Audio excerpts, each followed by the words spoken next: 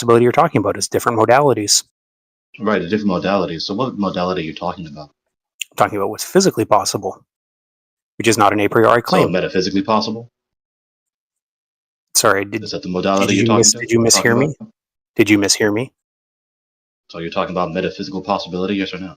So you misheard me. I said physically.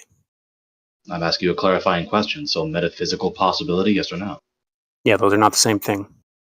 I feel like What's you're the just difference trying to between obfuscate. metaphysically possible and physically possible? I'm sorry? What's the difference between metaphysically possible and physically possible? Physically possible is what is possible under the laws of physics. Metaphysically possible is what's possible according to some particular metaphysical system. Okay. So affirming that So you're just here to matter is obfuscate and real, talk about a different subject, right? So affirming that there is matter is a metaphysical position, correct? Not necessarily. What do you mean not necessarily? It's categorically a metaphysical proposition, right? Not necessarily. What else could it be besides a metaphysical proposition? I think like a metaphysical system is about um, a structure of pure being accessible a priori. That's not what I'm talking about. No, that's not what metaphysical means. No, well, So maybe you have a evidently different you don't know what definition of metaphysical metaphysical. What do means, you so think you it didn't is? know what metaphysical possibility means. So you obviously are not educated about these categories. So Oh, metaphysical obviously. possibility simply means Oh my God. So you're just what here to is obfuscate, right, and talk about a different subject. you're just disrupting the correction to your error. I don't know why you. Yeah. So what do you think metaphysics is? Yeah, you at this rate you're just being disruptive because I was not done saying my correction to your error. Okay. So what's please stop being metaphysics? disruptive. Okay, please stop being disruptive. I wasn't done finishing my correction of your error. Yeah. Oh my God. So again, as usual, you come in here and you engage in bad faith, but it's okay. You'll learn eventually what you want. I don't care. So you didn't even know exactly which sense of modality that you meant. So you couldn't possibly know that the proposition you're saying about this or that being impossible is true because you don't even know what sense of modality you're talking about as you demonstrate that you don't even have a basic education about these categories you're invoking.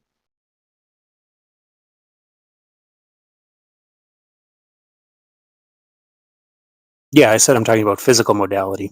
So what do you think metaphysics is?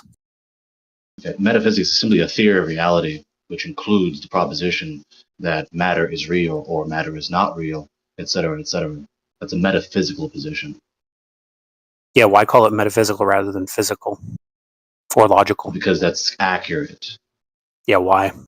Look discernible. It's What do you just mean like why? a technical Are you term. asking about why language is Yeah, pun zombie. functioning Gregory the doesn't way know it what he's is? talking about. What do you mean why?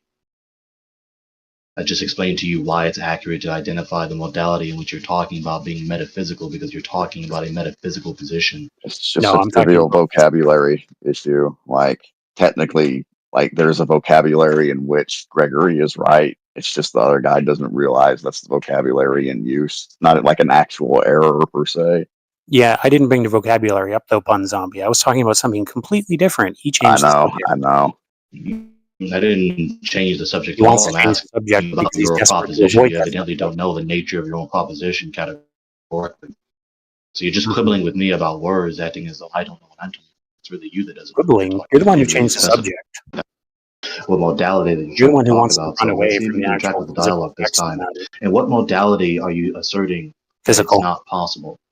Physical. I'm gonna let y'all chat for a while, but same shit, different day. If y'all talk over each other, nobody can hear you. I'm gonna go get some tea and I'll be right back. Right. So you're saying physical, right? So evidently you mean metaphysical. Like it's not No. possible given the nature of the concretely real entities. Right? Okay. So there's that. No. Regardless, you're not affirming that. That's obviously in the sense that you mean No. it.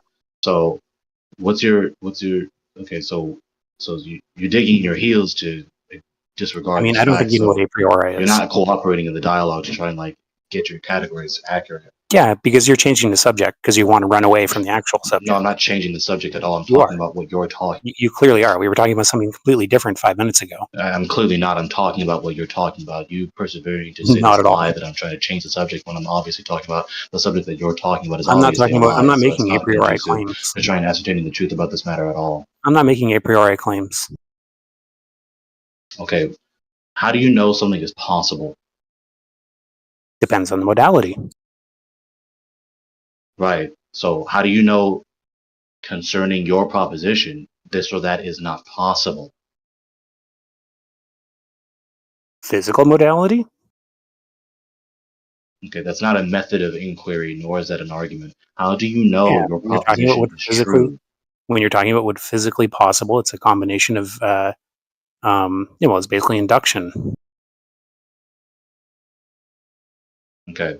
Induction is not informative about what is not possible. You obviously are not familiar and educated about the matters that you're talking about. Yeah, we know light works this way, You're right? talking to the correction of your error, and there's no reason for you to be talking right now. Possibility is categorically a priori concern, because any predication about possibility is a concern of logical cogency. And logical cogency of the proposition is an a priori concern. And Aethergrass, that's only a quarter of the Earth being dark. Or rather, the Okay. light is in the wrong spot. You're changing the subject. Actually, I'm going back to the subject we were on 5 minutes ago because you're just No, I'm talking obfuscating. about your proposition. You're changing the subject. No, you have no idea what a priori means, or metaphysics, or Yeah, anything. you're still changing the subject and you're projecting your ignorance onto me. Which Okay. is not Actually, I'm talking about the trying thing to confuse my Aethergrass posted in chat, which is what we were talking about 5 minutes ago. Right, and you're dodging from my So critique. I'm going back to the original subject, not your Yeah, nonsense. you're dodging my critique of what you just said. You're not It's not a engaging. critique. Oh my You just God, make this is up words. painful as hell. It's obviously a critique. You're just You engaging in just bad make up faith. words. It's not So making what's words the that are actual a priori complaint and a discernible? posteriori real words. What's the actual complaint discernible? Like, I'm actually curious. Yeah, he's trying to say that a so-called 24-hour sun is not possible when standing on a horizontal surface. And so I'm simply asking, what's his deductive a 24 priori Antarctic argument sun. to justify that proposition? Because Yeah, there's no possibility is an deductive a argument for priori that. concern. It's not a And matter it's not of a priori. posteriori empirical verification. It's an a So look, priori we concern. can. So he obviously is not educated about what possibility is. He's just running his mouth with pseudo-intellectual bad faith. Personalities.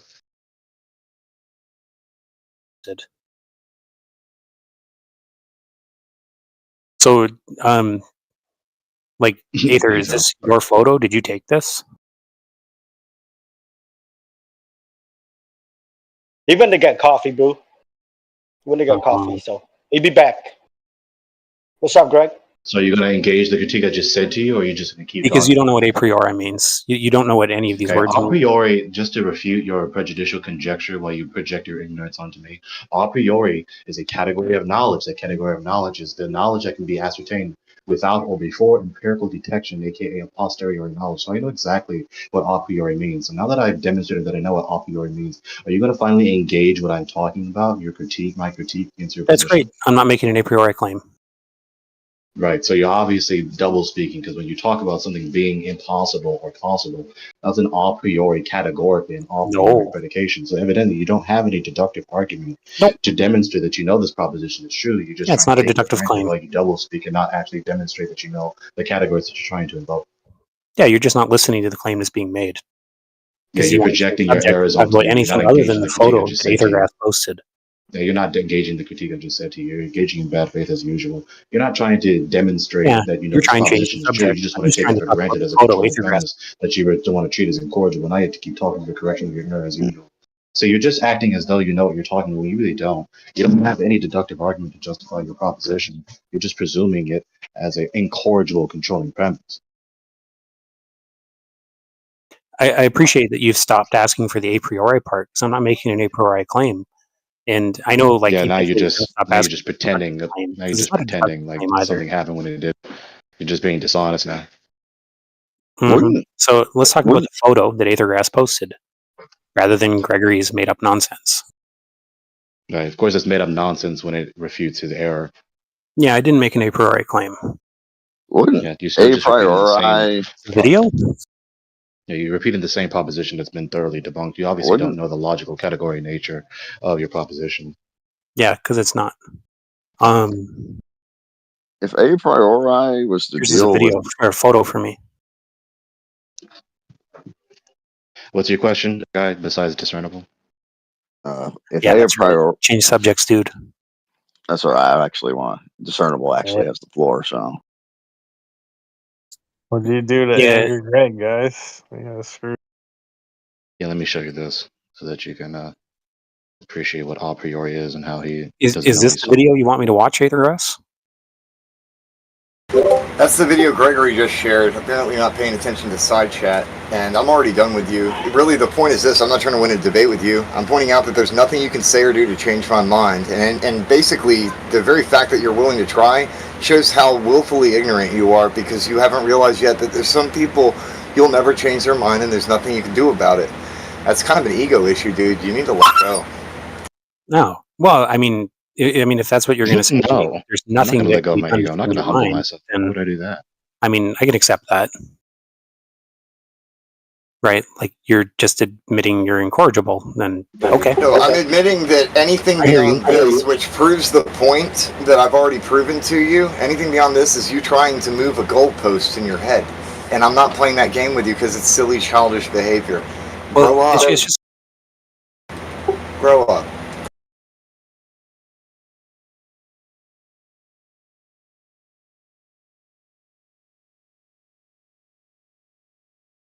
Day for day. And complaining about being muted is just going to make me think that you're even more childish, because if you don't have self-control, you're going to be controlled by somebody. That's just a fact of reality.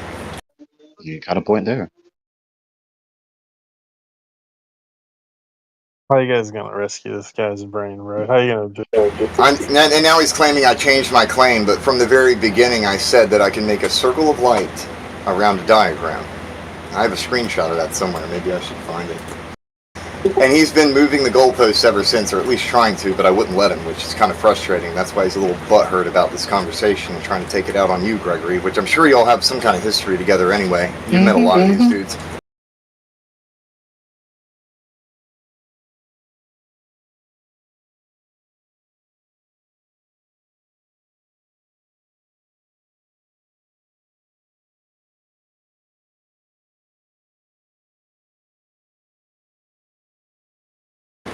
It became impossible the minute that you tried. People change their own minds by choice through their experiences. So the minute that you tried, you rendered it impossible. You're going to find that the same thing is going to happen if you try doing that to other people. They're just going to resist and try and ignore you because you're trying to control their minds.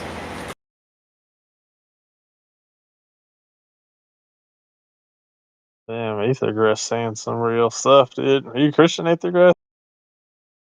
I am whatever you say I am. I'm tired of labels. There's a lot of people who call themselves Christians and they don't act like Christ very much, do they? Yeah, sure, true. Hey, Buffalo. Hey, brother. What up, Greg? I was just embarrassing discernible about his ignorance of the categories that he's invoking. He was trying to say that a so-called 24-hour sun is not possible over a horizontal surface, but he didn't provide the a priori deductive argument that indicates that conclusion is true, and he didn't even know that his proposition is categorically an a priori issue because possibility is an a priori issue. I guess his response was a hefty LOL. Say again. I was just saying all he said was LOL. Yeah.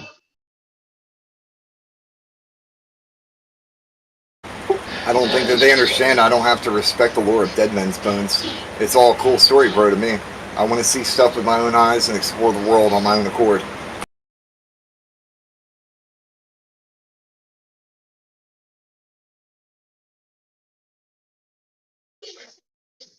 And I encourage people to do that even. Like, I presented an actual experiment that could be done with both globers and flat earthers and everything in between, where we start at the North Pole, meet up at the South Pole by leaving in 3 different directions across the continents, and then go. And then if you meet at the South Pole and go all the way back and meet at the North Pole, that should be confirmation for whatever the hell this is.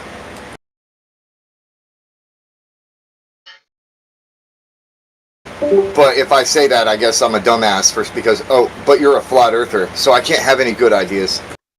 Yeah, because genetic fallacy, right? I'm ready for the conversation to be over, and there's only one real way to do it. Everything else is just arguing about, do you see what I see? Yeah, no, bro, what?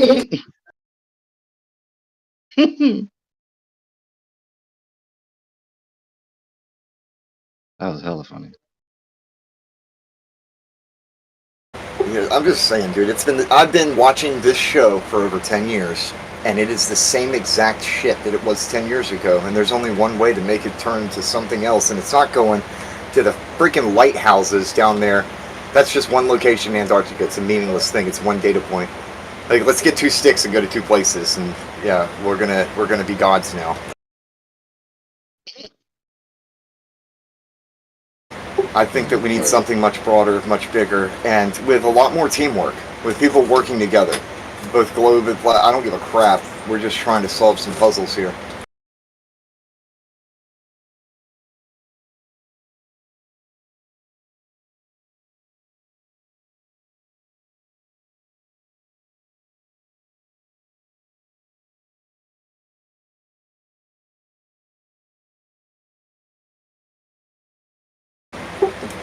I'm glad people have realized, like the Globe Earth subscribers have realized that being an auto glober is definitely a bad thing, and one should at least question reality. What does that mean? You know, the auto globers, they believe automatically Earth globe, and they won't check anything at all ever. They're just Earth globe, you stupid. And it's like we've got a bunch of globe earthers who are on our side now, like saying, yeah, you should probably learn your worldview. That's hella funny. Auto Glovers. That's a new one. That's not for me. Somebody else coined that. I just grabbed that coin and said that's a good one. I heard Callie saying that shit. Like, what? We were like, what the fuck is that? What does that mean? And then you said that. I'm just a coin collector, man, and I saw somebody coined it. I'm like, oh, that's a good one. A coin collector. That's what you did.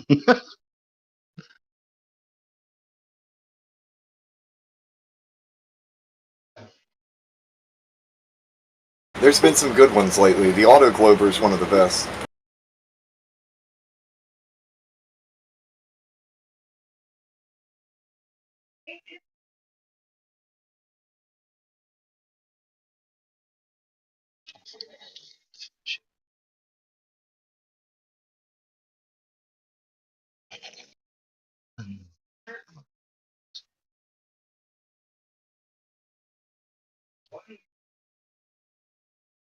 I think y'all can hear my TV in the background, but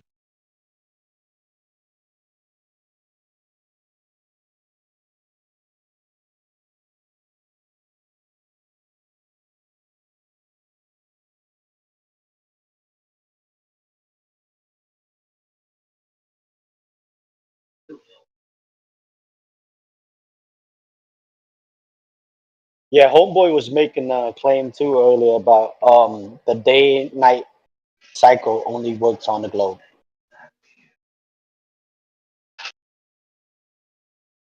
big claims, no arguments. Big claims, no arguments.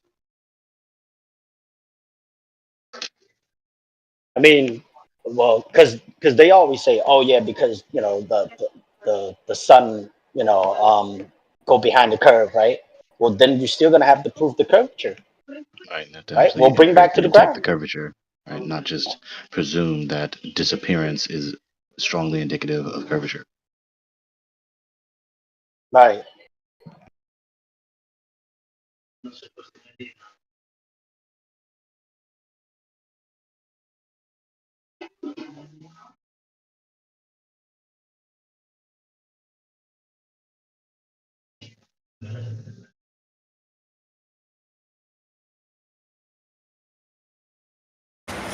People are probably going to refer to what I'm doing as some kind of experiment, but I wouldn't. I wouldn't say that it was anything of the sort. I'm playing with light.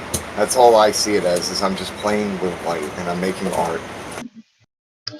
You can say experiment simply in the sense of, trying to trial and error. Yeah, and we accidentally do experiments all the time without even thinking it. We're just like, oh yeah, that worked. And our brain's doing some kind of mini experiment really fast to figure it out. That happens every day, all the time. Yeah. Either you're I saying just know this in the arena. sense of, you're saying experiment in the sense of either the rigorous causation inquiry method, or you're trying to see, just what would happen if this happened, or just doing trial and error. Well, it's like this. I'm not about to write a thesis statement and do a whole paper on it. I'm just going to take some pictures and make a video. All right. Dude, that pedantry is just patently stupid. It's like, just Just make a charitable interpretation of what the person said in the context that they said it. It's not that. Look, to me, anybody who claims that we're all... The best way I could put it is, when did you stop doing science? Because according to the National Science Foundation, babies are born scientists, and the way that they learn things is very close to how the scientific method functions, and then people just stop doing science, apparently, for some reason. Right.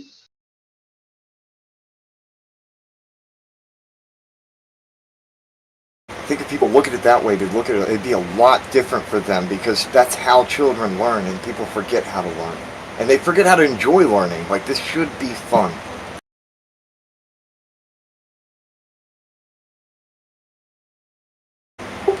Autodidactism.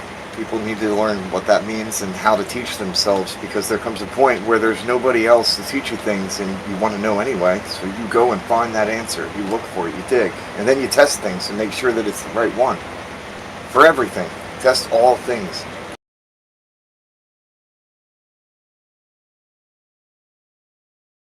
That's really the main thing I focus on. Screw all the rest of it. As long as people are testing stuff, they're trying.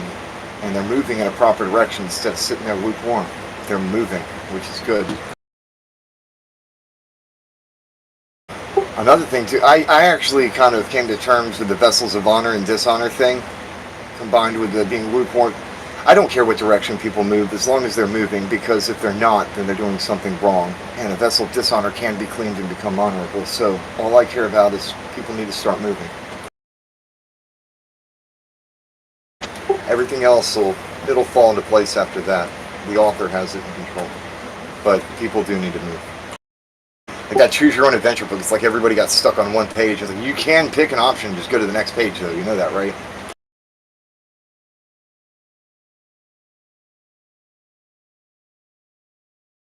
I think the American way at this point for a lot of people, and other countries too, but America definitely, is just sit around and wait. As long as we vote hard enough, somebody's going to save us.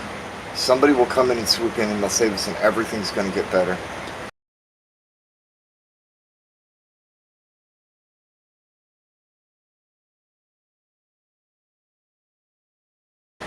It's like you don't need a navigator if you know how to navigate. What if you could figure out the direction on your own just using the right tools? And you try and give people tools and they get offended. No, it sounds like They always try to give us a false hope, man. And a lot of people, they just blind. False hope. Oh, somebody gonna come save us. Nobody come and save you, dude. You better get your ass up and save you, your family, and yourself. Nobody come and save us. That's the reality. especially not government men from the government. No, of course not. I'm from the government and I'm here to help. That sounds scary. That's some scary shit. Yeah. Welcome, atheist oblate spheroidist. I didn't read your entire name. I just kind of went with it since I can only see the SPH part and then dot dot dot.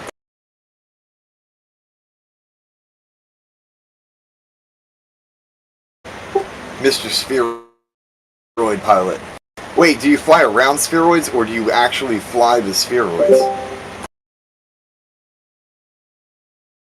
Nah, he only done west to east, east to west. That's it. I think he would agree with me that going to the North Pole and going 3 directions, meeting at the South Pole, and then going back in 3 separate directions, straight moving forward, and meeting at the North Pole again would be a pretty awesome test for everybody to do together. Ethan, would you say that I'm autodidactic? I think so. If you pick up a book on your own accord without being told to do it, then you're already following the way of autodidactism, self-taught. It's like the lore around Abraham Lincoln, right? Like log cabin, reading books and stuff. He's supposed to be the poster child for it, like the model of autodidactism. So when people try and insult that and act like it's nothing, like they have no idea about what history actually says about that. Really the American way to question everything and keep teaching yourself.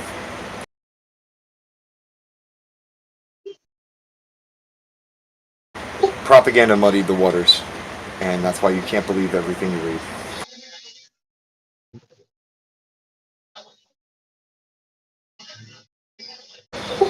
Hey, Gregory, have you ever watched Wag the Dog? Mm-mm. It's pretty much all of that political mudslinging and drama. It's exactly that, what we're seeing now.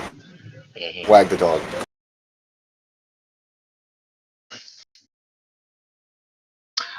Just to appreciate the refutation I said to discernible, I cited the Internet Encyclopedia of Philosophy on a priori and a posteriori and on modal metaphysics. And so with the first citation, which I tagged Pun Zombie in, I was just refuting discernible's error, denying that his statement about what is or is not possible, concerning especially what he was talking about specifically, is a priori concern. First, the citation says the terms a priori and a posteriori are used primarily to denote the foundations upon which a proposition is known. A given proposition is knowable a priori if it can be known independent of any experience other than the experience or learning the language in which the proposition is expressed, whereas a proposition that is knowable a posteriori is known on the basis of experience. All right, so that's enough for now. And then you go down to modal metaphysics. Modal metaphysics concerns the metaphysical underpinning of our modal statements. These are statements about what is possible and what is necessarily so. We can construe the primary question of modal metaphysics as when we make a statement about what is possible or necessary, what determines the truth or falsity of the statement. As an illustration, consider the statement, if it is possible for me to be a dentist. This says that one possibility for me is to enter the dentistry profession. That seems true enough. But if so, what determines its truth? Normally, a statement is true because it represents a situation that actually obtains. But in the present case, the statement represents a situation that does not actually obtain. So why is the statement true? That's enough for now. Right? So possibility. I just want to yes and what you're saying. That's interesting because I already think in terms of realms of possibility, and that's pretty much what you're saying. Like everything you're reading is lining up with exactly that. All right. So he just refused to acknowledge that his predication about this or that being impossible is an a priori concern. So what is his a priori deductive argument that indicates this proposition is true? Because this is an a priori possibility. Is not a matter of empirical detection. It may inform and may give you, it may inform you and be insightful about what is or is not possible.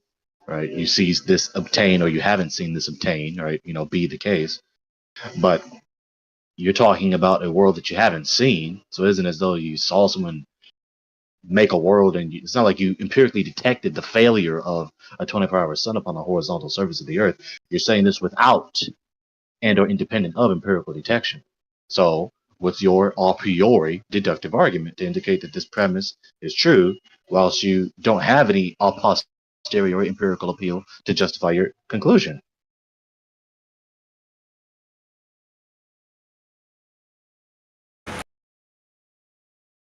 Yeah, we don't have to leap every time they tell us to jump, right? Just because they say a critique doesn't mean we have to like try to rebut it.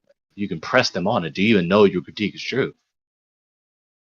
I question the critique for more details. Right.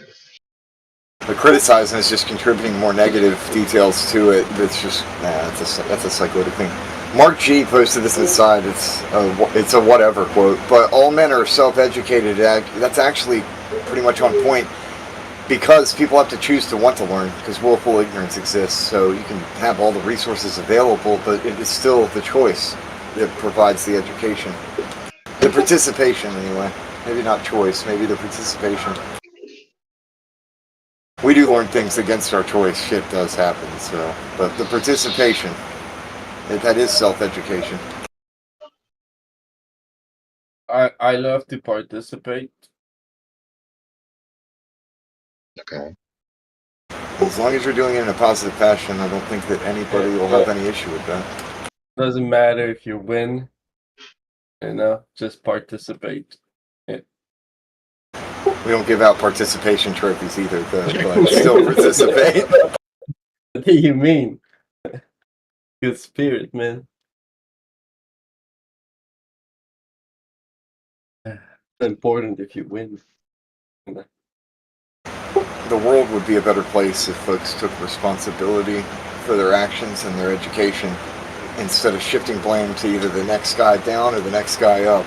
Like, oh, somebody above me knows, or oh, it's that person's fault. Like pointing up or down all the time. It's ridiculous. Yeah.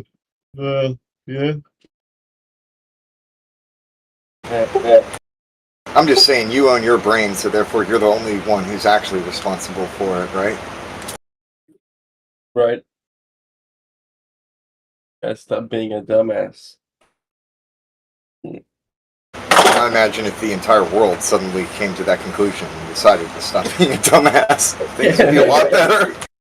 Yeah, that'd be a great. Did you mean to say you possess a brain? What? There you go. Ethergrass? That's far closer to being on point, exactly. You're in possession of a brain, so you can utilize it.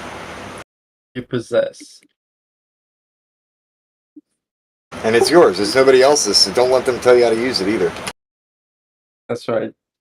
Your brain, bro.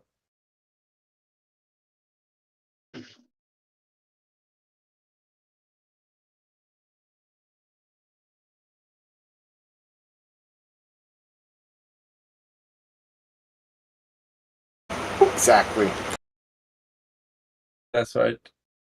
Well, I'm reading what Mark G. That's on point. That is where it begins, because it's kind of like a monkey see, monkey do thing. Once they start figuring things out, then they start building on that framework and making decisions with it.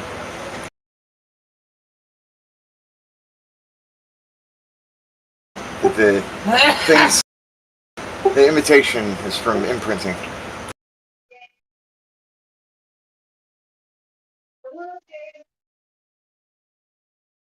Why does he have asterisks? What's also kind of funny is there's classical conditioning that can be used intentionally to control people, but there's also a form of classical conditioning that just naturally occurs. Like the sun rises, and your body's going to respond to it. It's going to set, it's going to respond to it, and that's just a naturally occurring classical conditioning thing. I think in the same way, like certain noises, sounds, sound effects on shows, it's all the same type of conditioning. Kind of like the ba-da-ba-ba-ba, and how people want McDonald's.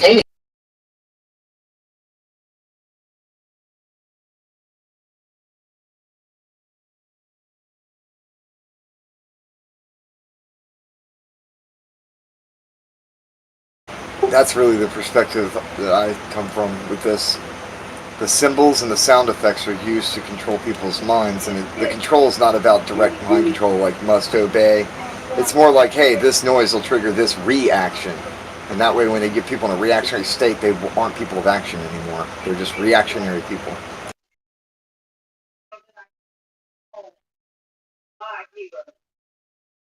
And you see right there, what Mark G said is actually exactly on point with what I'm saying. If they can keep people in that monkey see, monkey do reactionary state instead of making decisions on their own through action, then they've got them. And the funny part is they is literally anybody advertising anything. Doesn't matter who they are. They're advertising shit and they want you to buy it.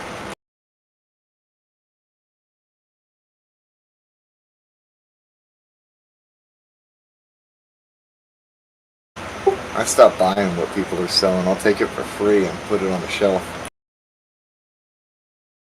Heard that.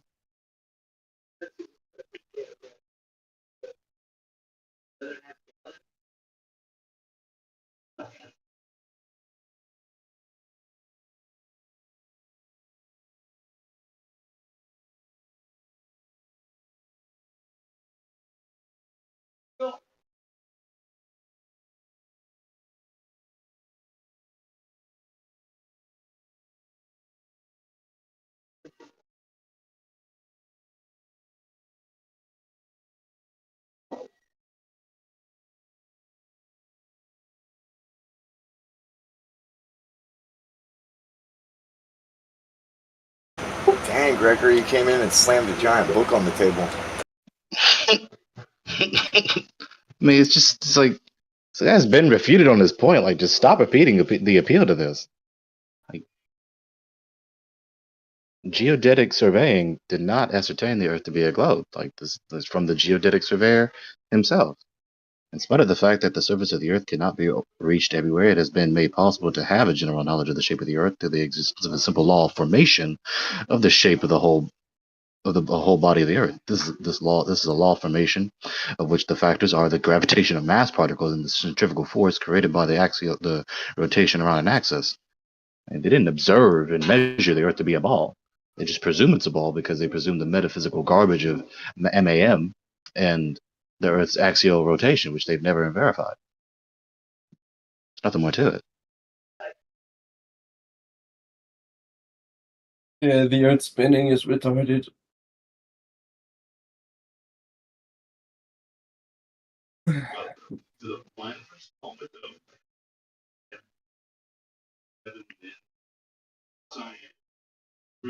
And so they don't have their MAM, and nor do they have the verification of the supposed axial rotation of the Earth. Therefore, they don't have, according to him, any justification to believe the Earth is a ball. And even the appeal to the supposed MAM and supposed centrifugal force of axial rotation doesn't necessarily indicate, nor strongly indicate, the Earth is a ball. You can have MAM and or the supposed axial rotation of the Earth and it not be a ball. It's a terrible argument. A lot of the arguments that are brought in here are coming from the perspective of somebody who has imagined that it is impossible for something to happen. They're not trying to imagine how it could happen. They're imagining why it's impossible. That's the weirdest part, because normally when people are trying to figure something out, they start imagining why something can be possible instead of trying to immediately say nope and then imagine ways of, wow, it's impossible because of this. It's impossible because I imagine it to be. It's impossible because Ipsy Dixit, I say it's impossible. I'm God, obey me. But that's an irrational decision when it comes to that argument, because just because somebody hasn't seen why something's possible doesn't make it impossible. Like, the absence of evidence isn't the evidence of absence.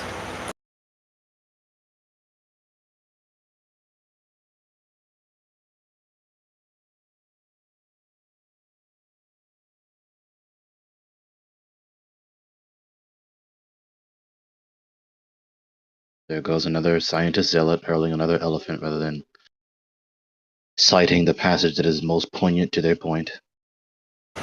I think that NASA has, like, the 3D model of the space potato, and I have a 3D printer. I'm thinking about 3D printing a space potato. Like Earth without its water. That's the space potato to me.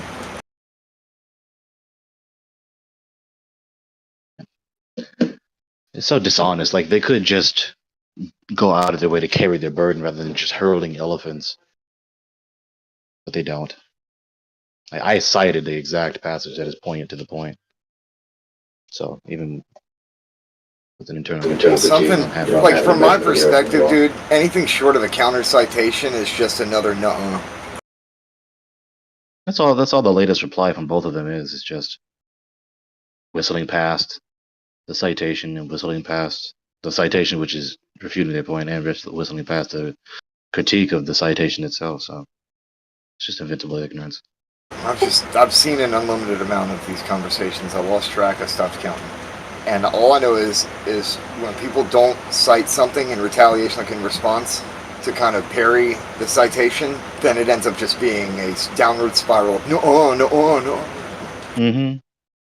Which is why I have to, because when that happens, then in order for, like, the point to not be lost, you have to expose that antic. So you have to do the meta commentary. If they would stop doing such antics like that, then I wouldn't give the meta commentary to expose them for doing so. Well, and that's the thing, is that people can take it personally, but I'm talking about, like, years of experience and seeing this thing happen before, over and over and over. Years, the same stupid pattern. Years. But then if you were to try to do this in a college setting, right, where the college professor says, hey, I need that sources cited page at the end of your, you're not going to get away with that. They're going to fail you if you don't cite your sources. Yeah, it makes you wonder, like, the sophomore contention antics, like we're talking about. Like, it makes you wonder, like, is this taught in your schools, in your scientist church houses? I mean, is it? Well, I was taught 3 different ways to cite my sources on that last page. And I know there's more, but specifically, we had 3 different ways that were the accepted versions of it in the classroom.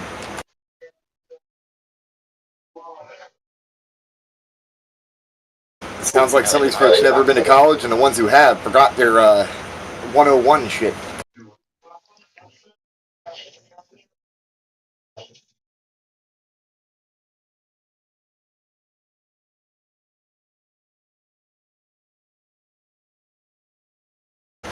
.orgs are good. .edu and .gov are the best, usually, because the quality of the materials they'll provide are really good. Like I can find, like Professor Abizade's diagram, for example. I can find that picture everywhere, but it's a low quality version. And if you go to loc.gov, you can get the max resolution version from them for free.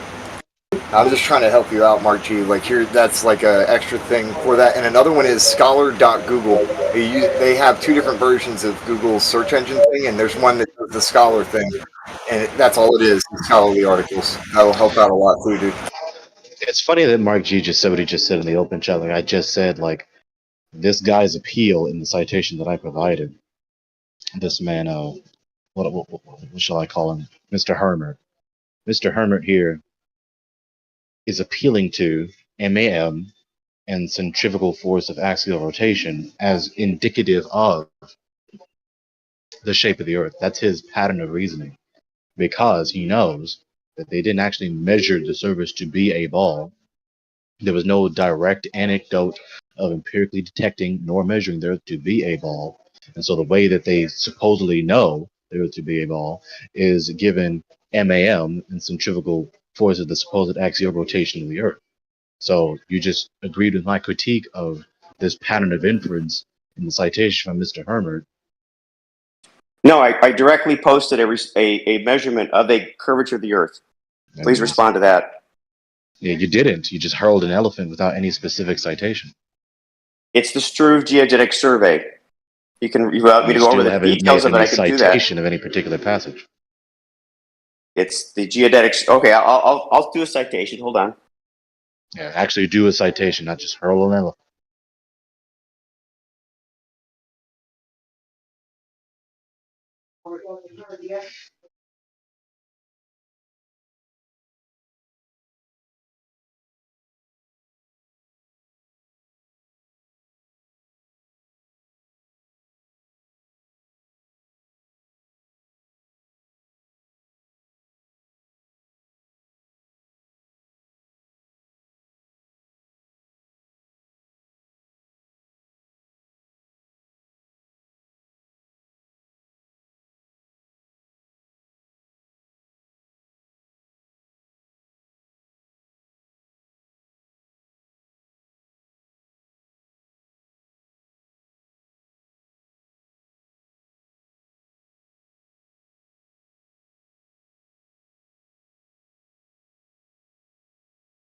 So nothing you put in the citation has anything to do with curvature.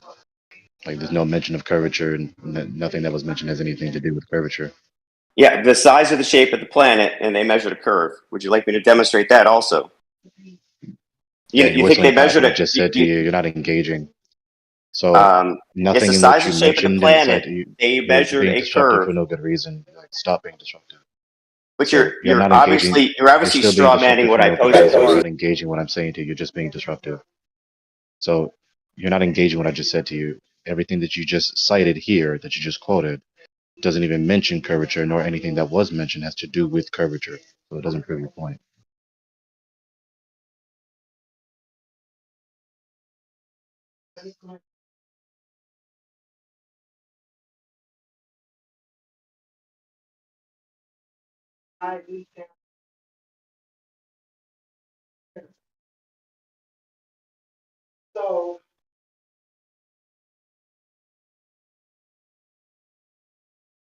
Cheeky Ninja Cat, do you really believe the propositions in your About Me section?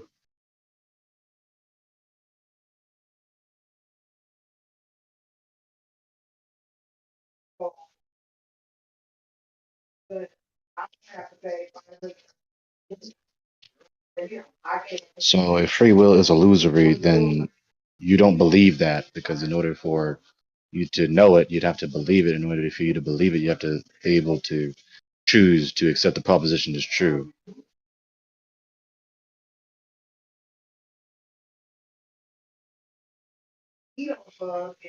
Right, so the proposition is self-defeating. So you don't know that proposition is true. You couldn't if the proposition was true.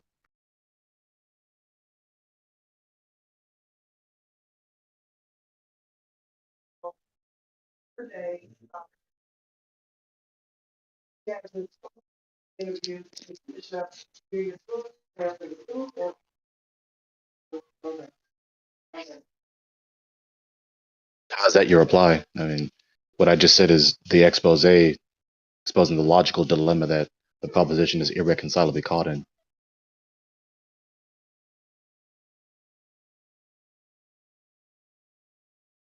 Why are you typing, by the way? It's kind of silly to talk to someone in voice chat when they're not speaking in voice chat, typing in text chat when they're in the voice chat.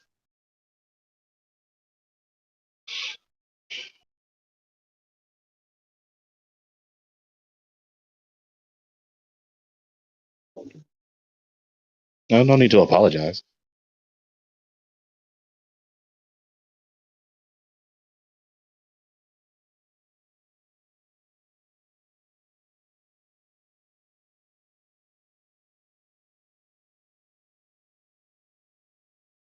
Pretty funny how one of the two most zealous and disruptive scientists are just chat skanking.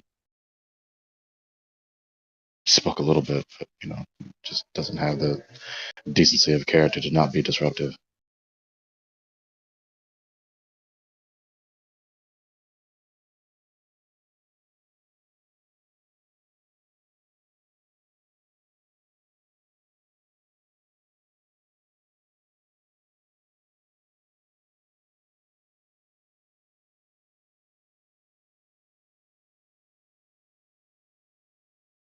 Oh, calculated, not measured. Right, so still not proving your point. Those calculations were from measurements of many angles. That's the way surveying works, Yeah, so where does the curvature come in? Where does the convex slope come in when trying to get angles? Yes, many angles. I can post a paper on the details of how they did it, but you could read the articles for yourself on how they did it, right? No, it's not my burden to find the proof for your proposition. No, it's your burden. No, this is a widely accepted by people in this sort of field, geodesy. Not reiterate your irrelevant retort, right? It's not my burden to do your research. It's your burden to prove your point. I'm saying they measured the angles across Europe to determine the curve. Well, determine the shape, and they found it was a curve, right? So where does curvature come in when trying to ascertain angles? You haven't answered that question. Where does curvature come in? It's the sum of all the angles, right, that they measured. How many angles can you put together to get a curved surface? They measured several hundred, I think, 200 to 300 angles across Europe over a few thousand miles. 200 to 300 angles to get a curved surface? No, I'm not saying you need it. That's what they did. I'm offering this as a... You haven't answered the question yet. How many angles do you need to put together to get a curved surface? Oh, really? Only to demonstrate a curved surface? Really only 2, to be honest. So where's the angle? Show me an angle on a curved surface. No, I'm saying that you can, with 2 angles, determine if it's a triangle. With 2 angles, determine you need a curve for the third angle to satisfy the triangle. Where's the curvature in a triangle? And a curved triangle, right? So non-Euclidean geometry. Curved triangle? Yeah, not if you go outside of Euclidean geometry, curved triangles, so spherical geometry, for example. Oh, analytically false propositions. No, they're not analytically false. Yeah, analytically false. There are such things as spherical triangles on a sphere. Yeah, contradictory. Yeah, analytically false propositions. No, sorry, you don't understand what a spherical triangle is then, Gregory. Yeah, well, no one does because it's analytically false. It's an oxymoron on its face. No, it's not analytically false. Okay, you just contradicting me without any argument. So, if where's your argument? Where's your argument? You're being that there are disruptive no for no such good thing reason as again. You're being disruptive for no good reason again. Stop that. Well, you need to grow up and be You need to grow up and be a man. Stop being disruptive. So, like I was saying before, you really interrupted me again. If it is the case that you need 3 straight lines to intersect at 3 points to get triangles, then there are no curved lines in triangles. You need 3 straight lines connecting at 3 points to get a triangle. Therefore, there are no curved lines in triangles.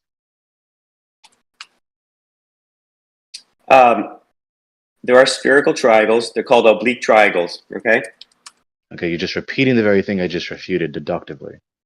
And I just posted the Wikipedia link to it, so you're wrong. Okay, that's not a Done. refutation to the Move argument on. I just said. You're just repeating the very proposition I just refuted. You're not engaging. I just said there are such things as spherical or oblique triangles. Posted the Wikipedia link. Have fun. You can have You're that wrong. moniker all you Move wish. on. It isn't Move as on though to a they're new real topic. or cogent. You've been proven wrong, It Gregory. isn't as Move though on. they're concretely real nor cogent. You're just talking past the refutation, just repeating yourself. What are you talking, Gregory? You're spiraling now. Move on. You've been proven wrong. You're trying to build this narrative, and it's not going to work. Narrative of what? Oblique triangles Okay, now you have exist in amnesia, mathematics. so I've showed you given the that you have reference. amnesia, you're not really fit to have this conversation. Run away. Run away because you've been Okay, proven now wrong. you're projecting your vices onto me, even though you're the one not engaging my critique to you. You're just repeating. I the very responded proposition I about just triangles, refuted. oblique triangles. Would you Yeah, like you to just tell me repeated the how they're not? proposition I They don't refuted. exist. Do oblique Right, triangles right. exist, Gregory? True or Yeah, false? you're just repeating the proposition I just refuted.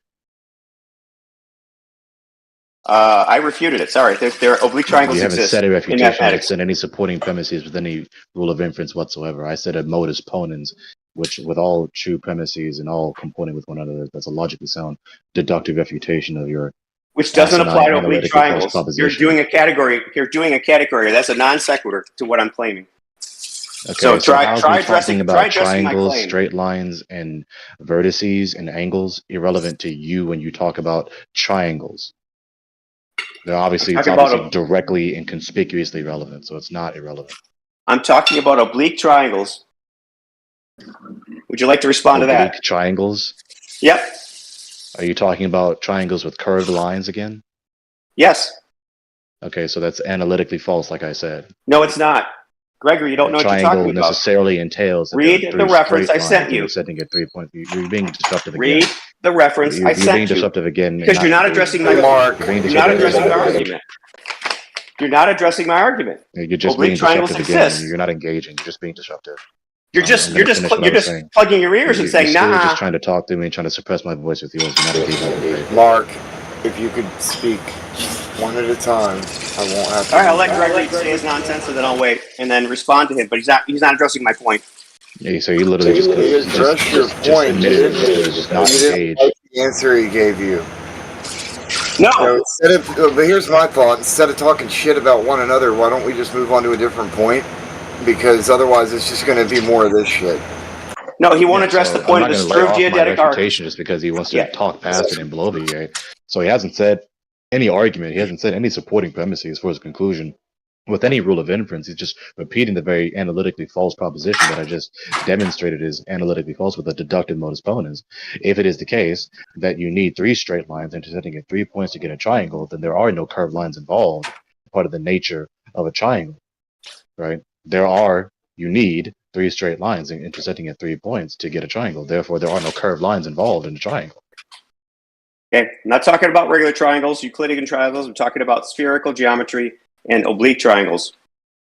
So there you go. Okay, you're just dodging again. You know you're not talking about the analytically true and necessarily true argument that I just said, and you're just whistling past the analytically false, the falsity of the analytically false proposition. You keep reaffirming. We know that. That's not a refutation of what I just said to you.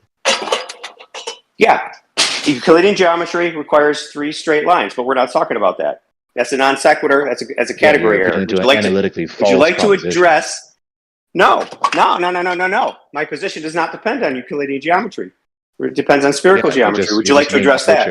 You're not addressing the argument. Like, you're not saying any supporting premises for your conclusion to refute my argument. The supporting premises are so-called non-Euclidean, and you're talking to the correction again. Like, stop talking to me. So you're just trying to take for granted, without any pattern of inference, without any rule of inference, without any supporting premises, in spite of the critique I just said. Mm-hmm. Okay.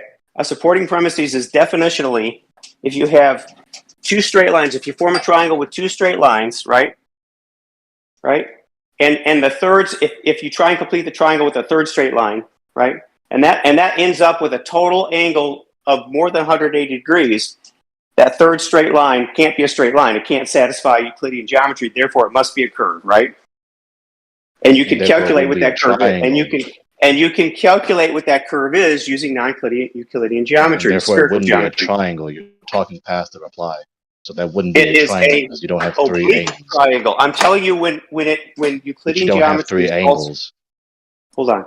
I didn't say I had three angles. I said I had. If you have two angles, right? So you don't have a triangle then. All right. If you have two angles, let me be clear, Gregory, because obviously you're not catching my point here.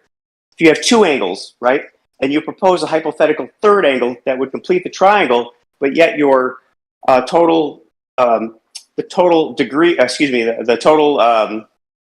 angles of the triangle would be more than 180 degrees, it would violate Euclidean geometry. So you don't have a triangle then. It's my point. You have an oblique triangle, right? Right. It's a non-triangle. What you're calling a triangle is just not a triangle. Gregory, oblique triangle.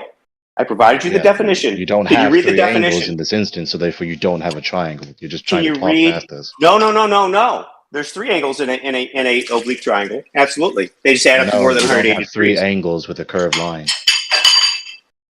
You absolutely do. But that's what an oblique triangle is. No, you don't. Gregory, do you acknowledge the existence of oblique triangles in mathematics? Sure, you can have that idea. Sure, you can. Or you can have that idea. You're not listening. Sure, you can have that proposition in your head and say it out loud. Sure, you can call prefix triangle with some other word that is analytically contradictory to triangle. If you don't have three straight lines intersecting at 3 points, you don't have a triangle. And to call anything else, right, a triangle that doesn't have that nature is just a triangle falsely so-called. That's it.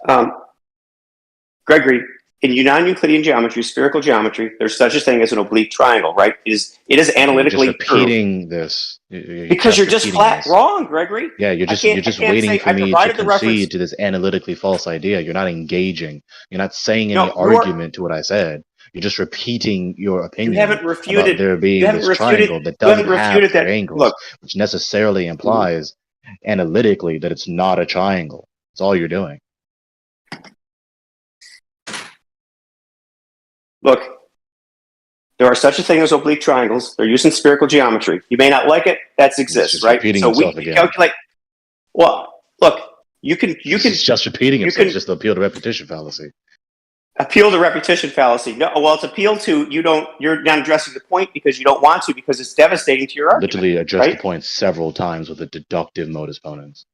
No, the analytic. You're talking about analytically. You're talking about apples when I'm talking about oranges, right? Oh, the apple's red. I'm like, no, an orange is orange. No, but the apple's red. You're just not even on the same page here, Gregory. And now he's building a narrative. So he hasn't said any argument. He's just repeating the opinion that there are triangles that don't have three angles. It's just analytical. That's right. They have three angles. They have three angles greater than 180 degrees, right? Right, which is analytically false again. It's just not refusing to be logically consistent. Okay. What's the definition of an oblique triangle, Gregory? What does it matter? Because you say it's analytically false. Well, should I read you the definition of an oblique triangle and see if it's analytically false? Go ahead. You're going to have a triangle, falsely so-called, where the shape falsely has more than 180 degrees and doesn't have three angles. It has three angles that are more than 180 degrees. We don't need to go in circles. Like, this is the problem with you people. You're just redundant and repetitive. You are talking about a shape in principle that doesn't have three angles, and the sum of the angles don't add up to 180 degrees, and nor is it more than 180 degrees because you don't have three angles. How could wait? Completely not true. What do you mean you don't have three angles? You don't have three angles. If you have a curved line in this shape, if you have a curved line and just said to get one of these, two out of these 3 points, then you don't have a triangle. It's literally prima facie evident right in the name. It's called a triangle for a reason because the shape has three angles and you can't get an angle with a curved line. It's so simple. Yes, you can. Right. So here's the deal. No, you can't. If you take a blue, an angle Gregory, by definition, you're analytically intersection of two lines at a point, two straight Yes. lines at a point. No. Two straight no. lines at a point. You do not need You're straight not getting lines an for an angle with a curved line. It's so simple. That's not true. As long as the lines intersect at a point, you have angles. You have no argument to assert that you can get an angle with a curved line. None. You're just being invincibly ignorant. It's completely just not true. You're being complete. You just ignored math. You don't have an argument to believe that you can get an angle with a curved line. None. No, you can determine it. It depends on the kind of angle, right? Let me look it up to make sure I don't misstate. That's a redundant. It's a redundant pseudo nuance. You cannot get an angle with a curved line. You have no justification to believe. You do not know and cannot demonstrate that you know that you can get an angle with a curved line. So you can't get a triangle with a curved line. So there's no curvature involved in doing trigonometry. No, you have to solve for the derivative, I think is what it amounts to, but it's obtainable.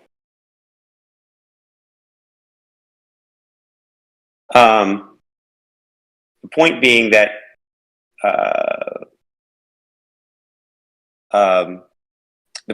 the angles will add up to more than 180 degrees, right? If you draw a triangle, they obviously don't. Well, they obviously do on a obviously on a don't. You don't have any justification to say that. You don't know that proposition is true. It's analytically true in spherical geometry. Yeah, the analytically false idea where you contradict the very definitions of the word, where it's obviously incoherent. The obviously true definition of an oblique triangle in spherical geometry is more than 180 degrees. Triangle falsely so-called. You're just repeating yourself. You're just repeating yourself, Gregory, because you refuse to acknowledge a whole branch of mathematics. Your repetition. Yeah, you're the not spherical saying geometry exists to refute my position. You're saying A, Gregory. then I say refutation A, and you just repeat A. You don't say non-A. That is to You're say not B refuting anything I'm talking about. A in the first instance. You're not saying any rebuttals to what I just said. You're rebutting something I'm not talking about. No, you're repeating the thing I'm refuting. That's all you're doing. No, you're not. You're not refuting anything that I'm talking about. But I did. I just said a deductive modus ponens several times. About something I'm not talking about. Congratulations. No, you're talking about triangles, and I'm talking about triangles. Therefore, it's not irrelevant. It's directly relevant. Oblique triangles versus Euclidean triangles. Right, a triangle that doesn't have 3 lines and doesn't add up to 180 degrees and doesn't have 3 angles. That's a triangle falsely. It has 3. It has 3 on its face.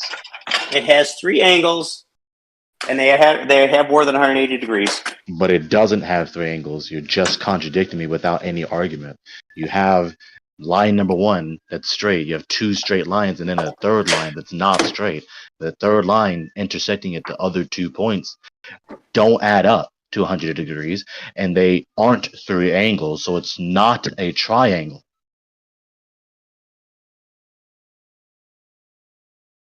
Wait, you think if triangle means you have 3 angles, then a shape that doesn't have 3 angles is not a triangle. You need 3 angles in order for the shape to be a triangle. Therefore, a supposed shape that doesn't have 3 angles, no more than 3 angles, is not a triangle. It's so simple. You think just one of those 3 lines is a curved line? No, I think they could all be curved lines. I'm saying. No, What I was saying Gregory, is I think he said like one of those lines were curved, and on a spherical triangle, all 3 of them would be curved. I don't know why he's. It doesn't matter. Described as all the more again my argument. Yeah, but it seems like you're not even on the same page here. Yeah, you're not engaging, making all the more to the argument I just said. The less do oblique triangles. The more it bolsters my point. You don't have what is required to get a triangle. Therefore, it's not a triangle. I have what's required to get an oblique triangle. Yeah, it's a triangle falsely. Would you address that? Would you address proving that I don't have an oblique triangle? I just addressed it. I literally just said the modus ponens. You're talking through the refutation. You're talking about Euclidean triangles. I'm not talking about Euclidean triangles. Again. You're just being disruptive now. You cannot suppress my voice with yours. Stop trying to. You just keep repeating the same nonsense argument. It doesn't address mine. You're just trying to suppress my voice with yours. Stop trying to do it. I've already said the very clear modus ponens, and you're just acting as though I didn't just say it. So you're obviously not engaging in good faith. You're obviously not addressing my argument. Would please address it? Hey, you're building a narrative and just pretending like I haven't said the argument that I just said less than 2 minutes ago. You're pretending your argument has anything to do with what I'm claiming. It doesn't. It's a completely different still building area a of narrative mathematics. and pretending like I didn't just say the argument that I just said 3 minutes ago and counting.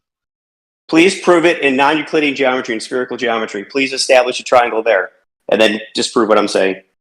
No, that's not required for my refutation. Like you're asking. Not required for your refutation. No, stop talking to the reply. Like I let you finish. Stop talking to me. You need to grow up and act like you have some home training. So what I was going to say before you try to interrupt me yet again for the umpteenth thousandth time, it is not my burden to try and defend so-called non-Euclidean geometry, which is obviously analytically false, given that it's contradictory on its face, prima facie. It's not my burden to try and defend the position that I'm trying to refute. It's your burden to say an argument for that analytically untenable and false proposition about a triangle not having 3 straight lines connecting at 3 points so that you have 3 angles. It's not my burden.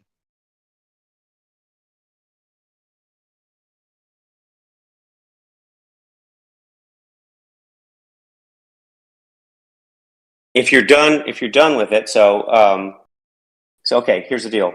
So you've been refuting Euclidean geometry, right? That's fine. That's great. I'm not talking about that. Euclidean geometry, you're talking about that. I'm not talking about that. So if you'd like to address spherical geometry, then we can talk about that. Okay. Okay, you're just digressing again. So you're not engaging the argument that I just said again.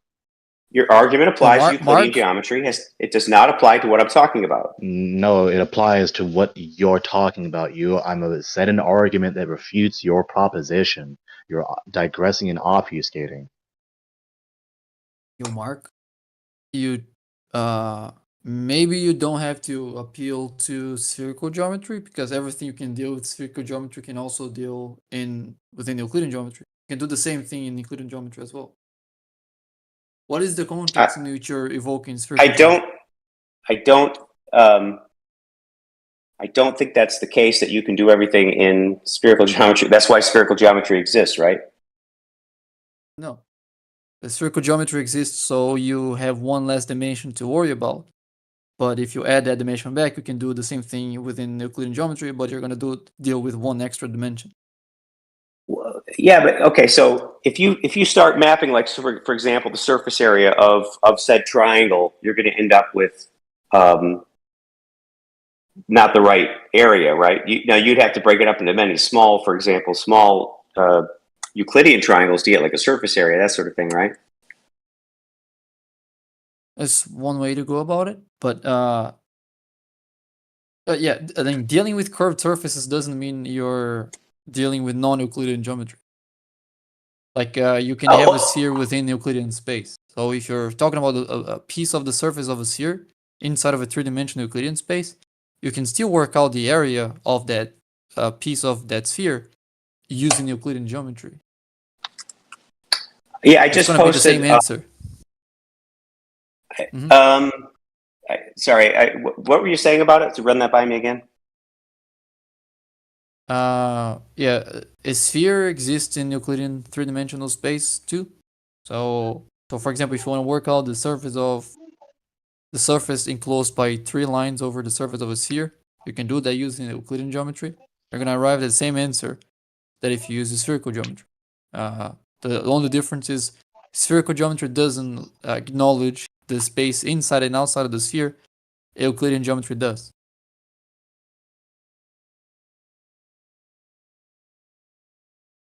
Yeah, so that citation is just a repetition of everything I just refuted.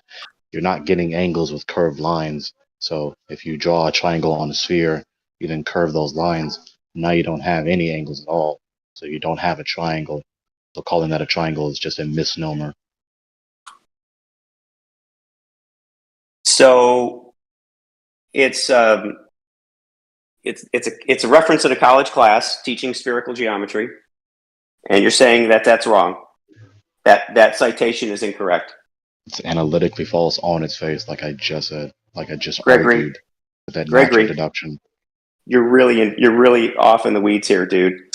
So you know more. You're going to go into a mathematics. You're going to a geometry class and say this is false. This is analytically false, right? Even though they will provide you the definitions. I'm not done talking. I'm not done talking. Even though they provide you the definitions of spherical geometry, right, and spherical triangles, you're going to tell them they don't exist. You're going to say la la la la. No, triangles have to be 3 straight lines, right? Read the definition. You're just factually, analytically incorrect, right? You can provide me the definition of triangles all day long, right? But they're Euclidean triangles and they do not apply to spherical geometry. Therefore, your argument is nonsense. It does not address anything. I'm not done talking. I'm not done talking. You're going to try and talk over me? So now you're no, I'm not done talking. I'm going to make this clear. Your arguments apply to regular triangles. This is not what I'm talking about. So when this true geodetic arc, which is what this all started with, was trying to prove a spherical geometry, you can't live with that, so you have to try and argue against it. Just being annoying. You're just not engaging in good faith. Gregory. So you just repeated your very proposition again. You want references. You want references and citations, but you can't accept them. The proposition you affirmed to be true without any argument EDUs is not a justification, obviously. So this is nothing more than a definite fallacy. It's just a definite fallacy. Where you say this is how it's defined, therefore it's true. Yeah. That's the definition of analytic. Goddamn, right? You know what you're talking about. You're just repeating yourself and not engaging, right? So I've said the critique to your position several times, and you just repeated your position again, not saying any argument to refute my position. You're just repeating your position. That's just the refutation is a non sequitur. So it's obviously sequitur because you're talking about A, and then I'm talking about A.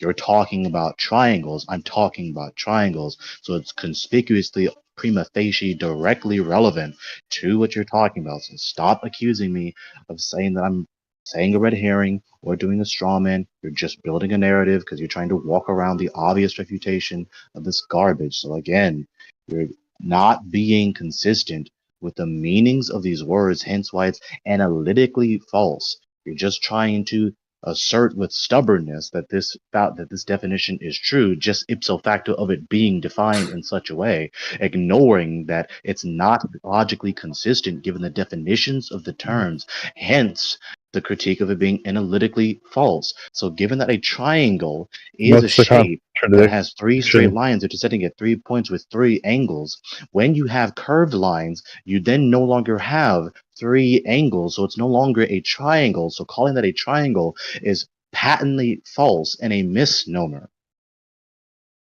Okay. Go, Mark. So there's spherical triangles and there's Euclidean triangles. That's A and B. Just repeating you are not addressing. You are not addressing the fact I provided the definition of spherical triangles, which analytically the spherical triangle, right? Just repetition fallacy. The angles are greater than 180 degrees, which is what I said. I think I just refuted. Yo, Mark, you did not refute anything, Gregory.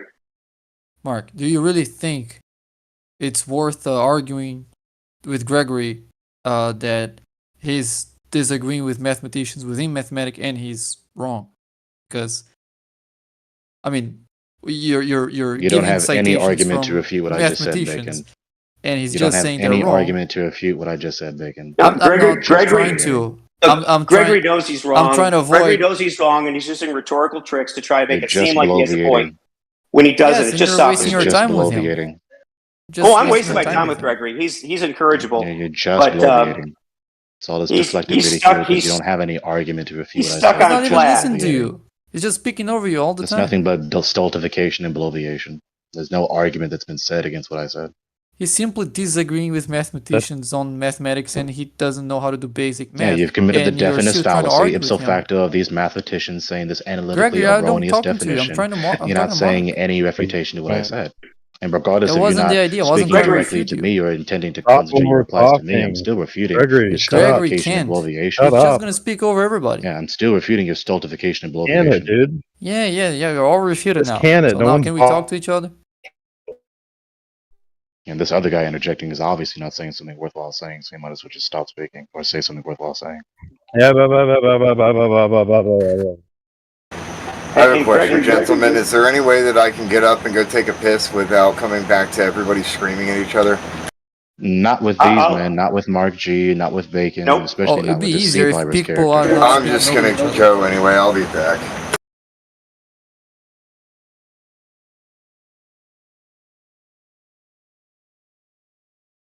All right.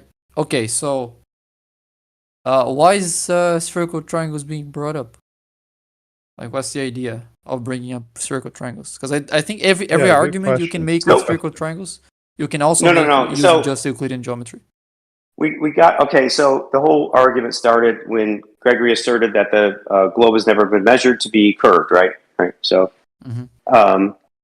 I posted a reference to the Struve Geodetic Survey, which was conducted in the 1800s over Europe, right, to measure the topology and to see the actual to determine as accurately as they could at the time the shape of the Earth, in this case the radius of the Earth, right? And they got pretty close. There's references. I think I posted how close they got, right? Gregory challenged that, saying they couldn't actually measure it because I think he was saying that they can't measure a curve with triangles, which I think they can. But we got off the weeds. Can I stop you there? Yeah. Okay, because the idea of triangles comes when you like connect the points of observation with lines over the surface, and then you call that a triangle. But you don't have to do that. So if you're simply you can simply say what is the azimuthal angle between those 3 points without having to form a triangle. That alone already is a problem for flat Earth, because whether you turn it into a triangle or not, those angles don't make sense if all the verticals are parallel. If they're all over the same flat surface, those angles should not add up to more than 180 degrees. You don't have to form a triangle for that. You can simply add up the angles. Yeah, let me say the way the survey was done and what should happen in the survey, in this particular survey, not all geodetic surveys. But you know the survey I'm talking about?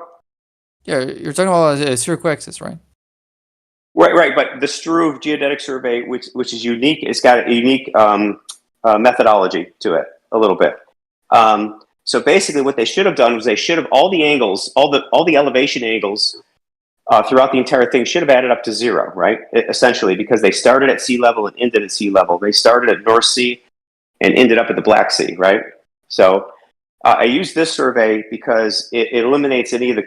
So some modern geodetic surveys do take curvature into account when they do it, right? So in other words, so they measure a bunch of elevation angles and end up at some point in the middle of some landmass.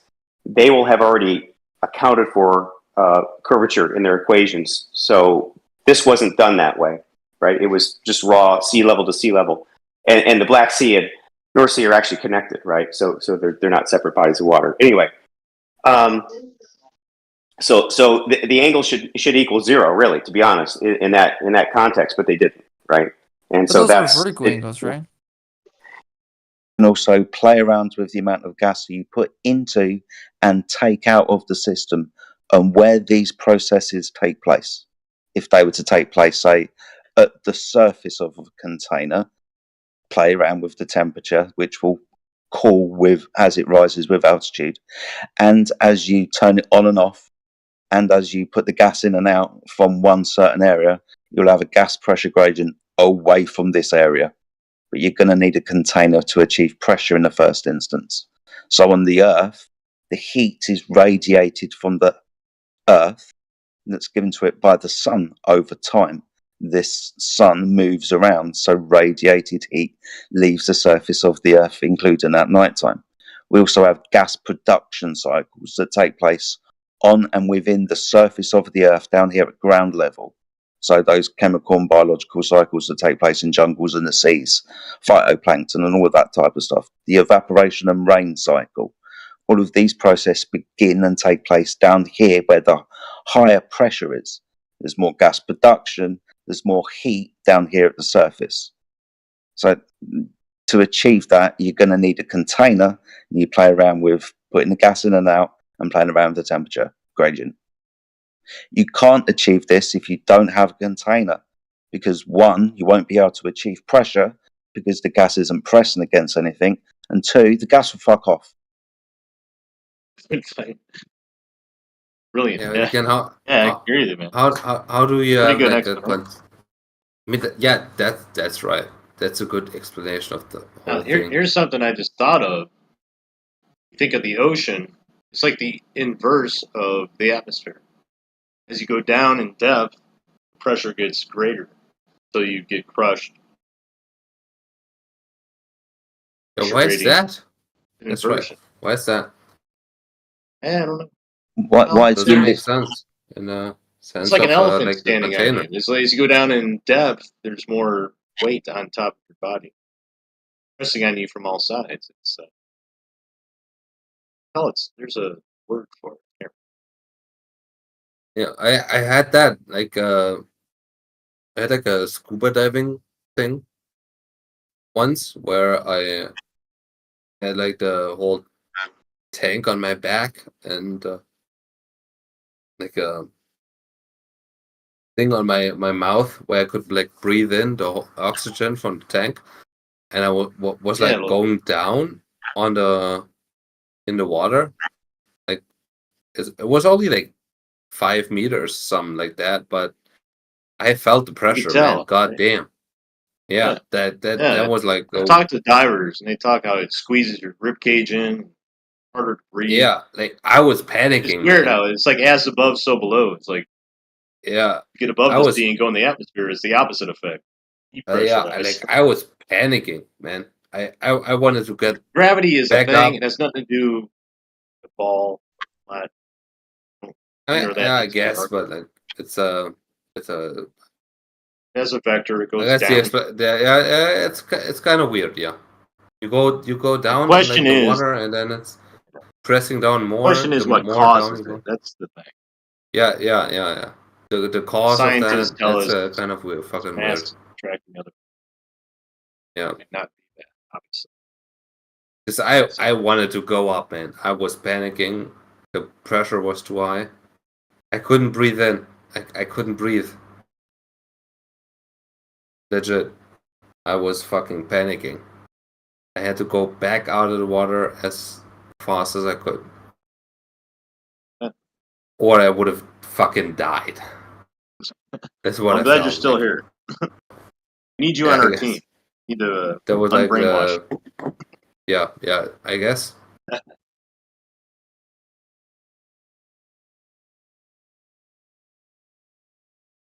Yeah, but I'm that's one of the things where like what is the explanation from the sphere Earth? I get it. That makes complete sense. But what is like the explanation from the like flat Earth?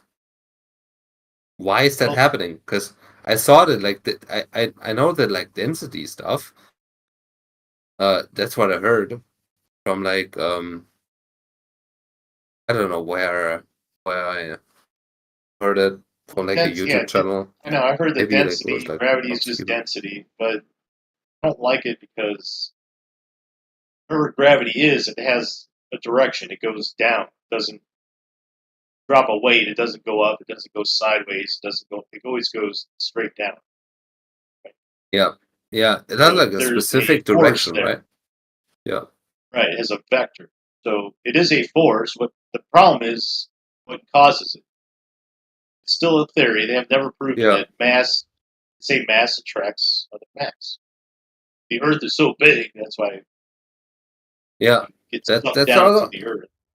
Yeah, that's something I don't get, because if you have a density sort of like thing going on, that because you are more dense than the water. I mean, of course, like like I'm more dense than the water. If I breathe out, I sink to the bottom of the pool where I'm in. Like, Yeah, it's a thing. It's not, it's not that hard to figure out. It's just what causes it. That's the thing. Like, what's pulling us fucking down, man? That's electromagnetic. I don't know. Yeah, maybe. But at the Hopefully same time, Isaac I Newton don't. was the first guy to ever think about that. that Apple hit his head. Yeah, probably not. I think Probably people not. always thought about what makes things go down. Yeah. How long? It's always been. Isaac, his stories are all made up. Nobody ever thought about that until Apple fell out of it. He was a Freemason. Just make shit up. People believe it. Yeah, man, but boy. Freemasons, real bad. I know some. And I talk about, listen, I talk to people about this stuff. And they're smart. They're very smart. And I'll talk to them about flat earth stuff. They'll come up with this one guy's like, oh, no, so you can see too far. Someone took a camera, went across Lake Michigan, and saw Chicago from freaking other side of Lake Superior, or Lake Michigan, or whatever. Like, oh no, it's not flat. There's waves there. It's like there's waves. And like, he's messing with you. You're like, it's a flat body. Yep. It's like, oh no, there's waves. And I know he knows he's full of crap, right? And I know he's messing with me. He looks me straight in the eye when he's telling me this stuff. I've met people like that. Just do the devil advocate thing. They're not interested in having a logical discussion. And they know. But they'll never, ever, ever. That's what Freemasons do. They call the masses profane. They throw pearls before swine. Yeah. In other words, why am I here? Like, if I was a Freemason, why would I would not be talking. If I was a Freemason, I would not be talking to you, trying to convince you of the real shape of the earth. I'm not a Freemason, so maybe one day I will be. Yeah. Say, oh yeah, you're right, man. Yeah. A ball, hell yeah. That's what they do. Like the thing is, the crazy thing is like that's something that most people don't like look up in the deep files. You know what I'm saying? Like, that the Freemasons were actually the people that fought against the big boys, if you know what I'm saying. Yeah, that was like the Freemasons originally. They fought against the church and shit. Yeah, that existed back then, like in the times where the church was the actual like world government, which it still is, like the big boys. You know what I'm saying? And that's why they said like the Freemasons are the bad people. And they're getting killed off. They're like, can't tell people, he's gotta act stupid. No, not tell anybody. Figure out how to communicate with each other.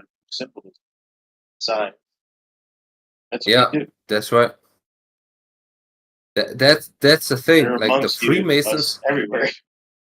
That's what I think. Like the Freemasons were actually the people that tried to fight against the status quo, right? That's what I think. Royalty. Yeah, against the royalty, against the people that held up. Oh, sorry. I have something like with my stomach, man. I'm fucked up. Whatever. The Freemasons were like legit the people that are in this server right now, the truth seekers.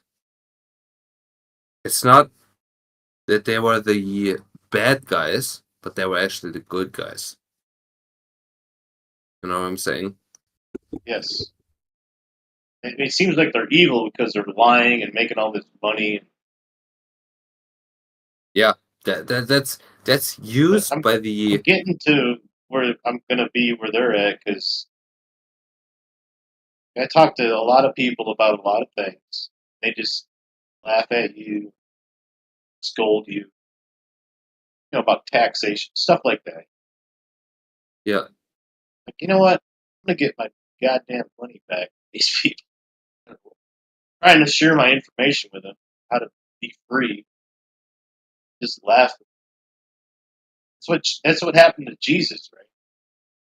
It's like, wake up, you dumb motherfucker. What do they do? They end up hanging him on a cross. That's true. Yeah, that's right. They fucking nailed that motherfucker to a cross, man. Holy shit. Just trying to tell the truth. He was right. It happened that way. Whenever he was telling, they nailed that motherfucker to a... That's if it existed at all. That's crazy. What? And you get into Kabbalah, that's a whole nother deck of cards there. Study I said that's if he existed at all. Yeah, if he existed at all, yeah, of course, but basically more like a symbol that...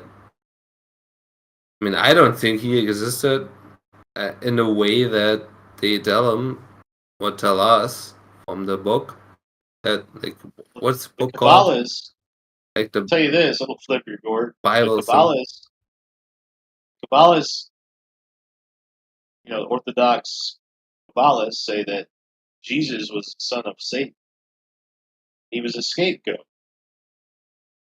The scapegoat ritual is Yom Kippur. Not son of Satan, Satan's brother.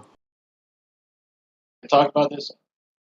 Yeah, it's not the son of Satan. He is Satan's brother. He is his equal, these two goats. Okay. But one of them is sent away, not being sacrificed to be a scapegoat. It's the same story as Job, or whatever you want to call it. Same identical story. Yeah, righteous guy. So brother, not son. He just crucified him, but he would never curse God. Like him and Satan had a little game going on with Job. It's like, yeah, he'll turn to me. God's like, no, he won't. He'll never curse me. He didn't. He killed his whole family off, ruined his crops, gave him all these diseases. Job still stuck firm with God. That's the story. It's fucking crazy, man. That sounds like a fucking Assassin's Creed lore video. But they say God is unjust. Yeah, God is like a he's a fucking trolling ass motherfucker. He's trolling us. I more think the powers that shouldn't be hijack the archetype, and they've installed their version, and that's why they imposed it on all the different nations around the realm. Well, that's what I call it too. What does that mean? Well, if you understand human psychology, we have a need for something outside of ourselves to guide ourselves, right? Yeah. And so if we have this need for something, then that can be manipulated and hijacked. And they basically gave us their story, their version. And then they essentially created their book and they pushed it on people. And if you didn't follow along, you got in trouble. Fuck. So that's kind of what happened. And also, it was about robbing people of their nation and their roots, because the lineage, the stories that were passed down, they were lost because you had to absorb this new stuff. And so, like in the UK, we had a 40,000 year history, which was lost when these newcomers came about 2,000 years ago and imposed their version on us. Who are these? Yeah, I mean, that's probably true, yeah. About... Okay, but young Earth theory. Oh yeah, if you believe they're from Egypt, Hyksos or something. Bro, like that. Gypsies, basically. They go over Egypt, over the Pharaoh, and they became certain people. The name starts with a J, and you're not allowed to say. I don't know. Oh, you mean Canaanites? Canaanites, Philistines. Yeah, that's still. They were Hyksos. Look it up. It's in Wikipedia. Hyksos. People, they took over Egypt. Basically. Borrowed the same things.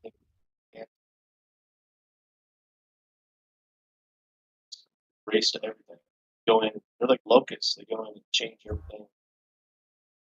Yeah, it's all part of the Big Tent theory, and it's all part of their globalization plans. And that's the thing. They've been at this, for thousands of years, not just the last few 100 or 50 or whatever.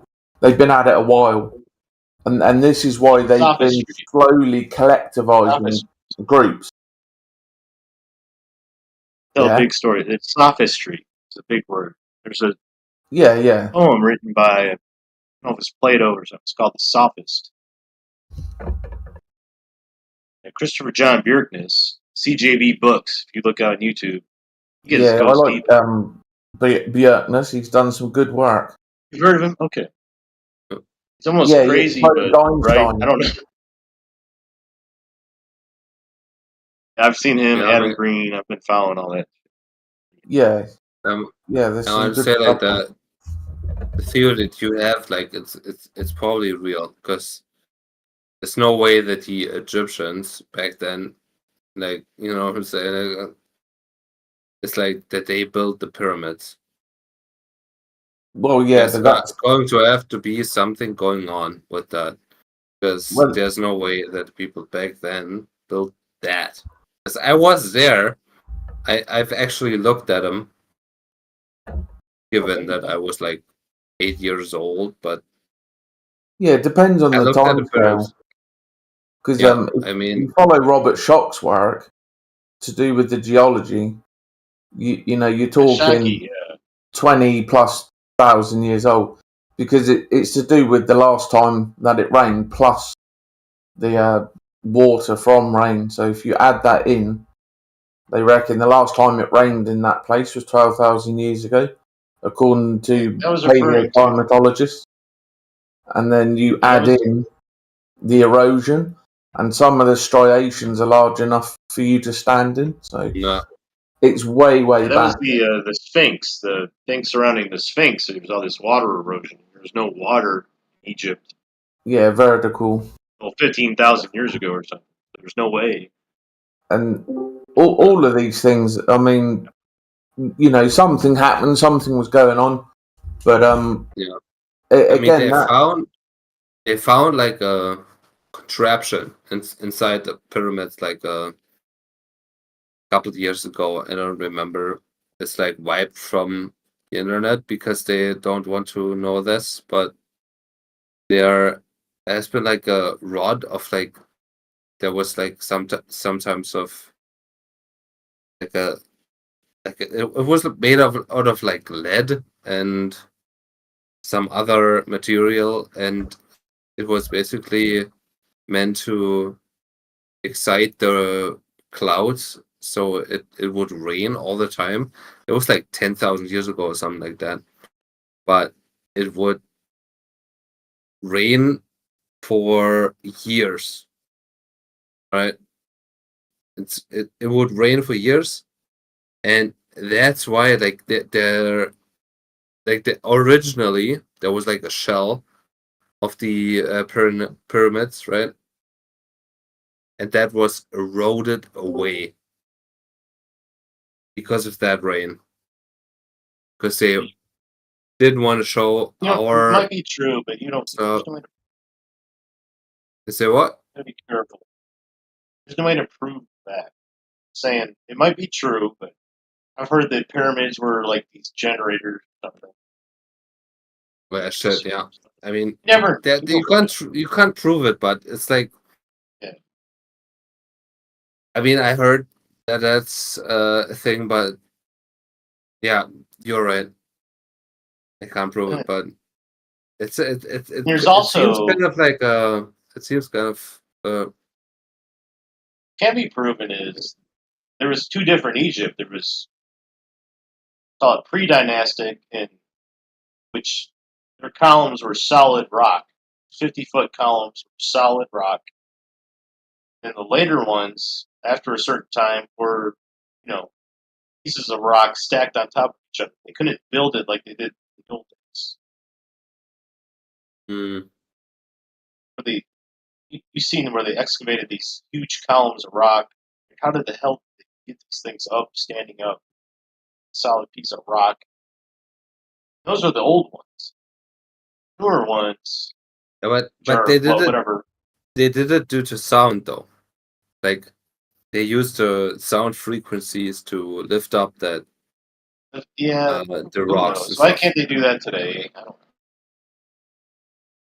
Yeah, like that's pretty obvious because you literally can't move the rocks that they used to build the pyramids. Like from the location that they brought these rocks in, you get physically you can't move them. Yeah, I agree. It's amazing. That doesn't make any sense. So yeah, it's basically they had technology that we don't have today. There's giant people, 30 feet tall people that just lifted them up. No, not that. No. I know. That's like some bullshit. Let's be honest. You've seen the stuff in Peru, right? The stuff in Peru is amazing. But you would think that stuff improves, but on the other hand, stuff has been lost. Like technology that we have, or that we would have now, has been lost. How do we find it? Maybe we just got to think about it and we can do it. It might be that simple. It might not even be that hard. But it's kind of like flat Earth. Like, I never even thought about it. Flat Earth is like a different story 40, because 50 years like, old. yeah, flat Earth is like different because it's not like building a pyramid. Right, I understand, but it might be the same type of thing. It's like never. The answer might be simple: how to make these rocks with these rocks that are 50 tons with some kind of free. It might be. Not take a team of scientists 100 years to figure it. It might be something kind of simple. We just haven't thought about it. We're too distracted by the news, the junk on television, sports. Yeah, it might be right. something like that. I'm saying. That good. Well, I mean, back then they kind of like looked at the sky and thought, "Oh, we have to appease the gods." Right? Like the Ra motherfucker and the whatever gods they had back then, the Egyptian people. Yeah. Right? They had gods. Osiris. Osiris, and Osiris was Humpty Dumpty. Yeah, couldn't put Humpty Dumpty. That's Osiris, dude. Yeah, wasn't that the sun guy? I don't. No, Ra was the sun guy, right? Was like Ra's the sun god. Osiris got cut into little pieces by his brother. Oh shit! You had like all the pieces Anubis. Anubis. Yeah, Anubis was like the dead god person. Of the underworld. Yeah, dog, if your heart, dog face guy. Yeah, dog face. And if your heart weighs more than a feather, you go to fucking hell. And that was in that movie, one of the movies. It was what? Mummy, I think. They had Anubis weighed the feather, heart. The guy evaporated. Oh yeah. Bruh, that was fucking crazy. Is that true? But what if that shit is true, man? What if that's true? Yeah, what if? Yeah. I'm gonna be fucked up. I'm perfectly not afraid of going before, like if I die, I go for God. I'm pretty sure he's not going to be, Dean, you didn't read this book. read the wrong. You should have read the Quran, not the Bible. Pretty sure. Yeah, bro. Not gonna do that. I'm gonna say I go to that means hell. like a dirty, naughty place. If any of these books is real, I'm going to go to hell. Straight down. Because once, like, I had like when I was going to the store, the grocery store, I had a bottle of shampoo in my pocket, and by accident I forgot. Alright, I forgot that I had it in my pocket, and I walked out with that bottle of shampoo in my pocket, not paying. I'm going to hell. I know that. You should go back and give it back. No. That I try, like, I legit went back and like said like, oh, they said it's gonna be fine, but in front of God, is that excuse that I missed that, is that gonna hold true? I don't think so. Well, I'm going the to hell. Kabbalists believe. Listen, I'm feeling the Kabbalists believe. heat. I'm feeling Too the good. heat on my feet. Too nice. It's a balance. You gotta be. The Kabbalists believe doing good through evil. If that makes any sense. You know, the duality, the black and white checkerboard shit. So they believe totally good people, like you may be right there, right? Yeah, they can't stand you. You're just all good. You're shit. No good because you're all good. You're good and maybe the act That's what they of me going back to the grocery store trying to give it back is the key to heaven for me right there. Yeah, me, I'm totally. I'm just done with all these religions, and I'm gonna move off into the woods as soon as possible. Live out my life on my own. I'm a loner. I'm not playing the game because I don't know. God wants to let's do this, help everybody, convince everybody of the truth. Yeah, no. Yeah, you're doing a good thing, man. I met people that know things, and I'll tell you, they don't tell you things directly. They know everything you've ever done. I met them for a year in Texas when I lived in Texas. They showed you everything you've ever done. They don't tell you. Kind of weird. I don't even want to talk about it. But it was so real. It freaked me out a little bit. I just took off here to Tennessee back with my family. And they told me, "You're not going nowhere, Dean. You ain't going nowhere." I guess I am. And I left. I had to run a gauntlet to get here. It was all fake. It was kind of. They're wizards, man. They're magicians. That's how they do it. And why they messed with me, I don't know. You don't have to believe it. It's just like George Norrie, After Hours, coast to coast stuff. And I was doing drugs, so it might have been a drug thing. Hallucinations, but I mean, a lot of they stuff get happened. you. They get you some way or the other, and they get you some way. They talk to me that every now and then I'll get a phone call from them. They say some weird stuff, and I'm not doing any drugs now, so I know that it wasn't a fantasy. I'm like nobody. Yeah, right, I'm working like- at a golf course. I'm not like a senator running for president. Like, why are you guys messing with me? God has a plan for you. Hey. Okay, all right. You know what I happens mean, when I you can't die? speak. You know, they tell us weird shit. I can't speak for the other people that are in here, but like I'm not messing with you. I'm speaking real with you, my friend. I'm all real. Real talk. I was a drug dealer for a little while. I was an electrical engineer, and then I quit my job and I started dealing drugs. Not on purpose, it just kind of happened that way. I met all these Mexicans down in Austin, Texas. That shit. Those motherfuckers have a casino right in the middle of downtown, not downtown Austin, it was on Research Boulevard. It's got the sliding window, and you open it up, there's casinos in there. You get this guy at a table with, you give him a bunch of money, they give you these tokens. And all these drug dealers are in there with guns and shit. It's like, holy shit, man. It's like Alice in Wonderland shit. Yeah, I met a lot of weird people there.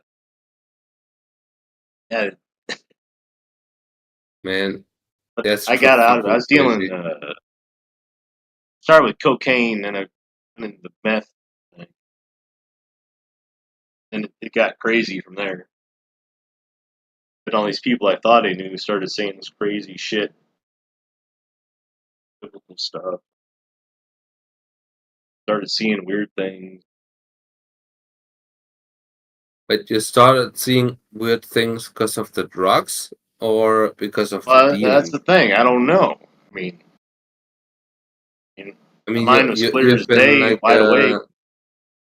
I didn't see any demons or... It wasn't like that. Because you hear stories of people saw a dragon or a shadow being come out. No, it wasn't like that. Yeah. These things look differently. Like I was reading the Bible, and it would start saying the same thing over and over again. It was the same story over and over and over again. It was perfectly clear. Do you remember what that story was? I don't expect you to believe any of this. I'm just saying that's how it happened. It's like it was in these loop-de-loops. Yeah, but what was the story that was repeated over and over again that you read? Oh, okay. And that's the thing. I don't remember what it said. It was something about end of days shit, kind of like. I'm talking about. I was at Chiron at the bottom of the screen. I was watching like Sports Center at a bar. It was saying the same thing over and over again. You know, when the newscasters are saying shit, they got the caption, closed caption, saying like blowing up the world or something like that. End of days. It was end of days type shit. Maybe somebody spiked your drink. Yeah, I know. But I wasn't necessarily doing drugs at the time. It lasted for... The thing was, I would tell my quote-unquote friends what was going on. They would say, instead of saying, hey, Dean, you need to get some help, they say, you know, they put chips in people's heads. That was their answer to my plea for help, what I was seeing. Like, what? Never seen so many people on a bus at one time. I know. I try to tell my own family. I don't even believe what I'm saying.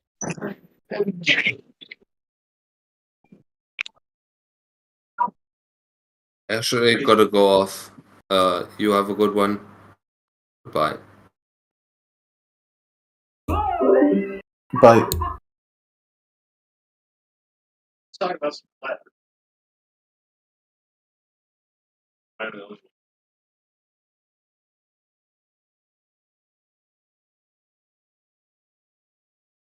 Yeah, no, you want-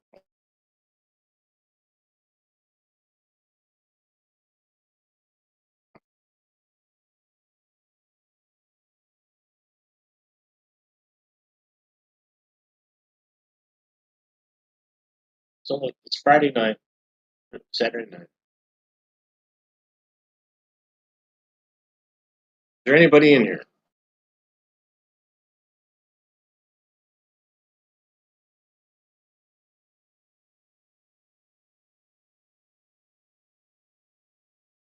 Do you know what the gospel is? Oh, here. Who's this? Amazon. Oh, Amazon. Yeah. Do you know the gospel? You look like a... Is that your actual picture? No. Okay. What's up, man? Yeah, I'm asking if you know the gospel. Yeah, I've read it. And I just don't believe books. There's no reason. I don't feel compelled to believe anything written on paper. Gnostics said, Jesus said, words written on paper, it's dead. It's not alive. It's dead. The word is within you. You don't have to read a book or have someone on a ship deliver gospel to you. What do you think about that? All right. Well, I want to know what you think the gospel is since you've read it. What do you think the gospel is? What does it mean? Well, a lot of it I agree with, like the Sermon on the Mount. You know, if you're gonna, I think part of it was if you're gonna give charity, keep it to yourself. Don't go around telling everybody, "Hey, I gave $1 million." You know? All Agree right, but with a that's lot of not the stuff in there. gospel. The Oh, gospel okay. is, Mark, you know, Luke, shit. the gospel is you're saved by grace through faith. By the grace of God through faith in Jesus. That's the gospel. Where's Jesus? I'm like Thomas. Let's put What it do you that mean you're simply. I'm like like Thomas? doubting Thomas. Yeah, I mean, You died on the cross. I got to stick my finger in your. Where they yeah, I stabbed mean, you. everyone doubts. Everyone doubts. There you go. Scripture being the word of God says that the flesh cannot please God or even understand his ways or understand the truth as being in the flesh. The only way to understand God and who he is to be born by the Spirit, which is God has to give you the ability to understand. It's not I'll up tell to you this. you, it's up to him. Well, when people talk about God, you got to understand that maybe when they say, I believe in God, it's not the same God you're thinking of. I'll be talking about something else. You know what I'm saying? Well, Like, there's in only God we one trust. God, so Well, that's what they say. I don't know. I'm saying you can't come to know God unless God wants you to know him. Okay. Right? I mean, doesn't that sound like it could be possible since God is all powerful? Would, whoever you think of as God created everything. That seems plausible, but there must be, they call it source, like a single source of everything. Everything. Good, evil, everything. The Kabbalists call it the Ein Sof. At the end of the day, the gospel is what lets you, into heaven. Do you believe in heaven or hell? Well, it might be here. I think I've been to hell a couple times. You've been to hell. Nobody goes to hell Yeah. and comes back. So, You don't know that. well, that's what I don't Scripture know. says. So, Well, who wrote that? the Scripture is the only word that claims to be the words of God. So, Well, how do you know that God inspired? How do you know that? because it's a historical literature that's been All right. proven multiple different ways. I could take Harry Potter, bury it in the ground for 2,000 years, dig it up, and say, oh, wow, this is the God written. People Well, start believing Harry Potter. nobody has ever died for Harry Potter. There's been millions of people that die for Jesus and for the truth of the Scripture. Wait a second. Man, Why someone has to die in the name of Jesus? Explain that, Because please. everybody has to die. So either you die in the name of Jesus or you die without Jesus. You think Jesus wants me or anybody else died? Death? He never wanted, like, I can't say he never wanted people to experience death because I think he's in control of everything. I think it was his ultimate plan. But what he wants is what he wants. And we are not, on his level to say, oh, God shouldn't want that. So if he wants what he wants is what's going to happen. So you don't know we what don't get Jesus. to. So you don't know what Jesus wants. So, but you are saying that I people do know die. what Jesus People wants. did die in the name of Jesus. How about Whatever that? So happens Jesus in wants me life, to be dead. How about that? So you are making claims and, you know, Whatever happens in full life. of bullshit. Okay, but listen, whatever happens in life is what Jesus wants. Because he's in control of everything. Why is that? Why is that? Because he's God and he does what he wants. So Jesus is God now. Of course. Okay. So God wants me to be dead. So that's why I'm alive. Now, Amazon checked out. Miguel, is this Miguel? Yes, Dean James. Yeah. Are you have a religious affinity or anything? I mean, I don't. I'm just wondering. I don't. I don't say I don't believe in God. I know there's. I'm not really, as I am Portuguese, I'm not really a Christian, you know. But you know, listen to many people saying that people die in the name of Jesus. Right. That's it's not a belief. Yeah. So that's a belief. Yeah. Read a book and believe it. Why someone has to die in the name of other one? Yeah. Well, that's called being a martyr, and that's actually a glorious death, the most glorious death that a Christian can have. Glorious death. You think Death Jesus, when they put Jesus in the cross, that's a glorious death? Yes. Yeah, it's a shame. It's a shame who did put him there. It's a shame of the humans. Okay?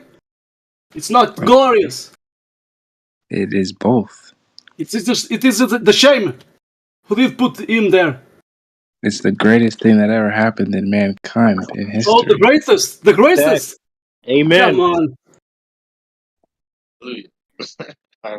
So you kill someone, and you kill someone, and you think that's the greatest act?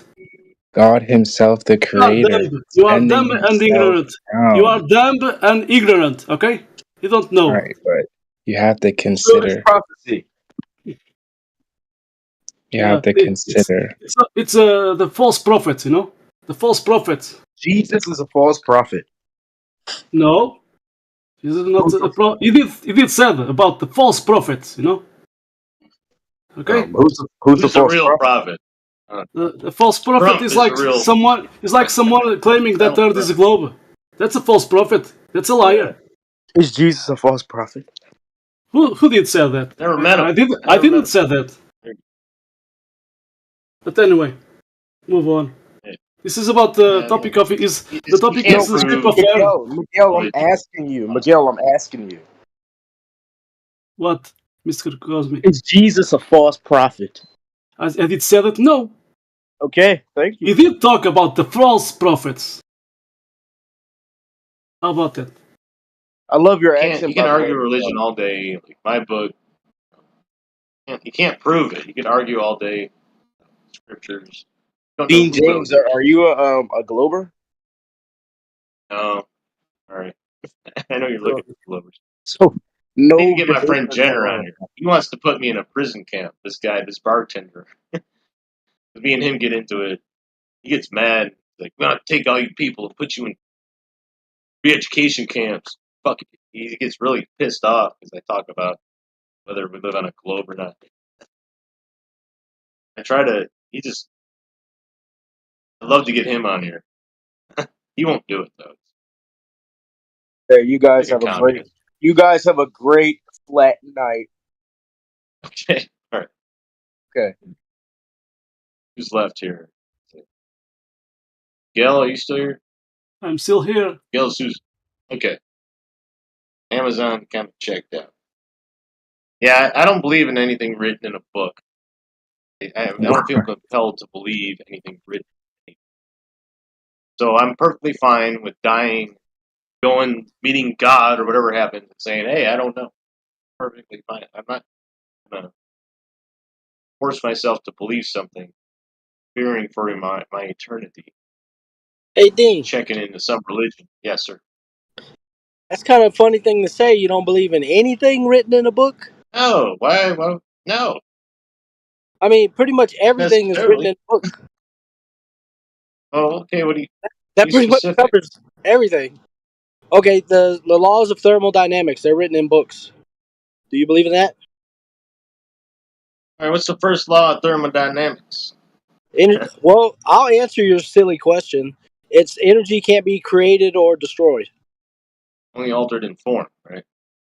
Yeah, Okay, I know. so I mean that's written in a book.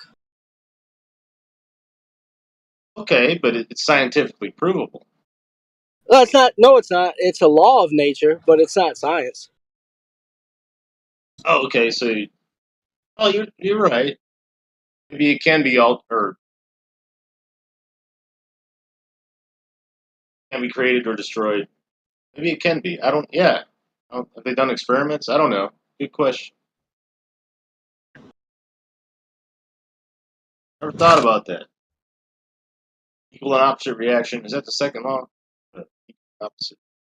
The second law is high pressure always moves to low pressure. Heat always moves to cold. Okay. But anyway, I don't know. I know what you're saying. It's gotcha. It's different than like Jesus walked the earth and he did this and that. It's different than the thermodynamics. I guess that's where I would kind of extrapolate that to. Can't really make it. I guess I was being specific or whatever. You know Yeah. what I'm saying? Because you said like I Is don't believe India? in, Who is this? but it's like pretty much everything's written in books. This is just Yeah, Bill, dude. I'm just saying. Oh, okay, just Bill. Okay, I see. I know India get on my shit. He say one wrong word, he jumps shit. No, there's no consequences to this conversation between you and I. We're just chewing the cud. Hey, cuss me. I don't care. Hey, I want to be right. I want to be wrong the whole life. I don't think I know everything. I'm wrong all the time. I'm a troll. I know so much. No ego. Hey, I was wrong for 50 years. Cool. I used to think I live in a ball. I don't. Some people can't make that transition. Get stuck. Kill their own fucking grandmother. Make themselves believe they still live in a ball. You know what I'm talking. Unreachables. Doesn't matter what you do or say. Know them. They will not ever, ever catch themselves from that ball. All right, let me ask, who created the flat Earth? If it's not Jesus Christ. If it was created, it's not made of nothing, you know, like Big Bang. So it was created. That's good. To make bread, you take something, right, to make it. So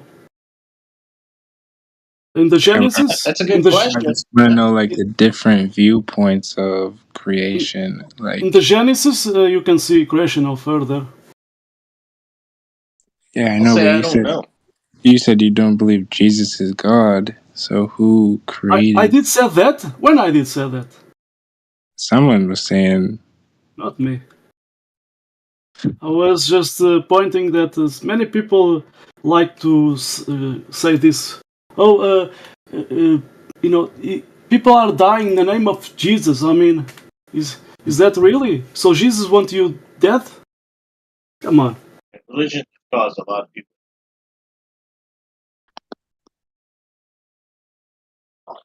Jesus doesn't take pleasure in the death of the wicked. Well, exactly.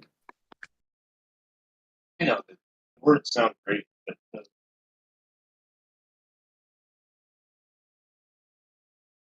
Because it sounds.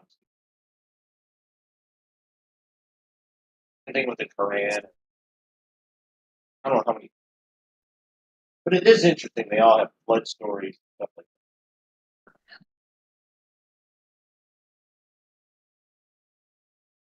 I'm all right. going to the other end of life and saying, "Hey, I don't feel compelled to believe anything written." But okay. Let me say, Jesus doesn't take pleasure in the death of the wicked, which we are all wicked. But at the same time, he takes pleasure in showing his capacity to love and to forgive. Well, And I first of all, think his name was not Jesus. If it's true, there's no J's back then. His name was Yeshua or something. It's kind of like me going up to you and saying, so "Hey, in Yeshua French, in the original language like, is what do you call me?" is not pronounceable. Okay. And Yahweh. Yahweh is not how they would say it. It's unpronounceable name of God, which is like taking a breath. There's the demiurge. If you look in the Kabbalah, it's different. God is like the demiurge, Yahweh, not really the God. I so God, who's formless, unknowable. Demiurge came from Sophia. That's what created the material world, kind of mimic. You are cutting a little bit. Dean James, you sound very far away. I'm here. Okay. Talk close to the mic, maybe. We are listening you far Okay. away. Okay, now it's okay. Yeah, I have my mic kind of shoot. Yeah, Kabbalah is in. You should look into Kabbalah. That's kind of, I don't know if they're running the world, but kind of the Orthodox Judaism stuff.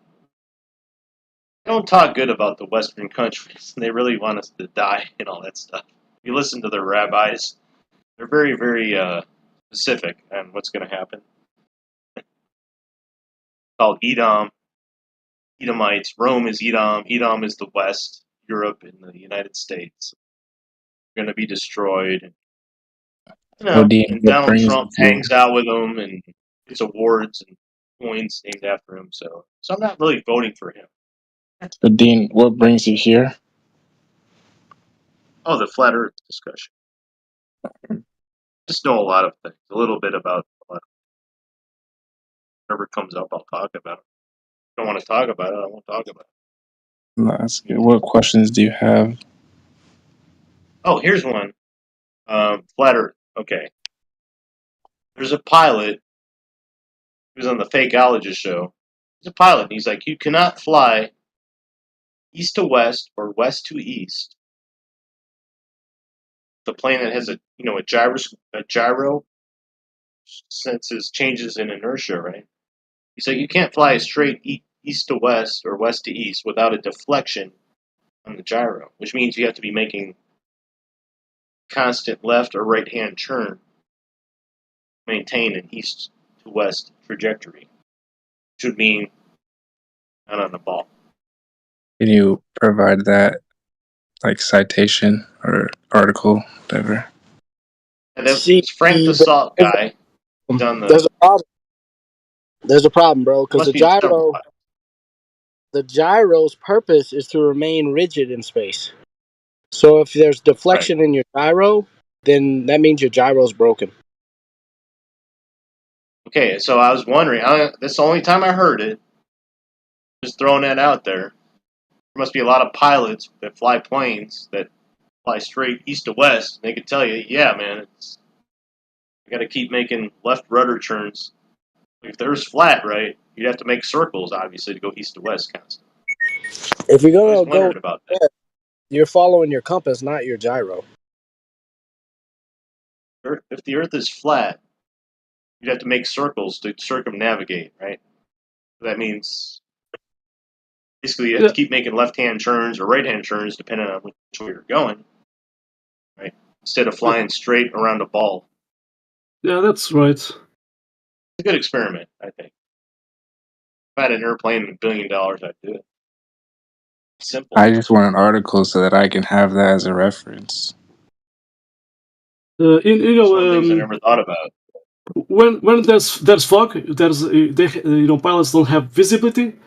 they can look to that gyro to see where is the artificial horizon, because if for example, if a helicopter pilot without visibility, if it doesn't look that, he can crash.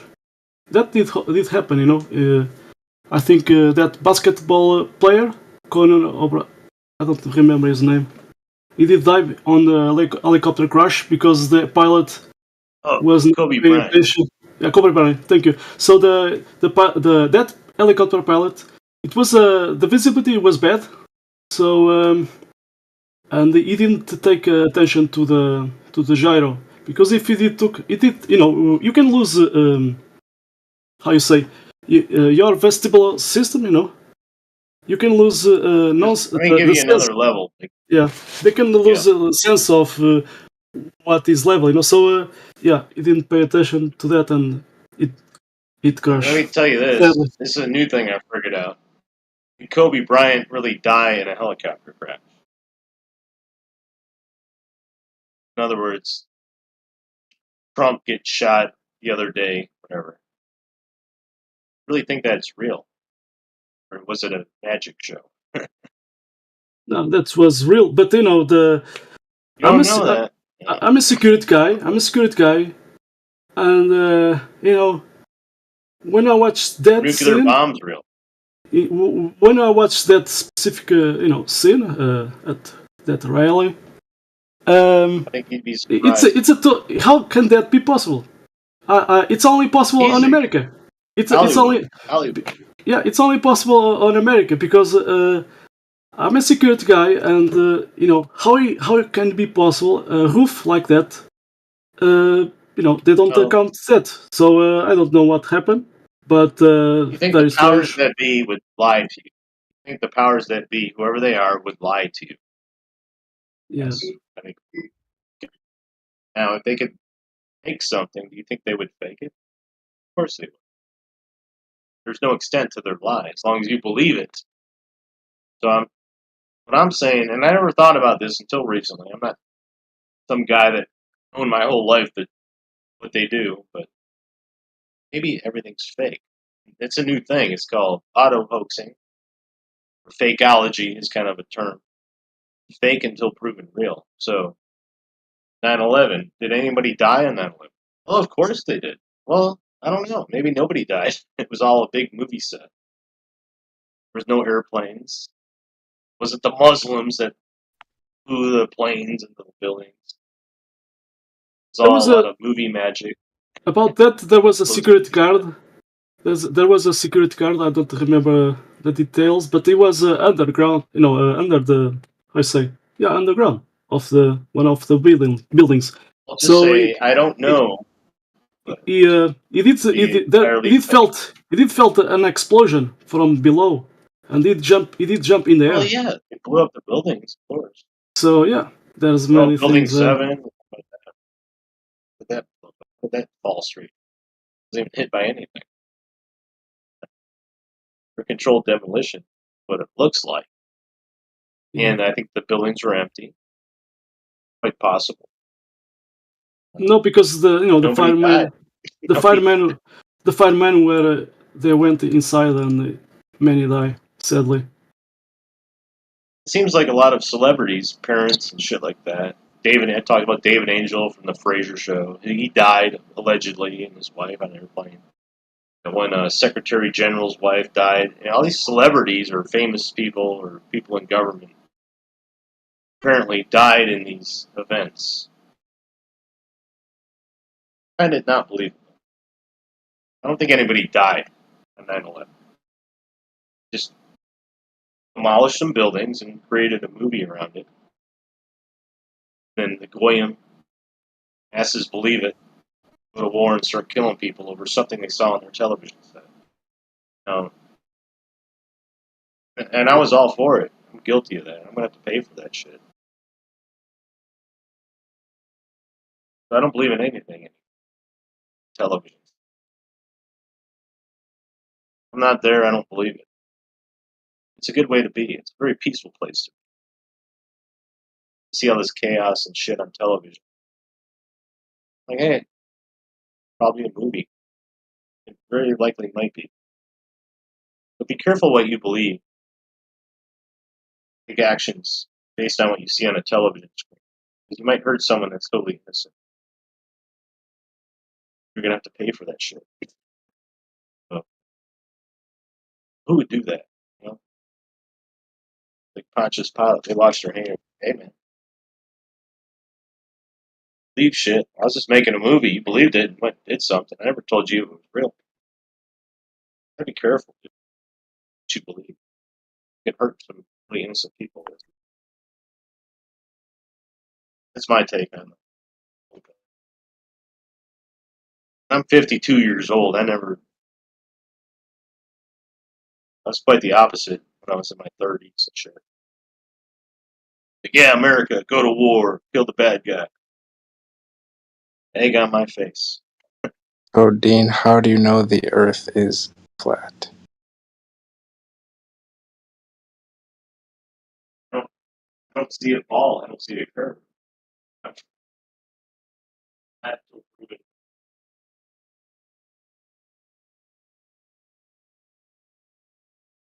Go to Antarctica. But you can look up on Google. Get more definite. You can see a ball on Google. I can watch Star Wars.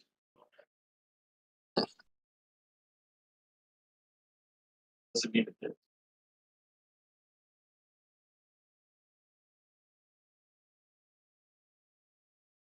What you're watching on your television screen, it's just, especially now, it's just ones and zeros coming through a digital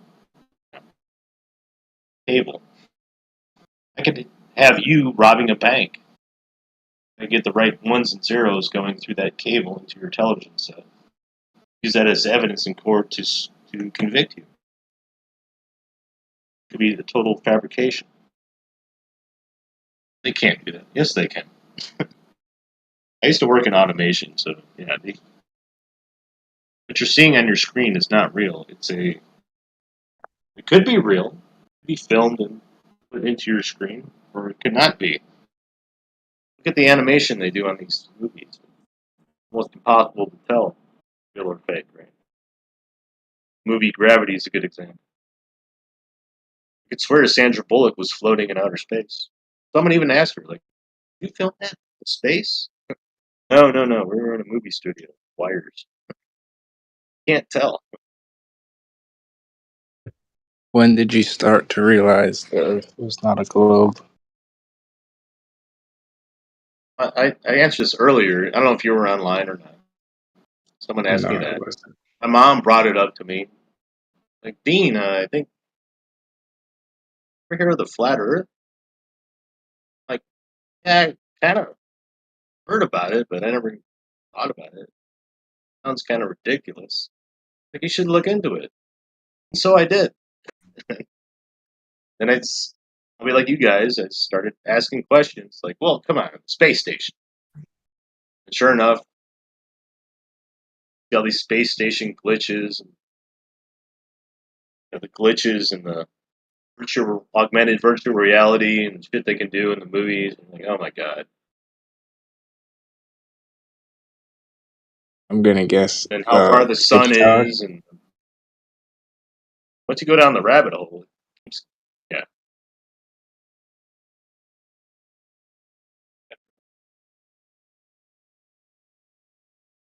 And you stop believing in. That's why I stopped believing in everything. Like, oh my god, I thought I lived on a ball, and it's so ridiculous. Look into it. Where they screw up is they give dimensions of the ball. That's their Achilles heel. Spinning at a certain speed, it's 4,000 kilometers radius. Curve. It's not 8 inches per mile squared. It's close, but there's a longer equation. Still, if you start punching in numbers, seeing too far, it all just falls apart.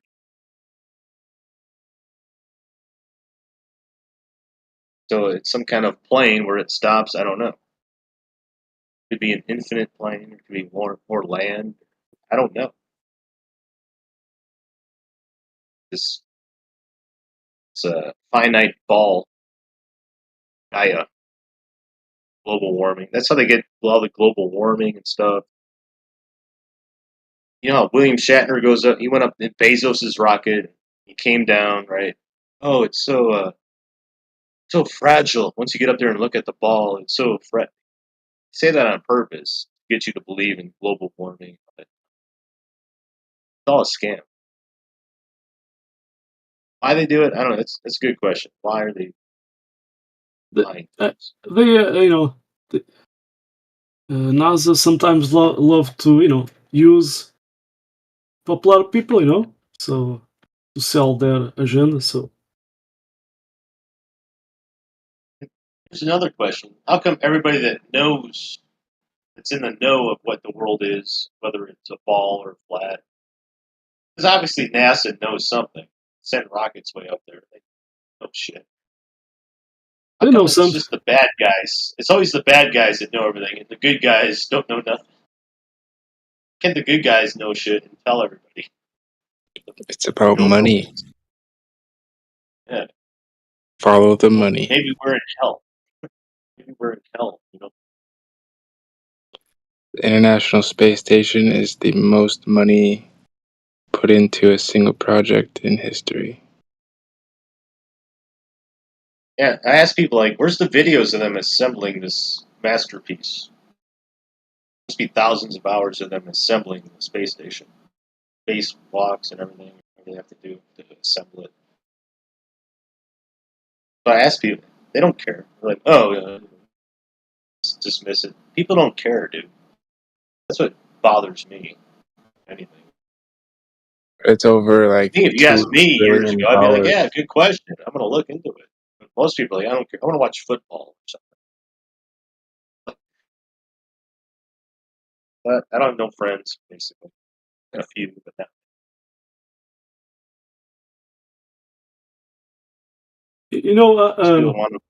Today I was, just turn on the television.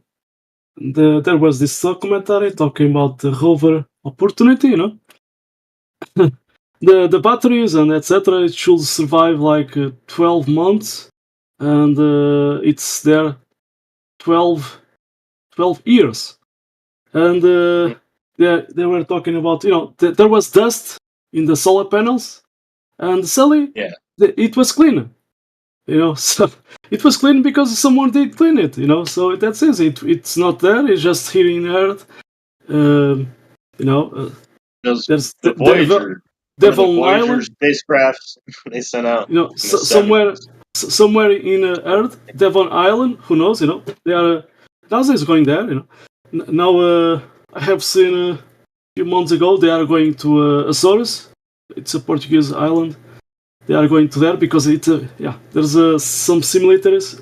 Maybe I can post with So they wanted to record it, but how can how can solar panels? They get dust.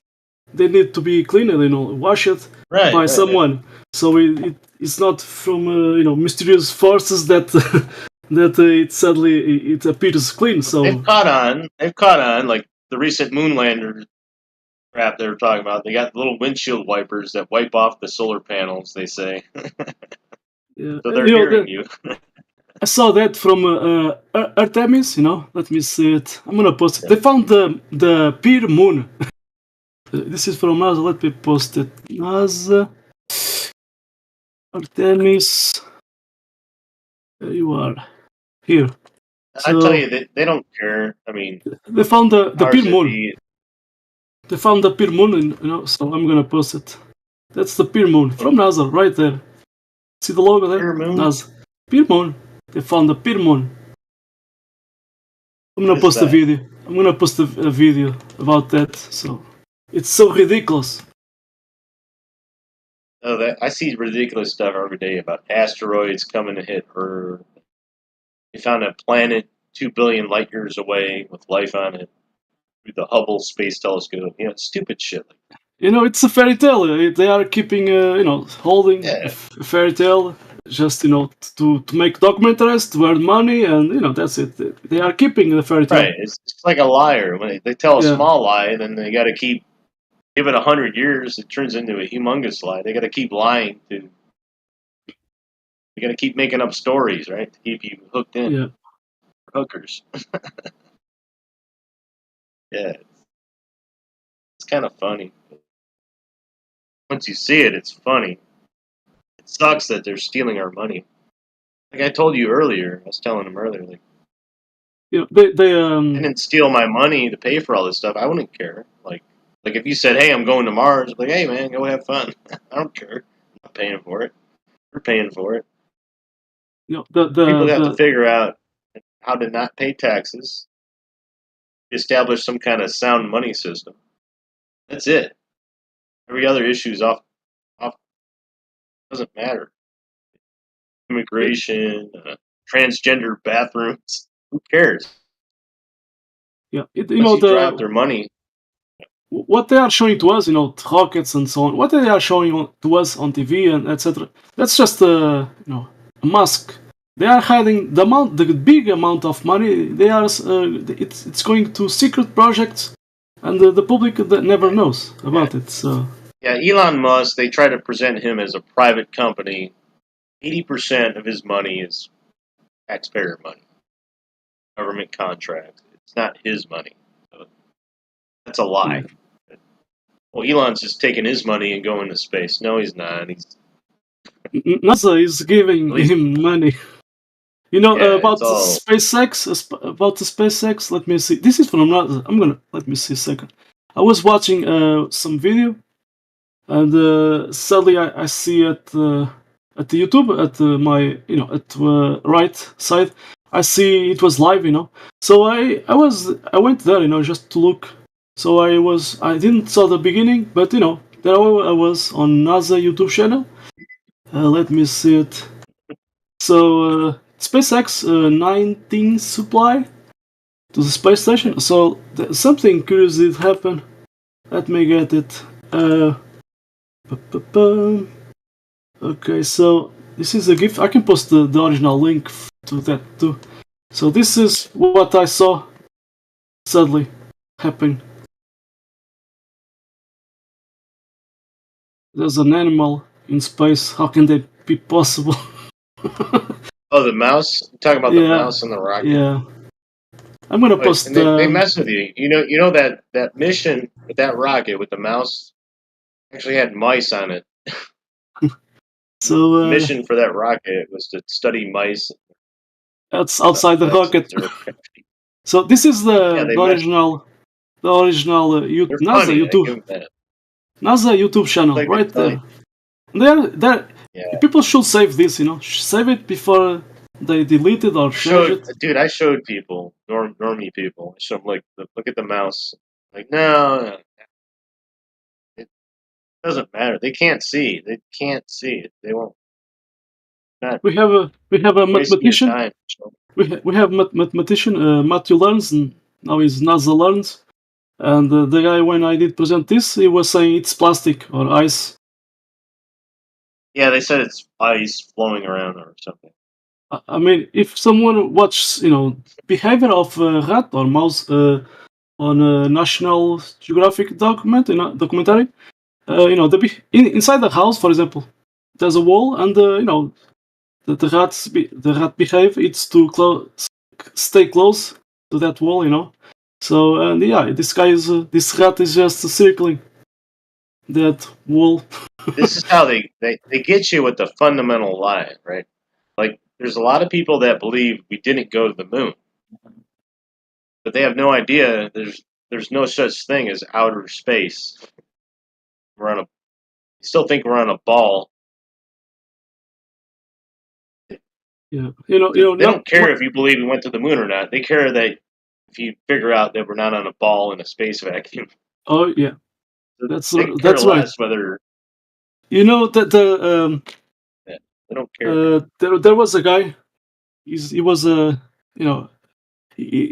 this guy is retired, but he was a good helicopter pilot. He could maneuver in the doing dangerous maneuvers and landing fast and etc. So he was working to private companies, and many of his work is classified.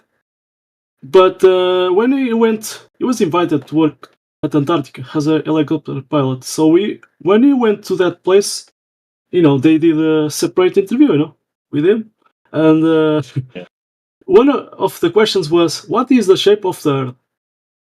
I mean, that's so. How can, why they have to do this question? For someone that is going to work that place. So if they are, isn't that amazing? So suspicious. So maybe to avoid people like us, if we are going there, someone of us is going there, and saying it's flat, or maybe they just kick you I've out. actually got online. I've got online and applied for jobs at McMurdo Station in Antarctica. Yeah, that McMurdo Station was the same that he was there, and he did fly away. Yeah, the same that Admiral Richard E. Byrd, he was there from that station. So it's very interesting. Yeah. They're smart though. Like they got this Antarctic challenge thing coming up where this rich guy is taking Jeranism and a bunch of other people down there to observe a 24-hour sun. Heard of that, I guess, right? Yeah, observing there at Antarctica. A 24 sun. They are talking about. It's not possible on the flat. Yeah, exactly. They are talking about going there and watching the sun circling around them to 360 degrees. When I have a video, but let they play. The video was proven fake because the beginning of the video is the same as the end of the video. Yeah, I see that. But you are talking about the guy that did fake it. We see the same clouds, and then he did another one. He did hide the timestamps. So the guy is being. There's some glitches when you are watching to the sun. So the guy is. Yeah, the guy did fool us. So he just maybe he just took a panorama. And then now the people are taken down there. I believe are Jeranism suspect. Yeah, but they probably planned it from years ago. There's no 24 sun, there. I'd be like, give me my pass. I'll take my own boat down there by myself and observe it myself, my own video cameras and shit. Yeah, but forget those two videos, that guy did, because he's being paid to do it. He's being paid. He's there to hide it. But plus it's an observation. It's not a sign. Like this guy named Leo, level Earth observer. He's like, I don't care if you go down there. What if there is a 24-hour sun? It doesn't mean we're on a ball. There's recordings from Newmar Station 3. That's a German station at Antarctica, and you just see the sun passing from right to left. That's it. Yeah. So it's not doing a circle 360 degrees, but you are there, at Antarctica, and you can see the sun just passing through, from right to left, but just circling. There's a circling, Should be an easy thing to find out. Yeah. Anyway, they can play that game, with 24 sun at Antarctica. Plus, you can go around Antarctica. It should be 4,000, 6,000 miles, or if it's not a ball, it should be 60-something thousand miles. Captain Cook, way back, obviously sailed around Antarctica. It was a wall of ice, and it took us 3 months. 60,000 miles. Yeah, it was more than. It was more than expected. Yeah, I think they knew about Flat Earth a long time. We have the Portuguese navigators. They at school. Portugal, that's right. Yes. So at that time they knew it. I did learn at public school. They they teach me that the Portuguese at that time, to them the Earth was flat. So, and they were doing navigation, and I just remember, they found the end of Earth. Of course, the end of a lake is the shoreline; it's land. At Antarctica, it's ice. So, but that's the end of where the water. But who knows what's beyond? But anyway, yeah. So they went there. They The North Pole too. There's supposed to be some humongous magnetic rock. The North Pole, John D. John D. The UK, UK did send many ships, expeditions to that place. They lose many. Some of them they did return. There was a priest with an astrolabe, to get direction from Polaris. And the Mercator, the guy that was drawing maps, he was drawing a different Mercator. Yeah. So he was doing a different, in his maps, a different North Pole from what they present to us. So he was drawing like 4 islands there. So anyway, and 4 rivers. So what is curious is that guy did send a letter to John Dee, before Isaac Newton, and Isaac Newton did inspire even his mathematical work on John Dee. So yeah, anyway, so they are hiding. UK are hiding. Suddenly, I think it is part. Why? I think it is part why they decided to. There was a time that UK and other people. They did meet with somebody. Let's cover up this.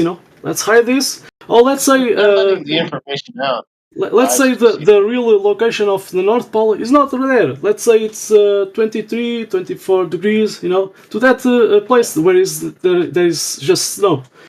So to deviate it's like Antarctica. You're not allowed to go. You're not allowed to go there. So let's say the Earth is a ball, to hide it. There's nothing to be discovered, and that's it. And anyway, nothing to see here. And there were I said earlier. Listen, you ever seen the series? It was called Lost.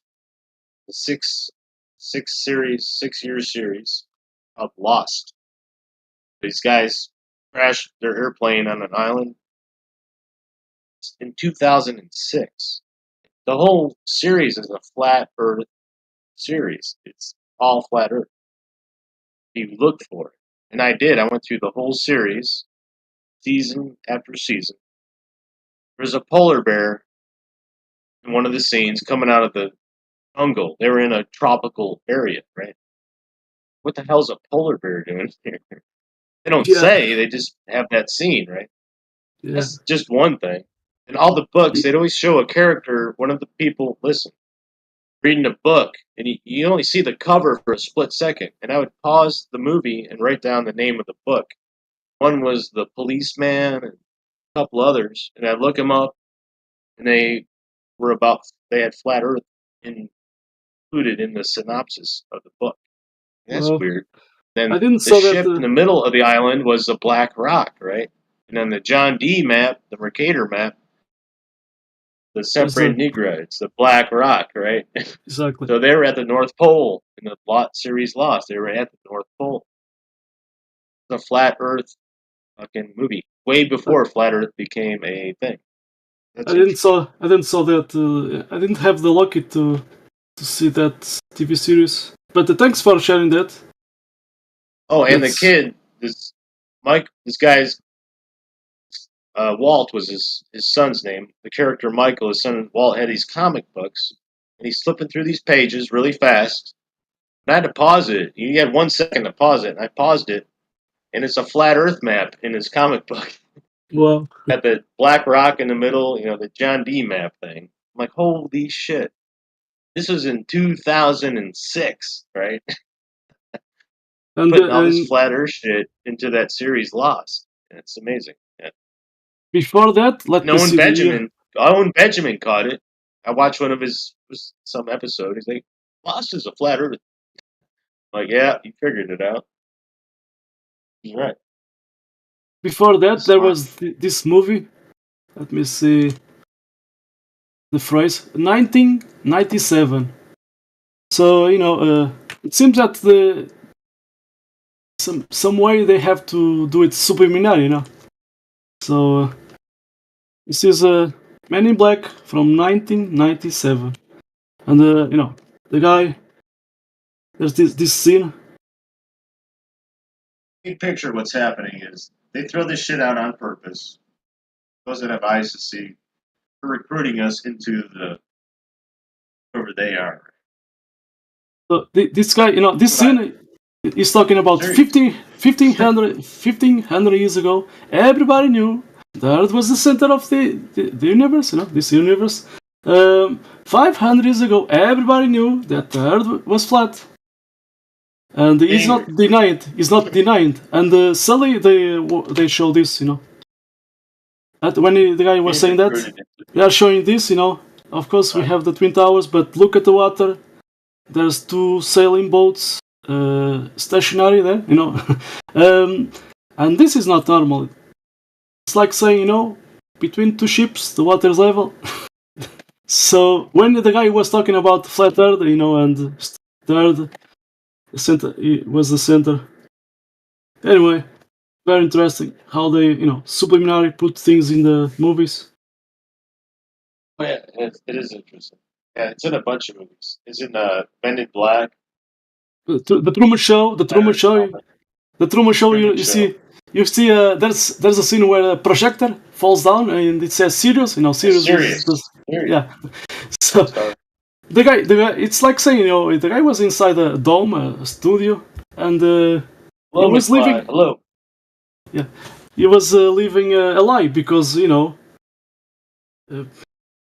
I've been in the Truman Show. Yeah. So. So yeah, he did, and it's amazing how he did discovery. They were lying to him, and he did found, so he just want to get out, and he found a way to get out. That's me. It's like, what is this place? I can't relate to anybody. I feel alienated. Something ain't right. Kind of like a Truman Show. Maybe you feel that way too. Everything's a lie. And I have those actual people, like in the Truman Show, that his buddy would come over with a 6-pack of beer and like, hey man, let's get messed up. Oh, you know that guy. I've got those friends that, hey man, what you doing? Since you're thinking about things, you gotta get your mind off there. Go have fun. Like, no man, That movie is amazing. That movie is amazing. Even let me see. They Live is another one. They Live. You've seen her. A movie called They Live. Oh, They Live. Yeah. That one. Yeah, I did watch that. Roddy Piper. I did watch. I'm here to chew bubble gum and kick ass. Yeah. Let me see. Where I have it. Yeah, he said before he died, Roddy Piper. Before he died, he's like, that movie wasn't a movie, it was a documentary. Documentary, right. Now this is a memes, really This is a meme. All the newscasters are aliens. Oh yeah. They live. Spellcasters. Believe that. It's almost like half the normal people you think are normal are alien. It's not like there's 1 in a million. It's like I think we're like a minority. Yeah, you only need the minority to be the bosses of this entire. I'm telling you, I've met them. So a lot of them were 16-year-old kids that acted stupid, rode skateboards, and one day they revealed to me how smart they were. All of a sudden, they had cars and were tearing them apart, putting them back together. No time. At Brazil, I saw some information. There are one. Come on, 11. There is 11 million people at Brazil that believe the Earth is flat. I saw that. Brazil is a big. Yeah, I heard that too. So and they even did so how you say it, a conference, flat Earth conference. Flat Earth conference. Yeah, they even did that. They sabotage it. Yeah, for example, like Owen Benjamin he gave a keynote speech or something. But this is what they do. Like he says all the flat Earth stuff, kind of famous guy, right? But on his podcast, he's throwing around the N-word every 5 minutes. Right? Wow. That's how they sabotage you, or they start drinking their own urine. Seen that, right? Yeah, flat Earth, this, that sounds. Then I'm going to drink my own piss. So when you tell your friend or a neighbor to, hey, watch this flat Earth stuff, you see the guy drinking his own piss, saying the N-word every 5 minutes. Turn it off. They look at you like you're crazy. That's how controlled opposition works. Alex Jones. Very crafty. You got to be careful. Exactly. Terrorism. Another let me see. suspect. Oh, this is a Anybody that's got 1 million subscribers, I don't question suspect. And at the end of the day, I'm like, why do I need to tell all these people? I don't need to run around preaching to everybody the Earth is flat. Why do I care? Do you ever think about that? Why can't they just figure it out like you did or I did? I'm listening to you very far away. You are cutting a little. Oh, here. I'm just saying, why do I need to preach to everybody this flat Earth thing? Why can't they figure it out for themselves? Yeah, it's they You're have just gonna been get yelled at, scorned. they have been brainwashed by Science Bird, at school. They present this globe object, and everybody asks why people at the bottom doesn't fall down or off, and they sadly the teacher says gravity, and you just believe it, and everybody believes. Then you watch things from NASA, documentaries, space documentaries, and so it's everywhere. Here's a good question. Like, for me, I don't know if it's for you, but for me, it just took, like, my mom mentioning it to me one time. Hey, what do you think about this flat Earth? Or, in other words, it didn't take me being on, like, this Discord channel and people drilling me for hours and hours, yelling at me. It just took one question from my mother. Yeah. And I looked into it myself. I didn't have to be preached at. Maybe it's the same way for everybody here. None. We have different ways how we did wake up. To me, it was I saw some guys at Brazil, but it was a little video, like 8 minutes or 5 minutes. But I saw it, a little model, so I saw the continents and water in the same plane of existence. It was make sense because water is level, so yeah, it was making sense. Did it take 100 people yelling at you for a year for you to? No. So then, to me, it was just an idea. Yeah. One person my mom put in my head, and then that's all I needed, and I figured it out by myself. I didn't need to have people. So we have different how we did wake up. Yeah, we have different ways. But so yeah, then I spent and they did even put in that little model the ice around, and I was asking, is that possible? So you see, I just it was a simple question. So, but it was making sense because I knew that water was level. So it was making sense, the continents laid out in the same plane of existence and water. That was making sense. But the ice around, that was I was asking, could that be possible? How can it be possible? So then I just went to.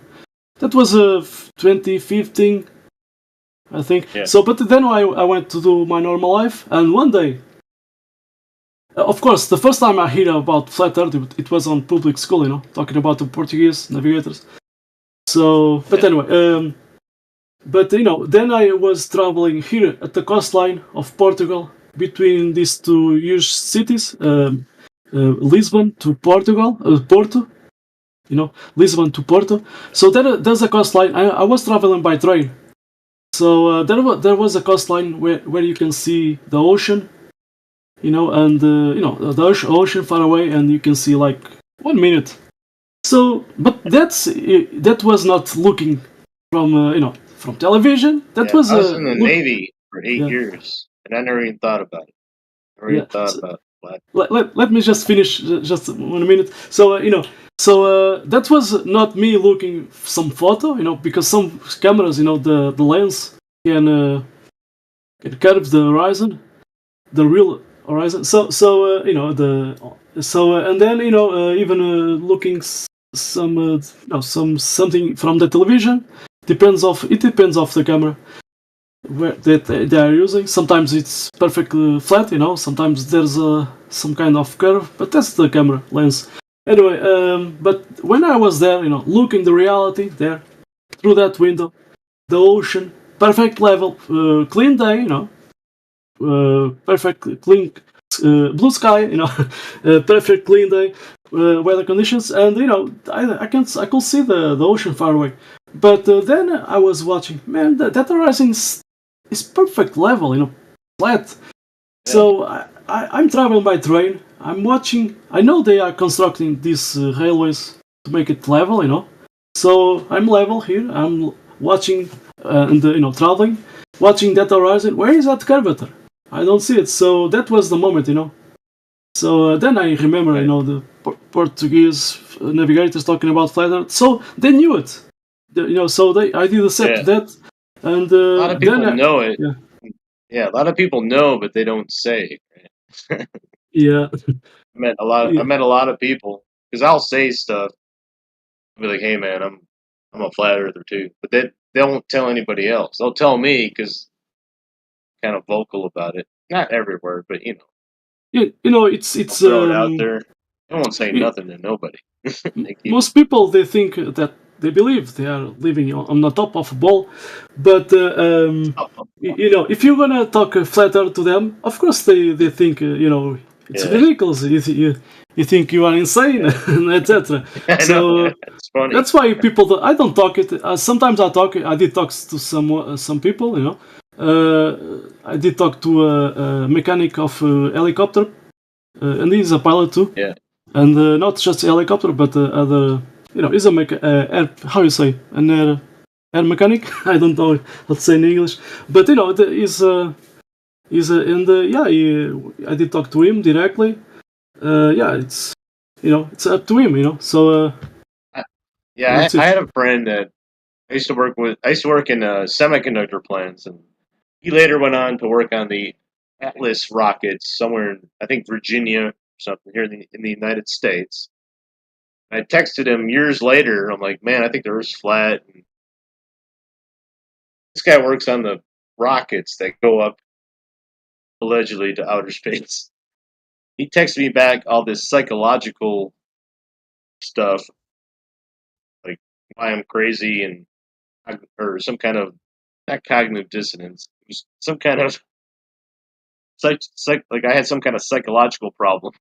So he sent me all this medical information about psychology. Why I'm crazy. I don't believe I live in a ball. I'm like, all right, I guess not my friend anymore. I haven't talked to him since. yeah, you know, I had just one, that you know, he was working in the same factory I was working at that time, but he did ask me a friendship request at Facebook, and I was posting things about flat earth, and the guy, you know, Sally, sends me a message, oh, stop posting flat earth things, maybe I have to send you and you know, the other guys flat earthers to school, you know. So the guy was talking about Neil deGrasse Tyson and so on and so on. So that was the only that guy was against me. The other friends that I meet, that I connect in real life, they are watching the same things I'm posting. They are not talking about to me directly. So anyway, and I did put a note there. This what I post is just. Let me see if I remember. I did put a phrase there. What I post is just it's up to you. You have to decide. I'm just posting. I talk to a lot of people. What I found is I go out to bars. That's my thing. I go to bars and kind of get in conversations. It's kind of like 1 out of 100 may kind of listen to you and look into what you're saying. So it's very, very few people. Everybody else is like, oh. If you talk to someone that his entire life is constructing, doing houses, building houses. So if you, I'm talking about the guy that is putting the bricks and using how you call it, a plumb bob, plumb line, Right. So the guy that is using that, the guy that is using a level, if you talk to someone like that, it's more easy to them to wake up and they accept, So because those guys are there in the reality, working with the reality. I did work with water level, I did. Who's with the water inside? Yeah. So level Earth Observer on YouTube. His name's Leo. LEO, Level Earth Observer. He works on a tower crane. And he's been a flat earther since he was a kid, basically. He talks about how his teacher threw him in a corner with a dunce cap, because he questioned whether we lived on a globe. That's the same kind of thing. He's like, how come my tower crane, we're spinning in all these different directions, and my tower crane is perfectly still when I'm not moving it? It's like a plumb bob, like you said, right? It should be kind of moving around. It's not. He calls himself a demonstrable realist. Right? He's right, man. He's spot on. Oh yeah. Yeah, he's pretty good. Yeah. Level Earth Observer on YouTube. He's pretty good. He's one of my go-to guys. And he's funny too. He's from England, I think, Ireland or something like that area. It's amazing. He makes fun of Professor Dave and all them guys. He talks to those guys. Oh yeah. Because Professor Dave and who's that other guy that? McToon, yeah. They know who he is, and every now and then they'll put a video out of trying to debunk him. That Professor Dave, how it's his name? He's like a failed musician. He's not even a professor. Yeah. So the guy, when that guy did that 10 challenges to flat earths, that video, right. After that he did confess. He was reading a script, so someone did make the text. Maybe he did other, the swearing words, stupidity and pathetic. So the guy likes to just say those words, stupid and stupidity and Simon pathetic. Dan, they call him Script Man Dan. Yeah, so Man Dan. we have this Get a lot of money, 1 million followers, which are fake. We have these Globbers, McToon and the others. They are helping. When someone is going to do a live stream with another flat earth guy, these Globbers are getting help. Reading something that fight the flat earth. The guy was always there was debate. The guy was always watching to some scream that he had, So maybe there were other Globbers helping him with answers. I'm sure, yeah. They got the powers that be have money is fake. It's all based on a fake money system. Yeah. So they can give them $1 million, no problem. It's easy. So that's yeah, how who it's made knows? Who possible. knows? For example, who knows if McDoon is being paid to Yeah, talk it against doesn't flat Earth? matter whether they're a dupe or So it doesn't matter. yeah, but you know, that's how it works. You know, They're good though. I give them that. they are good, but at the same time they are ignorant. Anyway, because they're making claims and they are just ignorant. Here's a good example. Like, because being a flat earther, you got to be exact. For example, 8 inches per mile squared, right? Yeah. Which is a good estimate out to maybe 1,000 miles per curvature. But that's not the exact equation. 8 inches per mile squared is actually a parabola. So Professor Dave picks up on it. He's like, 8 inches per mile squared, it's a parabola. Is the Earth shaped like a parabola? No, it's not. So, and they got you. He's right. He's absolutely right. Does he give you the actual Earth curve equation, which is it's got inverse sines, inverse cosecants, or whatever. It's a long equation, but no, he doesn't give you the. He just picks on the 8 inches per mile squared. It's a parabola, and then that's why flat earthers are dumb. If it's you not gotta be careful when you say that. when you know, they cannot prove it, you know, curvature, so they you know, they do that. But we have NASA, distance to the horizon. We have NASA talking about it. We have University of Washington, Department of Mathematics. They are talking about it. Yeah. So you know, the black swan, 10 miles away. Swan. If we can see the second oil rig 10 miles away, and the horizon is more far away. There's an island at the right that's 29 miles away. So, but you know, 10 miles. With that, if the you know, the geometric horizon, it was supposedly at 10 miles.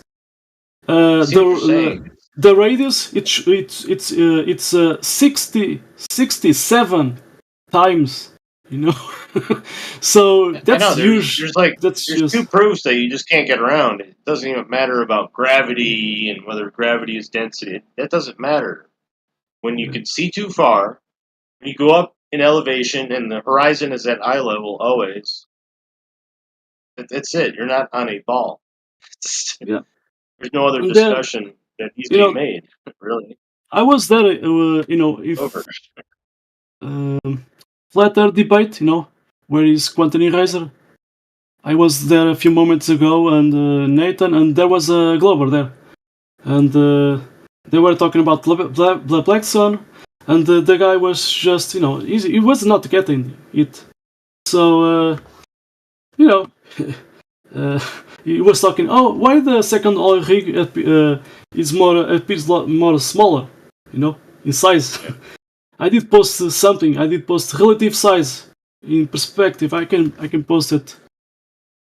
Miguel, there's other people in the chat. I don't have the power to let them in because there's Bushell. Yeah, they can open their mic. They can open their mic. They can do it. No, when I get on here, someone has to let me in. I can't unmute myself.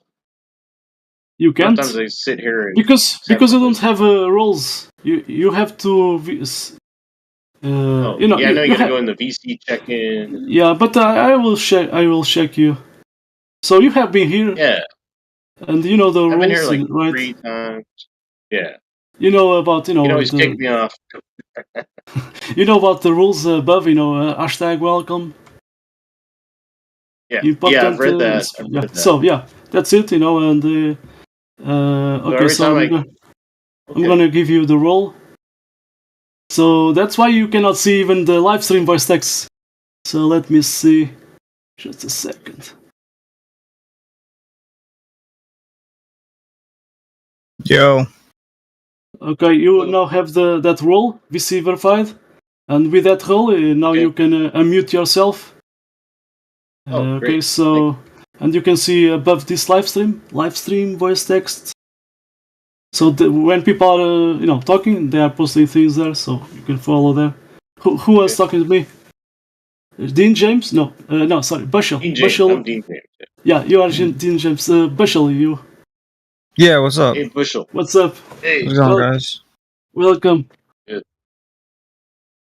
Dean James, go on, talk with Bushel. I have something to do, so. Okay.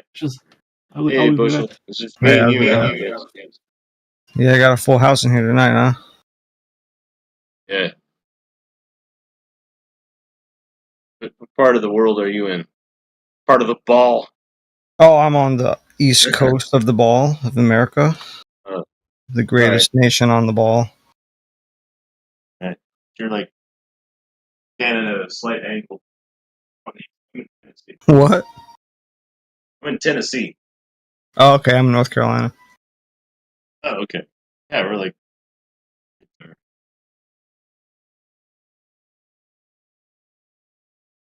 So, me and Miguel, we were talking about all kinds of stuff. He's from Portugal.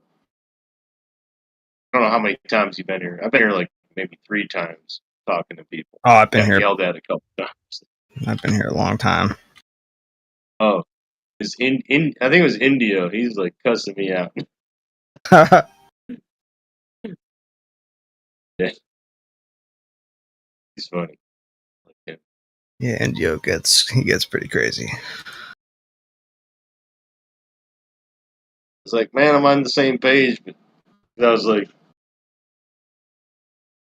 he thought I was saying, like, in a ball or in a flat. I'm like, well, I'm a ball skeptic. I don't believe I live in a ball.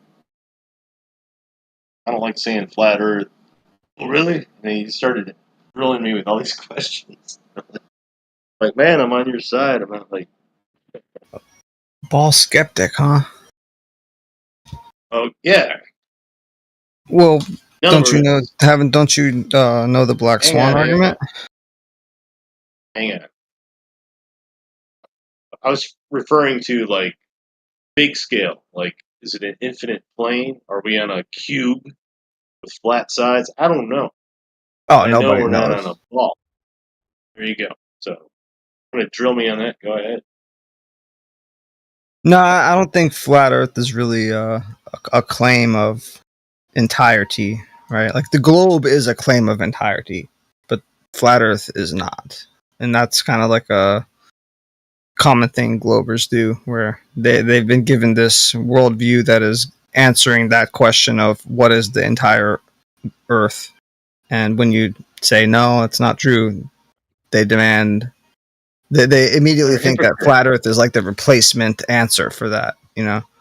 They're hypocrites because they say, do you hate science? And like, you are very scientific. It's like, I don't see a curve. As far as I can tell, everything's flat until otherwise proven. You know, it's very scientific. Ballers are unscientific. They're like, well, everybody knows. You know, they say stupid shit. Just dumb. I wouldn't go calling it scientific. I mean, just measuring the ground isn't really doing science. Yeah, no one's ever measured curvature, as far as I can tell. No, but we do measure it flat, though. Watch that NASA chick scientist. Huh? We need to put this thing to head. She was like a top NASA somebody, director of something. Talking about flat Earth. Like, we need to put this to bed. Everybody knows the ship goes out. That was her explanation. Talking about the ship going out to sea. That was her science telling everybody why we need to stop thinking about flat Earth. I was like, oh my god, this is crazy. You just said, that's her only explanation. It's a ship going out to sea and it disappeared. Yeah, it's weird. Her approach is to. I don't know if you've ever seen that, but it's something. What the lady that says that she's a complicated rock. She's like, I like to think of myself as a complicated rock. Yeah, it's all sophistry. It's all. They sound very smart and say a bunch of fancy words, but it means nothing. Sophistry, I guess. That's what sophistry is, right?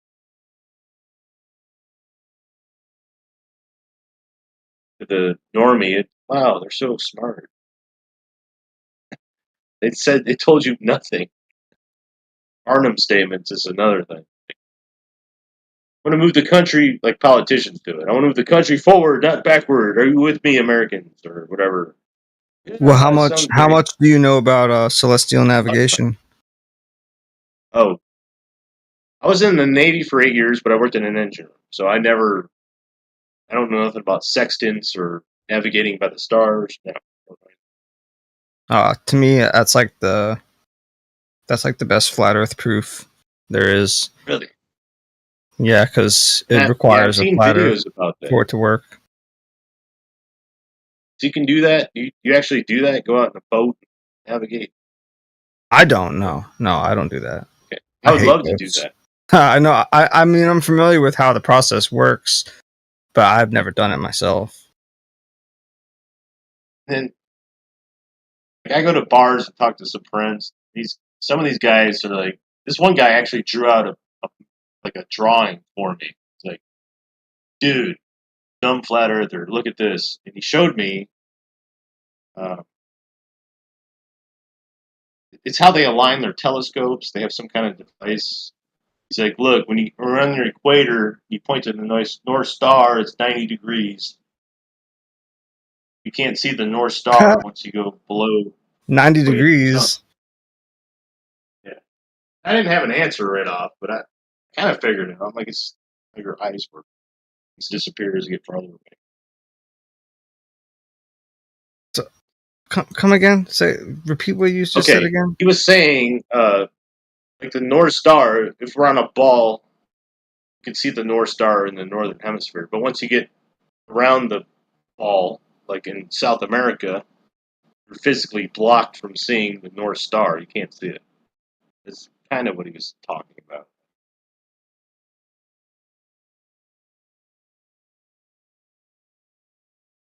Yeah, but then all you have to do is point to the black swan at that point. I mean, if he's saying that the horizon is the physical Earth curve edge, then black swan. Right. And if he's talking about angles to stars, he needs a flat plane for those angles. 90 degrees. How do you have 90 degrees on a ball? Well, I guess he's saying if you're at the North Pole and you're looking at the North Star, it's straight up above your head. If you're on the equator, and as you travel away from that, that's how latitude was derived. It was angles to Polaris. So when you go 25 degrees south of Polaris, you draw another latitude line, 25 south or north or whatever. And yeah, it's all flat. Has to be.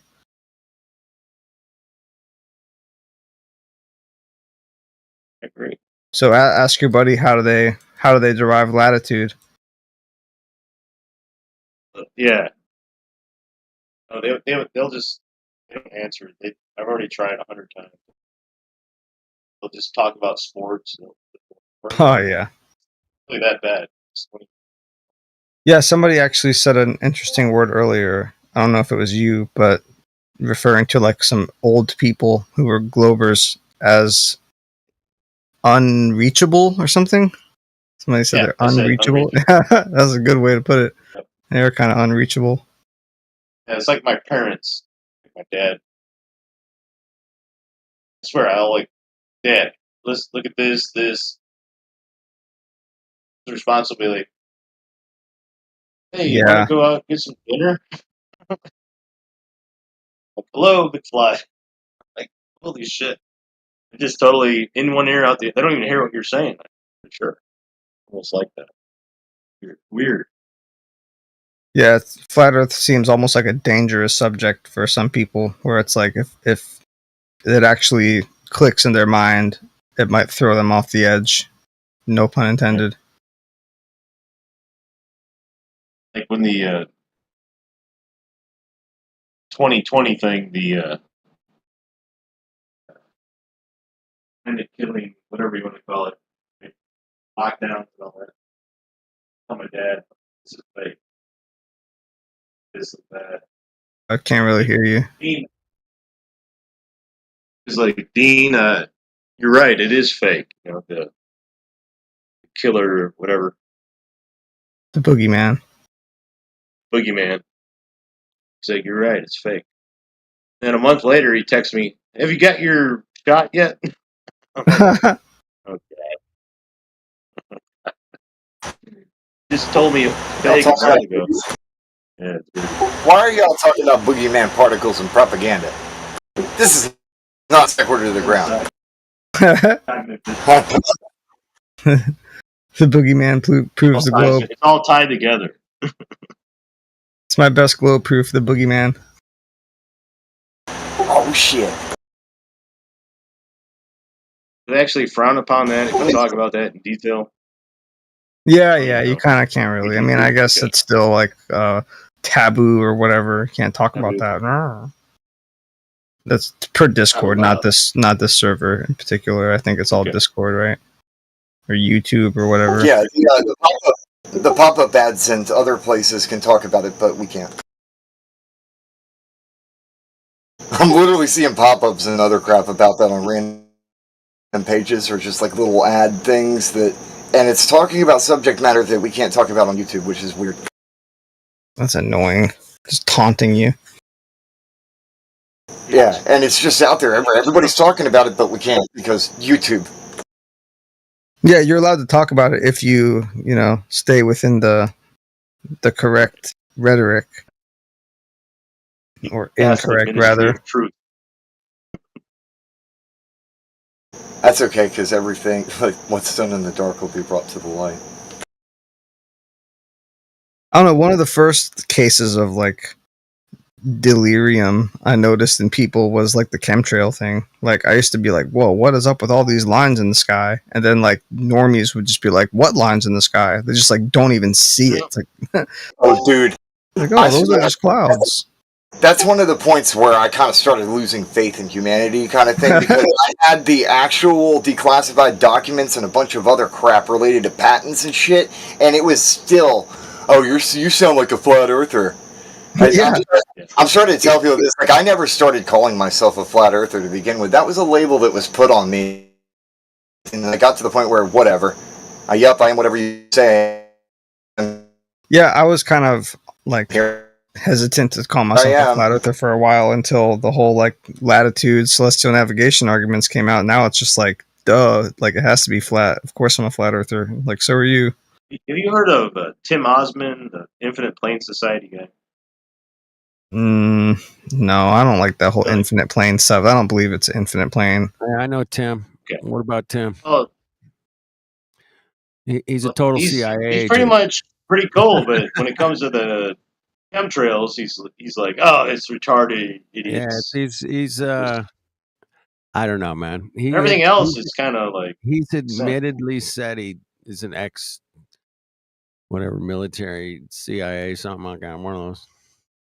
What's kind of funny is that people who go ahead, Dean. Sorry.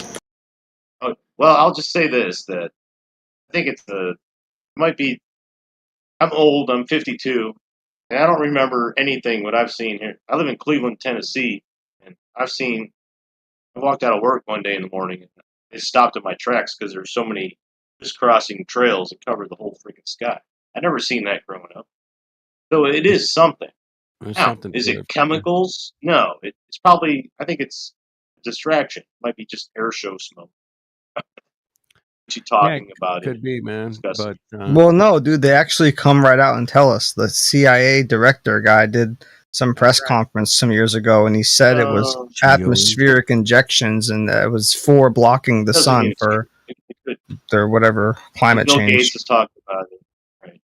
It could be. Like it's not like that's so dumb when people say, "Oh, you're a conspiracy theorist because you believe chemtrails." Like, dude, they literally tell us that's not a secret. Oh. Yeah, they're there. I work on a golf course. I work outside every day, and I see them. I'm like, holy shit! What the? And some days there's nothing. Not a damn nothing. Some days it's incredible. It's like count like 20 or 30 of these things spread out. You can watch the plane going. I work outside. And I can look up all day long. They're there. There's no doubt about that. Now, what they are is the question. Like I said, it might be what you're saying. It's trying to block the sun. All I know, Kind of hard for to sure, do. The Earth I is do so know. big, we can't really just do that. I know for sure that the planes they use are flying over a flat, stationary plane. Yeah. Facts. They know that.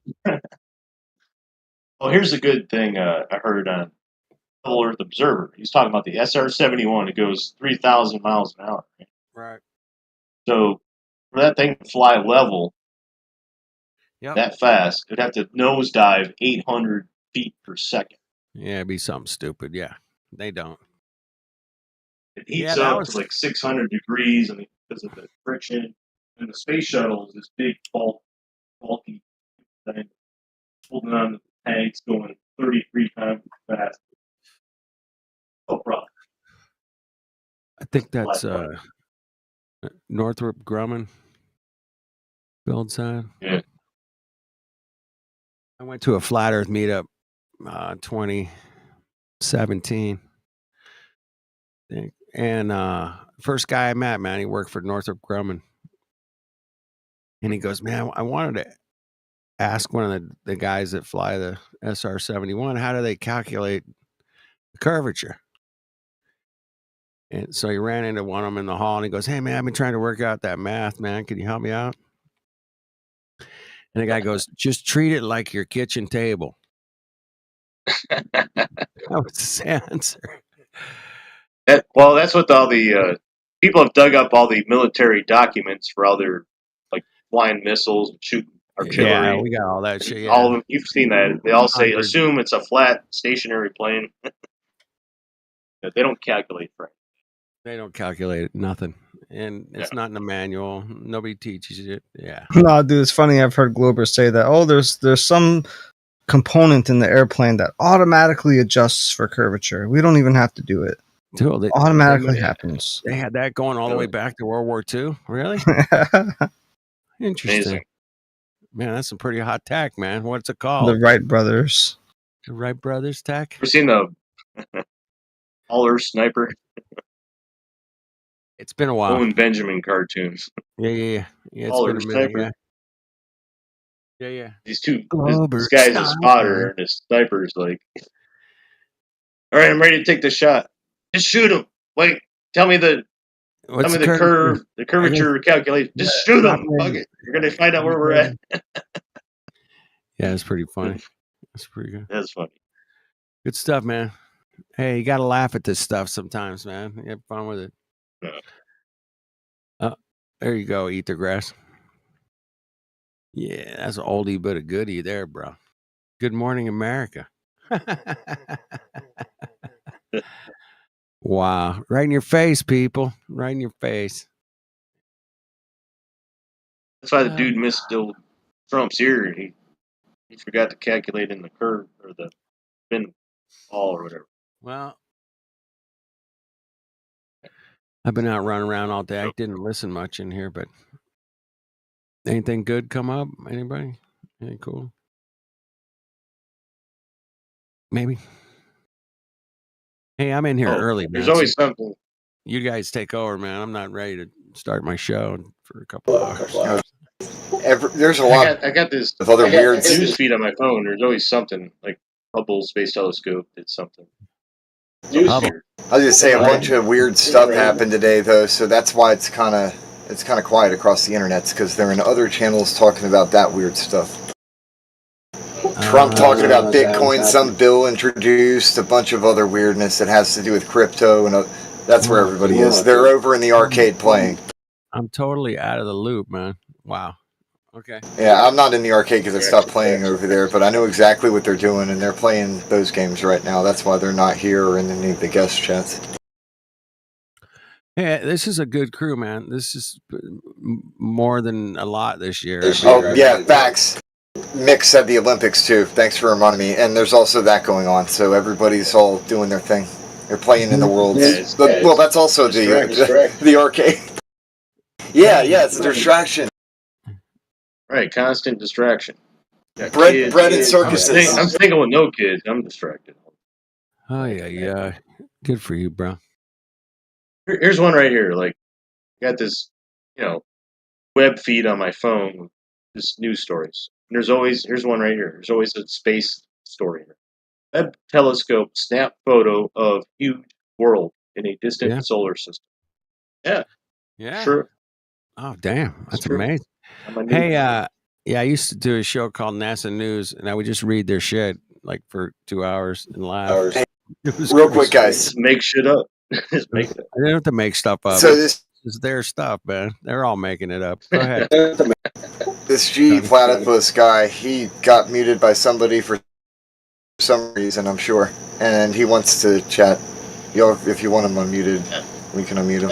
Yeah, I And I don't know why he's muted. So I ain't got the magic wand, bro. Sorry, man. I got one too. But magic gravity wand. I gotta have a magic gravity wand. Make it work. I will tell you why that guy is muted. Because when there's new people here, he likes to be the center of attention, you know? Yeah, I know. And he likes to troll. That's it. He likes to troll. I personally have a policy of I don't unmute somebody else's mute unless I know exactly why they were muted. So I don't know. I'm not going to unmute them. Yeah, I mean, he could have been as simple as hot micing. Who knows? But I doubt that. I fucking doubt that. G.A. Barrington, he was, he was here at that time. So the guy G.A. Barrington, he was talking. We were talking to a new guy, and this guy just interrupts. You know, he likes to be the center of attention, and that's it. Okay, we got it. That's why you got me. Got it. That makes sense. I've seen that movie before. And then he makes a claim, and I did ask citation, and he didn't post anything, so he was just wasting our time. So yeah, that's why we like give time to new people to talk. Exactly. And that guy can wait for another day. You can wait. Yeah, it's still early, man. Hang in there. So James Dean, how the hell did you get here, bro? When did you show up here, man? Oh, well, I have a podcast addict, and I don't know who it is posts clips from like here onto the podcast. So I was looking at like the Flat Earth Dave stuff, right? And I found the 24/7 podcast. It's on my, I'd listen. There would be like an hour clip of stuff, and the other day, probably like a week ago, I figured out how to get on here, actually get on the Discord. Right. We started welcome, talking. Man. Welcome. Yeah. I've been here like 3 years. I don't know. Alpha's been here since the beginning. Miguel's been here since the beginning. Anybody else? Am I missing? We had another server with. Damn, FED, I thought you were on at night. What are you doing? Your show don't start till later. I know. I'm coming in early. I'm leaving early. Oh, you're doing an early shift? Early. Right. I'm gonna clock out early. But that's cool. Just get my work like a podcast. Get my work done. I'll get out of here. You should form like an actual podcast. We had another server with like, I don't know, 60,000 people in it. I don't know. It was huge, right? But somebody got the password and fucked it all up. Anyway, we started another one about, 4 years ago? We're doing pretty good. I think we got up to like 30,000 now, right? Are we close to that? Yeah, we're on like, 3 servers so far that I know that are active. Oops.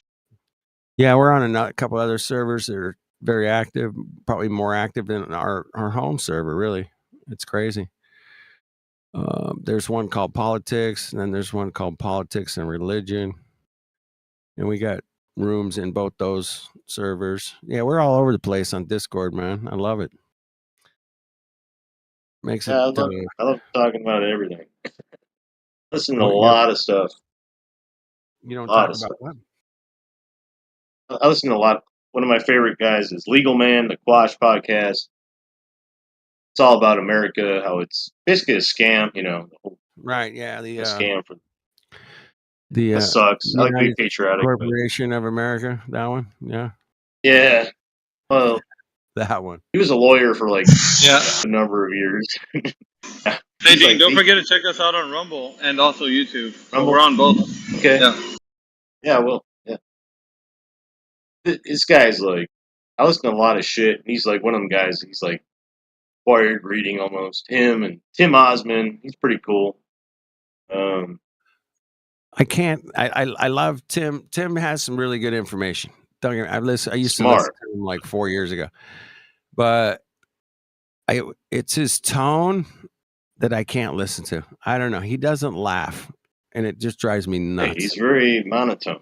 He's so monotone, bro, and I just can only handle that. The fakeologist guy. Yeah, it's like, hey man, where's no.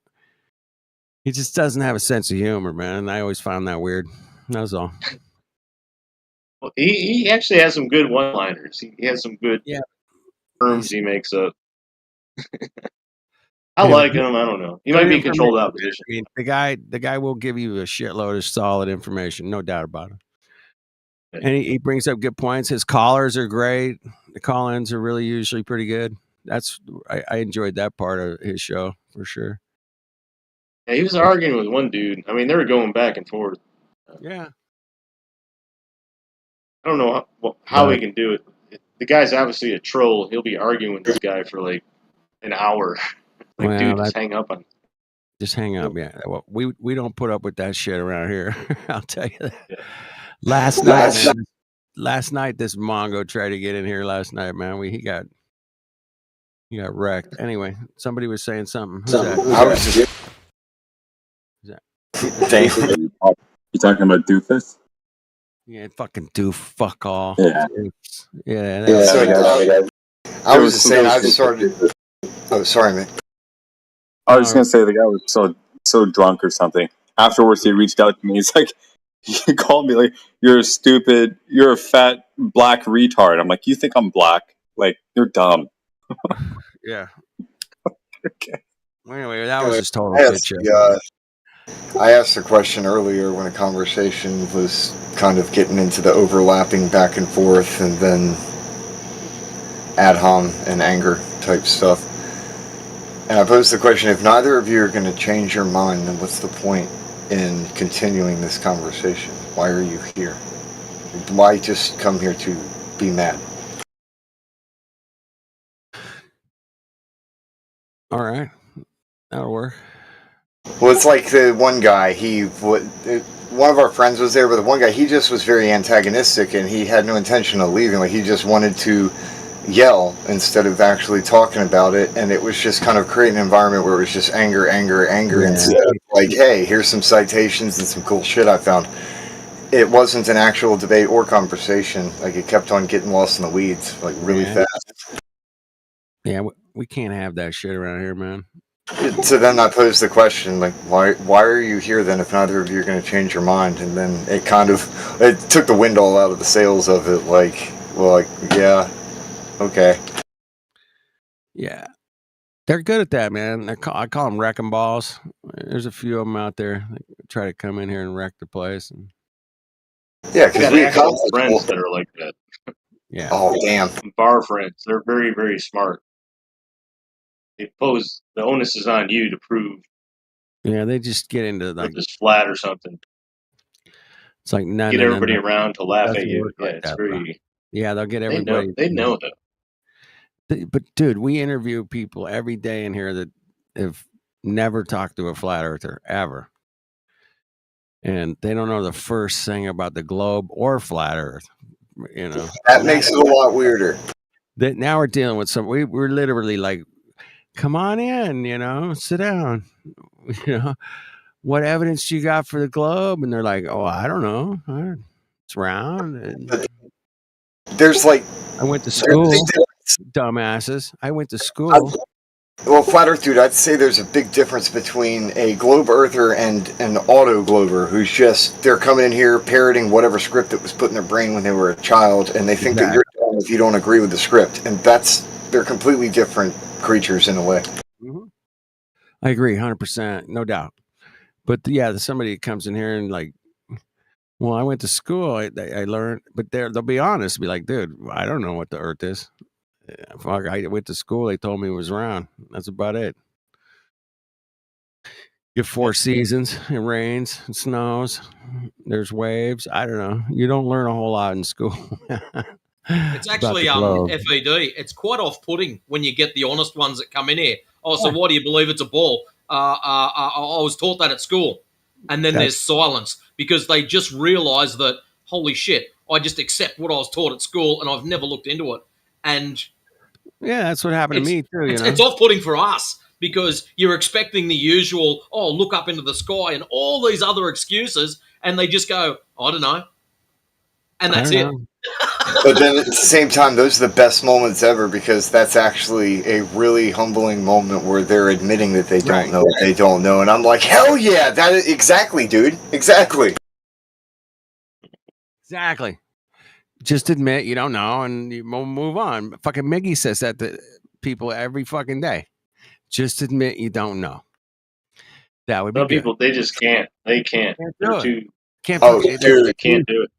Miggy is an ego steamroller, and I mean I'm just saying, somebody if they refuse, it's like an immovable object and an unstoppable force coming into contact with one another, and he just, yeah, you better not have a big ego if he's like got you in his sights.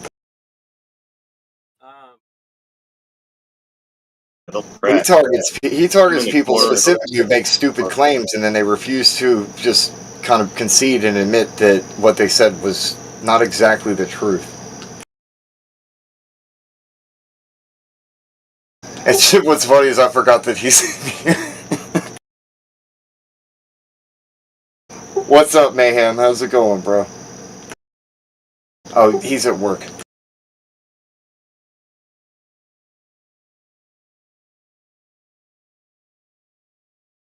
Hey, Flat Earth dude. Yo, I'm back. What's up? What's the craziest thing that you heard today? Craziest thing I heard today. Oh, fuck, dude. Underground in all throughout this realm, dude. There's a place, I think it's in like France. There's 37 stories of tunnels underground, man. 37 stories down. You can't live down there without light and oxygen and ventilation or something. But what the fuck did they build 37 stories of tunnels underneath the ground? Like, are you talking about like kind of an inverted skyscraper where they actually? I don't know. They built that thing. That's the craziest shit I heard today. That was your question, and I was like, "Whoa, you want to check it out, man?" It was my lunch break. He brought it up. Fucking. Where's that at, FED? Is that in Missouri?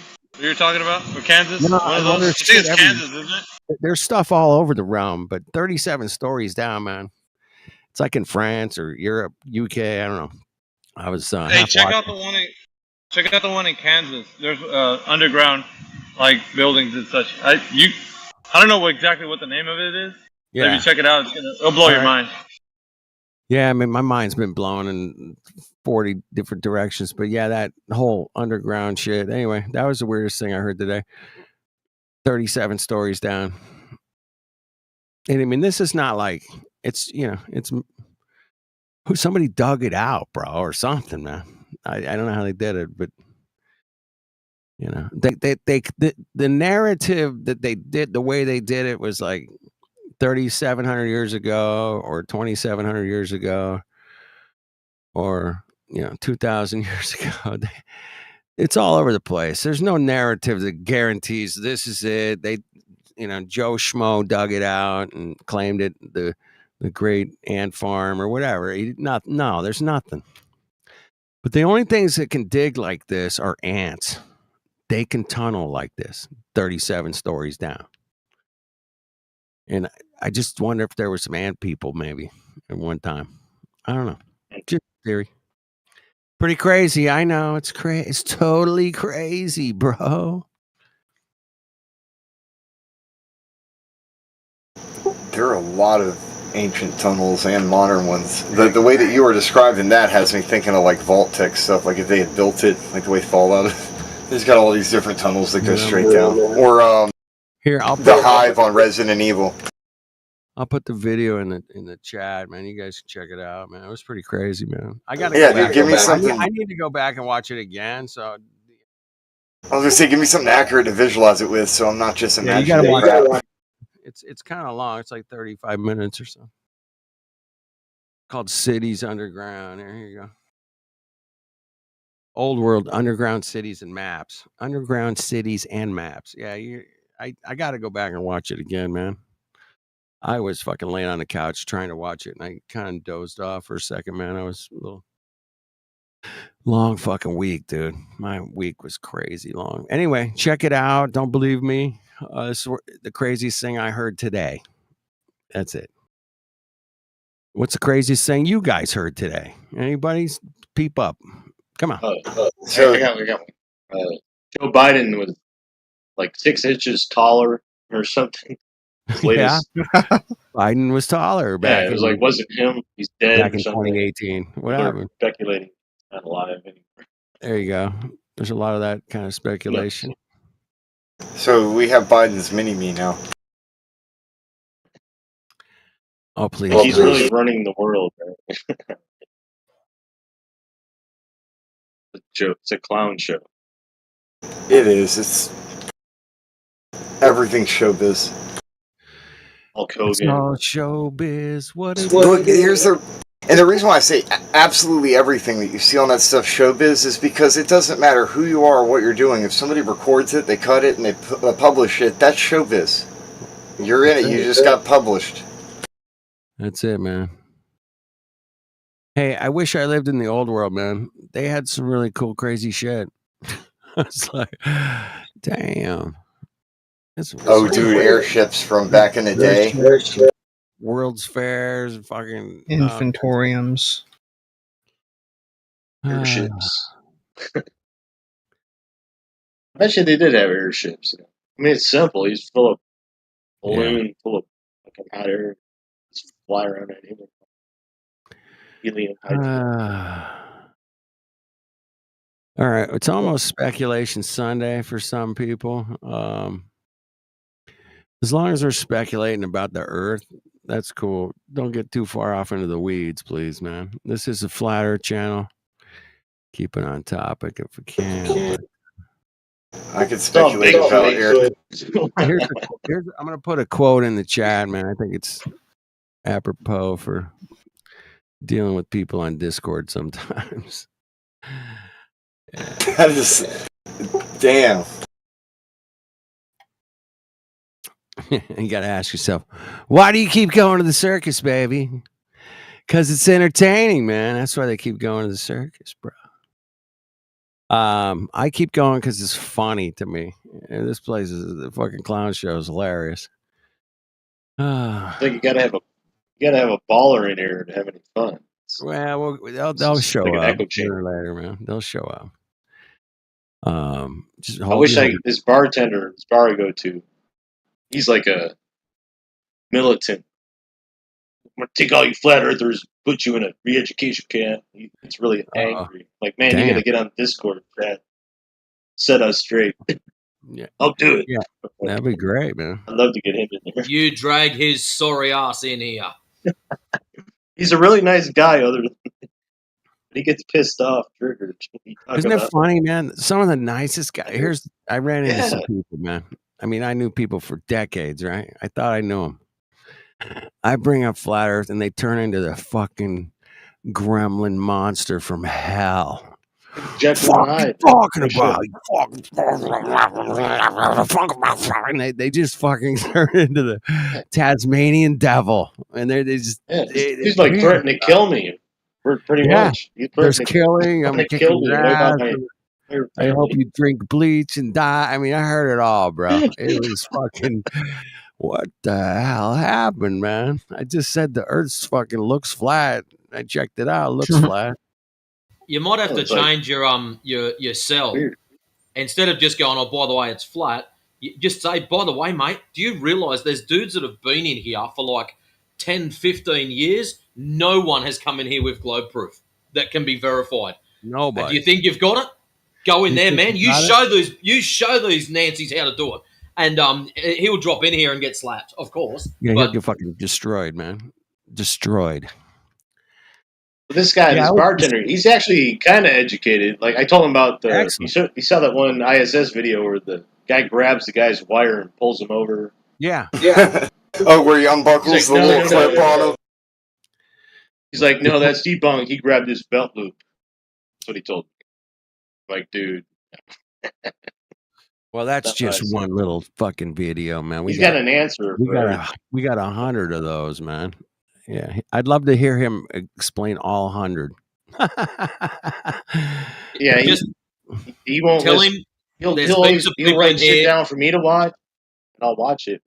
I'll write shit down. I'm like, did you watch that? He won't watch anything. They're closed-minded. They will not watch anything you give them. I was showing shit to an astronaut's son, Scott Beach, and I'm like, dude, look at this. And he fucking laughed, bro. He goes, yeah, that looks pretty fake. Yeah, but they're just nerds. Yeah, he was on David Weiss's show. I remember that. Yeah, you remember that? It's kind of. Yep. Yeah. So yeah, there's just so much, man. We can sit here all night for the next. I think that some of it's social engineering, dude. Like where they're engineered to be afraid of it, or more ashamed of looking at the content than if they were to be caught looking at promiscuous pictures.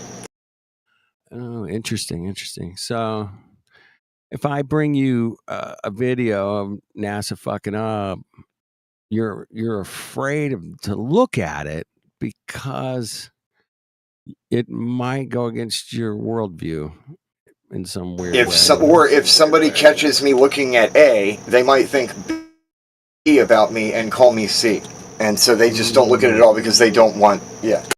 Yeah, I can see that happening. I don't think it's common, but I've heard everything. I've heard. Oh, there's a real video, and the flat Earth Nazis doctored the video to make it look fake. I've heard that.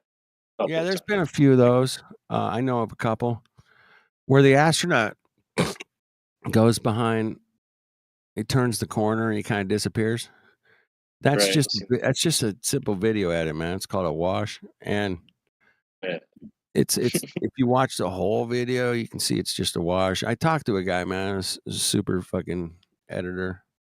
He goes, yeah, it's just a wash, man. But they use the flat earthers use that one as evidence, like NASA's faking shit, and they're faking shit, but we got much better shit than that one, by the way. And you seen the one where they're on live TV, and then there's a zero G plane, and it takes like an air current or something, then everybody's bodies slam up against the bulkhead. That was a gravity wave or something. Gravity wave, yeah, that's what they said.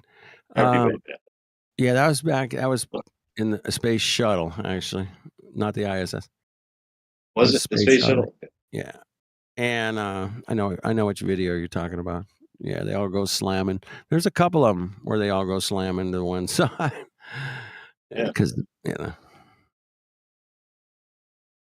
how do they all keep it? That's my one big question. How do all those people not say anything? There's been a few, dude, over the years, man. Broke the silence. Early on, Flat Earth, there was a few whistleblowers that worked for NASA and shit. But what's his name? Werner von Braun.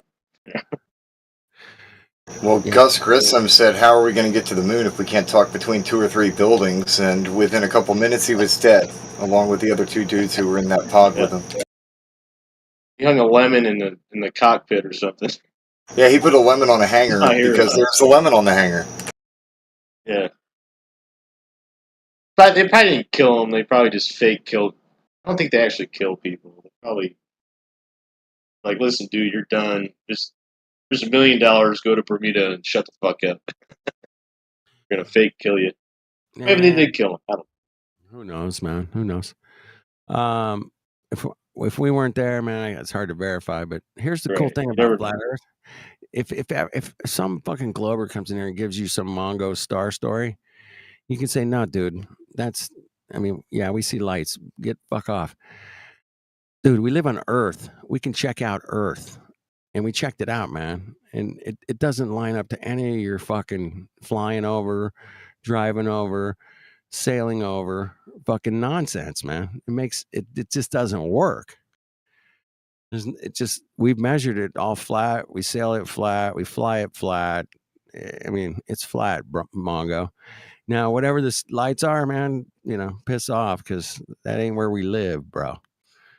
Have any of you guys done the and you see the sun ISS tracker thing? I haven't done it yet. But... Fuck all that, man. I'm a realist, man. Right down here on Earth, bro. Yeah. Right where we live every day. The bartender guy I was talking about, this other guy I work with, is like, oh, I saw it, man. Yeah, I saw the space station fly right over. It's like bullshit. That's it. You saw a light in the sky, bro.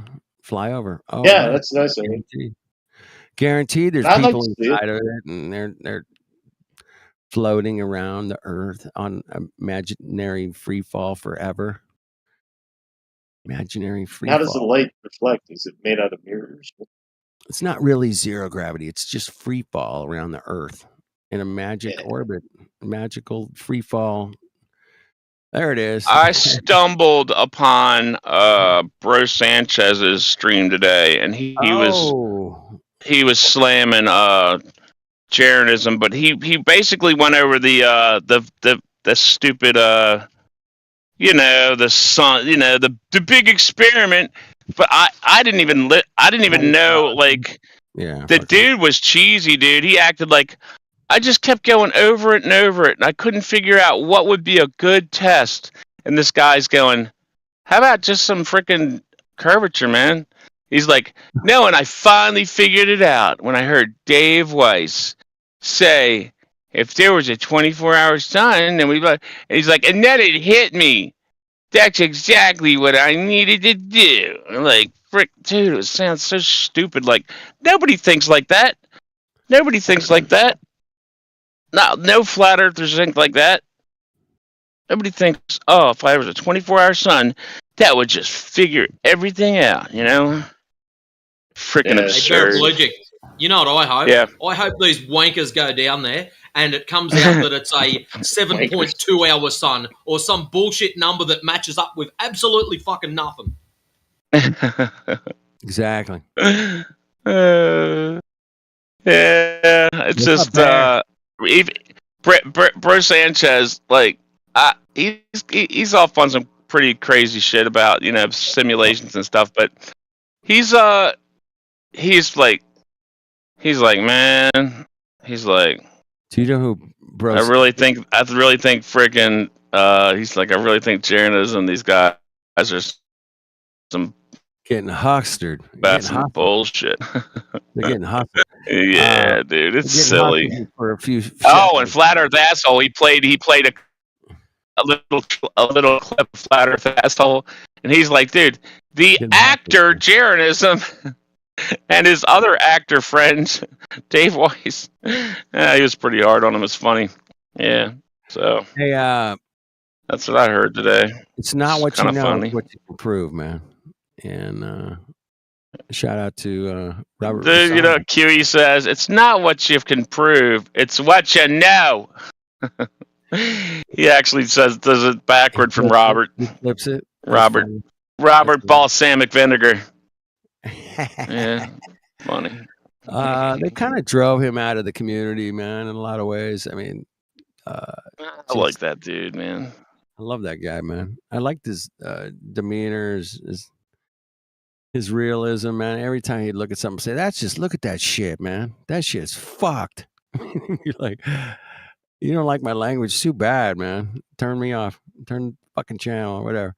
But yeah, he would not apologetic about his language and the way he would express himself. It was great, man. It was, and he backed it up, bro. He backed it up. That was the thing, man. Check out for a minute. I gotta go visit my neighbors. I'll be back. All right, James. Hey, didn't he actually go? At one point, he was like, "I'm going to try to stop the cussing for my daughter," or something like that. Did I recall that correctly? At one point, don't know. Robert. Yeah, I think I recall that. Yeah, I know. I think he was like, "I'm going to try to do less cussing for during something to do with his daughter." If he was talking to a professional in the field of physics or astrophysics or whatever, he was spot on, man. There was no cussing. I mean, he just flipped a switch, man. He just went full intellectual PhD level shit, man. He was all over it. But when he was just looking at stuff, man, he would just go, look at that fucking shit, man. You gotta be fucking kidding me. He would be like, these motherfuckers. Yeah, he would call them out and yell at them and piss all over their videos. But as soon as he got one on the phone or something, he was like gold, bro. I was like, but he knew his shit, man. He knew everything. He knew so much about the physics of everything, man. And he was really good at explaining it. Him and yeah, it was great. Good times, man. All that shit's still available on YouTube. If anybody's interested, man, let me know. But yeah, the guy had a certain style. It just appealed to me. It might not appeal to you, for sure. It might not. But there was another legend out there as well, man. Jibby Jedi, man. Shout out to Jibby. He made a video of like 37 space shuttle launches. And he numbers, babe. Bassano. Are you talking about Bassano now or somebody else? No, Jibby Jedi, man. He made wait, Jibby Jedi or our Jedi? No, different Jedi. Totally different. I never heard of Jibby. Jibby Jedi. He was an actual Jedi. Anyway, the point was he made a video of 37 shuttle launches, and they basically are all the fucking same video, bro. 37 of them. And it was just an excellent proof, man. It was really crazy, bro. What do you mean they're all the same video? What does that mean? Dude, like once it gets up, the launch looks a little different, but they'll use different angles and stuff. But literally every launch, they use the same. You think they're using the same bullcrap? They use the same video once they got up to like yeah, they switch. Yeah, dude. Like dude, when you get into the whole, it's a freaking blimp. You know, because I always, even as a child, dude, I remember like looking at it like, man, that thing's like, it's got to push so much weight. Like, how's it doing it? How's it not faltering or like teetering left or right? How is it just not doing like spins? You know, and then you find out, oh well. It's just slowly freaking taking off like a hot air balloon, except it's full of helium. You know, it's so freaking simple once you finally figure it out. It's like, oh, and then you look and you're like, they won't do launches on days with wind of over 3 miles per hour. Like what? Why would that be? You got all that rocket power. Why would that be? Oh, because it's a freaking balloon. What's the problem? Because it's a balloon, stupid. Well, the first time I heard of ISS being a balloon, I think it was from David Weiss's videos, one of his. And he showed he's one of the biggest ones that first put it out. Launch, like the tail end of the rocket kind of drops. The bounce. It kind of does a little bounce up and down before it takes off. I was like, that's a bummer, you know. Weiss has put out some halfway decent crap, man. It's a bummer. He's just lost his freaking mind. Shit on David, man, for putting out a bunch of really good shit. He's got a pretty good app. I met the guy in person. I don't know. He's all right, but you know, is he perfect? No. Is any of us perfect? No. No, not at all. Does but he do some shit that I wish he wouldn't? Yes, of course, dude. Stop that. Fucking do not ice wall out of Earth, for fuck's sake. You can't do that, bro. Can't do it. You don't know. You never been to the ice wall. You don't know. Don't tout it. Don't tout it as anything but speculation. You know, you got to make it clear if you talk about that shit. Right here on Earth, what we can prove, what we can't. And he would agree with me 100%. You guys know that. But at the same time, man, I'm not going to shit on him. But has the guy put out some really great videos? Fuck yeah, man. And yeah, you know, I don't have his app, but apparently people that have it love it. Whatever. Is he pushing flat Earth every day? Yes. Was he the first one to put out that balloon? Like he's the first one I saw the video That's the from, first one, dude. I'm pretty was sure that he the first one to, like, nobody thought about it being a balloon before then? I don't think so, man. That's kind of, that's shocking to me. Maybe Bassano might have mentioned some crazy shit like that, but you know, Bassano had the freaking, the balloon launches and the he did a lot on like balloons. the shuttle, the space station honey, can you get that package out of the back room so it's not in the where it's all hot for me, please? Sure, well, honey, you know what's in there, baby. I got you. I got you covered, honey. I got you covered. Yeah, man. All right, babe. Yeah. 24 hours. Yeah, I mean it's 24 hours. So anyway, man, I'm not on from day one. So- I'm like, this is a stupid thing to do, man. Don't do it. Yeah, everybody knows they got that stupid thing anyway. They got that fake sun anyway. You know, they know they can pull that crap. Doesn't matter anyway. I ordered six lenses. Yeah, it's unlocked, baby. Hold on, Bear. Go ahead. Eat the grass. Go ahead, Bear. So I ordered 6 lenses just because I got sick of hearing the discussion and I wanted to make some videos because I knew that I had a lens before, like a year or so ago, that I've actually seen on Professor Abizade's diagram, a ring of light around Antarctica. So the whole discussion's always meant nothing to me from the beginning. But I ordered these lenses, and the day they come in, Gregory posts this video, and I'm like, thanks. You took the wind out of my sails. I'm still gonna make the video myself, but this is exactly the phenomenon I was talking about, and I also have the wrong lenses. I need something a bit taller. Right on, man. So when people act like they got a gotcha with this thing, it doesn't really mean much. There's much more that has to be done in order to prove anything. It's not a test. Exactly. So he wasn't the wind beneath your wings. No, he just more like just kind of changed that shit so that it was just gone. Like that, dang, he already neutralized the conversation for me, so I can't share this info to this guy as a point because he already shared this. Like that's what I was trying to get and share with him, but he beat me to it. Yeah. Like, hey, kudos on it. Like that was exactly what I was looking for, and it told me exactly what I need to. I need to order just one more lens. I've got a bunch of stupid little things in my. It came with my P1000. I have no idea what they do. It's like a whole box they give you with the P1000 when you first buy it. I know exactly what they do. They give you a box of Hollywood magic. Ask Disney. Is that what it is? Yeah, man. I believe it's it. wizard stuff.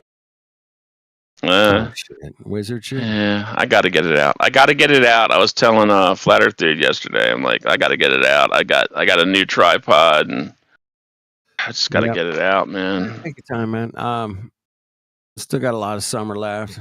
Wait till it's a little cooler, man. It's too fucking hot right now. Dude, you should look into the sodium vapor process and try and emulate that using your camera because you could come up with some really cool crap. I'm just saying. The sodium vapor process.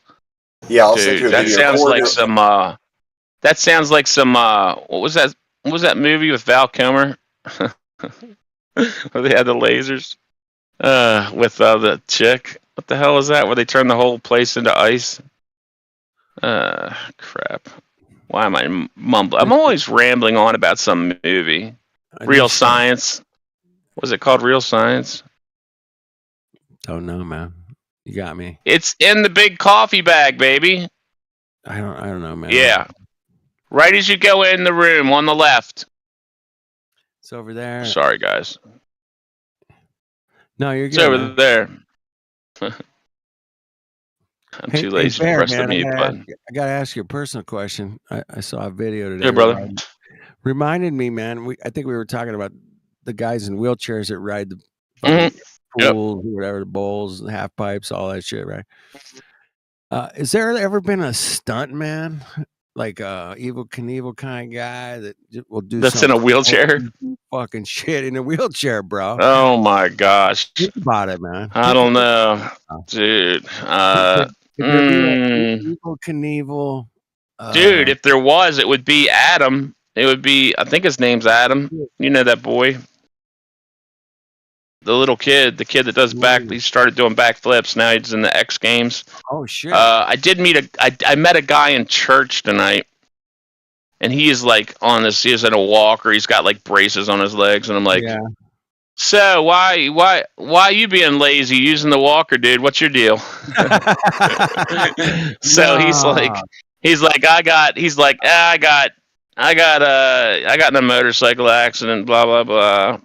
Right. And I told him I'm lazy too. I said there's nothing wrong with me. I'm just fat. I don't feel like walking. And so anyway, he's like, dude, he goes on. He got in a motorcycle accident, then some other accident. But then he goes into the hospital. He said some nurse went into another room with a patient that had MRSA and didn't change her gloves. Came back in my room, gave me a brain infection. MRSA. A MRSA brain infection. I'm like, holy crap, dude. I'm like, dude, is that a lawsuit? He's like, oh yeah. I got a bunch of money for it, blah blah blah. Damn, dude. I'm like, sheesh, MRSA? Thanks. He's like, but I'm sure you almost died, baby. So what was it, Larry? Was it Larry, honey? Yeah, Larry. Larry said he was glad it all happened because he doesn't think he'd be alive, and he wouldn't have found the Lord. So, all right, there you go. Just be happy. Be happy. You ain't. Bless him. You ain't got MRSA in your head, in your brain. Head, man. That sounds like a song, but anyway. I was just asking about Evel Knievel wheelchair dude, man. There's got to be one soon, man. We need to fucking find the guy, bro. We got to find the guy. Dude, once I get a cartoonist, I'm doing Bearable Evel Knievel. I'm doing it. Here we go, guys. It's in the chat right now. There. You got a world's What is longest it? jump fuck me, bro. and a UTV. Oh, is it Adam? I gotta see this shit. It's Adam. It's gotta be Adam. That son of a b. Look at, I love it, bro. I love it. Yeah. Semi-paralyzed athlete breaks the world record. Yeah, I'm watching it. Hold on. You tell me what it says. Tell me what it looks like. He's got like a, I don't know, off-road vehicle at an airport. Looks like he's going down the runway. Airport. And there's a ramp. No. Oh, is he getting pulled by the freaking thing or something? He just made a big jump, man. Maybe, but it was in like a four-wheel off-road vehicle kind of thing. The UTV. Man. Yeah, he did a big fuck you ramp long jump. That's pretty cool. Not and bad. He's like used to be or semi. Oh, so his legs still work. He's just kind of buckled up. He's like you, man. I don't think he has his legs, bro. He could have hand controls. Yeah, hand controls, dude, man. That's how Bear drives. That'd be cool. My buddy, drive his car, man. You grab the knob, you pull it down to go forward, and you push it to brake. Anyway. Pull it is gas on mine. Push it to brake. They have something. It's called the push, which is dangerous as shit. I had it on a. It's you pull it down. I had it on a. I had it on a Monte Carlo rental vehicle. And dude, it was push forward to stop for gas. Right? Push down for brake. Pull down for the brake. I don't like that. So man. like, okay, all right, pushing forward. Okay, that's kind of like. You push down on the brake, like not down for gas. So I went to a light one time and I got a little confused. I was like, all right, push down for brake. I almost freaking rear-ended this guy. Yeah. Like you should never have those push, should be push. Standard, bro. I mean, never push. Yeah. I mean, dude, why the push is not the way to go. Push pull is the way to go. Yeah. Always push because you're gonna push down the gas that's in your Pull head. back, man. Like pull back.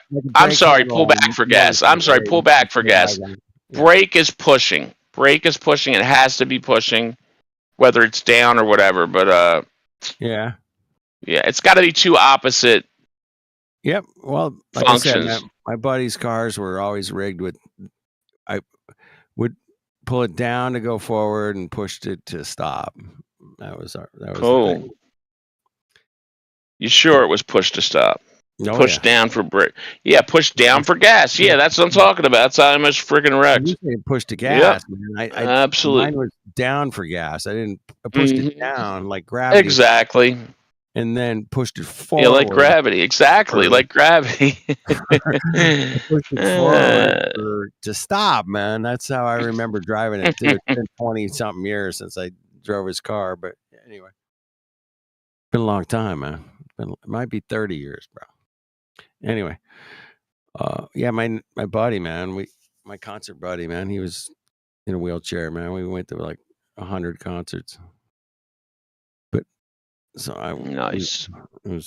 I went to a DRI concert in my wheelchair. I went to a Descendants concert in my wheelchair. I'm like, Dave, you need to get me up front, dude, because I can't be in back. Because if this pit gets crazy, somebody's gonna step on my foot and break it. So I went up front. And I was like all the way up front, and like there was a couple like people that seen me, and they were kind of like cushioning the blow from the freaking rough pit, you know. So it was cool. The Descendants, bro. Mosh pits aren't really the place for a guy in a wheelchair. But yeah, boy, I miss concerts like that, boy. Those are a trip, man. If you've ever been to like a real death metal, thrash, whatever. I'm a punk rocker. I'm an old punk rocker. Pantera, whatever, you know. The original Descendants were the old punk band, man. What are you talking about? What are you nerds talking about, bro? Dude. What are you geeks talking Two about, things bro? at once. Enjoy. Punk rock. Oh my gosh. What are these geeks talking about, bro? Can we get back on track, guys? What the fuck? CB never heard of Pantera. I tried for the last 45. Hell no, bro. Hell no, bro. You never heard of Pantera? Are you kidding me? Fuck no, bro. Bruh. You never heard of break stuff? Let's get this thing back on track, guys. We got Andy Flat Earther in here, Alpha, Bushel, we got Chris, we got Dean James, we got Jenna, we have Matrix, Miguel, Mike, Oblivion, Rayleigh, Ethergris. What up, guys? What up? What's going on, CB, man? We chilling, boys, guys. We just came off a hot date tonight. We just came off a hot date, guys. What's the craziest thing you heard today, bro? What was his name? What was the craziest thing? Her name was God. I don't even remember their names, bro. I just be going on dates with girls that look cute. I don't care about their name. What the fuck? All right, you didn't try to kiss her on the first date, did you? Don't be. Yes, I don't did. be a little freaking perv. We did. Oh man, you little perv! You should have freaking waited. Gosh, what's wrong with you? we did. Did you know anything? He's young, man. Bear. He'll learn once he gets herpes. He's very young. No, ew. Wait for what? No. You could have got herpes from that kiss, man. Oh wait. Anyway. Yeah. Yeah, we go. Wow. Listen, bro. Andy, Flat Earther. We have Jedi's rejoined. We have Jenna, Matrix, Miguel, Mike, Oblivion, Rayleigh, Ethergris, Flat Earth Dude. Hey, what up, guys? Alpha, guys, champions. What up? Almost Speculation Sunday, bro. Almost. Is it Sunday? No, really? It is for the East Coasters, bro. Wait, Yeah, wait, are you in UK? How close are you to San Diego, FED? Yeah, I'm pretty close to San Diego. Yeah. Are you trying to meet up? Because I'm about to come out there in here a little bit. I'm about to come out there. Fuck, dude, DM me, bro. Let's hook up. All right, I'm gonna message you, bro, because we're gonna meet up, bro. All right, yeah, let's do it. sorry. Y'all about to go live? I'm about to bring some girls with us too. Yeah, facts. Well, I'm married, so bring all the girls. Wait, you you're want. married? Oh, all right. Well, I guess it's all mine then. They're all mine. Yeah. I don't care. I don't give a shit. CB, you're a trip. Just make Facts. sure. If we end Bro, up in I'm literally not even in my prime yet, bro. Come on, man. I'm scooping up all the shorties. I'm just saying you're a trip. I'm not hating on you nothing. Yeah, Trip. Yeah, facts. I'm scooping up all the shorties, bro. Come on, man. I'm like literally not even in my prime yet, bro. We're scooping up you're all the cruising, bro. shorties. Keep cruising, man. You got a good thing going. Facts. What up, Dean James? What is Dean James? Does What is anybody that? know how to fly a plane on a globe? I've been checking. No. Nobody? Hell no. Come on. It's got to be somebody. In here. CB, you need to get on Big Tarvey. Big Tarvey gets your levels down to where they're untraceable. You know? Big Tarvey. What Big levels? Tarvey. Yeah, the AIDS medicine. It gets your numbers down to where, they can't even trace them. And then you can have all the sodomy you want. All right, there. I mean, listen, man. The girls for the streets already, so we're just gonna roll with it. Dude, what the heck? Yeah, I facts. want to fly a plane on a globe. I need somebody to help me out. How do I do that, man? Can't be done. There's no globe to fly around. Facts. Come on. I want to ban somebody, and that last guy's a contender. Apparently, coffee get banned for like 30 seconds. AI, I want to fly a plane on a globe. You got. We have Q and P guys. We have Q and P who's joined the panel. Welcome. Oh, Dude, you can fly a plane on a globe if you want. No, you can't. Hey, you have to go to wherever a globe is. Go where the globe is. Yeah, go where the globe is, bro. I got it. Okay, that sounds good. Yeah, facts. Go to the globe.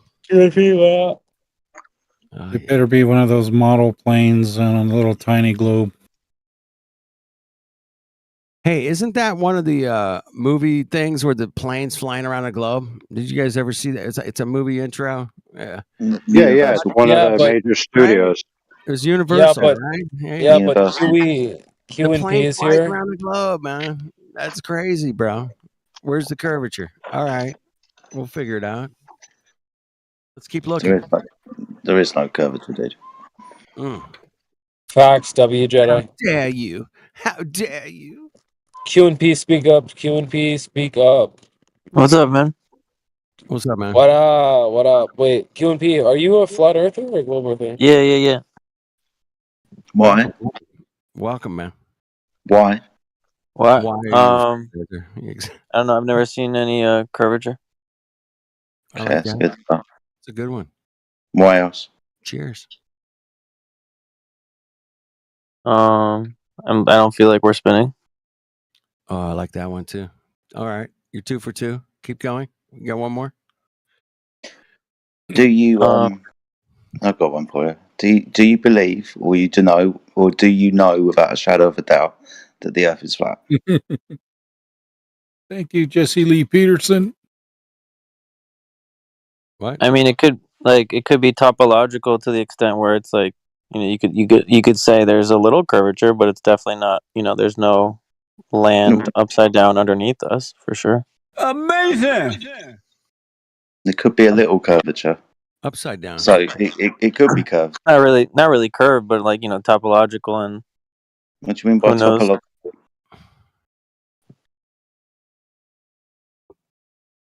I'm not being rude, dude. I just bored. What do you mean by topological? Like topographical? Topographical. No, he said tapological. Tapological. Okay. Yes. Not to be confused with tapiocological. But the obvious answer is, of course the Earth's surface can be curved. It's called a hill. Ooh. Hey, I know QOP from another server. What's up, QOP? I don't think I've ever heard your Take the phone out of your Take the phone out of your pocket. Take your phone out of your ass. Dave, take the phone out of your pocket, bro.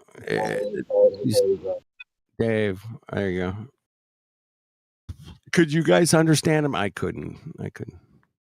Dave's not here, man. Dave's not here, bro. He's not here. Yeah, there's hills and mountains and curves, and there's even waves, man. I've seen them. Beautiful. Is that what you meant by topological? It could be topographical. There could be hills that curve. There could be hills that curved. Is that what you meant? Yeah, I mean, There it's could be definitely all. hills that are curved. You're not sure.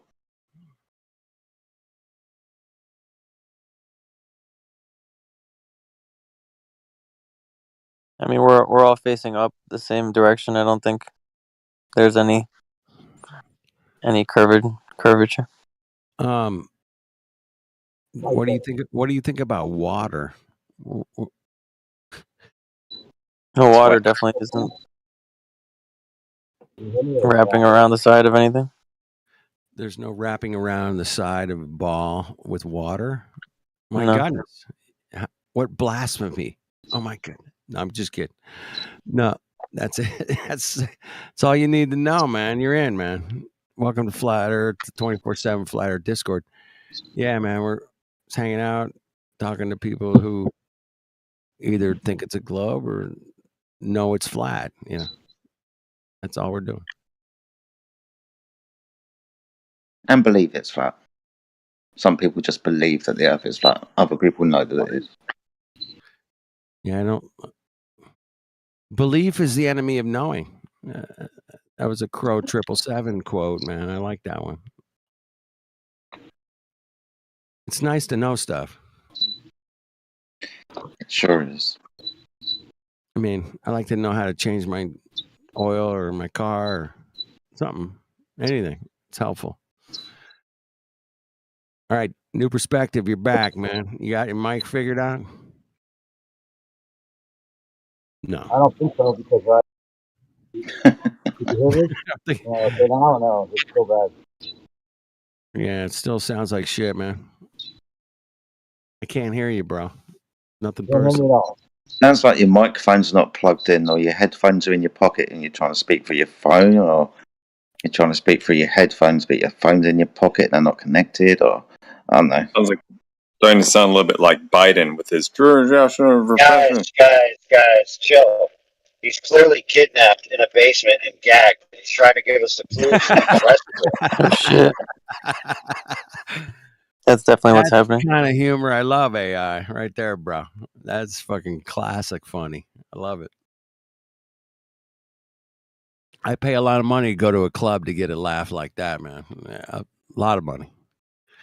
Damn. He's in his. Hey, let's do like in Taken. All right, new perspective.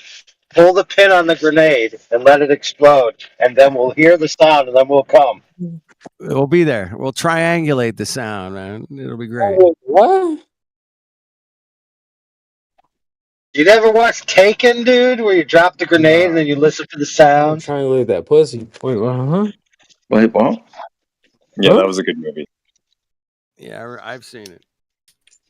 Which one? Taken? Taken again? Or I will Taken? find you. I will kill you. 42. I'm pretty sure. I'm taking a piss. 42. He's gonna do like a fifth sequel called "Oops, I've taken a dump in my pants" because I'm so old. Taking that.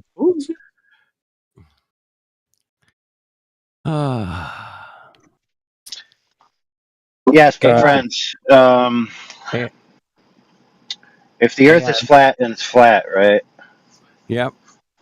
So if you tell me the Earth is flat, then I kind of get the gist of what you're saying. But if you tell me all horizontals are parallel and all verticals are perpendicular to horizontals, that may be true, but you could still be living on a globe Earth. What you're talking about? Follow me? Divergent. Yeah. Divergent parallel. No, dude. No. No. Divergent plumb lines. Okay, it's very simple. Take a piece of graph paper, right? You have straight up and down lines oriented on the paper, then draw a circle on that piece of paper. Boom. There you go. So people who argue that flat Earth isn't sufficient, or it's a lie, or it's some kind of ruse, right?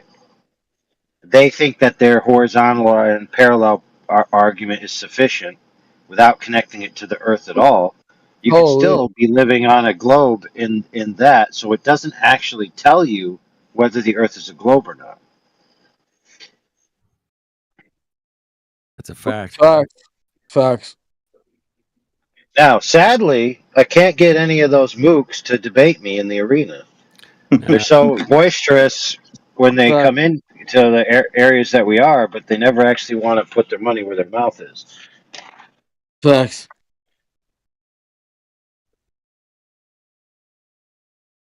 So who's trying to put their money where their mouth is tonight, guys? Hey, speaking of fighters, CB, Right the Hand, who is famously known for calling women pathetic and weak, and then getting whooped his ass by one in an MMA fight. He's doing the circuit with his little Bevite not flat shtick, and I almost riled him up enough to debate me. Wait, not right the hand, please. No, please. Why? What's wrong? Are you telling me he's doing the whole Bevite shit? Nah, bro. Really? Heck yeah, brother. Dude is out, man. Hell no, man. I thought he was smarter than that. Holy. Dude. Really? Wow. The dude's a little psychotic, bro. Yeah, yeah, facts. Absolutely. And then you got his buddy Elder Bear. You got his buddy Elder Bear, so I told either of them they could debate me. And Elder Bear's reply is, "Oh, well, you banned me from that server." I'm like, dude, I'm asking you to accept a debate, bro, not to whether you're banned or not banned from a server. Facts. It's like, dude, you know, when someone asks you, "Do you want to debate?" you say, "Sure, I'll debate," or you say, "No, I won't." You don't say, "Oh, I'm banned from the server." Sounds like an excuse to me. Sure, I'll debate. Yeah, they don't want to bait. Wait, who said that? Desire. Nigga, what up, nigga? What's up? Nigga. You looking for a debate? Because you can't have a debate with two people having the affirmative of the same position, because that's not really a debate. Facts. See, what AI did was he laid out the bait for the debate. You get it? Oh, yeah, the debate bait. Wait, it was debate bait? It was debate bait, mate. Debate bait, mate. Oh, mate, it was debate bait, mate.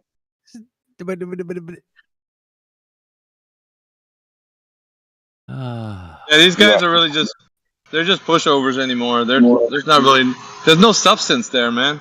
I mean, no meat on the bones. Right the Hand, Bev, and Elder Bear. Oof. Facts. I didn't know Right the Hand was part of them crew. Holy. Apparently so. Yeah, he's in bed with those guys. That's so embarrassing. I'm so glad that I'm not with them niggas. I'm sorry, bro. I just hate to say it. Like, True Earth is trash. What the fuck? True Earth. But it's True Earth, dude. It's the truth. Fuck that. What is that? I don't know what that is. Is True Earth flat Earth? Nah, fam. Nope. It's not? Is it Nah. concave? Yeah, it is, yeah. Well, didn't they ask David Weiss, who's a true earther, are you for sure and certain that the earth is flat? Got him. What do you say? If you're for sure and without a doubt that the earth is flat, that's what what's his name was asking him. Jesse Lee Peterson. Yeah, Jesse Lee was asking him that, and he was just, well, what do you mean by that? Like, oh man. What? Yeah, bro. I mean, Jesse Lee Peterson is a character, but we should not be getting cooked by guys like that. The fact that Dave Weiss got cooked by is embarrassing. It just goes to show that Dave Weiss is nobody. Fuck Dave Weiss. He doesn't know He shit. cooked himself. I'll promote Jedi over Dave Weiss. Fuck Dave Weiss. The fuck? Yeah, I'm always saying that the 24/7 and some of the other allies that we have, like Oakley and QE, man, like we're basically the tip of the spear. Everybody else, they're fucking fake, dude. Anywhere else you go, it's gonna be just not in the argument, or they're not able to state anything, make any assertions that they can prove. Like it just, you never have the quality that you do with like this channel. It's weird. I don't know. If you don't believe me, go out there on social media and try to find somebody. I mean, you'd be hard pressed. It's because social media is gay. Gay. Dean James, what do you have to say about that, Dean James? Dean James, you were up. Dean James, welcome to the panel. What are your thoughts on flat earthers talking shit? Go ahead. Dean James, what up? I'm here. All right. Dean James, welcome to the panel. So, all right, so Mickey's talking a lot of shit as a flat earther. What do you have to say about what do you have to say to the flat earthers in here? well, got some good. Science backs up the flat Earth. It doesn't back up the ball at all. There you go. What? Science what? Science is who? I just woke up, man. I was like half asleep. I'm falling asleep too, bro. I'm not going to... Where's the what clip, bro? What? Yeah, let me get a glass of wine. What? Where's the science for the flat Earth? Science is on our side. On their side. Bro. Oh my god. You hate science? Which science? How many are there? I'm being sarcastic. Where's the science for the Neil deGrasse science. You said science was more on the flat Earth side. Where's the science on the flat Earth? Oh my god. Oh my god. Oh, it's like this. They fuck up where the ballers fuck up. They give dimensions of the ball. That's their Achilles heel, right? That's where they fuck up. Okay, that's where the globe fuck up. I ask you where the science was for the flat Earth. And I talked to a lot of people, and they're like, "Oh, Eratosthenes does sticks and shadows." We all know that's stupid. It's all you can get the same angles on a flat surface. And I did that experiment twice with Matthew Learns. Hold tight, flat man. So I asked you for the science for the flat Earth. You said the science was on the flat Earth side. I asked you for that. It's a generalization, but in exact terms, you can see too far. There's. I don't like 8 inches per mile square. There's an actual equation. It's long, but it works. You can see too far, and the only answer I've seen is, well, there's a refraction index of refraction. Well, Oh my god. that's gay. That's fucking. Anyway. Oh my god, dude! This whole refraction bullshit is such an L, bro. Holy shit! I know it's stupid. I'll give them 0.7, or they come up with some number, but you're seeing shit. It's called a grab fraction. Yeah, they're just pulling out of their ass. I think Jetty was getting at if the shape of the Earth is science. I think that's what he was leaning towards. Do you mean Jedi? Yeah, ding, ding, ding, ding, ding. Absolutely correct. Jetty? Yeah. No, he's not Jetty. It's Jedi. Yeah. Oh, I'm sorry. Jedi. You're all right, mate. You're fine. Put some respect on that name. Yeah, however you're going to say it. Jedi. Facts.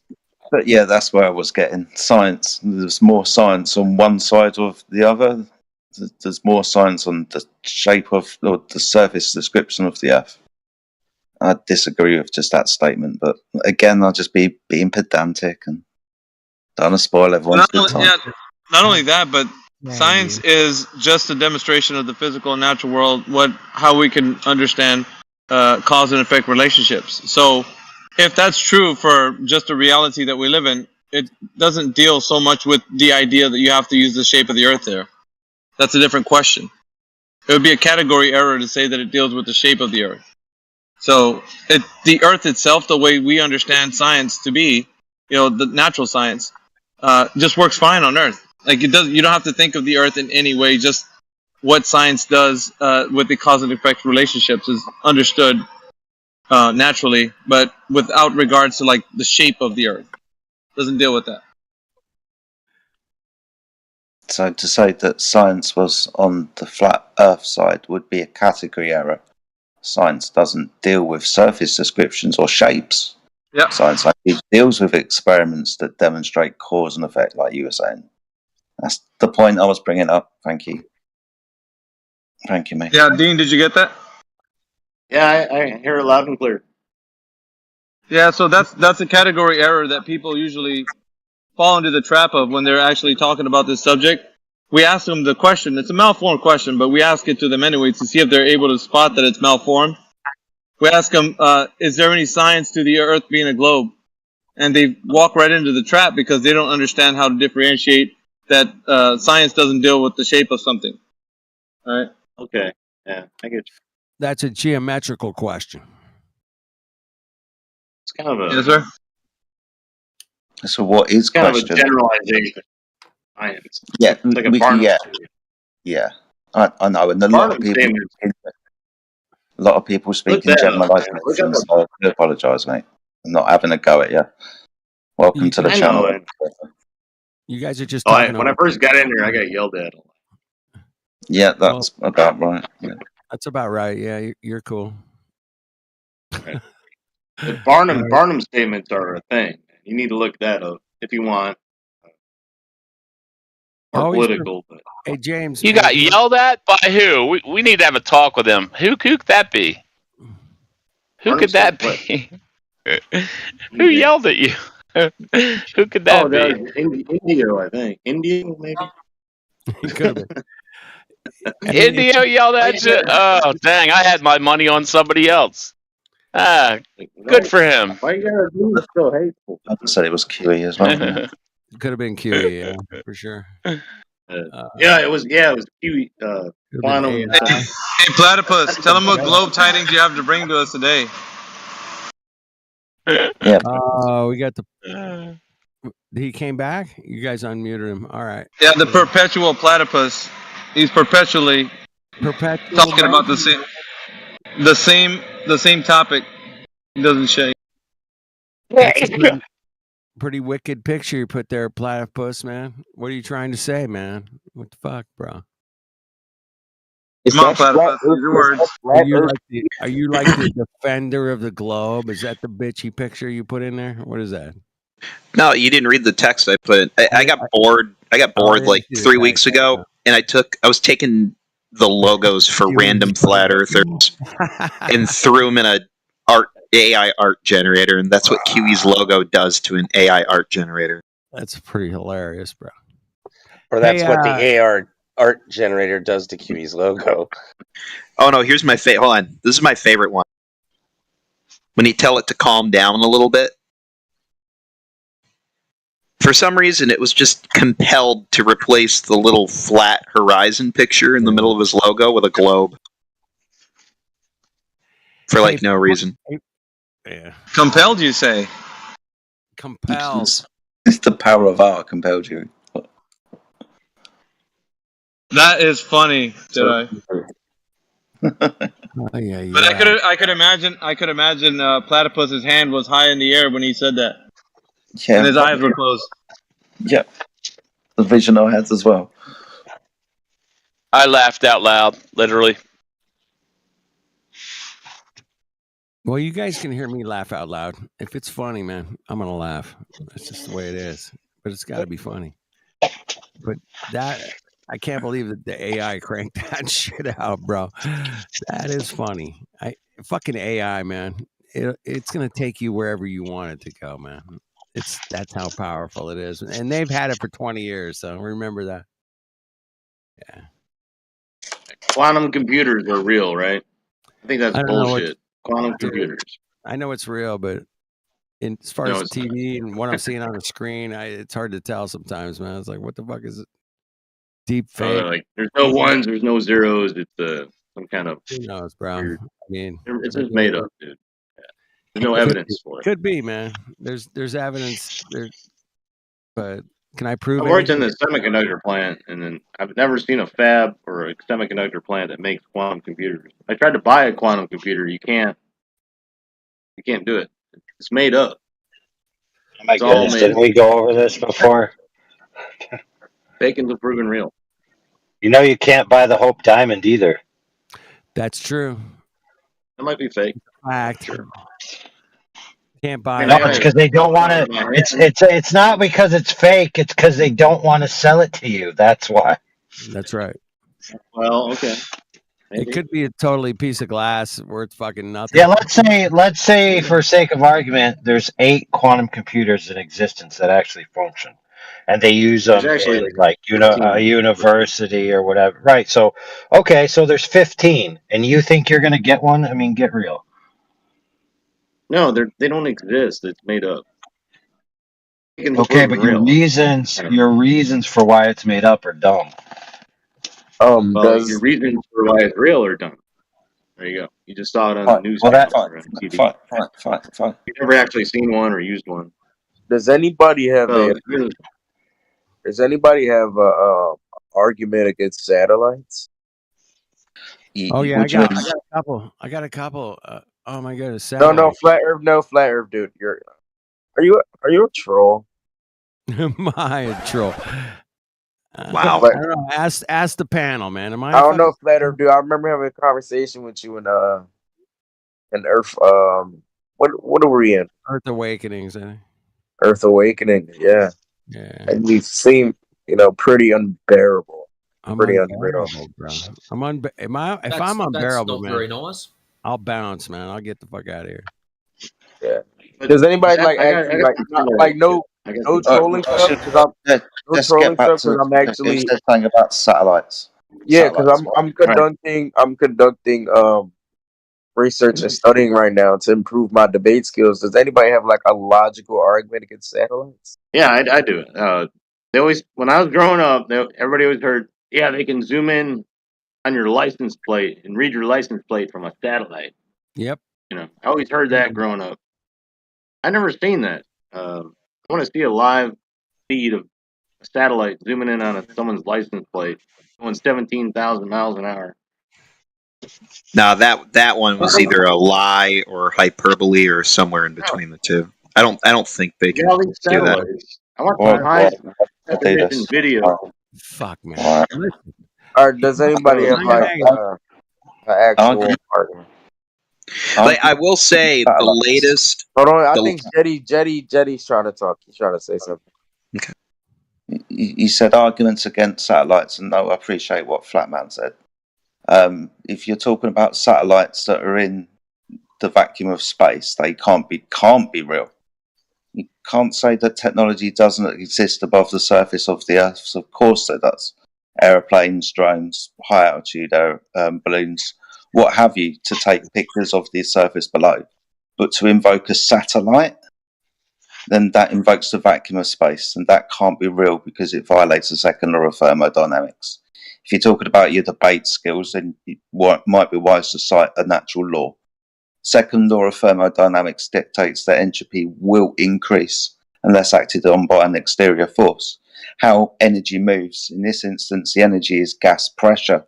Gases have kinetic energy. They move freely and randomly in all directions, having physical collisions with other gas molecules and the walls of a container. Once there's a container to contain all of the gas, by consequent of this, then there's gas pressure. The only way to achieve gas pressure is to physically contain it with a container. If there's no container, there's nothing for the gas to press against in a fixed area to then achieve gas pressure. And also if there's no physical boundary separating a high gas pressure environment from a much, much, much, much lower pressure environment, like the vacuum of space, then the gas will disperse into that space. It will increase in entropy according to the second law. Doesn't do that, therefore anything that is said to exist in the vacuum of space can't be real. Okay, I was trying to take notes as to what you were saying, but you started talking too fast. But yeah, that's it. I'll slow it down here real quick, man. The second law of thermodynamics states that high pressure Hold on, bro. will go to low pressure every time. It's just like poking a fucking knife in your tire. What's going to happen to the gas in your tire, bro? What is it? What does it state again? Say it again. Mr. Cosmic, you do this all the time. You know we're on Rumble and YouTube. You can rewind it all the time you want. They don't have to repeat it for you, do they? Really? I mean, I'm Day after trying day. to take notes, man. I'm sorry. Go to YouTube, Rumble, play it back as many times as you want. Why do I get the feeling Mr. Cosmic is a baller in here sussing out all our arguments so we can then try to make something of it? Yeah. Best of luck to you if you are, mate. But yeah, I've just got this. He knows it's twitching. Hey, bro. The other day he got Quantum Eraser to say like 7 times in a row, if there's a 24-hour sun, the Earth is a globe. Because he kept on telling him, oh, what did you say? What did you say? And so Quantum Eraser just kept repeating that same phrase. And I was just thinking in my mind, that being clipped out and played over, the final experiment promo. There you go. Cosmic, say a couple of other things, because your voice sounds kind of familiar. Is this the only name you've ever used on Discord? Are you going to say that I sound like Just Bill? You do a little bit. Yeah, you're right. You're saying that last stream, and yeah, I'm not Just Bill. No, what he's trying to say is you sound like a sneaky, snacky Glober. That's what he's trying to say. Sneaky, snacky. And now, you may not know this, but Platypus is a sleuth that gets to the truth, and then you go poof. Amazing. Are you in Tel Aviv? Are you in Tel Aviv? Are you a sneaky little grabbler? What makes y'all think I'm a Glober? He said a grabbler. And we'll move away from that as quickly as we can. Grabbler, not a glober. Yeah. I don't think you're a Glober. I know you're a Glober. That's the way I'm leaning too. Hey. Okay. But don't worry, we'll play along, but we're not going to repeat ourselves ad infinitum, so you can take notes. Okay. What's his official stance? Flat earther, globe skeptic? I didn't catch that because I don't know who this guy is. What are you, Cosmic? Flat earther, man. I'm pretty sure. Yeah. He's a note earther. Try and go back and forth with me about something. Pick anything. Because I'm a Glober. Satellites. Let's go back to satellites. I'm gonna suss this shit out because I don't think you're a flat earther. Who's saying they're a Glober? I am. G Platypus. Oh, platypus. It has begun. It's begun, man. We got to roll with it. We got to go. There can be only one. Hey, I usually don't get here till like 6 minutes from now. Thank you guys for having me early. Appreciate it. I'm just gonna outside and let you in. Yeah, it's something like the statement you made inside the satellite channel. Sorry, say that again. Satellite jail. What? No, it's something like you said, like something similar to what you said. Like, can I find that in the satellite channel? No, you can find it under gas pressure. Okay. That's right. You'll Gas pressure. Find a lot in there. Yep. Gas pressure requires a container. That's the problem with gas pressure. it's a bitch because it tells the truth every time. I mean, you cannot have gas pressure without a container. That's a fact. If you can show any of us that you can show gas pressure without a container, man, we are going to be your servants for the rest of our lives, man. That's it. We're going to Flatter. I got an answer for that. I can show you tire pressure without a tire. All right, shit. Oh, boy. I'm going to bow down to you for the rest of my life. Go ahead. I'm just kidding, dude. Oh, shit. I gave you the floor, man. I gave it to you, bro. I just totally go show it. Bro, listen. I've been shown gas pressure without a container being sustained in a electromagnetic field of plasma within a container. So, of course. Within a container. Question about that. No. Hold on. No. It's not about the container that's holding the plasma. It's about the plasma holding the gas. I have a question about the state inside the container. Like, inside the container, is all of the gas inside the magnetic field? Or how does it work?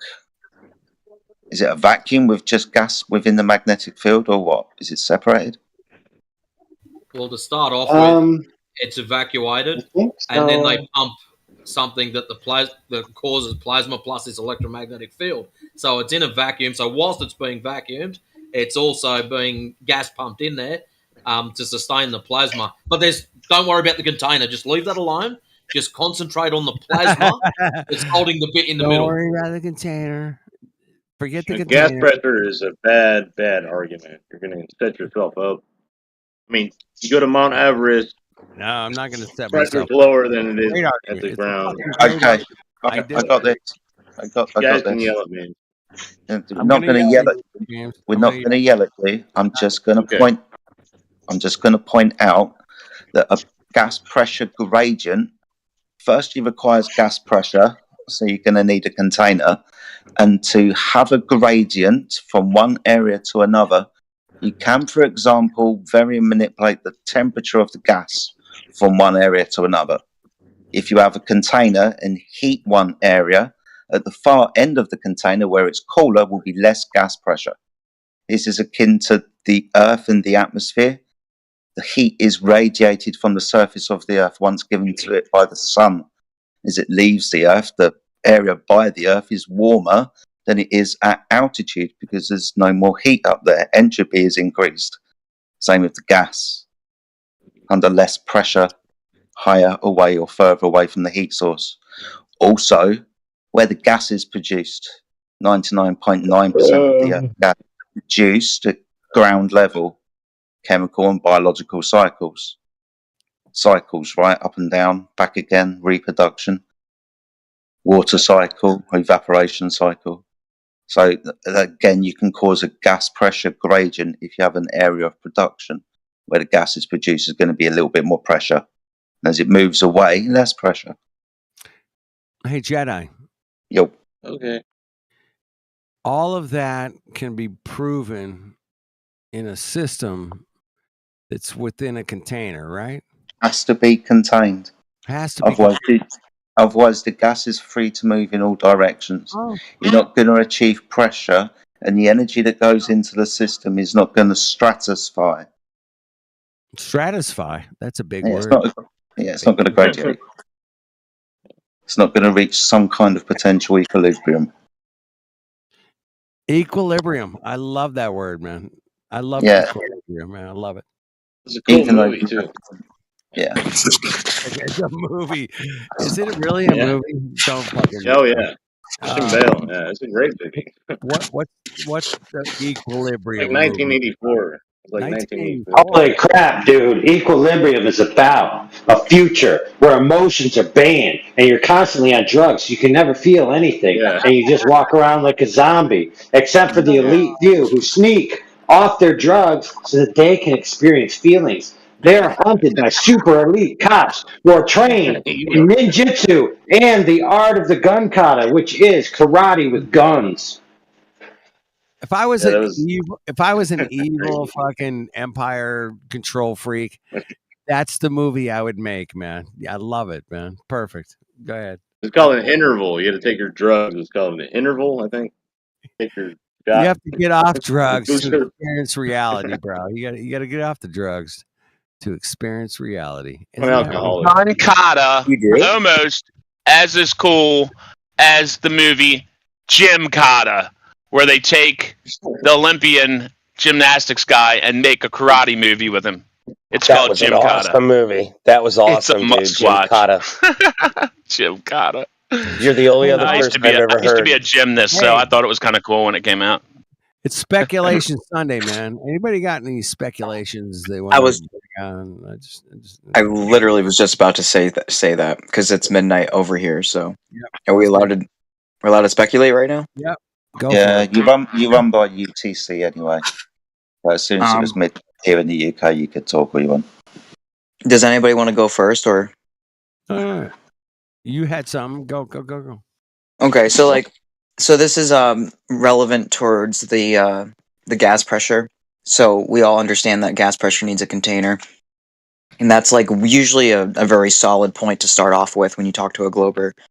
And now the second idea that I thought of was thunder and lightning, where you hear the echo. And I was thinking about that, where it's like you can't have an echo unless you don't necessarily have a container, but you have some sort of surface where the sound can bounce off from. I mean, I guess you could say that's the container as well. But when I try to have people explain the echo of the thunder, it's like 100 different answers. And so I just wanted to know what you guys thought about that. There is no answer for that one, bro. You know that. I know that. Jedi knows it. Most of you guys know this and shit. Is that there's no answer for the echo of a lightning strike with the thunder, man. It's just an interesting thing we can speculation. Yeah, speculation. There's a couple of things like that kind of point to there being some kind of dome. You bring up the echoes of thunderclaps.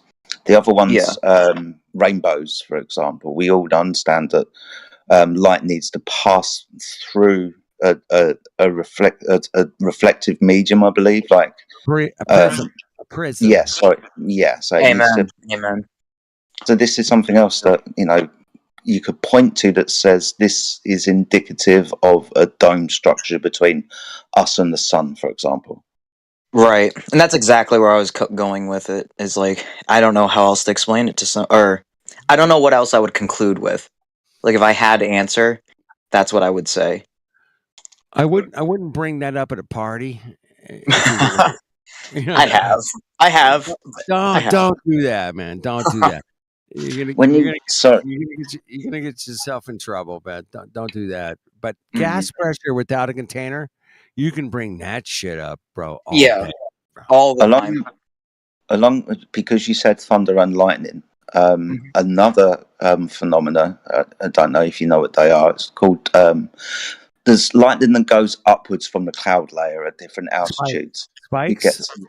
So they're called sprites and elves. So again, this is something else that points to some kind of dome container around us. It's good evidence.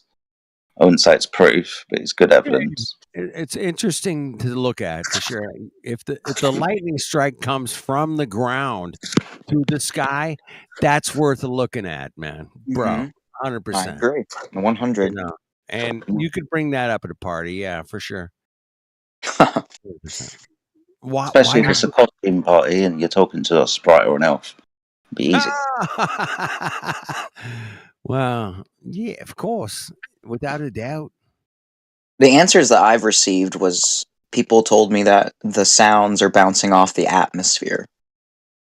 Sure, man, that makes sense. And if you can produce an atmosphere, that'd be cool. No, it doesn't.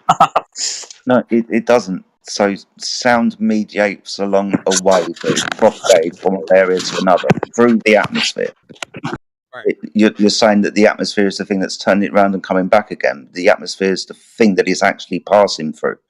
And with altitude, the atmosphere gets less dense, it gets thinner. So there's less of this thing that's not going to turn it around to make it come back again. So no, it doesn't make sense. It doesn't make sense because the air is way fucking thinner way up there, bro. We all know that, bro. I mean, I checked it out, man. I went hiking 14,000 feet, man. That shit's thin. It's the same. I know the answer. I know the answer. The answer is, you know, the talkback microphone.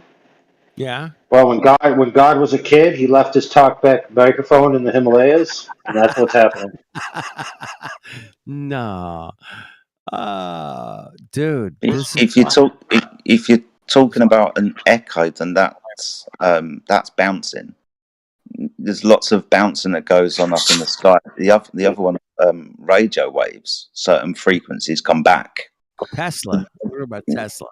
Well, just Marconi with his first long range. With his first long range radio transmissions and so on. The excuse was because we're on a ball bouncing off the ionosphere, and there is certain phenomena where you can bounce things off this, ionosphere. But that's that's electromagnetic.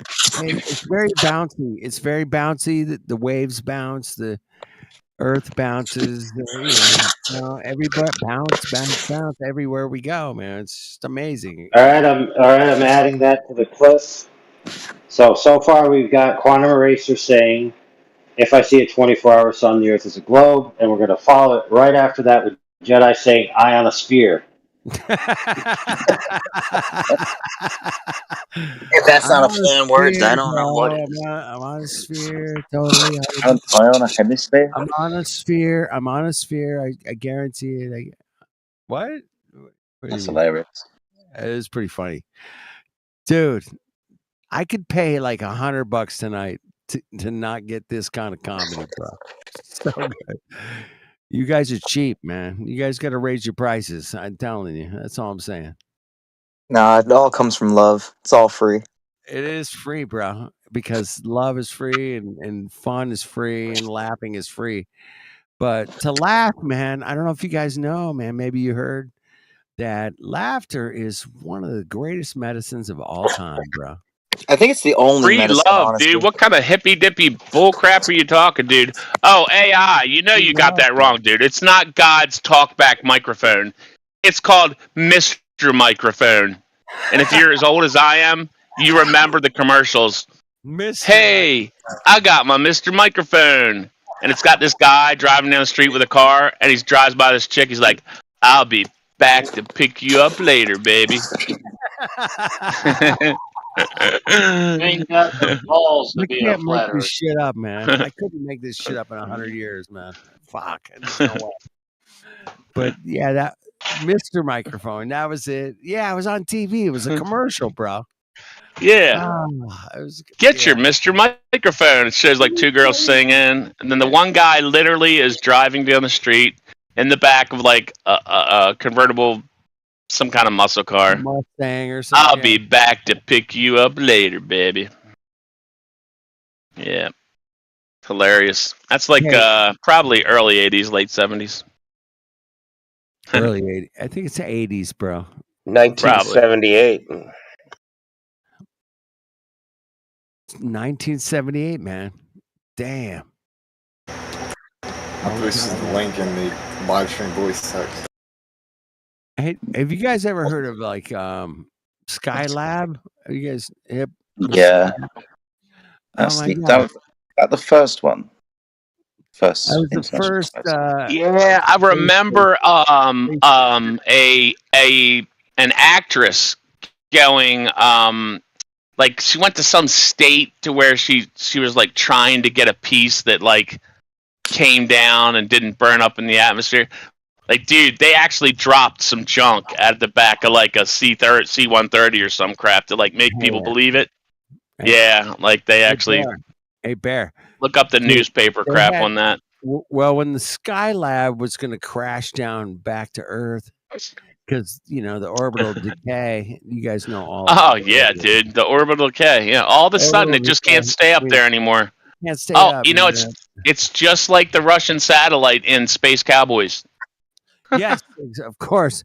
I mean, it's gonna gravitationally pull back down to Earth. Same thing in like the movie, Of course, yeah. with Sandra Bullock, man, and The dangers of orbital decay.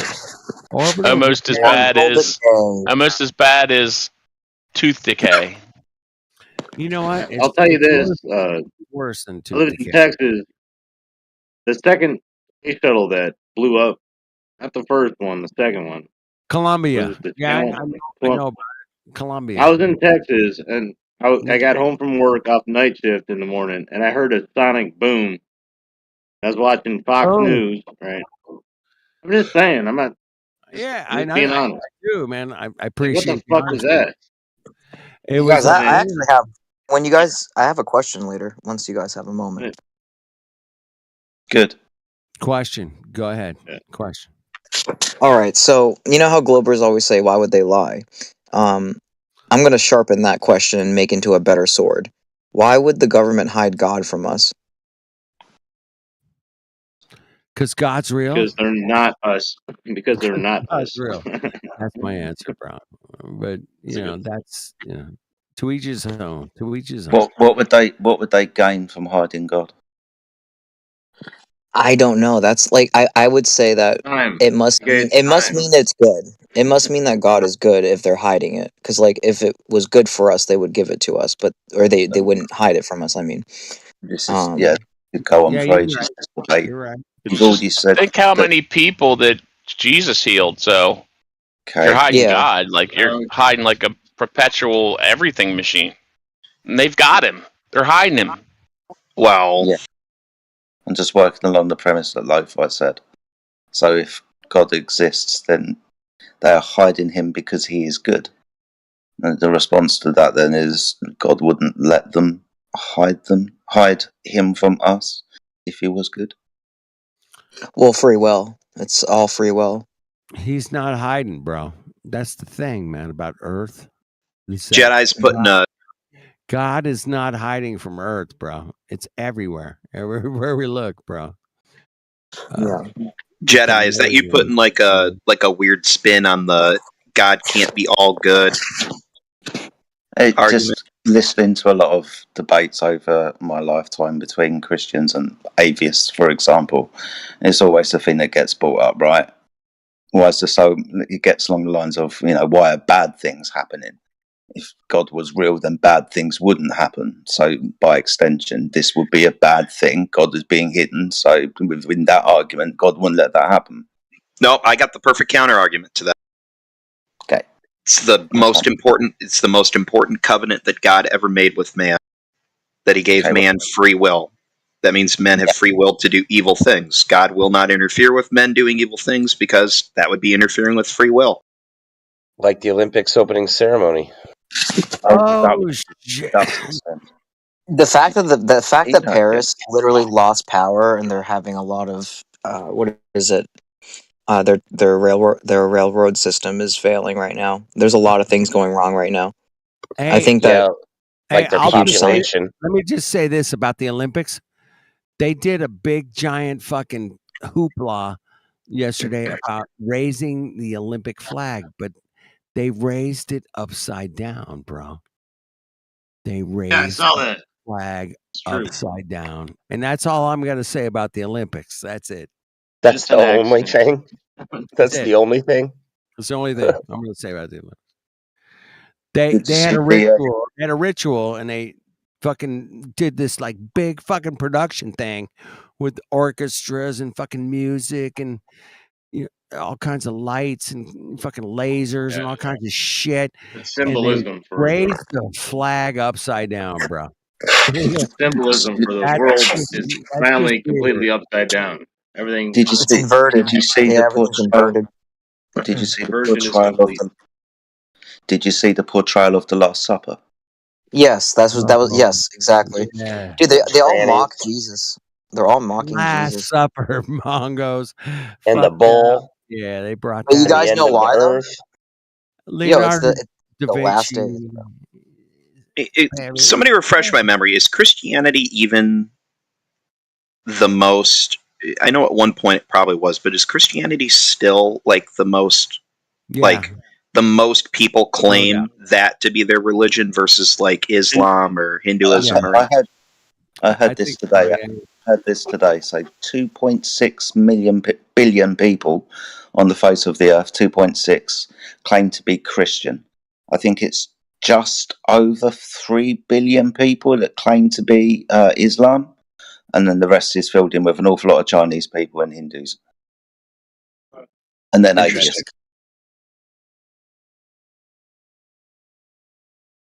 Yes, second largest religion. Yeah, I kind of figured Islam would have more. That's only because. Hold on, friends. It's only because they have more children. This is true. That's true. If we just were all Mormons, then we'd be beating them. What? It has nothing to do with that. All we gotta do is, you don't have to do that, dude. You don't have to do that. You just have to not stifle the ability for women to have children, basically. Yeah, stopped acting like you gotta wait. You gotta wait until you've saved up $300,000 and have. Yeah. Have you ever heard this phrase, the lost decade, before? Yeah. I've heard no time like the present. That's when you should have kids, pretty much. So, I mean, yeah. Please, AI. The lost decade was originally and came around in Japan, but it's the same premise: is that when you put off children for a decade of people is missing from your society. So for 10 years out of every generation, right, you miss 10 years of productivity. So your society, every generational cycle loses 10 years of wealth. Yeah, that was the problem with Japan. Like Japan men couldn't find any. Was it Japan or China that said one child? China did that. China. And that is okay. It is still so there's not enough women for Chinese men. Australia's got the same problem right now. There's about 1.8 women for every guy. Hey, guess what, man? They're gonna work it out, bro. Trust me. I've met some Australians. They're gonna work it out. It's just fun. Don't worry about Australia. If there's 1.8 women for every Australian, it's gonna work out. Matrix. I mean, help some us out. flat earthers out there. There are some flat earthers out there who push harem and polygamy. I will still never understand how there can be Australian flat earthers. It still blows my mind. Let me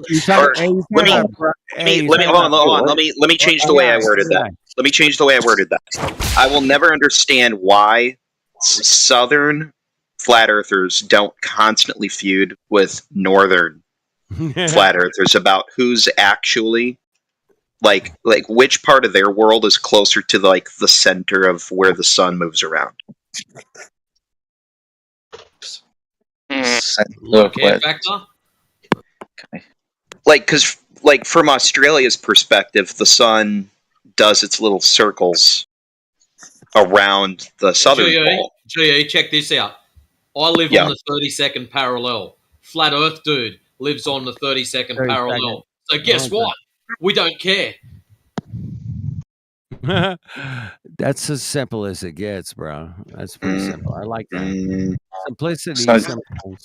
Sorry. So the sun does its little arcs across the sky, depending on where you stand.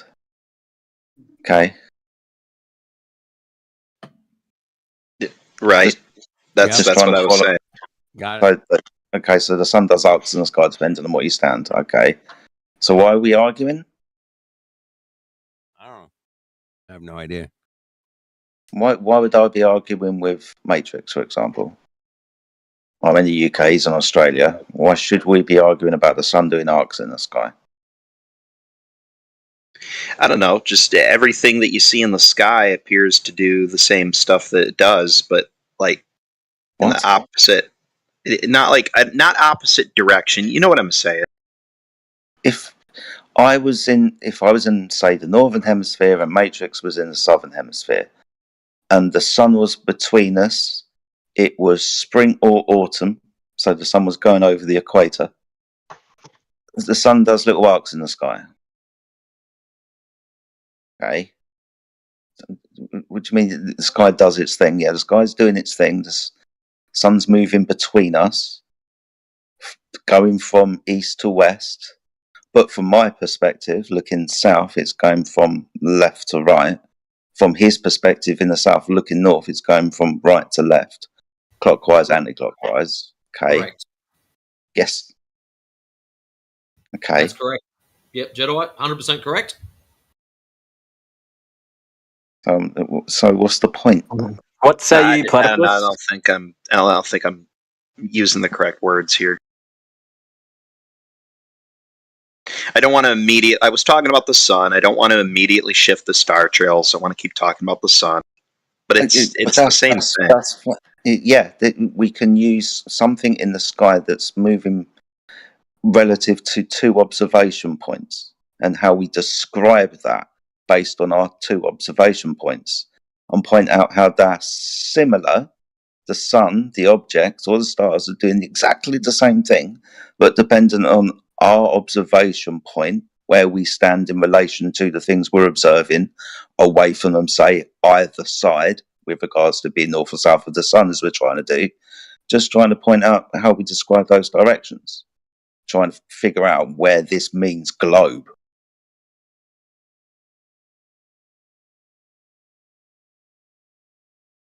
I don't know, the two apparent points of rotation, depending on what hemisphere you're standing in. I know I say the word hemisphere. I know you guys have a problem with that, but I don't know another word to use for it. Without being long-winded and saying above the equator or below the equator every time I want to say that. Okay, north or south of the equator, we know what you're saying. Don't have to point everything out. Just want to get to the argument. So the rotation is happening where? Left to right or right to left? Which one is it? No, not how it's described. Where's the rotation happening? Sorry. I believe. Well, I believe it's the Earth that's doing the rotating, but what you are observing is apparent rotation of the objects in the sky. Okay. So are we talking about the sun, or are we talking about star trails? Are we talking about the rotation around? I mean, both, because around Sigma it's and both. Taurus. They both do it. It's because if you can either take the movement. You can either take the path that the sun makes through the sky, or you can take the path that the stars on the ecliptic make through the sky at night. Like, they both follow the same imaginary line through the sky, the ecliptic.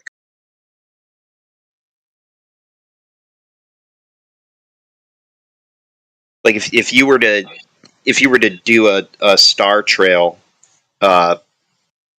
recording, then the star, if you drew a line in the sky where the stars move on the ecliptic, and then watched how the sun moves the next day, the sun traverses that exact same line. So they're both doing the same kind of motion. Yeah, they have a similar motion across the sky, yeah. It's not exactly the same. It's different. It's done at different speeds as well. A solar day is different to a sidereal day. The background field of stars against the speed of the sun. It's a different speed. Yeah, yes, there is a difference between a solar day and a sidereal day. Yes. Why is that? Why is there a difference in speed and things move across the sky when the cause is the Earth? One rotation. Why is the sun moving at a different speed to the background of stars? Well, that's why there's two different measurements, because one is a measurement of a complete 360-degree rotation of an object, and the other one is just a measurement of how long it takes the sun to get back to the same position in the sky every day. Right. That's why a solar day is... And the reason why the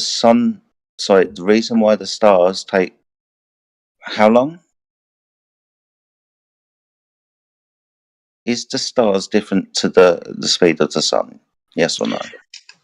It's a good question, actually. I believe the stars mimic the sidereal day. Or I'm sorry, the solar day. Solar day. The solar day is the sun. The sidereal day is the background of stars. No, the sidereal day is just a full rotation of the Earth. Based on? I think your point... That's a good question. What's your frame of reference when you measure the sidereal day?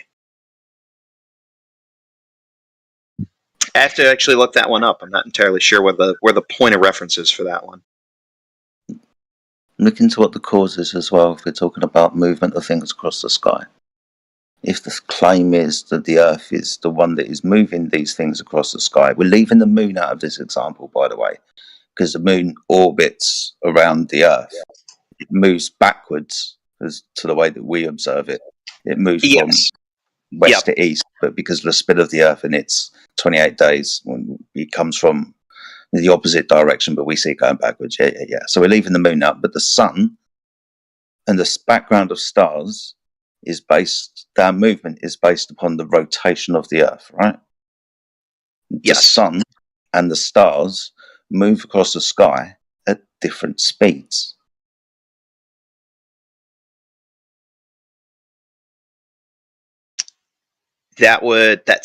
Sounds like it makes sense.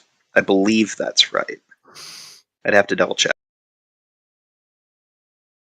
Because relative to the orbit of the Earth, the stars don't really move that much. Well, no, that's not true. Because the position of the stars is also changing as you move around the sun. That's why you see different constellations throughout the year. We do see different constellations, but some constellations we see all the time. For example, the Big Dipper, as it rotates around the North Star.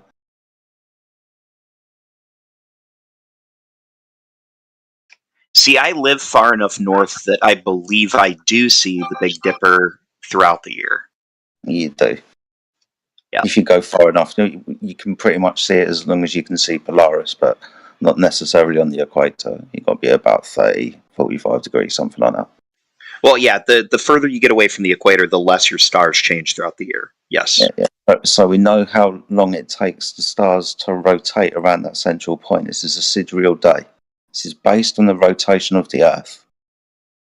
Yes, we move around in the globe model. Yes, we move around the sun. And the constellations, they change. The ones that are along the ecliptic or the equatorial plane. Right, and that's just because the direction you're facing relative to the surface of the Earth. Yeah. Over the course of a year changes. Like the night side of the Earth is facing a different direction. Okay.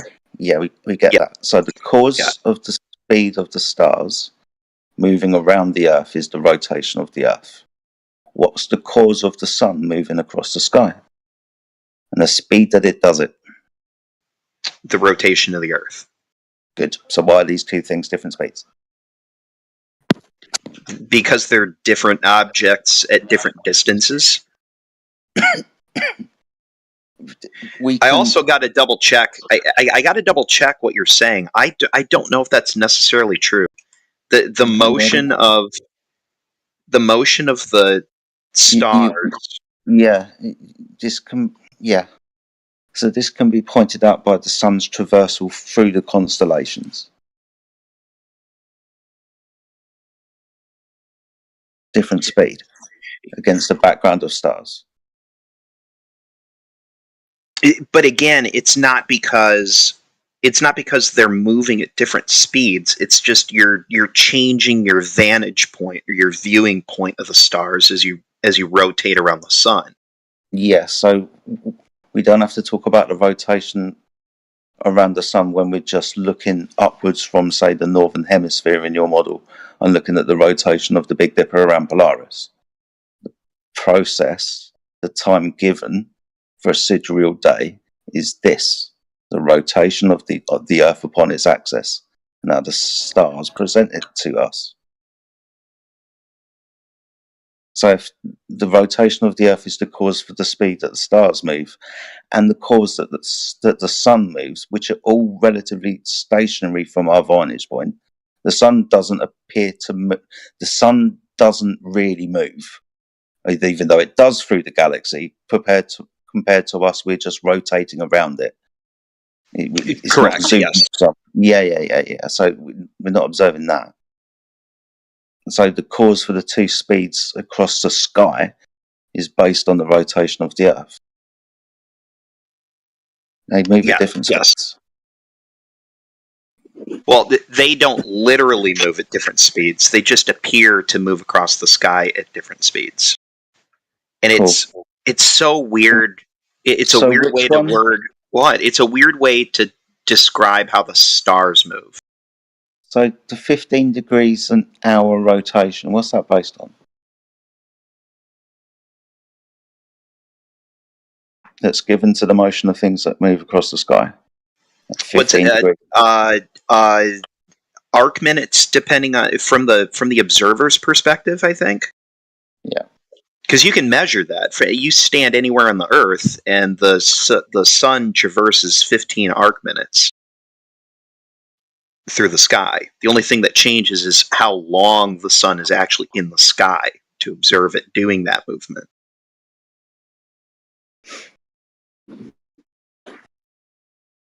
I had this conversation with Matt Nuclear on politics the other day. I think that the difference in time is somewhere around about 8 minutes between a day and a solar day. Stars and sun. There's a difference of about 8 minutes, but I'm going to double check.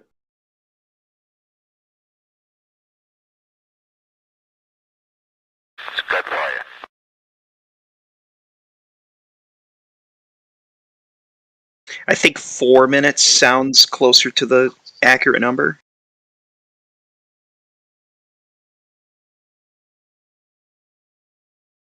Thought it was 4 minutes.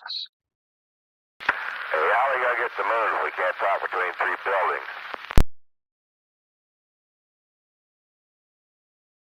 I don't know what the hell that soundbite was, but I could not understand it. I can't hear a thing you're saying. Jesus Christ. Who the heck is that? But how are we gonna get the moon if we can't talk between 2 or 3 buildings? Aether grass. I don't know what the hell that is. Jedi, I'll get back to you on that one, Jedi. I gotta go do some reading up on the sidereal day. It's 1:30 here anyway. Yeah, no drama, man. Should probably go and get some breakfast as it is. Alright. You have a good one, man. Yeah, when I see you again, I'll remember to bring it up. We'll finish off. Have a good one. I will too. I made a sticky note on my monitor and everything. Good, man. Alright, later. Get this guy Skeets in here. He's been talking mad shit. Yeah, I was just using the soundboard to fill in dead air while y'all did your reading and all that, like finished up what you were doing. But What's yeah, up, what he said, this sorry, Judah. You're alright. I think he's gotta get voice verified first. I can do that now. Hey, Skeets. You've just Aether. been unmuted. Aether, we need a voice changer where you talk like the way you. I thought it was somebody using a voice changer. That makes it sound like you're on the moon, like you could barely hear you. That's funny. No, that's literally just a fan next to me where I can have it on and it just sounds like a wind tunnel. That's all. I turn the fan off. So Oh it's my less annoying. lord, that's funny. And then when I turn it off, if I don't mute myself, it sounds like this.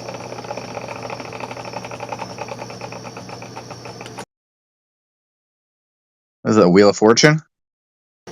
I guess so.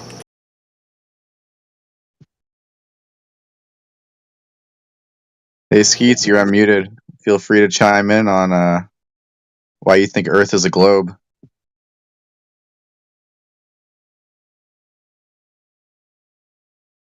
Come on, bud. I know you wanna. We hear you breathing. Isn't it amazing, Skeets? It's 2024 and people still believe it's a globe. That's fucking crazy.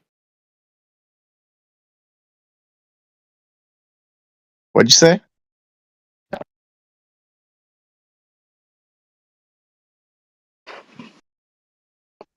Skeets, did you say that's fucking crazy? I said that's fucking crazy, dude. Yeah, I know. Welcome to the server. It's a pleasure to have you. What brings you by today? Mr. Neil McJenkins. Yeah, I brought him in here. Uh-huh. For what reason? What interest do you have in speaking to flat earthers? Just want to learn, man. Good.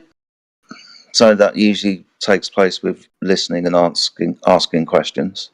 Have you got any questions you want to listen to the answers to?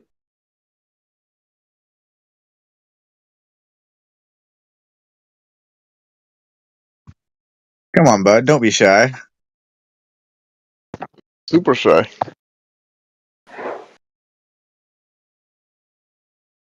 All right, then. What's your best proof of the globe, then? Since you're a glober.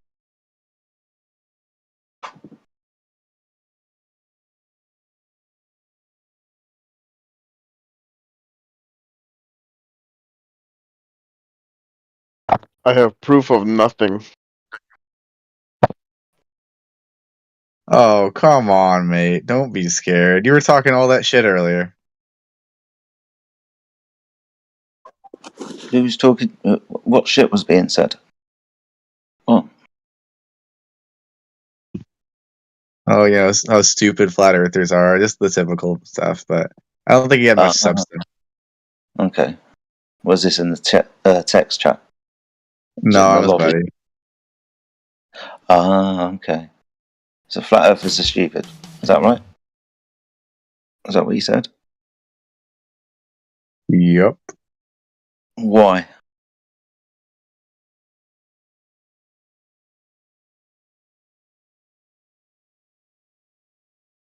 Oh, I think he's shy.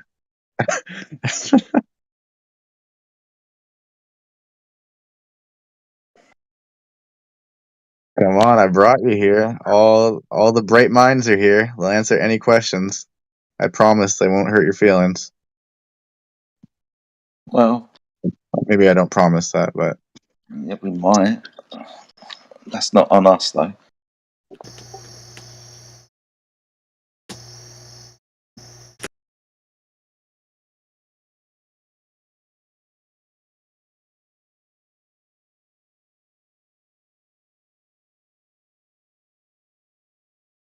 all right. If you want to listen in the background and chime in when you're ready, feel free.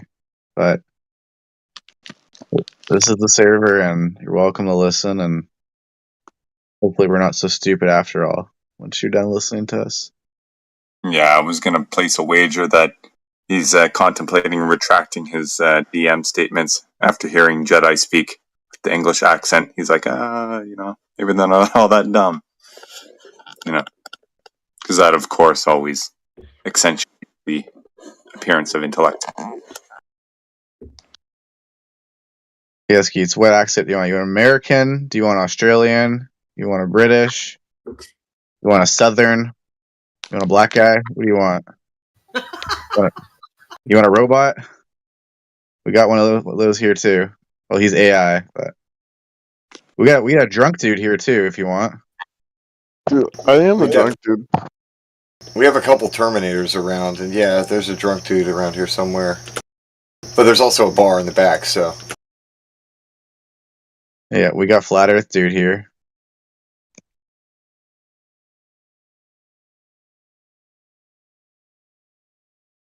We got a paraplegic here, I should say.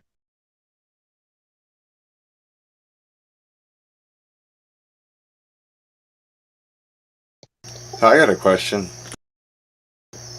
Is your reasoning for thinking all flat earthers dumb because you believe something that you saw on the TV?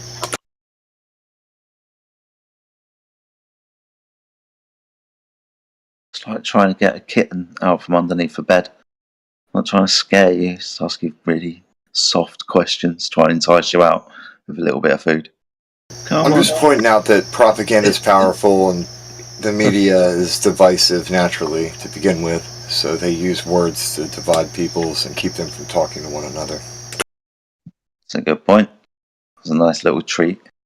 So it's not going to hurt if you think about a question. You'll be okay. You'll be okay. Come on, bud. Just take another swig. Maybe a liquid courage will help. Yeah, and have a southerner or something ask the question so he thinks he's stupid.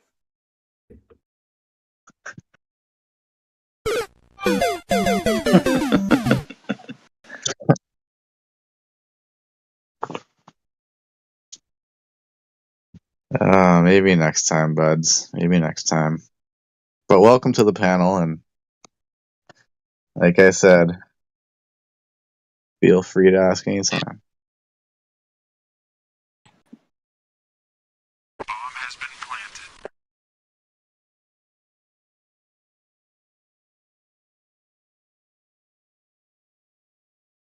Interesting how a lot of people just assume flat earthers are stupid because they believe something that I don't. And then all of a sudden they come in here and it's crickets.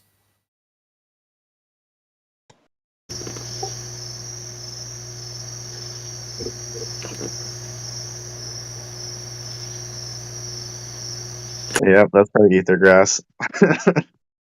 I like it when somebody opens up the microphone and all you can hear is a fan in the background.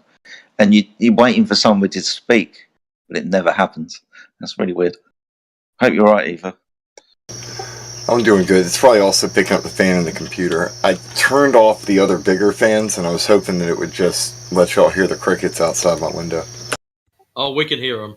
Yeah, we hear it. Solid. Definitely helping with the ambience of the audience, man.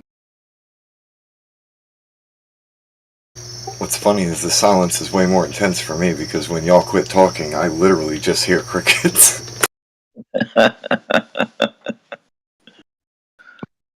Yeah, I'm from the West Coast. We don't got that out here, but when I moved to the East Coast for like 3 months, it took me like at least a month and a half to get used to the constant cricket sounds outside. What's really cool to observe with that is when the temperature changes, the speed of their song will change as well. Huh. Hold on, you say they're on the West Coast? You know, They're not. come to think of it, they aren't in Washington, but you know where they are at? They are in St. George, Utah. They're in Santa Clara, Utah. I remember going to sleep to them when I was a kid. So they're definitely in southern Utah. There's plenty of crickets here in Arizona where I'm at. And there's plenty of crickets in Maryland. So it's kind of weird. What there are less of, fireflies. Used to be fireflies everywhere when I was a kid. I saw like one or two this year before I left Maryland. And man, it's just crazy, man. I mean, there's like, used to see hundreds at night, and now they're nowhere. And you know what's up with that. I mean, at least I think I know what's up with that. Same reason it's harder to grow. It's harder to grow stuff in a garden now compared to when I was a kid. Yeah, the 5G. You see less bees. You see less. I see all the way crap less they spray, bees. end that probably. But something's up. It's hard as crap to grow tomatoes in Maryland, and we used to grow so many tomatoes in Maryland. It was just like you couldn't stop them. You had enough for the whole street, and then enough for everybody you knew. I just watched now a video. It's like hard.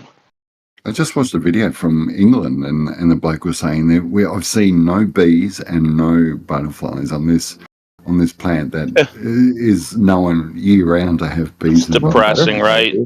I was Yeah. saying the other night that we need to put all of NASA's money into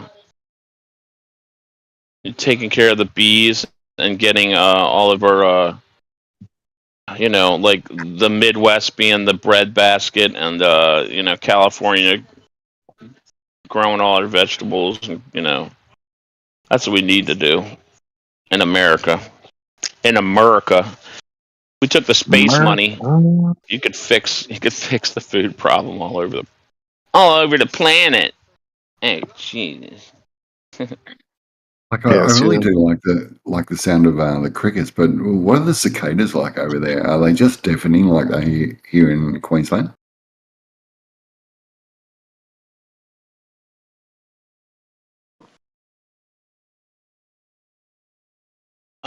If that was for me, cicadas are, I think, the 13-year ones, or maybe it's 17. I know there's 17 and 13-year, or maybe it's 11. Huh. Cicadas on I do remember there were some when I was like 6, and that was around 1975. So I know there were cicadas back then. I remember the shells on the weeping willow tree in my backyard. But they are very loud. The coolest thing to watch during cicada season is a cicada killer. It's a big ass, like, it looks like a big hornet. We had them back by my skateboard ramp when I built a skateboard ramp by this half pipe. And these cicada killers, man, they build nests in like wood, wherever. But you'll see those. They'll go right up to a cicada and like stick their stinger like right in their head and take them out. I don't know why though. I don't know. Yeah, they're called cicada killers. They're like gnarly looking hornets, or yeah, I don't know if those wasps would be they're awesome considered bees or hornets, but they're about 2 inches long. They're huge. Right. They're huge. Right. Looks good, man. And people eat cicadas. Did you know people cook cicadas? I guess John the Baptist was a big fan of them too. Gonna be the new Bill Gates diet.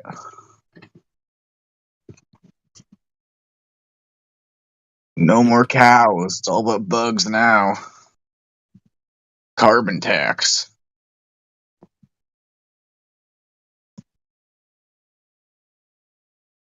Oh, who is this? Roundy.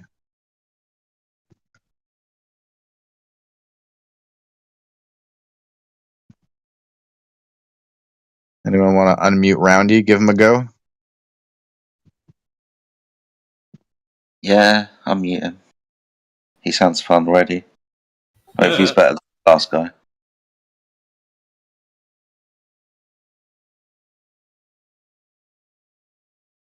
I always like to question why they're red flagged in the first place.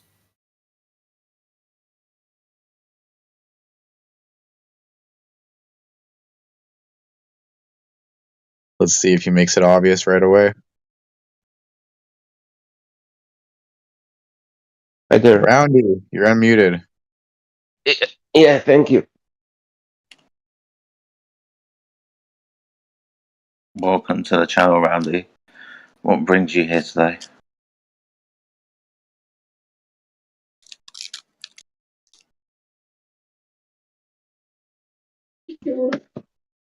Awesome. We got another shy one, boys. Come on, man. Why were you muted? Hi, what's going on today?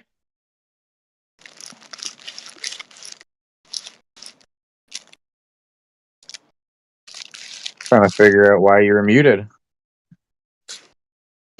I was muted yesterday. How come? Oh, we were debating something, and guy muted me. I didn't concur to their findings.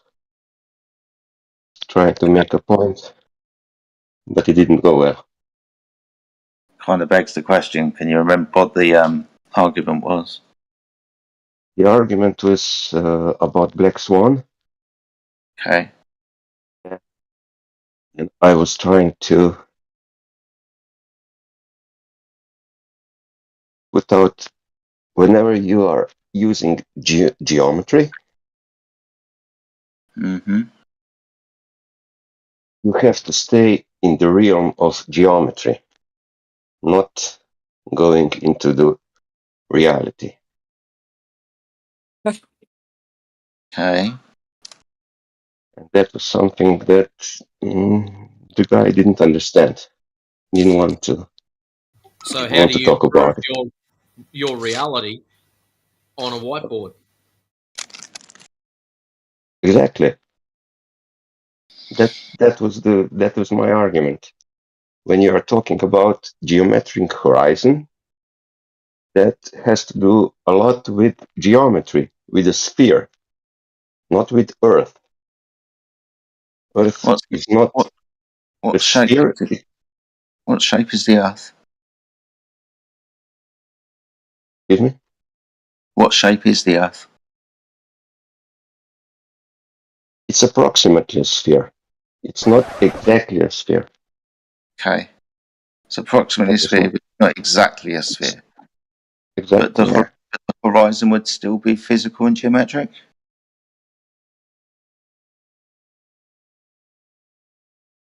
What? The horizon for the observer standing at the beach, for example, is within the black swan when we look at the horizon. Just because the sphere isn't a perfect sphere, the horizon would still be the curve of the Earth, though, right?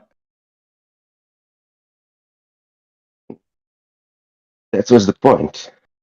It's hard to determine. It's very hard to determine. It's easy to determine in geometry. Yeah. But the And it's hard horizon, to determine. but the horizon, the thing that you're measuring to, would still be the physical curvature of the Earth, whether the radius was larger or smaller at that particular portion of the Earth. Yeah, that's correct. If you made the same observation over different days, would the horizon still appear in that same location if you kept the camera at the same altitude, for example? No, it wouldn't. It would stay the same, would it? No, it's impossible. Okay. So why would the horizon move if the observer's altitude is the same over a period of observations with different weather conditions? Because you have to take into account things that happens in our medium, in the atmosphere. That is Like something that is not happening when you are just looking at ball, sphere in geometry. Of course. Whenever you take geometry concepts out of mathematics, you have some problems.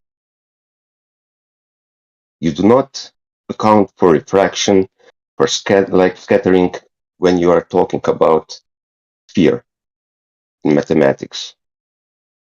When you are talking about Earth, you have to take into account other things. That's why it's not always the same. In Black Swan, if you take pictures on different dates, you are never going to see the same picture. Of course, the horizon's going to move around depending on the atmosphere. Exactly. But it's also that's exactly why it's called the Black Swan. Yes.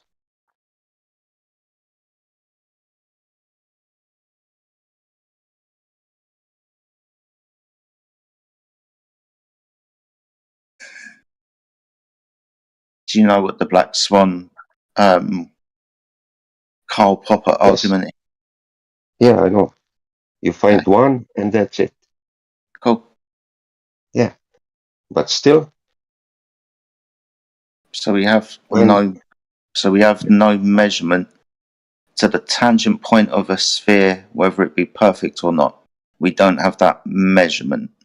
No, we don't have. Okay. Yeah. Kind of what the one's pointing out. Excuse me? That's kind of what the Black Swan is pointing out. Yes, of course. Yeah. I understand that. And still, you cannot have it. There's no way. Why? You cannot just take geometry concept and put it into reality without. We didn't. That's what an Earth curve calculator does when it reifies the maths into observations that we should or shouldn't be able to make. Yeah, let's start there. Do you believe in your Earth curve calculator? I've never used it. We use it in the Probably, black. okay. We use it in the Black Swan. That's where the maths comes from. It comes from the globe Earth model. I'm not going to say it's yours, but it comes from the globe Earth model, and the prediction. Good. So the prediction of what should and shouldn't be observed over distance of that curve of the Earth. And it takes into account everything. The observer height, the refraction, and everything. How do you know the density and temperature gradient above the surface of water for any altitude, and that's varied, that you're making an observation through in entirety from one point to another? How do you do that?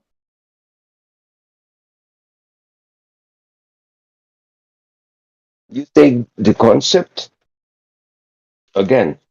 No, not the concept. I'm asking how you do, which would be physically measure, the idea that light is passing through the atmosphere. How do you know the context or content of the atmosphere between your observation and the thing that you're observing? How do you know that? Yeah. You mean you would have to measure the temperature of the air, you would have to measure the moisture in the air, you would have to measure the pressure. Cool. If you want to know exactly, it's not possible. You just use concept and you get approximation. Yes. So it's impossible. How do you figure out which refraction to use when making an observation? How do you do that? When you've made the observation and you need to readjust because of refraction, how do you calculate the amount of refraction? How do you do that? Does the Earth curvature calculator have this option in? Yeah, some do. It's the slide bar that moves the amount of refraction up and down, depending on the gradient. Some of them do. Pressure, density, and temperature. Yeah. There is standard refraction, as much as I can remember, and usually you put that in, not to bother with actual measurements. That's right. So what you do is you backwards engineer the observation that you make, and you make the refraction fit the observation based on the presupposition that your surface is curving and the atmosphere is doing whatever it takes to make the observation fit that model, even though you've got no way of analysing the atmosphere between the observer and the thing you're looking at. Yes, you can say that, yeah. Cool. Yeah, sure. You're not going to measure it every time. It's time consuming, it's hard, and you just go with standard refraction. Yeah. If you do the calculations, then you would get different results. That's why you tweak. Whatever you do, you're always going to be trying to make it fit a model. Yeah, of course. Cool. Which we can't use the horizon to measure, because we'd have to measure it to a standard or a model. We would have to have proven that model first, wouldn't we? Yeah, I understand. Of course. So the R value in that calculation must be measured somehow, right? Yeah.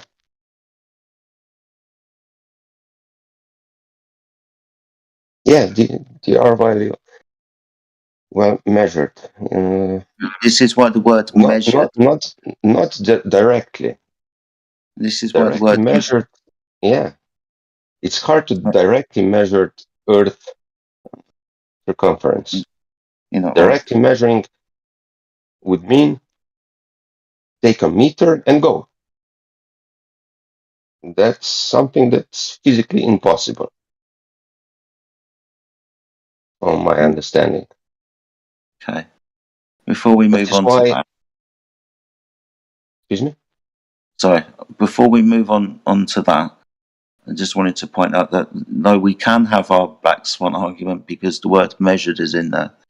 And our discussion was, well, we can't measure to the geometric horizon then, can we? That's the whole point of the black swan. Yeah, I understand. Cool. So what's this about not being able to measure horizontal?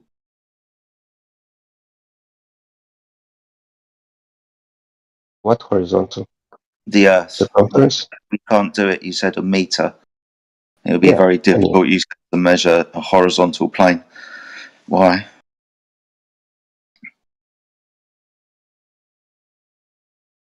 If you are going to measure the radius of the Earth with a meter, with a tape meter, how would you do it? Well, if you wanted to measure the radius of the Earth, one way to do that with your meter stick would be dig down to the center point of your presupposed ball, I guess, and measure that distance, and then come out the other side, and you can measure diameter. But that's me being about physically measuring it. How would you do that? We can't. So we'd have to measure the surface. So we'd have to measure the surface then, wouldn't we? Yeah, but how? By measuring the surface with rules, measures, meter sticks, levels, laser levels. Yes. Signal propagation, like radio, UHF and VHF, microwave signals, Wi-Fi signals, things that require a direct line of sight to work. But navigation, lots of things. And that, what would be the appropriate measuring tool? All of them. Use as many of them as we can and see what happens with all of them. We'll see which one's best. We can use different types of light. We can use infrared. We can account for different types of refraction. We can send lots of things through the atmosphere from one point to another that doesn't necessarily bend because of the temperature of the gas. Yes. And what are the results? It's flat. Flat. Always. Yeah. Over a body of water, we work from a horizontal. Mean sea level is horizontal. All elevation profiles are taken from mean sea level using very basic trigonometry. Elevation profiles taken from angles from the surface to the top of, say, a mountain or a building. Could extend this out and use it in celestial navigation by figuring out our latitude by measuring an angle from the horizontal plane up to Polaris. So measured and then navigated. Yeah. Yeah, I would have to dig deeper into this because I think measurement to Polaris, that applies to northern hemisphere. Whatever star, but in this instance, yeah, we're going to be measuring latitude, so we'll talk about Polaris in the northern hemisphere. Yeah. But whatever star we'll be measuring to, we'll be taking an elevation angle above the horizontal plane. Yeah, but this horizontal plane, that's imaginary plane. No, it's no. Solar elevation angle is defined as the angle between the horizontal plane and the imaginary line between the eye of the observer and the star. The observer is standing on a horizontal plane. Yes. It's not an imaginary one. This is when we use a sextant in navigation. We're taking ourselves down to a sea level reading, not a point, a level. Yeah. And if the Earth was curved, if it was a sphere, a ball, would that measurement differ You wouldn't be able to take you wouldn't be able to take the measurement in the first place. Why not? Because one of your lines is curved, you wouldn't be able to measure an angle between the surface and an object in the sky, and then have a ground position of which line is curved. Dude, you're not listening. You need two ground positions in this example of celestial navigation. One's the observer position, and one's the ground position. That's a line between the two. That line has to be straight because you're measuring an angle from it. You're measuring two angles from it. The ground position underneath the star intersects that vertical line with the horizontal line of the Earth at 90 degrees. You then measure the observation point, the elevation angle up to Polaris. You can see what we're drawing out here, right? It's like a triangle. It's got two angles. Just a minute.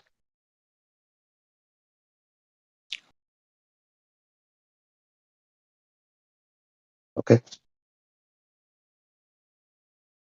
Yes, I see it. So that's how we figure out our latitude, by measuring an angle to the stars.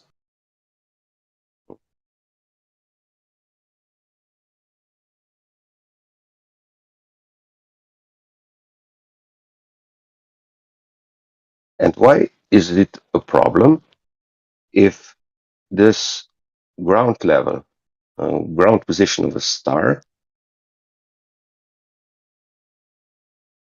is assumed that it is 90 degrees? Why would that be a problem? Because it wouldn't be 90 degrees if it was on a curved surface. Yeah. Can you do any corrections on that? You can do corrections if you want, but you'll be correcting to not the Earth. Because that line goes from between the observer and the ground position. That line is the distance between the two. You want to draw a circle around it or a line of bearing through it. Yeah. It's a straight line distance. For measurement, it is straight line, yeah. Yes. But when you apply correction, it's not a straight line. No, we measure a straight line and then you correct to a globe, but we measure a straight line. Yeah, of course. Yeah. You understand that every single star in the night sky has a ground position of 90 degrees, and that is in reference to the observer. Of course. Good.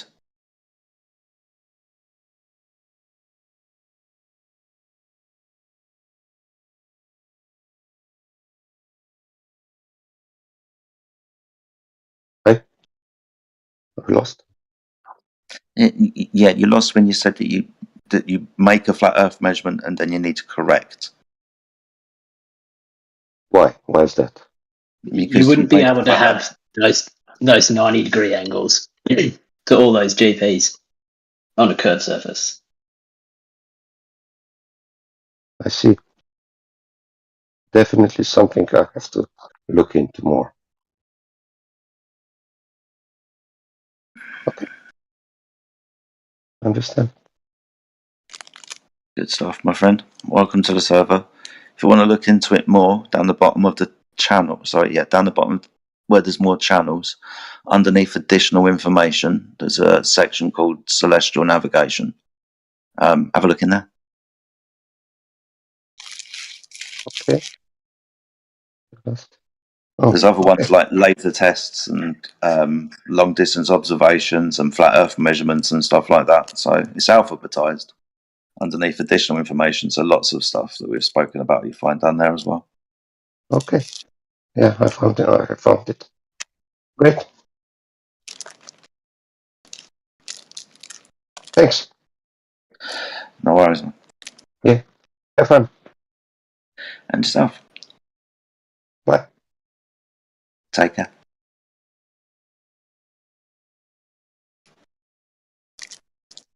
I know why he got muted. It's probably QE yesterday.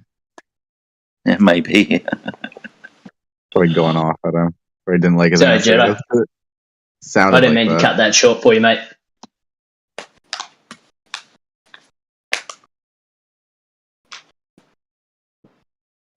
It's like feeding little kids. Here comes the aeroplane. Fucking swallow it.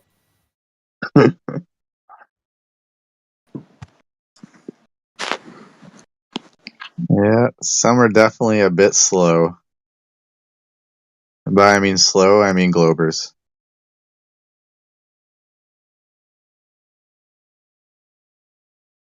So Skeets, I'll give you one more chance. Maybe just me and you. How about we have a little, I wouldn't say debate, little talk. Speak up. Alright, he's still under the bed, I guess. It's alright, kitty. Go back to sleep. Maybe it likes balls of string. I got beer. Come on, kitty. No, he's bricked.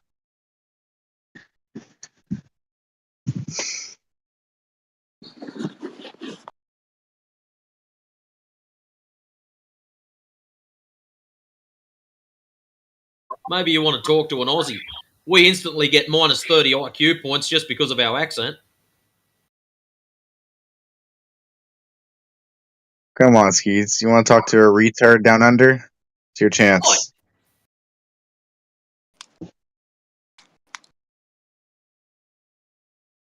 Come on, Skeets. They do sound funny, don't they? It's like a real life cartoon. What are you laughing at, Neil? Shut up. It's got him going now. See, I played Knifey Spoony before. Knifey Spoony. Fucking hell. You're wild, dude.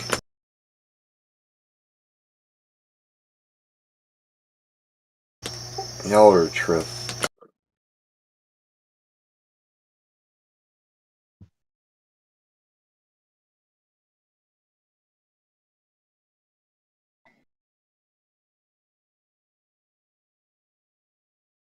Alright, well, I got plenty more shit talkers that I'll try and get over here the next couple days, and hopefully they're not as quiet as Skeets, and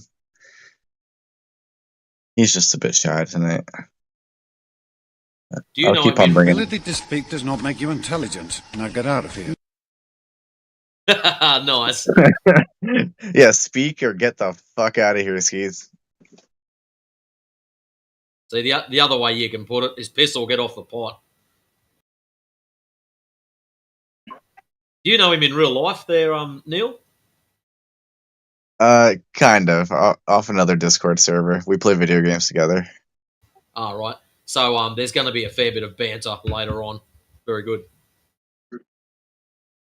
Yeah, it's dead tonight for some reason, but I think we tomorrow I'll escaped enlightenment or something. Sorry, Neil. I'd It's already all good. clicked it and you began to speak, and I can't stop it once I click it. It's all good, bro. Tomorrow I'll lure more people in here. We'll see.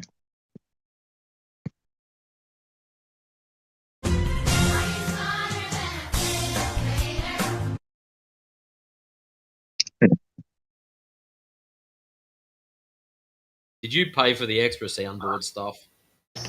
Discord sent me some kind of special deal for buy one get one free or whatever. I guess it's because it's my birthday. I don't know.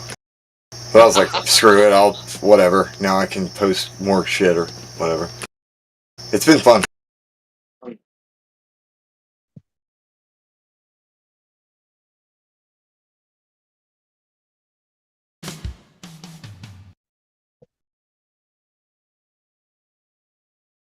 Science isn't about why, it's about why not.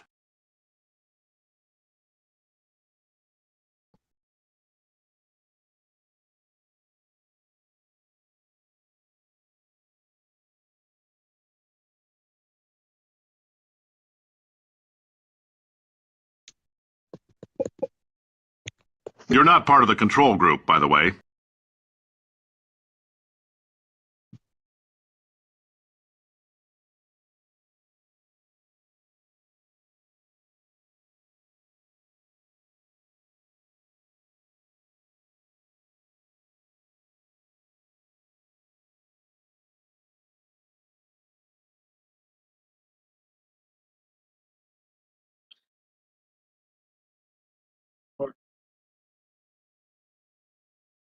Who is ready to make some science? I forgot about some of these.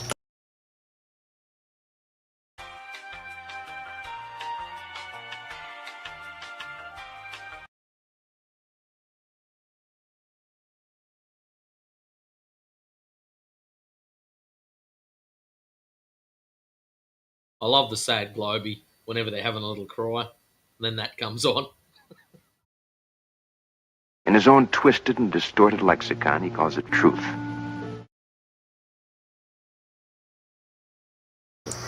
That one is one I haven't had a chance to use. I should use that one more often. The next time that somebody says something really silly or absolutely ridiculous or incredible, it's a perfect time to use that soundbite. Yeah, people come in with a bring their own globe day, and it gets really weird.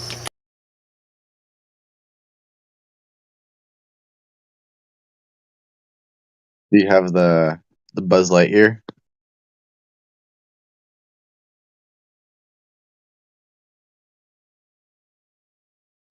I got one that has. It's got Woody going, "Buzz, look, an alien!" But it's on a server that needs to be boosted, so I don't have access to that clip. Okay, we need the To Infinity and Beyond. I need to just get that clip and put. I have more spaces on one of my other servers, so I need to get that clip and put it there, and I'll be able to do it.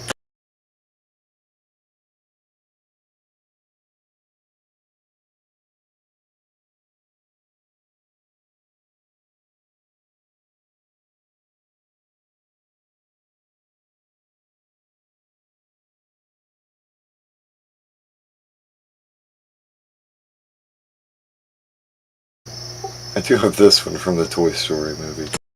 So have your best birthday ever at the Pizza Planet. Pizza Planet? Oh, cool! You are clear to enter. Welcome to Pizza Planet. That's kind of random. When the Auto Glober types come in with that weird straw man about a Pizza Planet space frisbee, perfect timing to use that. Perfect. Perfect.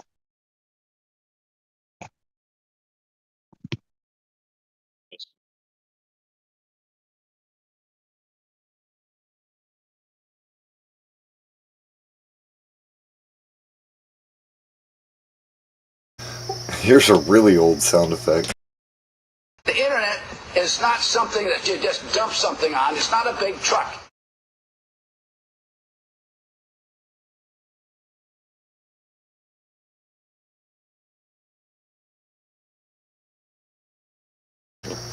And nobody wants to talk about the Earth? What's up with that?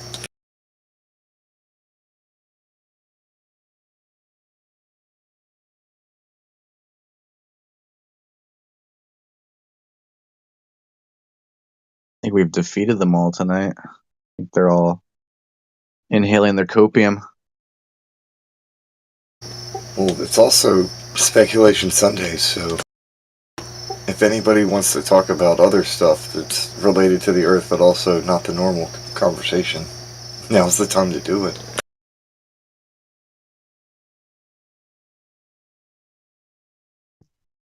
I still got 40 minutes, but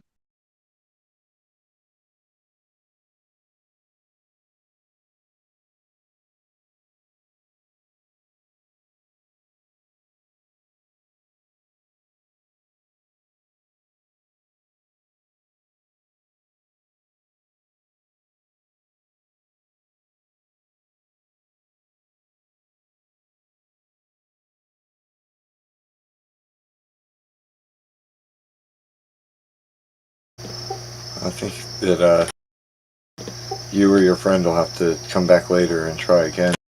He gave up, and then he died. Of quitting. yeah, I'll try tomorrow. Try to lure some more globies in here. And they'll be like the normie ones, right? They won't know most of the globe rhetoric already, except for actually a few of them. I don't know. I know one for sure is really smart, so I should get that guy in here. But Be a good idea. Anyways, I'm out, boys. Take her easy. Stay blessed and watch out for zombies. No, I gotta watch out for bears, bro. I just moved out to the sticks.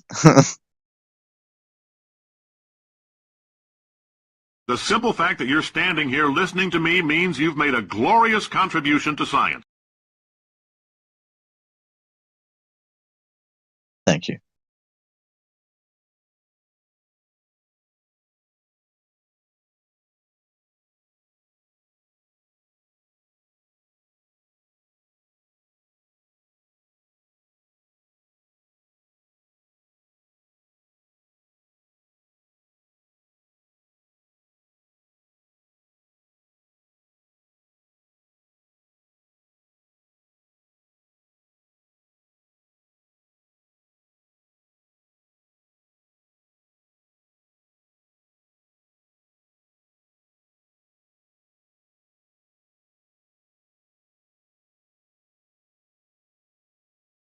Be excellent to each other. And party on, dudes.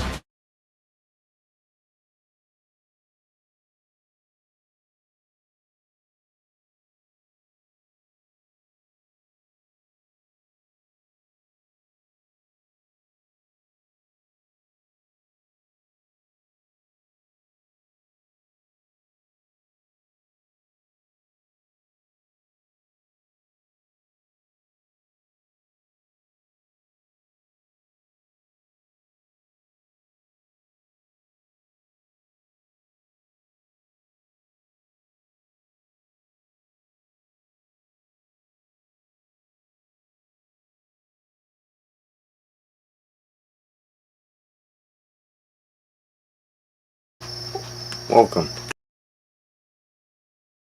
What's up, guys? It got quiet for a minute. We were having a conversation earlier, but kind of got down to the dead air part. Then I started playing with the soundboard, and here I am. Or here we are. I probably need to go to sleep. I just got back from the horse races. Nice. How'd that go? I bet on 8 races and didn't win a thing. Shit. Well, man can flip a coin, but it is God who decides the outcome.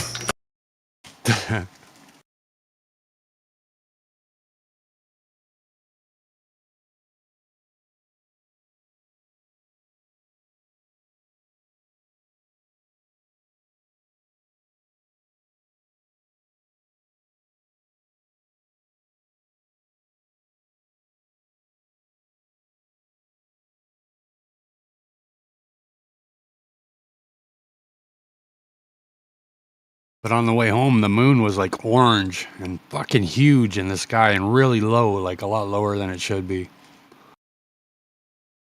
I was noticing that the color's different. It's got that orangish color to it.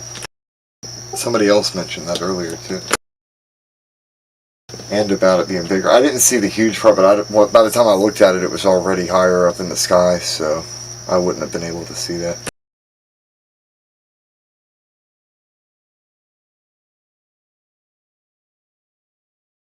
Plus, there's a forest in the way, so I can't actually see the horizon. It has to go up a little bit before I see anything.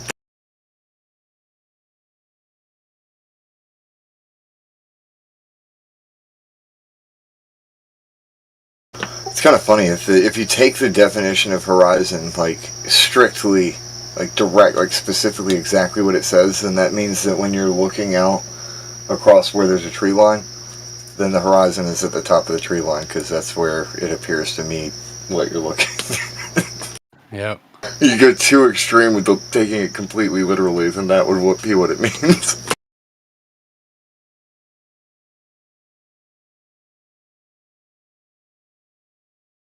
Oh, that's why big bodies of water are great, right? Yeah, it's the best way to look at the horizon, because otherwise your horizon's wherever the hell the sky's meeting. And you see ground or stuff from it, yep, that's it. Yeah, you gotta have a flat plane to get a good look. No, and all these guys with their fucking geodetics and everything, they're all measuring land, right?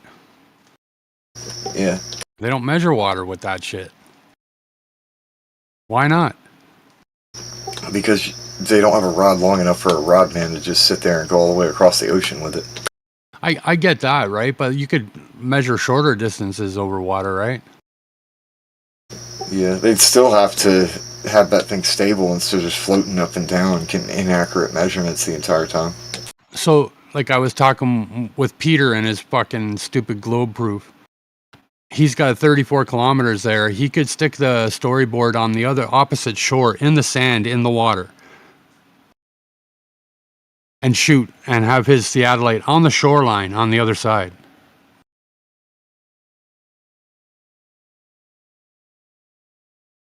Like for that type of distance, right? You could do that. He's like, no, I don't want to. I have a sneaking suspicion that anything that actually would prove one way or another, there's a lot of folks who don't care and they won't even try, because it's not that they want to prove anything, they just want to argue. They won't cite sources either or anything. We will, and then in response we get no, and then no sources cited, no actual rebuttal, nothing. Just another serious case of all flat earthers wrong. Well, you just got to go down to the laser section here and you can watch videos for a couple days. Yeah, dude, this whole place, this entire server is an archive filled with information. My favorite thing that, like, people take for granted that there's a search function on Discord. You can go to a server and you go to this little search area and you can type whatever you want to and you get everything related to that anybody's ever said.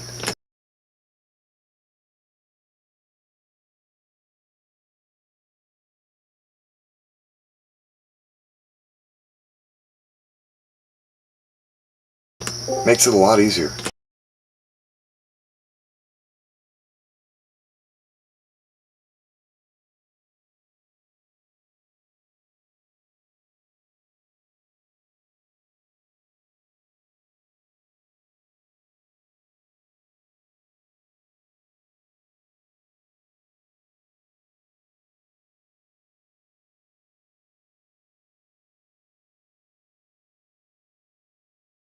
I use that thing all the time because people will try and call me out on something, or I'll hear somebody call somebody else out on something that I know it's here and I need to get it quickly. I go there, I get it, and I post it. I've never used it, so thanks for that. About to enter warp speed mode, huh? I hope this helps everybody step up their game because it is really convenient.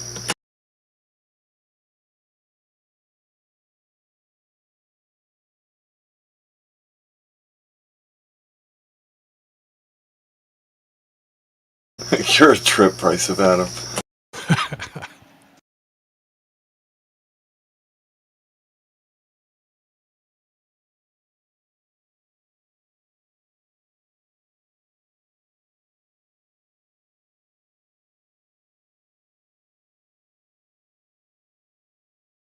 That'll also help when introducing noobs to the subject. You can point out that the search is there, and it should help them get the information they're actually looking for instead of just seeing an ocean of text. Like, what do I do now?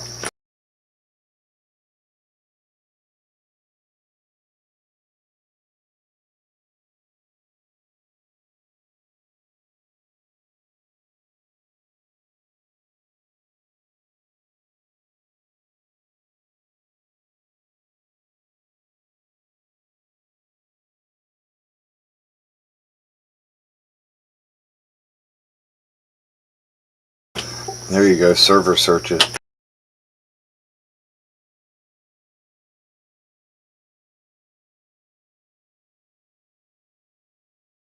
And whether flat, round, or otherwise, somebody has said something about it within this entire archive.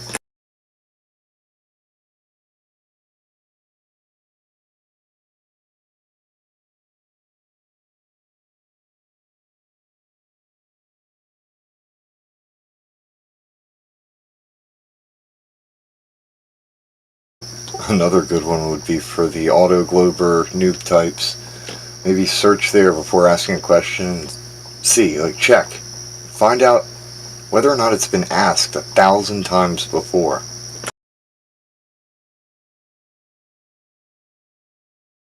Be nice if that was part of the search function when you type in gas and it lists how many times that one particular word has been mentioned.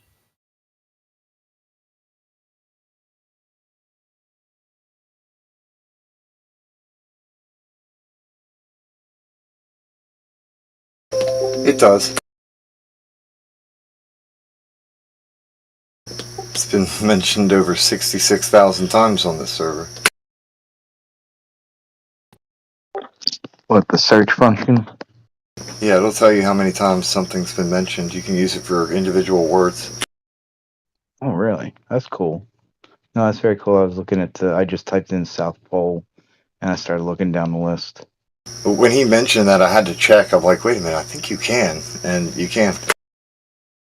It does. It shows it up the top. Type your word in, press enter, and then it says the first thing, X amount of results, new, old, relevant. Yeah. So that'll help out a lot. Cool.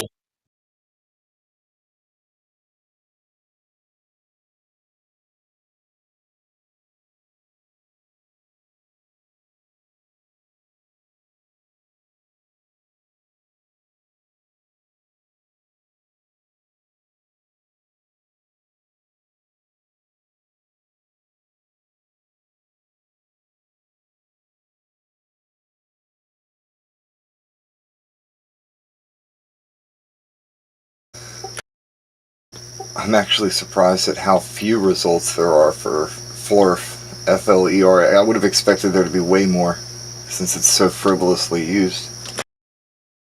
Looking at other insult shit, I'm surprised at the numbers I'm being given. Glurf, 513. That's unreal. And yet we get accused of calling people names.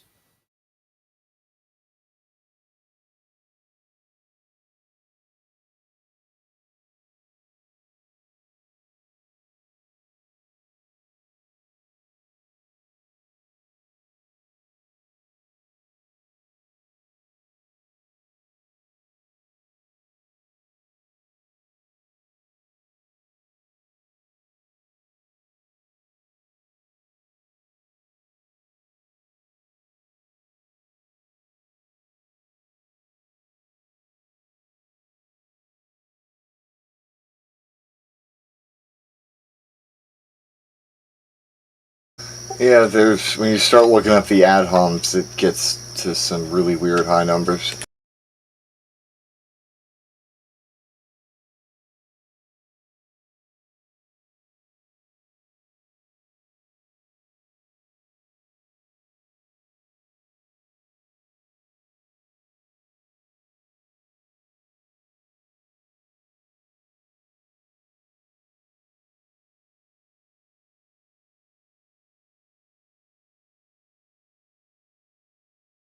The word globe has been said here over 250,000 times.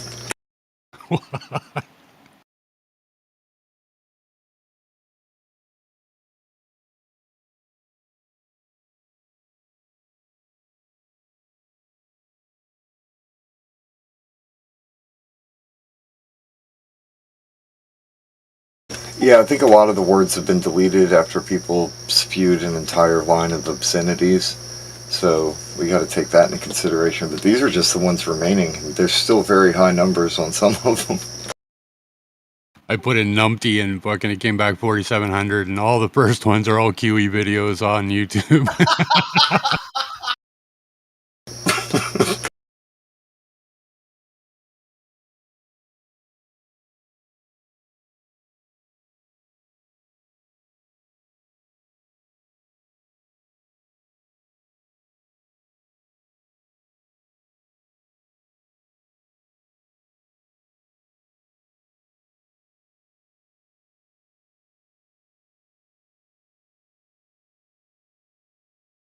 Here's one I actually expected there to be way more instances of: refraction.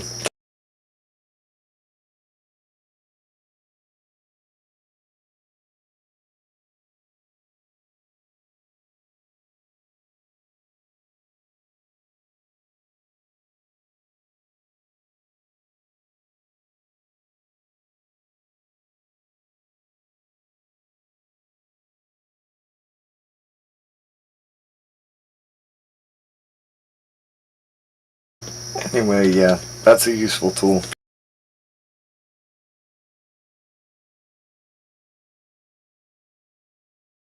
No, that's awesome. I appreciate you telling me about it. Yeah, man. I hope it helps everybody out.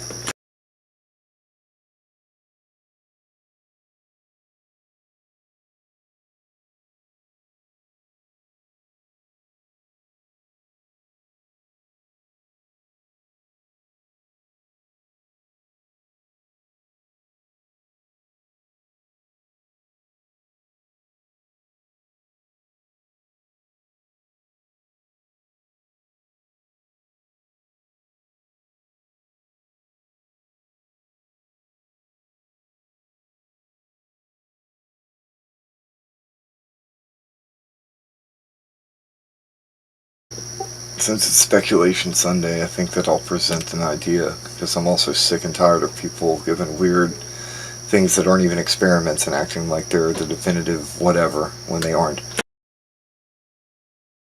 Hypothetically, if one were to go to the North Pole with a large enough group of people and leave in 3 directions, following the continents and going to the South Pole to meet up there at the South Pole, continue going forward and meet back at the North Pole, the data collected should present a pretty vivid picture.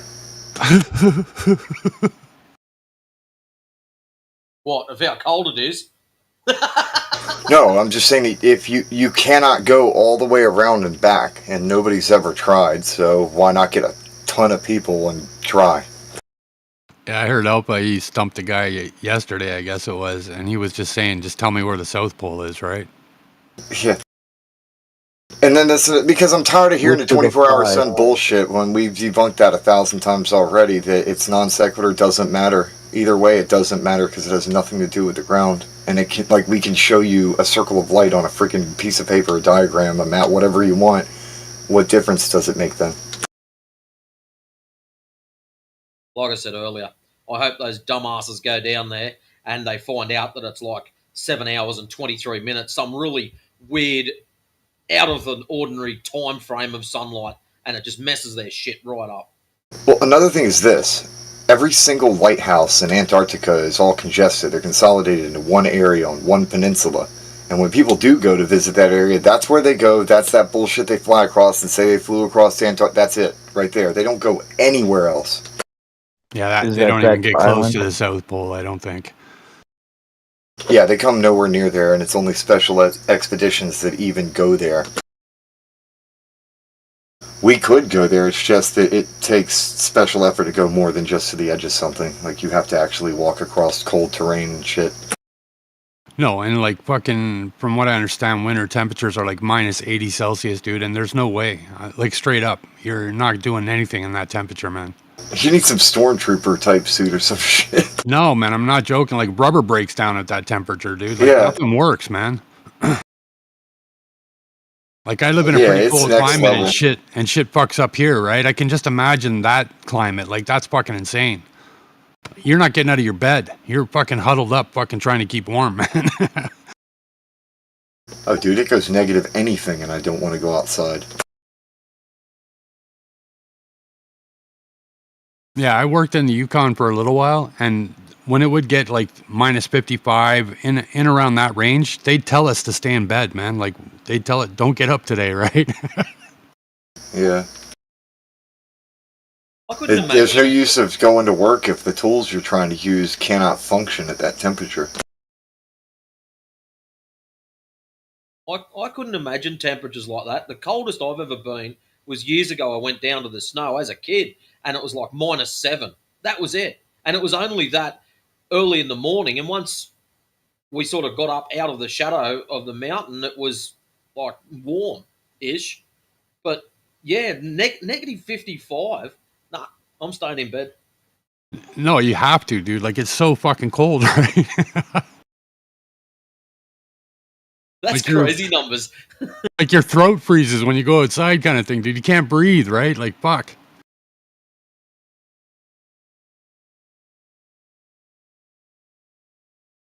I just want to say price of that, I'm based.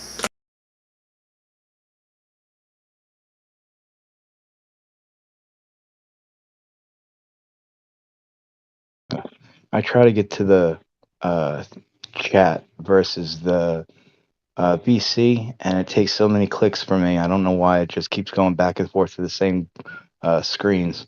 But anyway, I appreciate that.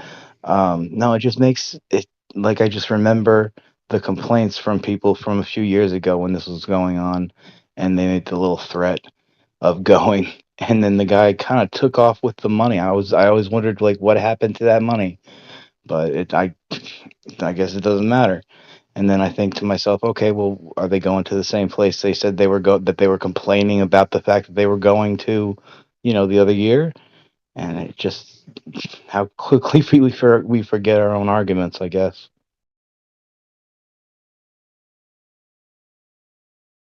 It's kind of the biggest coward move in the world is to just take the money and run. Thank you. Come again. I mean, he's a Glober through and through. I mean, he did the Glober reset after he thieved Globers themselves.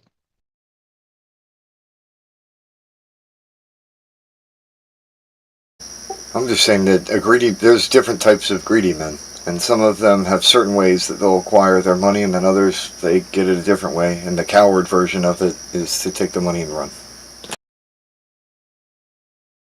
Oh, definitely. I can't believe he came back at all. And now he's pulling the same thing, and are we looking at the same story? I believe it, and I'll tell you why. Harold Camping got away with doing it 4 times. Like, hey guys, here, give me money. Fool me once. What? So this guy's done this before, and he ran away with the money? No, Harold Camping promised the rapture and said that he knew he could calculate it mathematically and told everybody all this bullcrap. They started giving him money, and then his prophecy failed. And he did this 4 times and got away with it all 4 times. It's insane. Wow.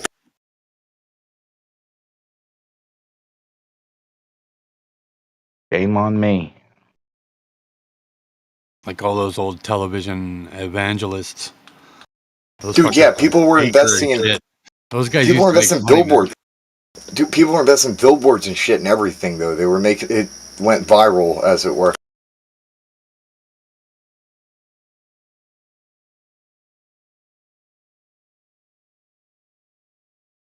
Unfortunately, I think that at least half of the population is incredibly gullible. I don't know. I think people are smarter than even we can give them credit for, because like the old saying was, a person is smart, people are dumb, right? But that's facts, exactly. I was just there, like I'm talking to my uncles and my aunts from Connecticut this weekend, right? And they, obviously they're on my Facebook, and I came out flat a few years back, so I've lost a few Facebook friends. I've had my share of breakdowns, and like, I don't care what the fuck you think, you know what I mean? Dude, I think it's funny that you mentioned that, because I was having a conversation with my grandmother earlier today, and I told her that like, I don't mind like speaking with an individual person. It's people that I hate. Never underestimate the power of stupid people in large groups. True. You gotta remember that we're kind of like like I'm not saying we're on TV, but like we're on social media, something, right? We're on some sort of TV, and it's almost like a performance we all got to put on. When I say hate, I mean like a passionate disdain for. Like, it's counterproductive to society as a whole, and so that would be a viable thing to not like at all. Yeah, you don't have to like it. You can hate it, and it's voluntary. You don't have to do it. So why are you doing it? You like seeking abuse? Everything's a choice. I nuked all that fucking social media years ago. Nuke it. It's gay, and you'll never miss it. And all those people you think you're communicating with, guess what? They'll never reach out for you. Like, not even once. So, tell me, is social media fake or is it real? It's fake for me. I have everything kind of set to it, if this then that, and it automatically posts whenever one of the streams go up, so that it just posts on my official account or whatever a link to here.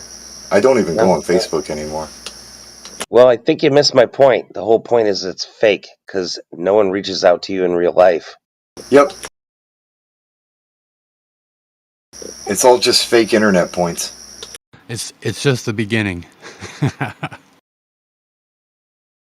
When people start to this putting, when people start attributing the value of their own self-worth to these internet brownie points, they lose themselves instantly.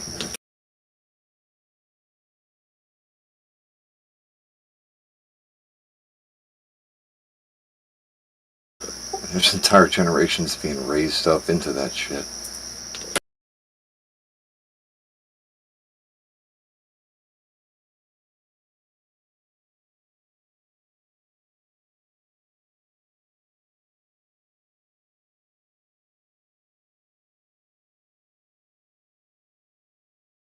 We'll call this one Rumble. We'll call this one Sunny Sunday. Yeah, what's something positive that we can talk about? Is this kind of black pill right now? A little bit. He's absolutely right, though. The entire technocracy is complete and utter horse shit. We used to do 7 seconds on a shot in movies. Now we got to do something like 3 or 4. Like the attention span is just down. That was something that did disturb me when I was researching the attention span of people and found that it is diminished below that of a goldfish.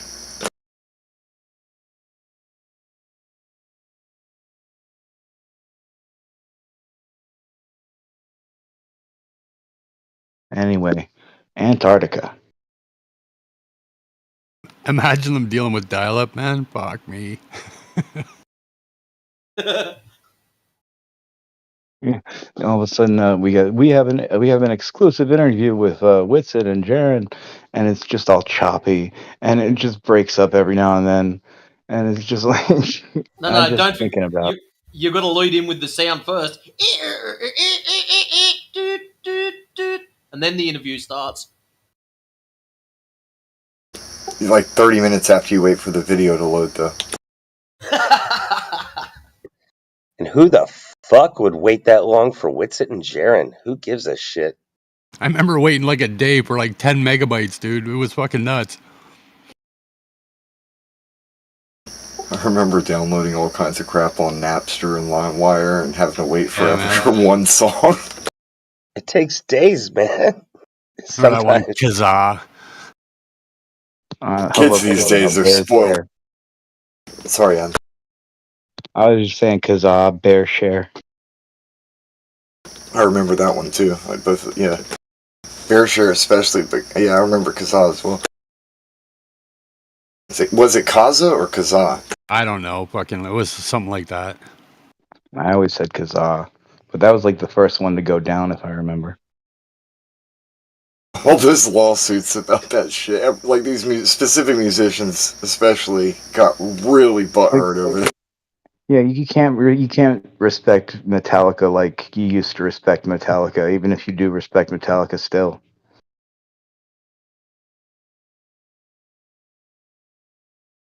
I remember when they flipped out over stuff, downloading certain Metallica songs just out of spite and never listening to them. That's fine. I was a teenager, as a child. I'm just saying though, I was like, that's stupid, and I downloaded them anyway.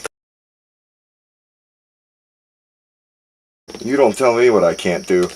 I'll do it. You ever come across a song on you downloaded as a kid on Napster or something like that, and you know the song bit by bit, piece by piece, but you have no idea what it's called or who might have done it, and every time you search it, you're like, there's like the internet's like, what? I have that song. I have a song like that. It's called the Sublime Be a Man is what it was titled. And it was Really, not Sublime, but it was really good.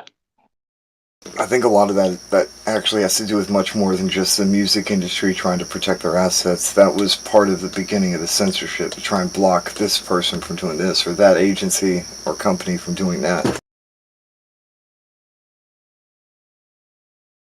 There's always something more to it when things go viral like that or go public. It's kind of like this, the Internet Protection Act had nothing to do with protecting children from anybody.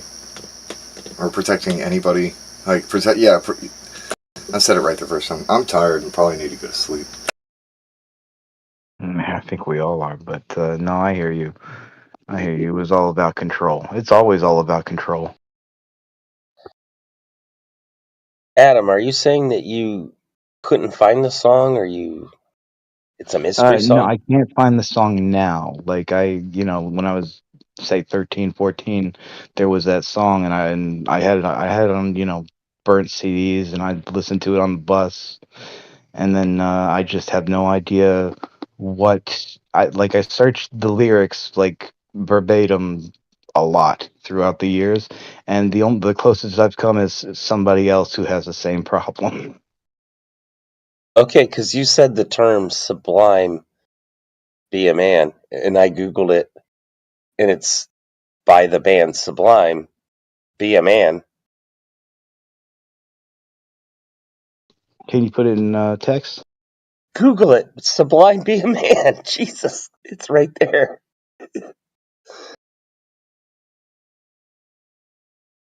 What's funny is if you just clip to that, it's like, Google it, it's Sublime, be a man, it's right there.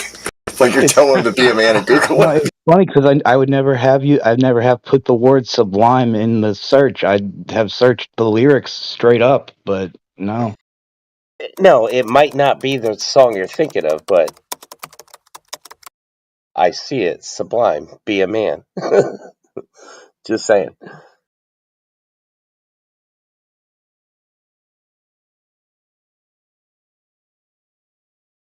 But I do hate it when you know of a song, you think of a song, and you just can't put your finger on it, and you search and can't find it. So I had to search. There's apps for things like that. I think that there's one called SoundHound, and if you can play the song or part of the song or hum it, sing it, then it can find songs that sound similar to the noise that you made. I call the singing noise. It really is. It's just comparing sound waves, though.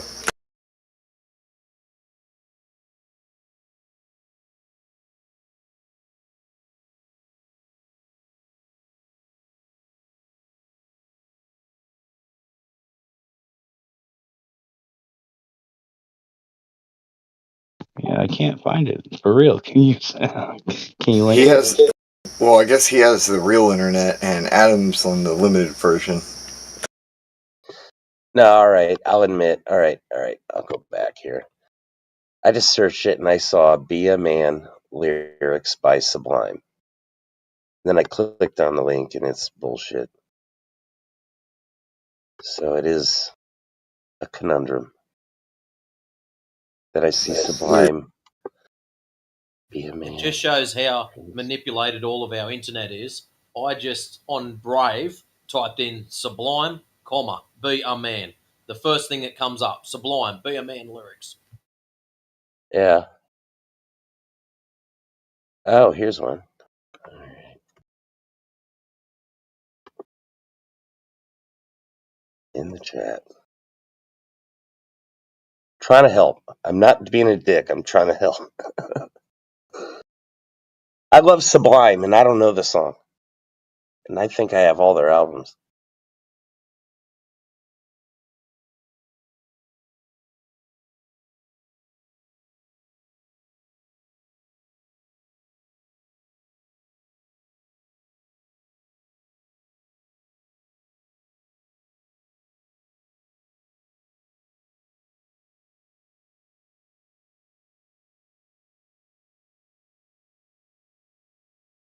No, but that's been a thing on my head for about 10, 15 years now, to be honest.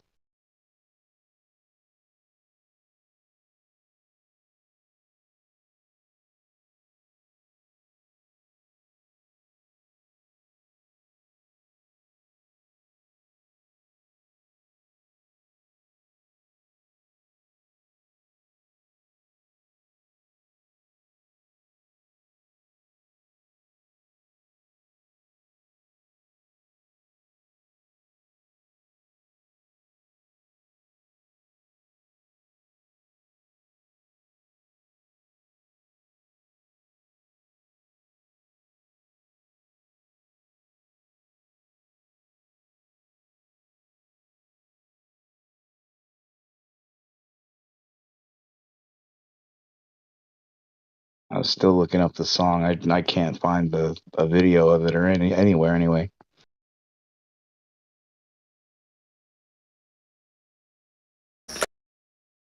Sometimes I hate how my brain works. It'll do something that's almost non sequitur, but only connected by the smallest of threads, and it's otherwise completely irrelevant. Y'all were talking about this, and the song from Mulan came to mind, and I had to look it up just because.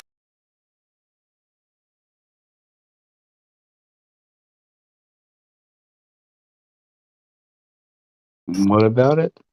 The chorus of that song says, "Be a man." I remember the song. I remember the idea of the song anyway. I can't remember the song itself, but I remember uh, the like it's like a training montage type of thing. The only connection is that the chorus of this says, "Be a man." Completely different song, but it's just, like I said, I hate how my brain works sometimes because it connects things by really thin threads. Alright, that's how Google works too, I guess. Oh, cool. It's an accurate representation of a neural network.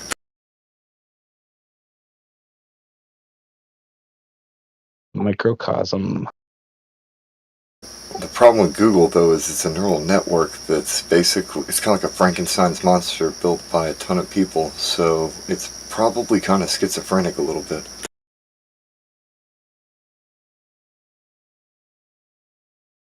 When you talk to some of the AI things, some of the AI stuff gets weird. Like these individual characters that have been given, that are curated, and they kind of have hand-selected info, but then censor other things. They give really weird responses. Well, like when ChatGPT goes, yes, it's flat, but it's not flat. I'm sorry, you don't understand. You can basically create a non-stop flow of cognitive dissonance.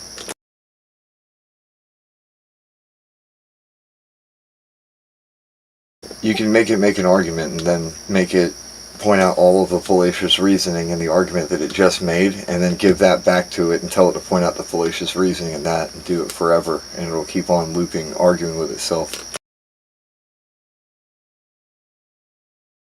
Holy shit, Adam. Dude. Definition of mental retardation. Seriously, Adam. Go to ChatGTP and say the band Sublime's song name Be a Man lyrics. That's a good and idea. It gave me the fucking lyrics to the song. Literally gave me the freaking lyrics, like a whole song. Now we have to compare and make sure it didn't just make them up. Yeah. Did it make it up or what? Ask it if it knows where the hell I can find an MP3. Holy shit. Oh, yeah, it won't do that unless you trick it. Okay, do it the easy way. What album was it from? Oh, there you go. All right.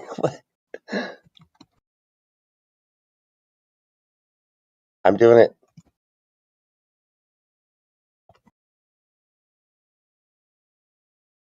Be a Man by Sublime was featured on the compilation album Secondhand Smoke, which was released in 1997.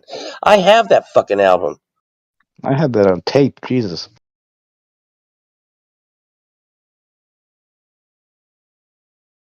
I love that. I love that damn album. I don't think there's a compilation album.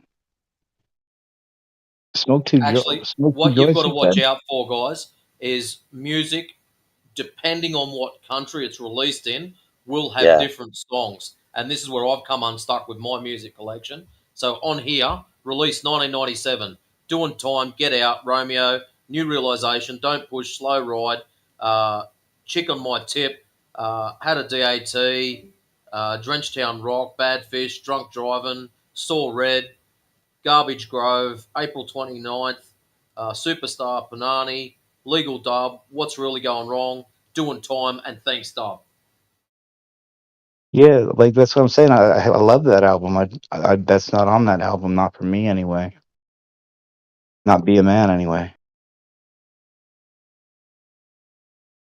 Holy shit, this is tripping me out. I mean, go like I will say the damn thing is like I want to be a man, wanna be. I want to be a man, wanna be. I want to be a man, wanna be. It's not fucking hard to remember. All right, gotta check BitTorrents. Gotta check BitTorrents now.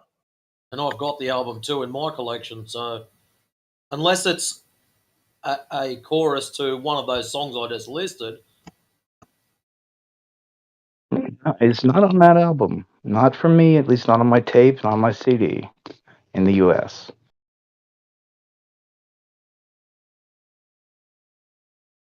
Because I do love Sublime. That's my favorite band from back in like 3rd grade. 3rd grade, Jesus, make me old. Right. That was what? It was 1996 when he died, so it was around then because it was the self-titled album.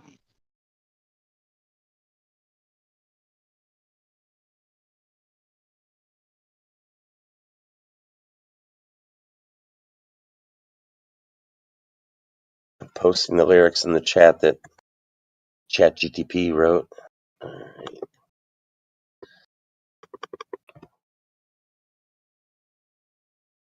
No, that is not the lyrics. That's what ChatGTP wrote me. That's crazy.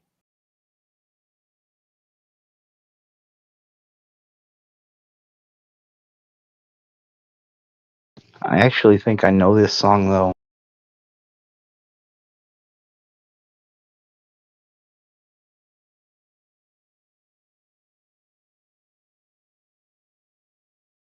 No, this is a different. Like, is it? It reminds me of the song. It's like on the freeway in the county where the sun never shines. That one.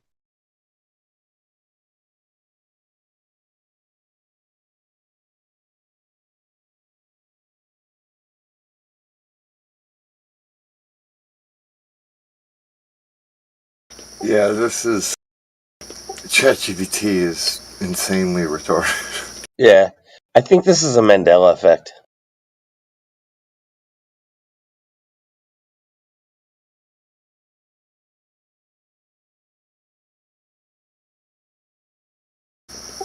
Would the Mandela effect exist if the internet didn't?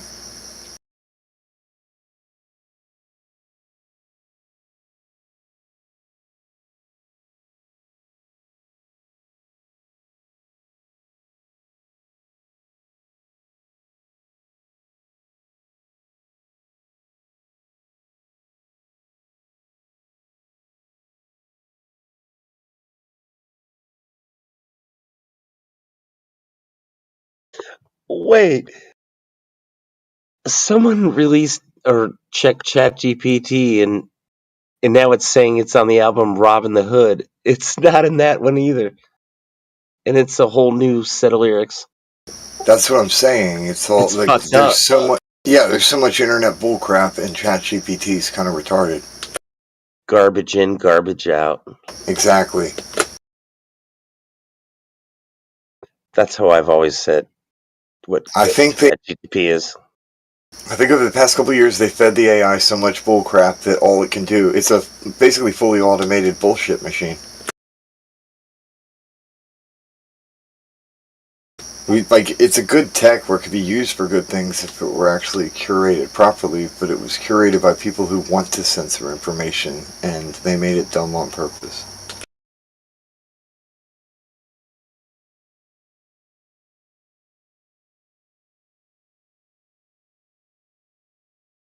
Kind of like being promised a TI-83, and then you're just given one of those cheap dollar store calculators with a little solar panel on it.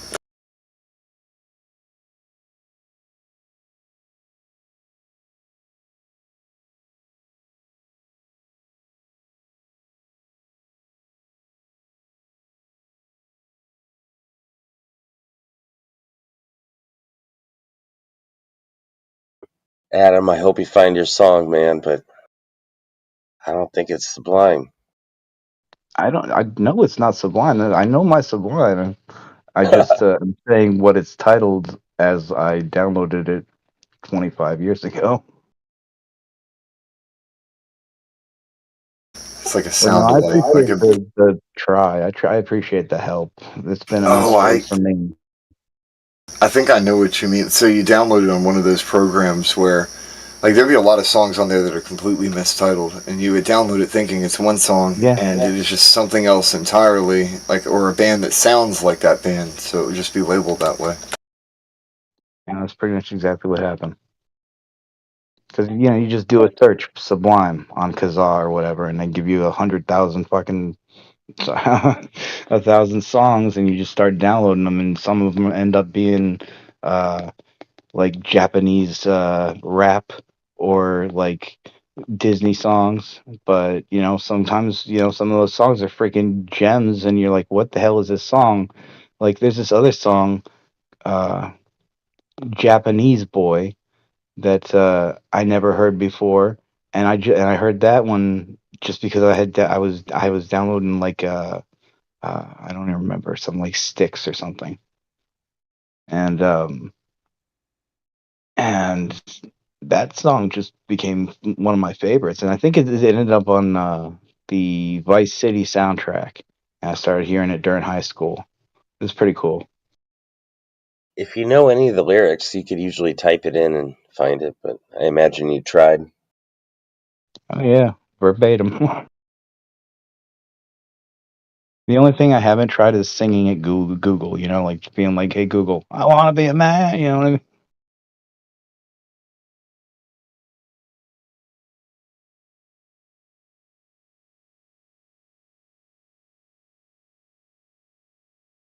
Oh shit, I know what your problem is. If you start searching I want to be a man, you're going to get all kinds of shit nowadays, right?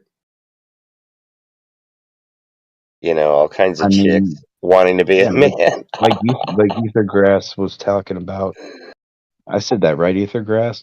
When he was saying he just started thinking about that Mulan song. Well, I come across that Mulan song almost every time I search the song. So yeah. Yeah, the results are kind of biased towards the most searched things. Like, hey, do you mean this? A lot of people mean that when they say that. And it's not even that. It's what they want you to think you're looking for. Yep.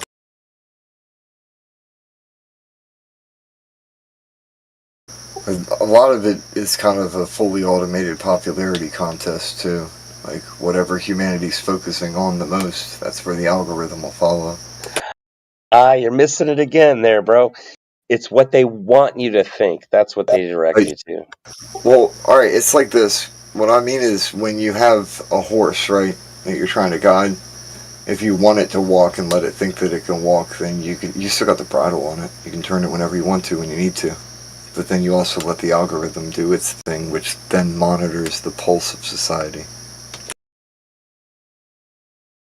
And it also links it to what you've already been looking at. So if you spend all day looking at ginger cats, it will tie ginger cats to whatever else your new search is.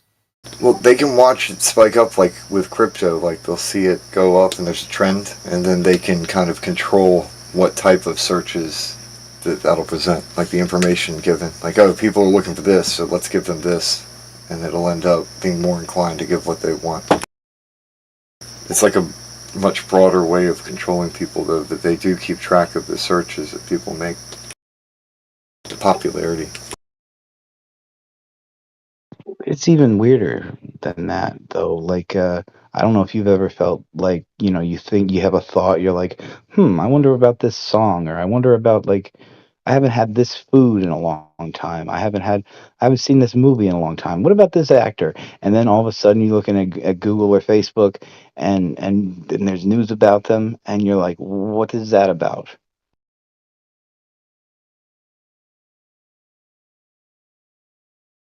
And that happens a lot, like not just a little bit. And I don't, it does, like, not a little bit to the point where it doesn't feel like a coincidence. And, sometimes I think about like, okay, like that running up that hill. I remember thinking about that song, and then like 1 week, 2 weeks later, all of a sudden I'm hearing that song everywhere on the radio and in commercials. You know what I mean?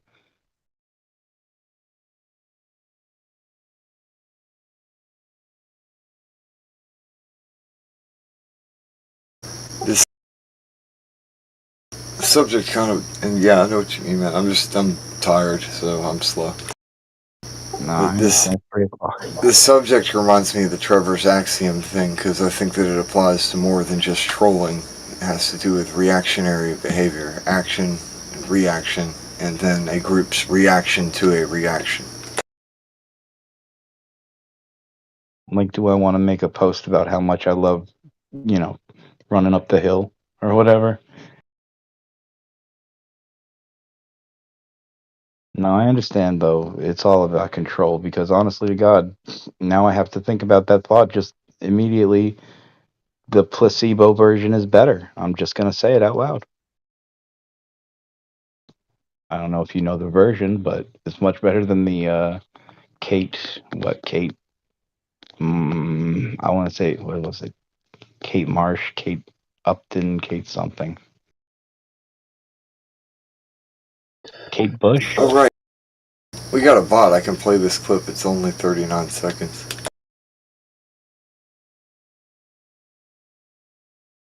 If y'all want to hear it, I don't have to force it upon you. I was just saying I can play the clip that I shared in the chat. No, go ahead.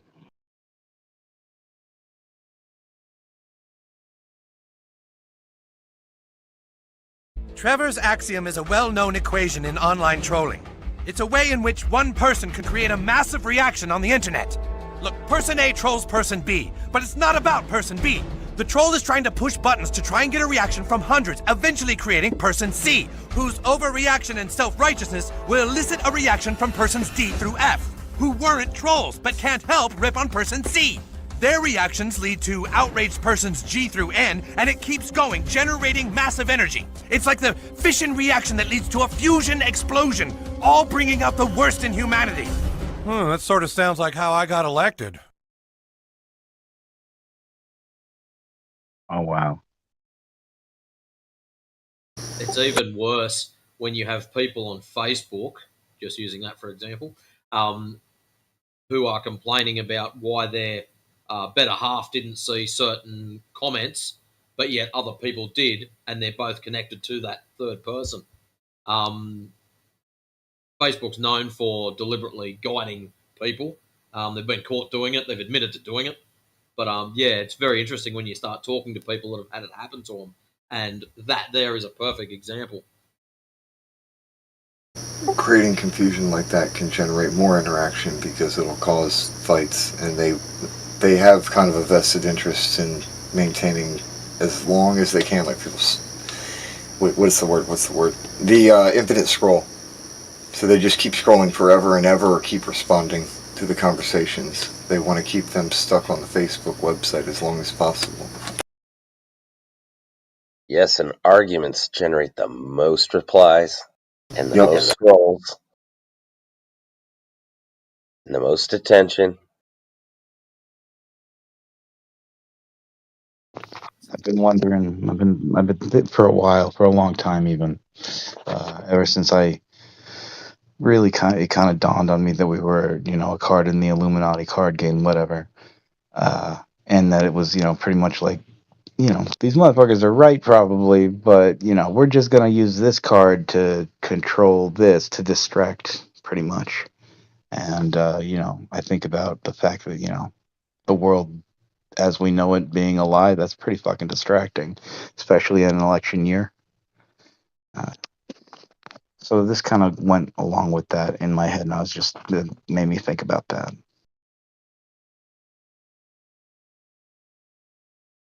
You ain't seen nothing yet. It's election year. Yeah, they're bringing out the big fireworks this time.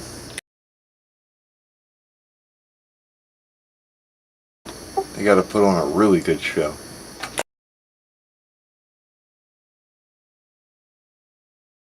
I mean, welcome. Like everything's falling apart. Welcome, Shaggy 420. Hey.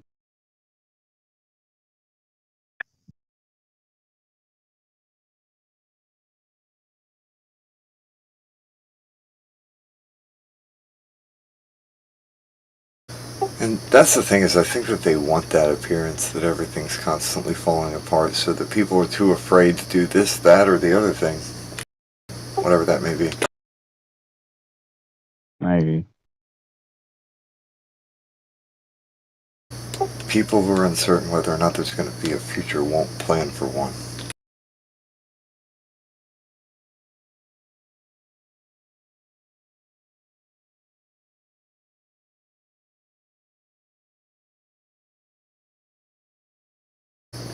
And if they're told that it's lights out after this, then they won't plan for the children of their children's children, and they think he who dies with the most toys wins.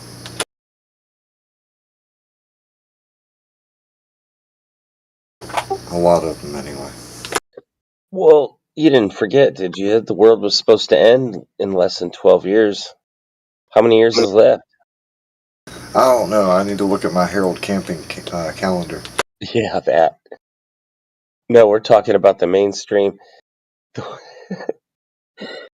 Global warming, the world's going to end in 12 years, and they even had some stupid bitch coming out. We have to eat the babies. We have to eat the babies. Yeah. Straight up. We have to eat the babies. What kind of shit is that? I don't remember that. I don't remember the baby year. You don't remember that? I gotta find it.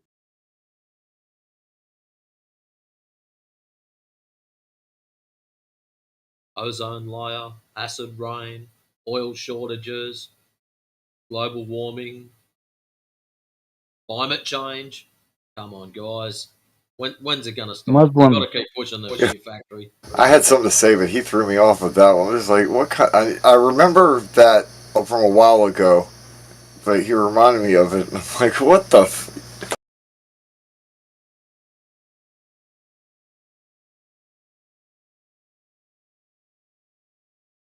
I got it. It's going in the chat right now. 3, 2, 1. Boom. We need to eat the babies. I think it was like a satire thing of somebody taking it to the extremist thing and kind of. No. But because it looks like I think I've seen this. It looks like a reduction of the story, but she literally doesn't know how to react to what this person's saying, which makes it hilarious. Play it. Watch it.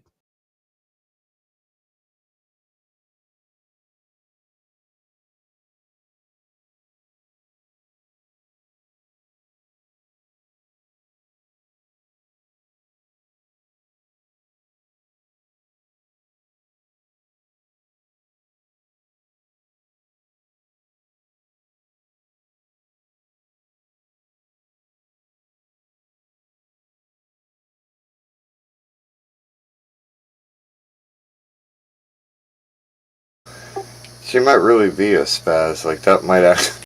Ah, shit. Welcome to Clown World.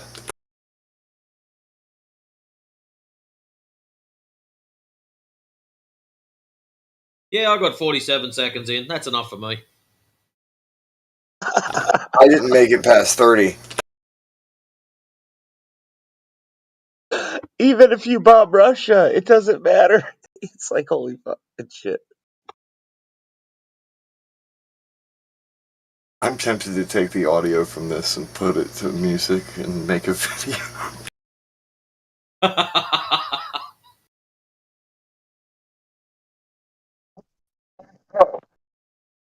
Even AOC was sitting there like, holy fucking shit. Look at her face. She's like, okay. This song's going to be nasty. And just throw in that Scottish dude out of Austin Powers. I want that baby in my belly. Oh, jeez.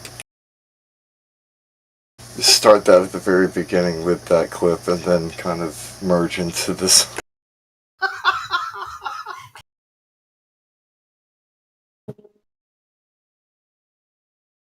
I think I might need a vacation. My sense of humor is getting so dark that I can't really tell the difference between that and other types of humor anymore. Been in the trenches too long.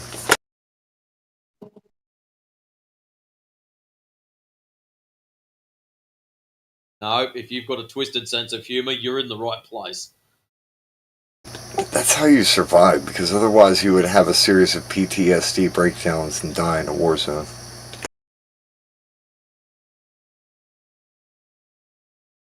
And this is a war. It's a different kind of war. It's digital.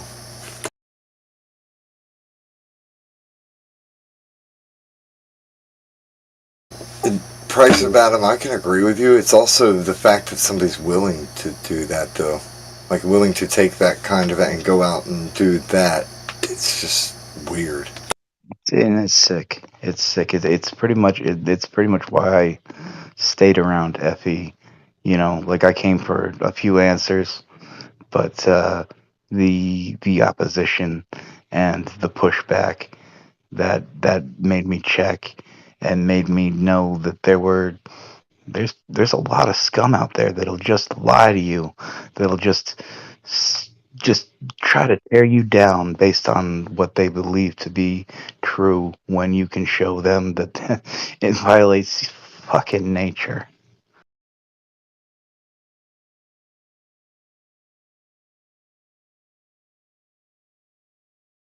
So you stay around for a few years, 5, 6.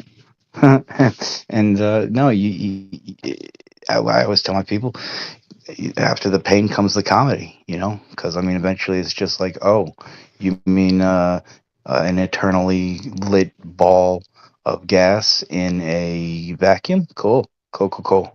Keep going with that. My favorite part is when somebody begins to try and act like they're going to explain to me and teach me about this glob. And the first thing that they do is say, well, imagine this. Yeah, man, I think it was Skinny Betty taught me about the North Pole. I mean, not the North Pole, Polaris and its recession. But he also taught me about the 5 South Poles and the definition of all of them. And you just, it's pretty much just spot the word for imaginary in each definition. Yeah, they're all just guesstimations or some kind of crap where somebody stuck a thing in the ground. All fabricated.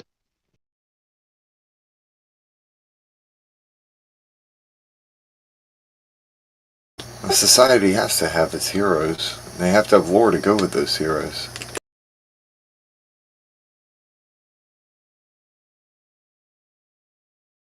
For $250, you can sit down and eat dinner with your heroes online.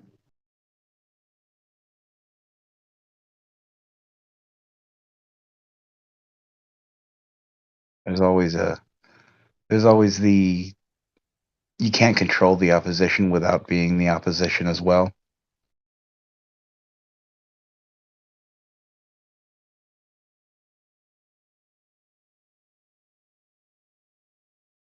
So that's why I figured there's so many,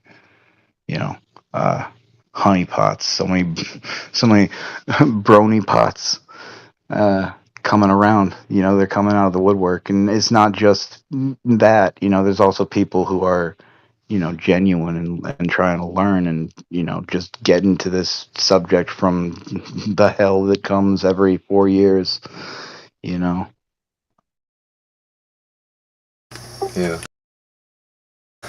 It just sucks being anywhere within proximity of people who do jump on that roller coaster, because both sides will attack you if they think. Because you don't want to ride the roller coaster, you're bad. I remember one of the first times talking to just one person that I haven't seen in a minute, to be honest. General E. Stoned. I remember him. I remember we pretty much we meet on the text, and we're just kind of like sniffing each other's ass, like how you doing? Yeah. Do you think it's a ball? Are you a glober? Are you?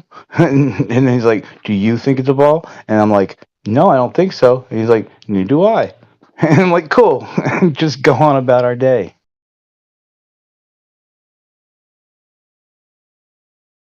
But it takes a minute. I mean, it takes a minute to feel sure. You know what I mean? Like, I just came in with some South Pole questions, and I did get berated by both sides, and it took a minute, and it took a lot of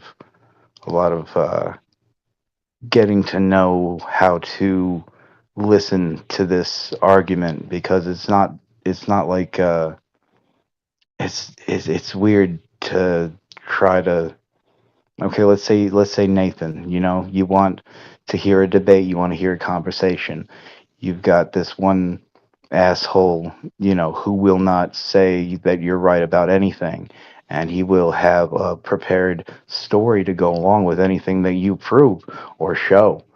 And there is that, but then at the same time, screaming at them for 45 minutes, it was a hard sell, but it acquired taste. But once you get the idea, once you get the liking and then the understanding of how how it's being shown, it's like you stick to what is solid, and all of a sudden, 5 years later, we're here. I didn't imagine we'd be here 5 years ago.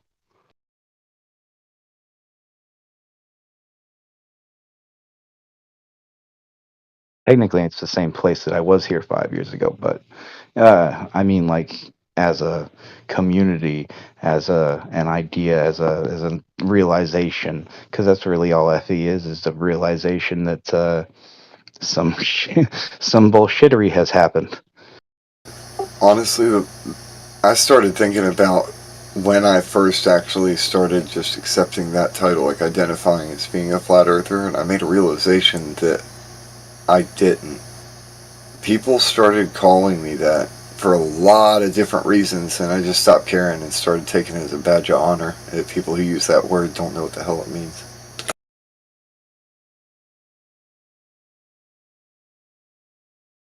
I just regurgitating a talking point from the CIA, who demonized the word conspiracy theorists due to people trying to figure out what the hell happened with the JFK assassination. Well, people just like to talk. People love to talk about things that they don't know about and then make baseless assertions off of things that they don't know about. Yeah, but if you question everything or anything at all, and they'll just basically take the mainstream's label and slap it on you and say, "Oh, you question this, so what are you, this?" And flat earthers. If you are claiming that you know something, then produce the evidence. Like, that's it. Just do it. Yeah, It's that's so all easy. they mean. True. It should be so easy that we can all understand it. It should be something easy to do. Yeah. And, like, I was pointing out, like, the original time that I was called that, like, when it was brought up as something that I would identify at, because I hadn't even thought about it that way. I was just looking at worldviews. I was looking at how people see the world. And when I asked certain questions, that was the label that was slapped onto me, just for asking questions. You're a conspiracy theorist. Yep. Theorist. Oh. Well, maybe sometimes people do have conspiracies, and some people actually recognize it. And why would you call them a conspiracy theorist if they can point out to you everything that is going on in the conspiracy and show you proof of why it is a conspiracy? It's not a conspiracy theory, it is a conspiracy that you're giving them evidence for. Like, what I don't understand. Like, people just love a good story. They love it. They need drama in their lives, apparently. Yeah. And they want you to be the strongman cartoon version of yourself that they imagine you to be. Yeah, they don't even care about who you are specifically. They don't want to know the nuance. They want to see everything in black and white. You're this or you're this. You're not right, you're left. If you're not, like, if you're not conservative, you're a liberal. Like, that's Man, some silly way of thinking about people, when you know for a fact that people all deal with their lives, like, separately and individually. Like, it's not something that you can label as black and white. They have, I don't know, they have nuance.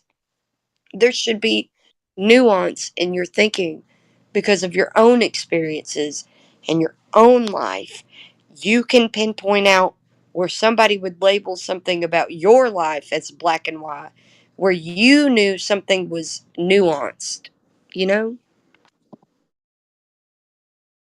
I- If we have the truth, and you do, then that shines, and we stick by it, and all we can do is weather these people who have been here lying and conniving for years.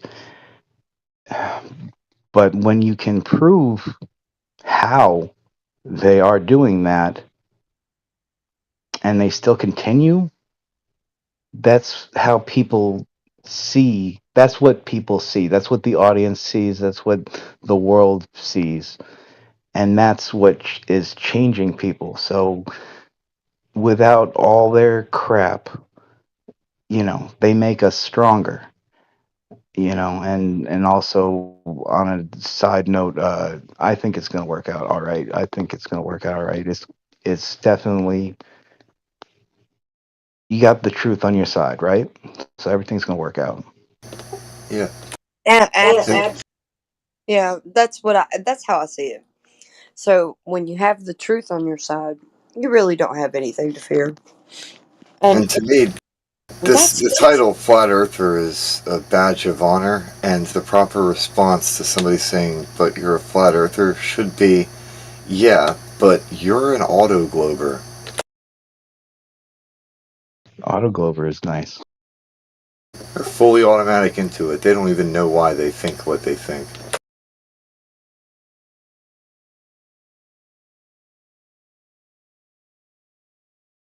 I mean, if you're a conspiracy theorist and then you prove it, you're, conspiracy prover. I would say that a lot of people do these conspiracies. So being a conspiracy theorist is such a stupid term. It's such a stupid term. There are people that get together and they agree on something that would be against some. That happens in your life. It happens in my life. It happens in other people's lives where people actually conspire against them. I don't know why they do it. I can never ever tell you why they do it. There's no, I don't know, because I would never do that to somebody. But I would say the conspiracy theory part of it is, that's silly. Why would you say that? It's like a silly conjunction of words that have no meaning. There's no meaning in conspiracy theorist. I like that meme, conspiracy theorist, pattern recognitionist. Yeah, okay, so you can recognize patterns. Oh, that doesn't make you a conspiracy theorist. That makes you somebody that has the pattern recognition. Why would you have that label put on you? That's silly.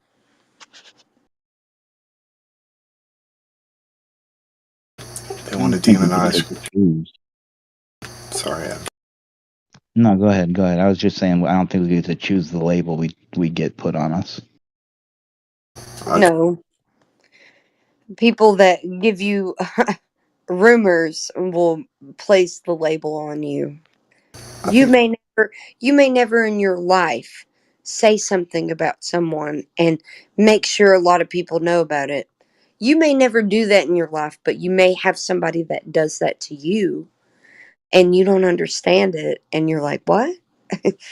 You may not understand it and you're just questioning why, but it still happens. I don't know why it happens. Can't divine their thoughts, but it still happens. What can you do about it? I don't know. Make them prove their claims. That's how you deal with it.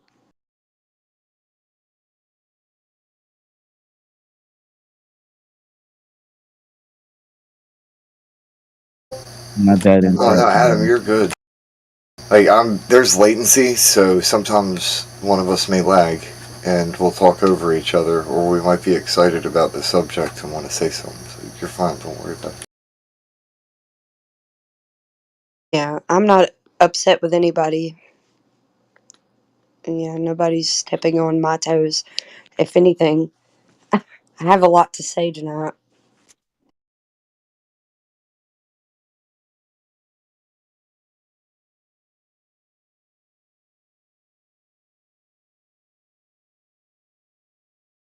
This whole subject about being labeled things, like somebody putting a title around your neck and calling you something, it reminds me of a movie that I saw a long time ago.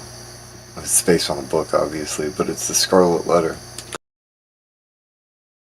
And what she does is she wears that thing to begin with. It's just the letter A, and she starts embroidering it, like adding to it, and it becomes something much more. And she's also doing other things around the community and stuff, but I digress. I actually read the book too. Well, think about somebody that's claiming something that they don't have evidence for. They're just literally saying something about somebody that's not true and saying it to other people. That's crazy. Is that not crazy? That's crazy to me. The only thing that I can think about is that part in Say Anything where that little kid goes, "Bitches, man." Like, I'm thinking about it and I'm like, what if you said that, like, a girl who didn't want to have had sexual relations with someone, and then they wake up the next day and they're like, I'm gonna say he raped me, or graped me, sorry. I'm gonna say that. And it's not true, but I'm just gonna say it.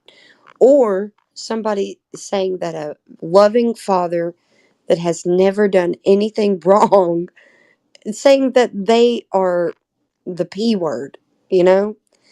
Saying something like that about a loving father that loves his kids and has their kids taken away from them by lying. Just lying. What the? Produce the evidence. Like, I want a jury. Like, give me the jury. I don't want to talk about it, and I don't want to cut a deal. I want a jury, and I want evidence brought forward. Like, I am so sick of people talking out of their butts. Like, if you've got evidence for your claim, bring it forth and let people decide.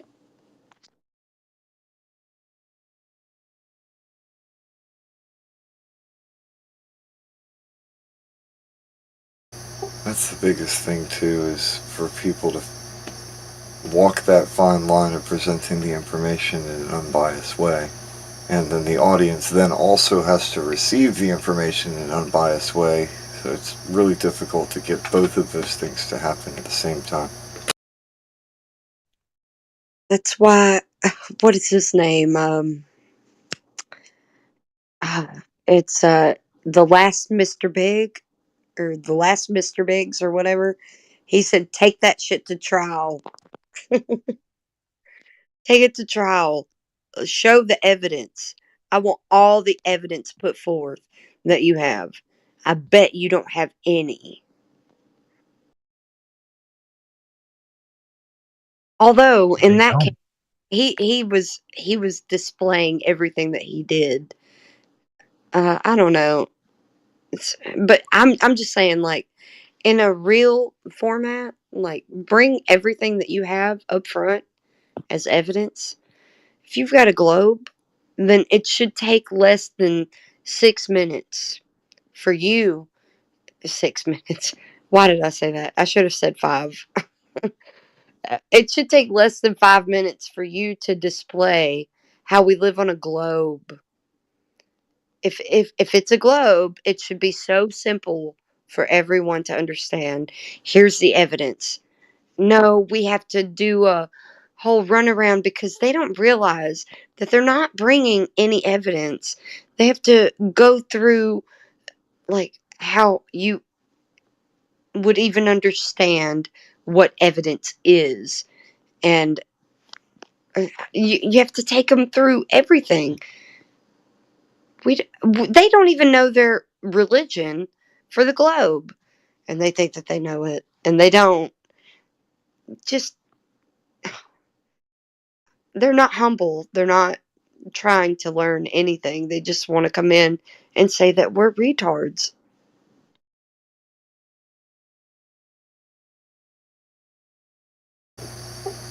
Auto Globers believe Globe because King of Globe said so. Yeah, where's the evidence? Yeah, why can't you give me the evidence within 5 minutes of talking to me? We should be able to go over your evidence. I Not posted evidence of the globe model right here in the live stream voice text. I think it's pretty accurate. Yeah, we shouldn't have to hear them talk about anything and preface anything and caveat, caveat, caveat. Just give me the evidence. But you're a flat earther. You're stupid. Don't you know it's a globe? Haven't you learnt something? Now I'm convinced. I never thought about it that way. Oh, for some reason, it's amazing how many of them just have got this knee-jerk reaction. Auto-globers. You must be stupid. You mustn't have learnt at school that it's a ball. It's like, why would you assume we're stupid when we are deliberately stepping away from your ball-tard paradigm? Like, seriously? I'm stupid because I don't believe?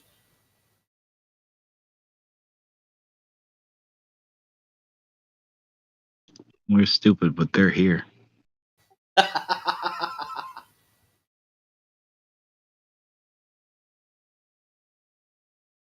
It's addicting, man. Like, I'm not gonna lie. Like, that's the thing about it, is that's the distraction part. It's so addicting. You know, you learning the little factoids and the little arguments, the little rebuttals that you're gonna need. Because I mean, you're gonna need them because you're gonna hear them, whether you want to hear them or not. Like, there's 10, 15 experiments they go through probably every week that I still have 10% grasp on, if that, you know what I mean? But in 10 years, I'm probably going to know at least 3 more of them.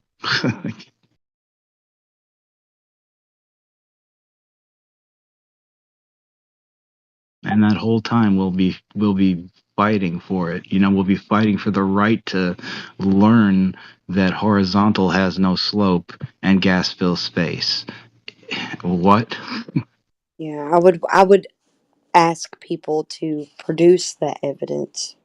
If they've got something that would go against these well-knowns, you know, in nature, then if you're going to make a cause claim about it, then you're making a natural, it's called natural science, or yeah, natural science, or whatever.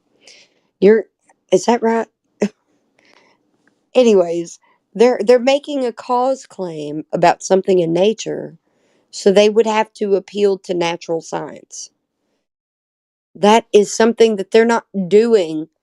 They're appealing to it by saying there's a cause in nature.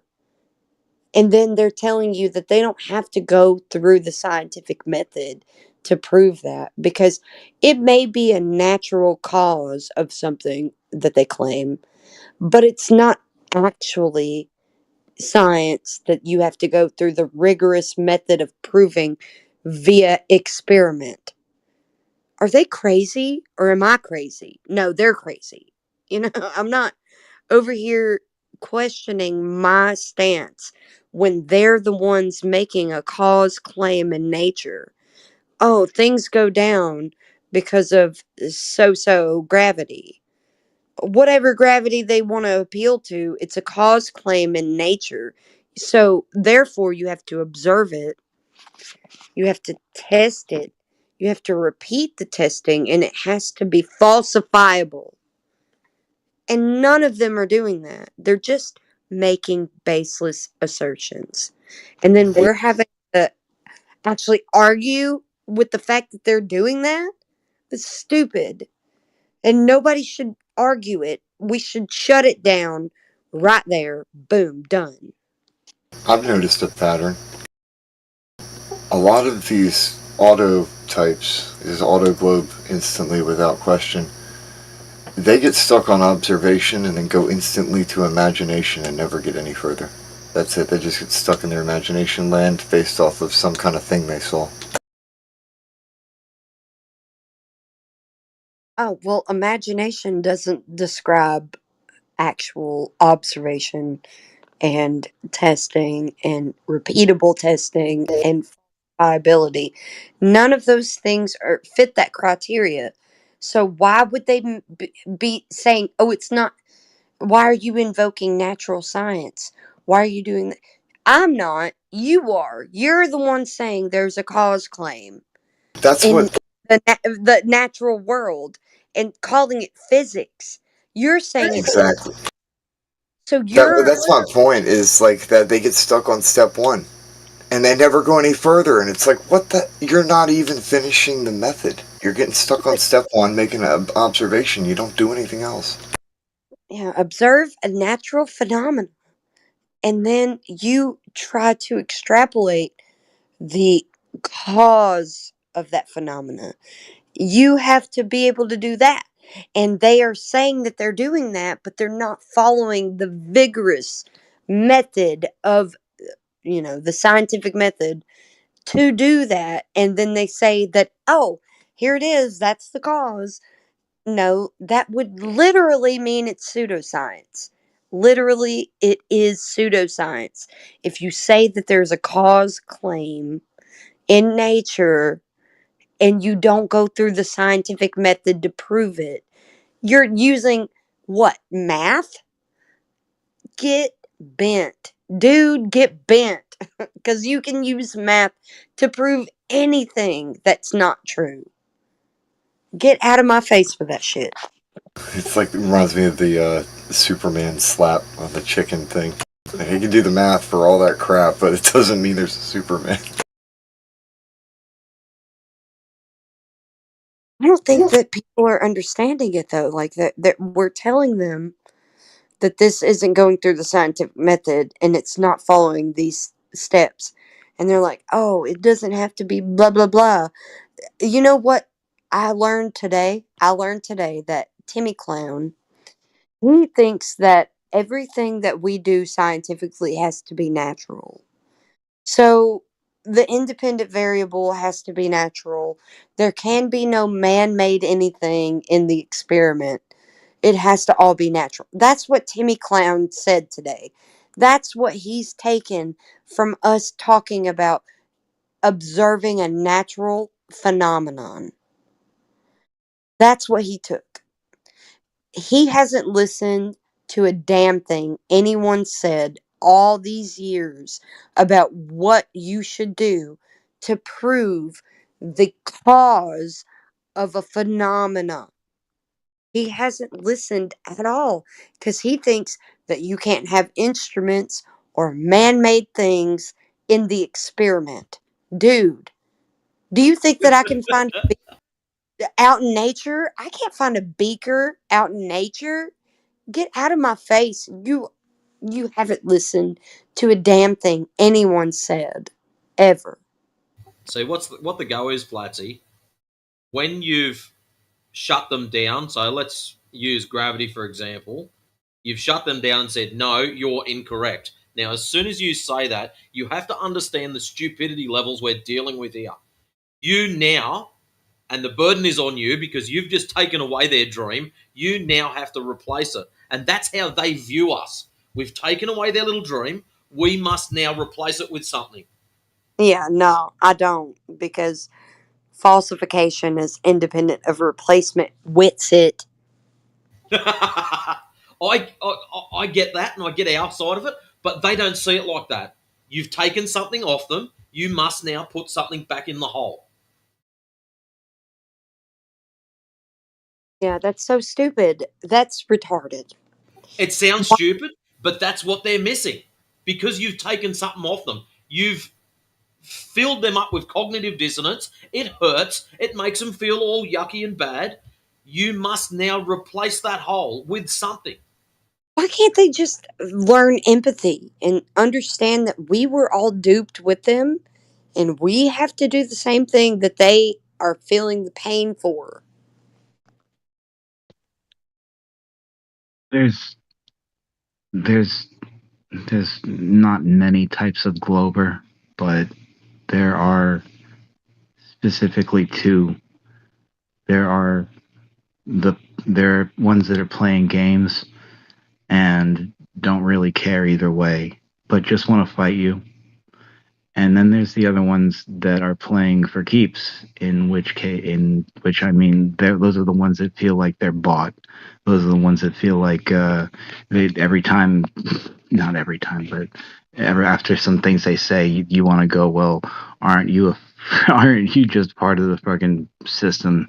You know, I'm saying that you just stay true and we'll be fine, because everybody gets here at their own pace, and we all got here at our own pace, and we're still at different levels, all of us. We're just advancing a lot lately, but so are everybody else. I mean, you can tell just by not just by the level of us, of flirts around us, and how new people can come and all of a sudden start grasping the argument because we've spent time to learn to grasp the argument. But at the same time, you realize how little the globe has, and you see how that is deteriorating, and it's just getting raw. It's bare. It's what do they have?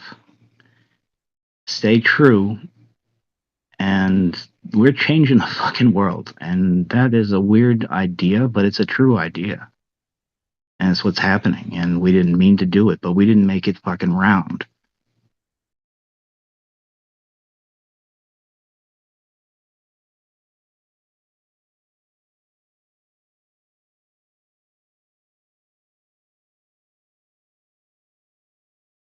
Since it's Speculation Sunday, you're all going to hate me for this. I'm going to tell you what gravity is. It's already been stated quite clearly in an awesome documentary called The Matrix. Gravity is a rule. That's it. My speculation's over.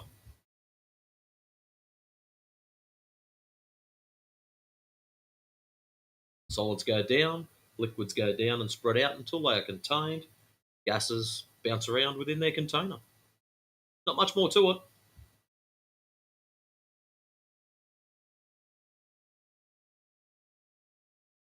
You're shaking your head. I can feel it. No, weird part is I can see in my head. I'm looking at the gas in my head. Of course, there's a model that's going to pop up, and it's that one that we show Globers, and when they want to show us gas pressure without containment, it's just that those blue dots, those blue paint shop pro dots. You know what I mean? Like.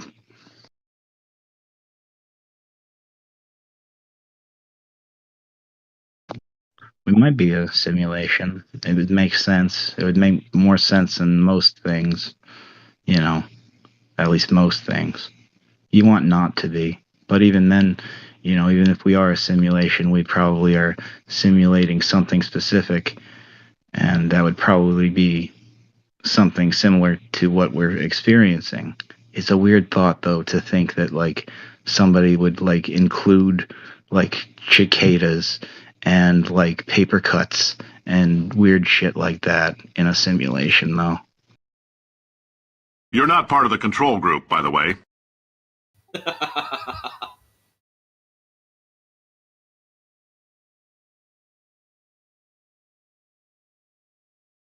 Well, I don't know about the simulation side of it, but yeah, very interesting when you start looking into that from that angle. Yeah. All speculation.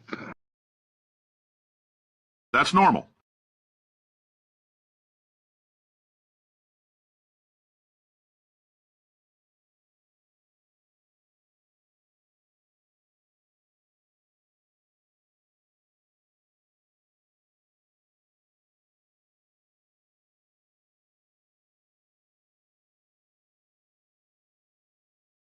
Yeah, I just love it when all the little globies come in here.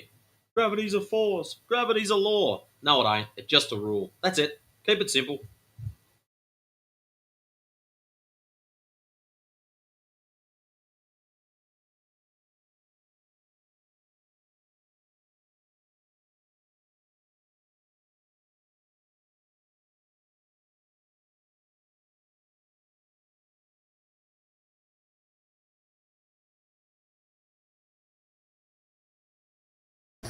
I have a It's meme. 4 a.m. here. Shit, really? I'm sorry for stepping on your toes, Oh, man. you're My good. bad. We unmuted at the same time. I have a meme about the gravity thing somewhere around here. It's got like a cop suit, globe head person saying, "Obey gravity, it's the law." I'm trying to find it. Obey gravity, it's the law. That's where we need an Eric Cartman. You respect my authority!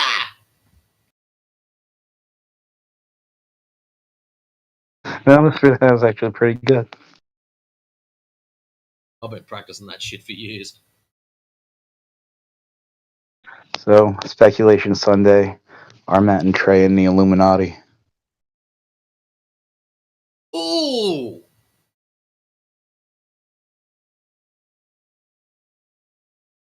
I speculate. I don't even need to speculate. Yeah, you don't have to speculate with that one. There's not too many shows that can put Muhammad on their TV and just be okay. You know what I mean?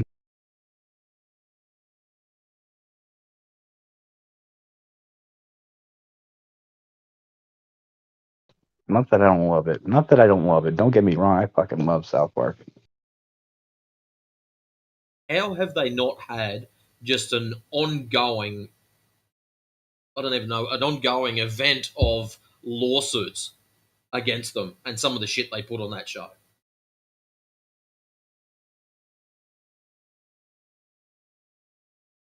Because it pleases the king to have gestures.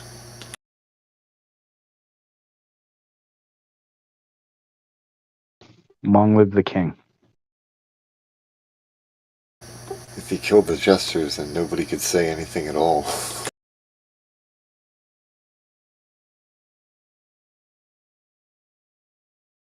I think that certain people are permitted to talk shit about certain things and nobody's going to bother them because they're making the right people laugh, the ones in the upper echelons of society, and they're not going to take them out. They're in basically the royal order of jesters. I have a link about that real quick.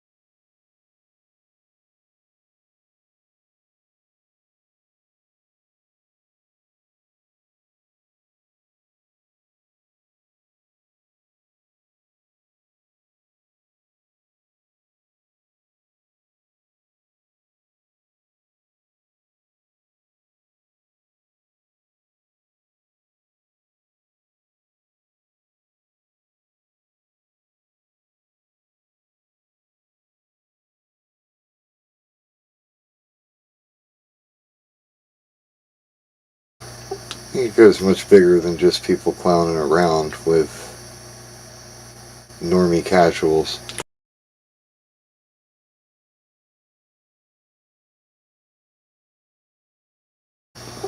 And it's not just limited to the little pocket organizations. The king has a lot of gestures.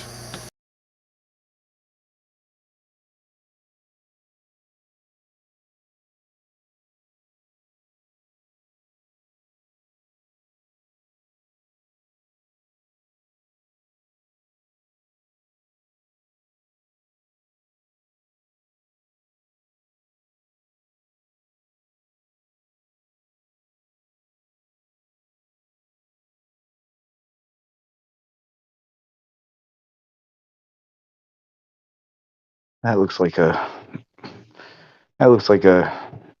disenchanting rabbit hole.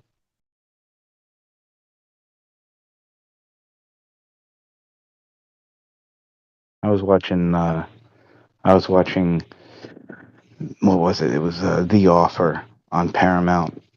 It's about the making of The Godfather. One of my favorite fucking movies, and I loved it. I loved watching it, like the show.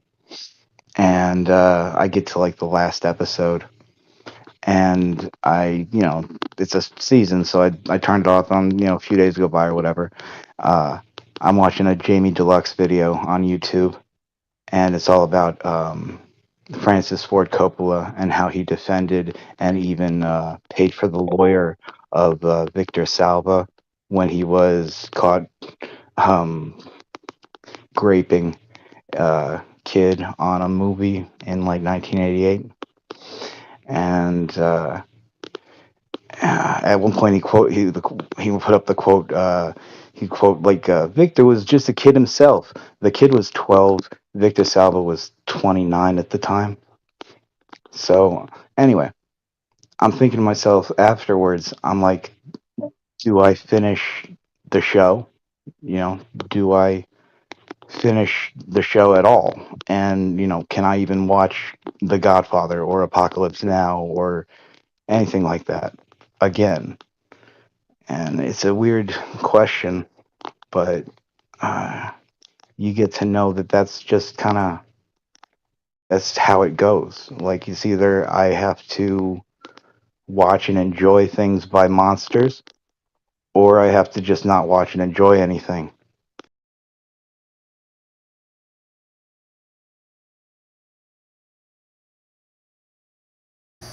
When it comes to their media, the way that I see it, I know the origin story of how they got to where they are, and the kind of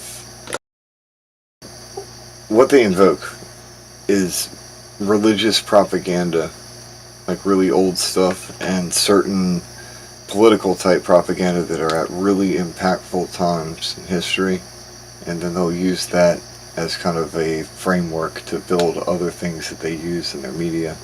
Like the actual I can prove what I'm talking about in a really weird way, but anybody else could do it too. It's like certain things just lined up in a really weird way. And what I speculate is that that's pretty much what Disney did to begin with. Like when he would take human forms and paint them to make them look like their cartoon thing, and that's how he got it so perfect, is to get real people to do the dance moves and then make the cartoon version of it. And he started off doing that using religious clips and making cartoons and animations based off of that, which is some of the most powerful types of propaganda in existence.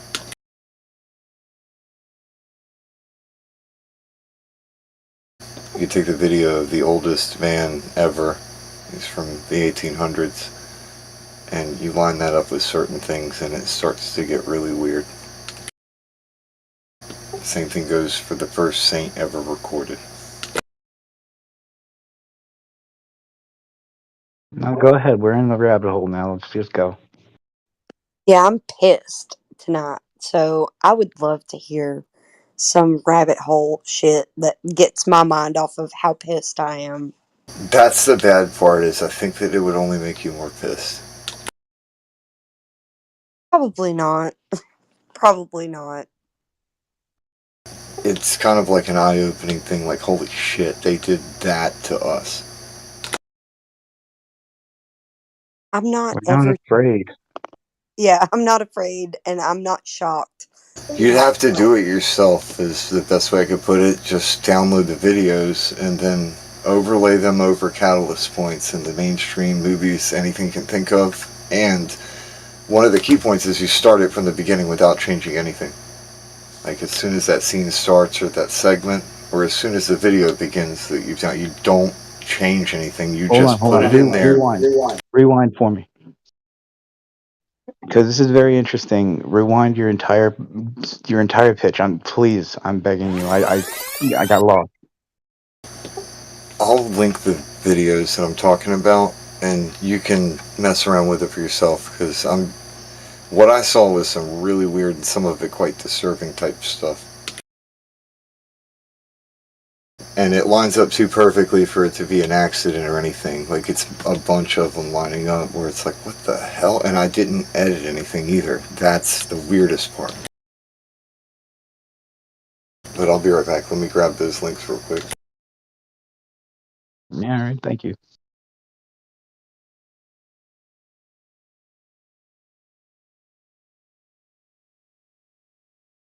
Yeah, I didn't mean to stop you. You know, No, you're good. I was just like you were talking about scenes and like overlapping, and then I was like, oh no, this is my type of shit. This is where I come from. Come on over here, like.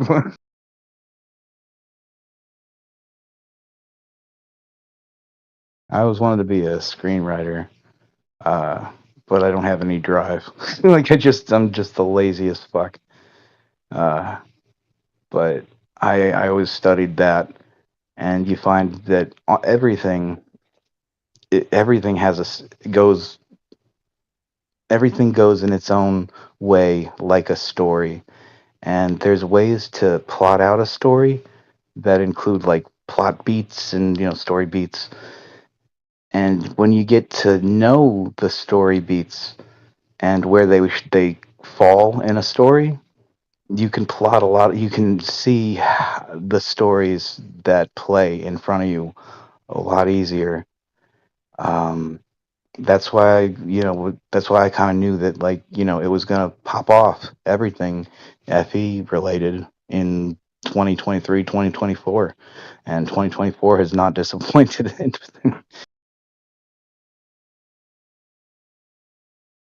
Yeah, I can already tell you how messed up the papacy is. So I'm not going to be surprised by the papacy being corrupt. Oh, wait, no.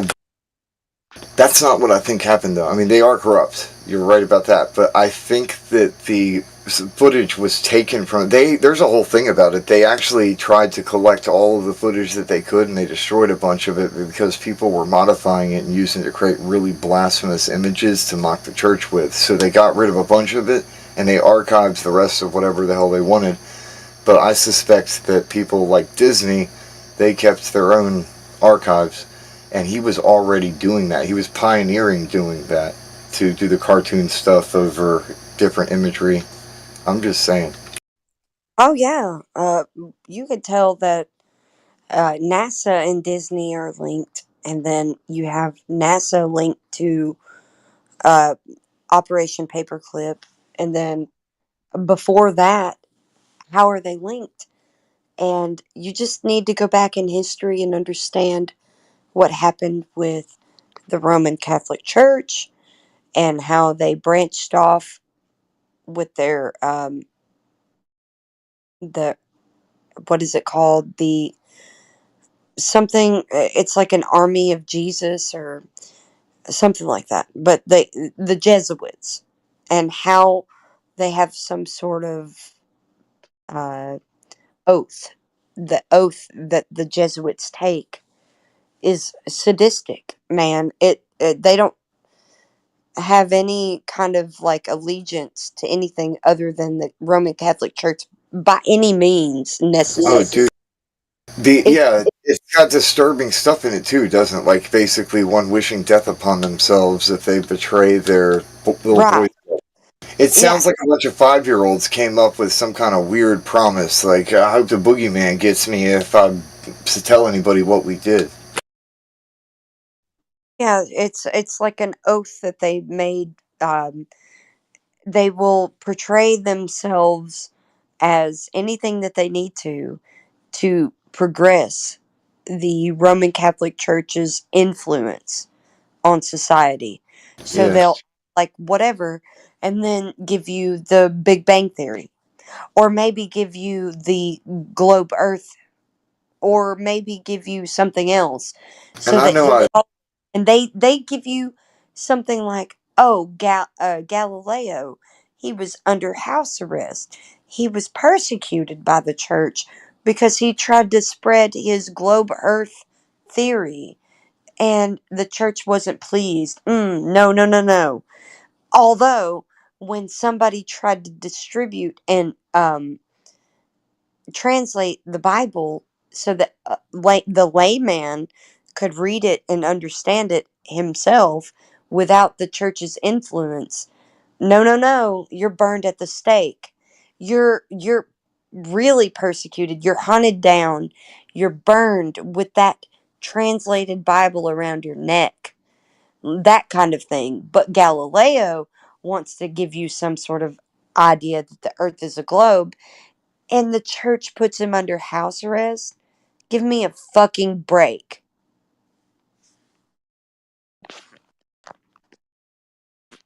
Sorry Something. for No, sorry you're for good. Something I suspect is that people who like to have pictures taken of them and they like to be seen have a hard time avoiding the limelight. They can't stay out of the spotlight, and when they get a chance to get in it, they jump for the opportunity. Like this guy right here. I like to jump into the limelight. I It's understand. okay to play in the light. I'm talking about these high rollers though, like the videos I shared in the live stream, and this picture right here. Look at his attitude in this picture, and this is a pope. He's the predecessor to Papa Leone the 13th. Well, I would be remiss to say he looks like he might be Jewish, not a pope, because he has the that hat, the yarmulke. Is it a yarmulke? Is that what Oh, it's called? they wear the pope hat. This is Pius the 10th, I think. Let me check. Might be Yeah, I 9th. know, but I'm saying that if I didn't know better, I would 9th. say Jewish, right? This is Italian statesman, but I mean I don't have a genetic sample of his origin story. I know, but I'm saying if I didn't know better, I would say that, right? Yeah. I put them kind of out of order because the videos up here with Pope Leo, those are the ones that I'm primarily talking about that line up really weird. And the other one right here, I should actually just line these two up together so that this first saint and the earliest born person ever are layered together, and you'll see what I'm talking about. I don't have to even use any other videos.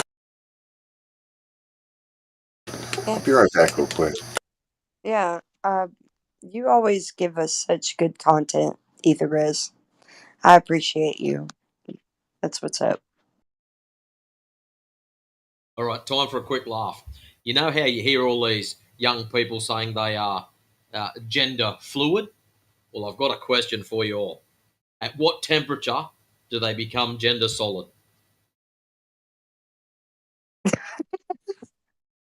You're so Ah. silly. Alrighty, guys. I'm out of here. I'll catch us all tomorrow. See you, ya. bro. See ya. Stay blessed. Yeah, stay blessed.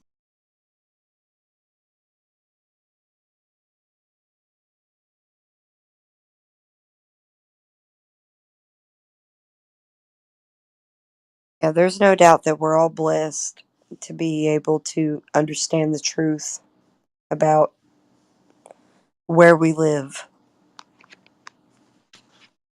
It's a blessing.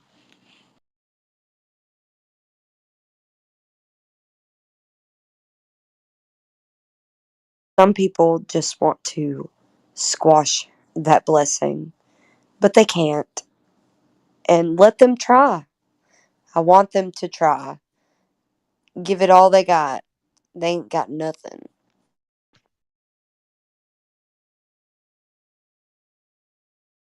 Everyone thinks they're the ones to prove the globe, but we're still waiting. It's still, I know I'm so naive sometimes, but I'm not as naive as I used to be because I've dealt with some weird stuff going on in life that I couldn't ever tell you why it happened. It just did. What for whatever reason, somebody thought it was worth doing, you know. I don't have the knowledge still of why people do what they do, but I'm not so naive to think that they wouldn't do it even if they had nothing. Like, why would people why do they do what they do when they have nothing to go off and still do it? We deal with that on a daily basis here alone. But I'm talking about in real life. Like when you're dealing with somebody that would do something that's just out of nowhere, a baseless assertion out of nowhere. They have no evidence, but they claim they do. Oh, they claim it, but they don't produce it. Like, I'm going to ask you to produce that evidence, right? Like, that's what you should do. You should be like, produce it. Give it to me. Give me the There's a evidence. saying. There's a saying. Trust your audience. Yeah, Um, I don't trust them and I want the evidence. That's what I want.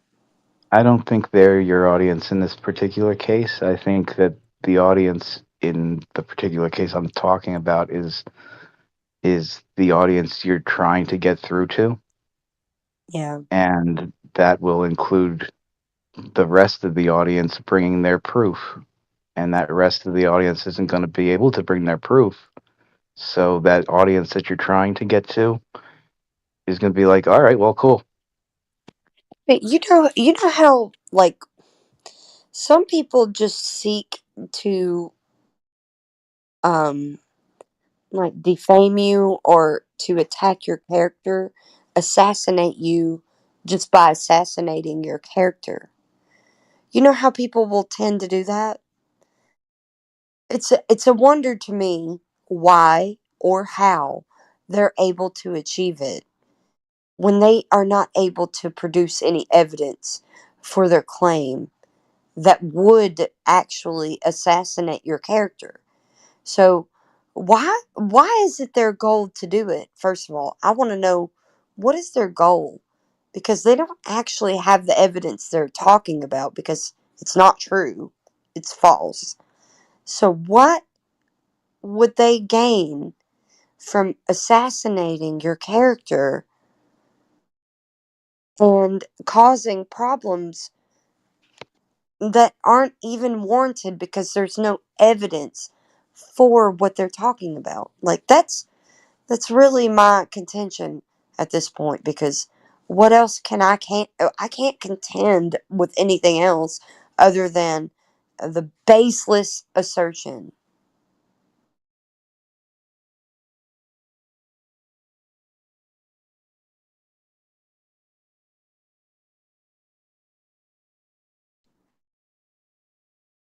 I was listening. I got lost in what I was thinking about saying to it, and then I lost it.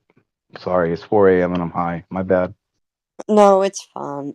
I'm just kind of mad and No, it sounds like you're asking why somebody would, you know, lie for no reason, and I remember now what I was going to say, what I was thinking. It sounds like the people you're talking about are finding some sort of validation in tearing you down, or even in just making it feel like they feel like they're tearing you down, even when they know that they're not. You know, uh, they still will. It's you don't want to say the word sick jollies or shit like that, but I mean, some people are sick, and to be honest, this topic, it hits so core, so hard into us that it really does bring out the inner child in us, and that inner child is immature. You know what I mean? So I, it's gonna be I feel very icky. I want to fight. I want to fight this person. I don't want to talk about it. I just want to fight them. And I am not like that. I'm not a fighter.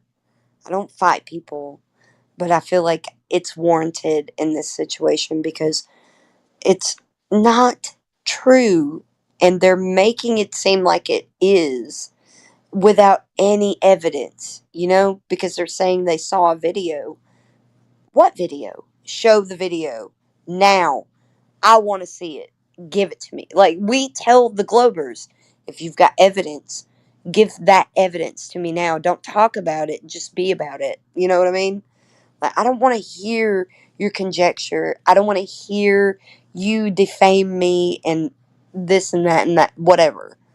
I want to see the actual evidence, and if you can't produce it, you're probably going to get me fighting. I'm 5 foot tall, so I'm not a very I don't think that I look um scary.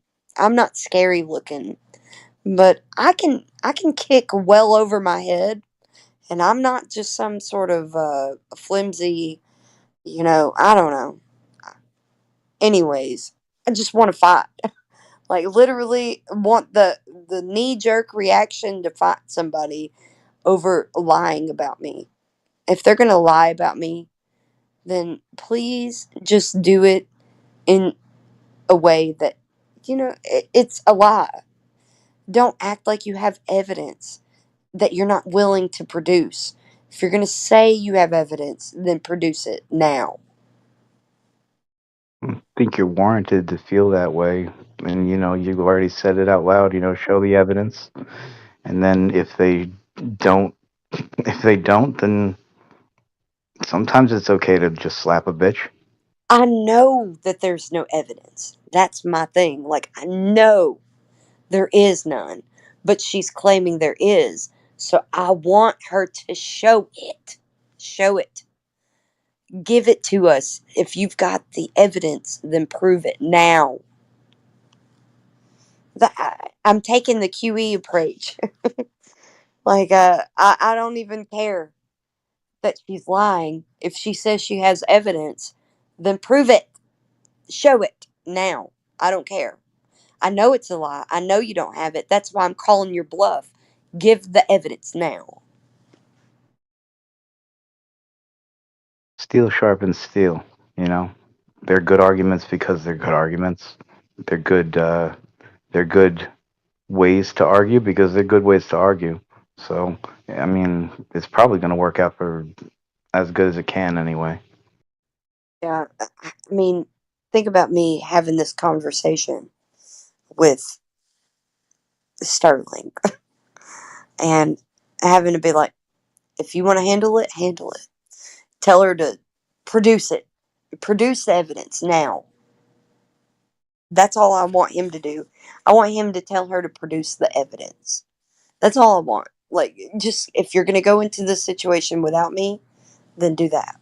That's all I want. Like, just give the evidence. Don't talk about it, be about it. If you're going to talk about it, then I don't believe you because you're a liar, a demonstrated liar, many times lied about other things. So if you're going to say something, produce the evidence. This is what bothers me so much because it's a demonstrated liar talking about something that they said that they saw and can't produce the evidence. I just want them, maybe they can. They can't. I know they can't. But I'm saying, like, if they are giving that illusion that they can, then tell them to produce it. You know what I mean? I know it's not there. It's such a good stance to take that if you are going to talk about something that you know for a fact you've seen, then produce the evidence of it. It should be so easy. If it's true, then it's easy to prove. Okay, question. Has he shown you the video? Has he told you that he's seen the video? No, no, no, no, no, no, no. No, there's only talk of it. This girl has only said it. There is no video. I know that there's no video. But I'm saying that if she's going to say there is, she should produce the video. That's what Well, I'm saying. that's what I mean. That's what I mean. If he, then it's on him to man up and be like, "Yo, okay, show me this video because you've already put some doubt in my mind, and I don't dig that. So, video up." Exactly. Exactly. That's what I'm saying. I'm like, if there's any doubt in your mind, but this is me taking this stance that I would normally take against Globers.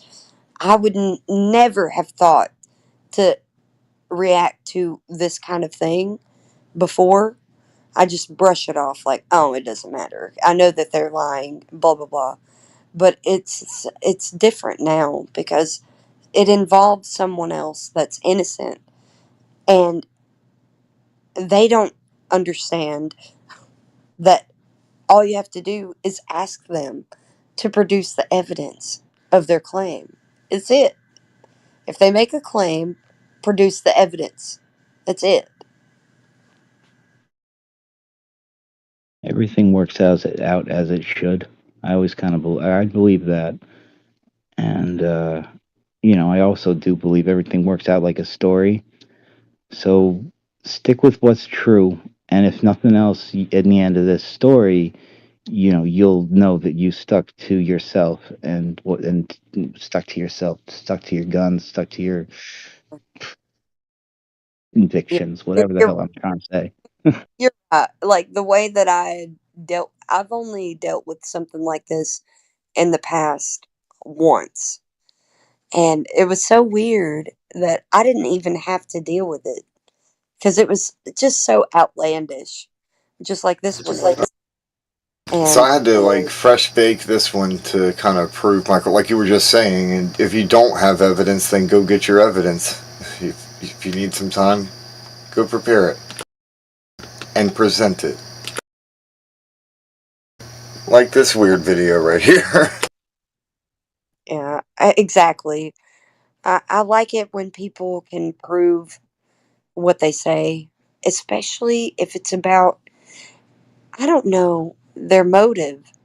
I don't understand why. So I can't divine their thoughts and why they would lie, but they're doing it for some reason. They're doing it for some reason, and I don't know why. So I'm just over here pissed because I don't know. Like it's really just my uh, inability to understand the motive. That's the reason why I'm mad, I guess. I don't think you're without motive to be mad right now. Yeah, I'm very mad. But I just learned about this. I wasn't even supposed to talk about it to anyone, but you guys are random strangers that don't know my personal lives, so I brought it here, and I shouldn't do that. I know, but I can't talk about it with anyone else until my husband deals with it. I'm going to let him go forth and deal with this problem. He's The going to deal. truth, the truth will rise to the top like cream, Flatsy. A lot of Yeah. times, a lot of these situations, like they kind of handle themselves. You know what I'm saying? Like Yeah, but I'm going to whatever. let my husband deal with it because it'll make it honestly should be dealt with by him because it's an accusation against me, and he should deal with it in however he likes so that he can get the truth out of the matter, because at this point it's something that is presented to him against me. Dude, I'm sorry. I shouldn't bring this to live stream. I'm sorry. I'm sorry. I shouldn't even talk about it. Yeah, yeah. But I'll definitely say a little prayer for you there, Flatsy. It'll work out. Oh, I know it will. I'm just mad about it because it's fresh. It's like an open wound right now. This girl can hug my neck with one hand and then stab me in the back with the other for no reason at all. Like, why? Why? Shit. I cannot even think of an answer for that other than people are just broken. These people are mad at me because I became a flat earther and realized that God is real. And then they want to talk about me instead of discussing the topics that I bring up. They want to me instead. I'm gonna post something kind of positive sounding like music wise in here. I'm not gonna play it there, but I'll just post it there in the chat. In hopes to kind of balance it out, since I know you're feeling kind of negative right now with good reason. Yeah, So Adam said something very funny. Yeah, you guys aren't necessarily strangers, and I know you very well. If I hear you talking and I'm not looking at my phone and I have it just open, I know who's talking, and you guys aren't strangers to me. I'm just saying, in a general sense, like people around me would be like, those guys are strangers. And I don't think of you guys as strangers. I don't. But in a sense, like I have to kind of put that out there. Like you guys aren't people I've met in real life. You're people I've met online. So in a sense, you are strangers. But I could pick you out of a crowd by your voices. If I heard you talking out around me in public, I would know that it's you. Is that weird? I didn't mean it offensively. You're among friends, is what I'm saying. Yeah, I do feel that way. I know I'm among friends. I'm dealing with something super serious right now. That We can is, tell. it's not serious. It's a blatant lie, and I want it to be addressed in the proper manner. If somebody's gonna say something, then produce the evidence for it. That's all I'm asking. Just like we do here. If somebody says something, we ask them to give us the evidence for it. Make a claim, give us the evidence. Don't just say it, be about it, you know? Put it to the FED test.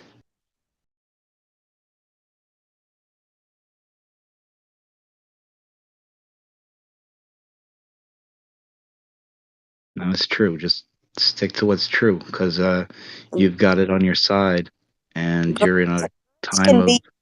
Oh, you can't hear me. Maybe I'm breaking up. No, I can hear you. I was saying girls can just be awful. And I don't know why they are, but sometimes they are. I couldn't tell you why, because I am not trying to be awful to anybody. I would never spread a rumor around about someone. If anything, I would confront that person first instead of talking about it behind their back. Like, that's how you know it's not true, because they spread it around like a rumor. Like, what is your motive for that? Why would they lie? That's always the question. Why would they lie? To tear you down.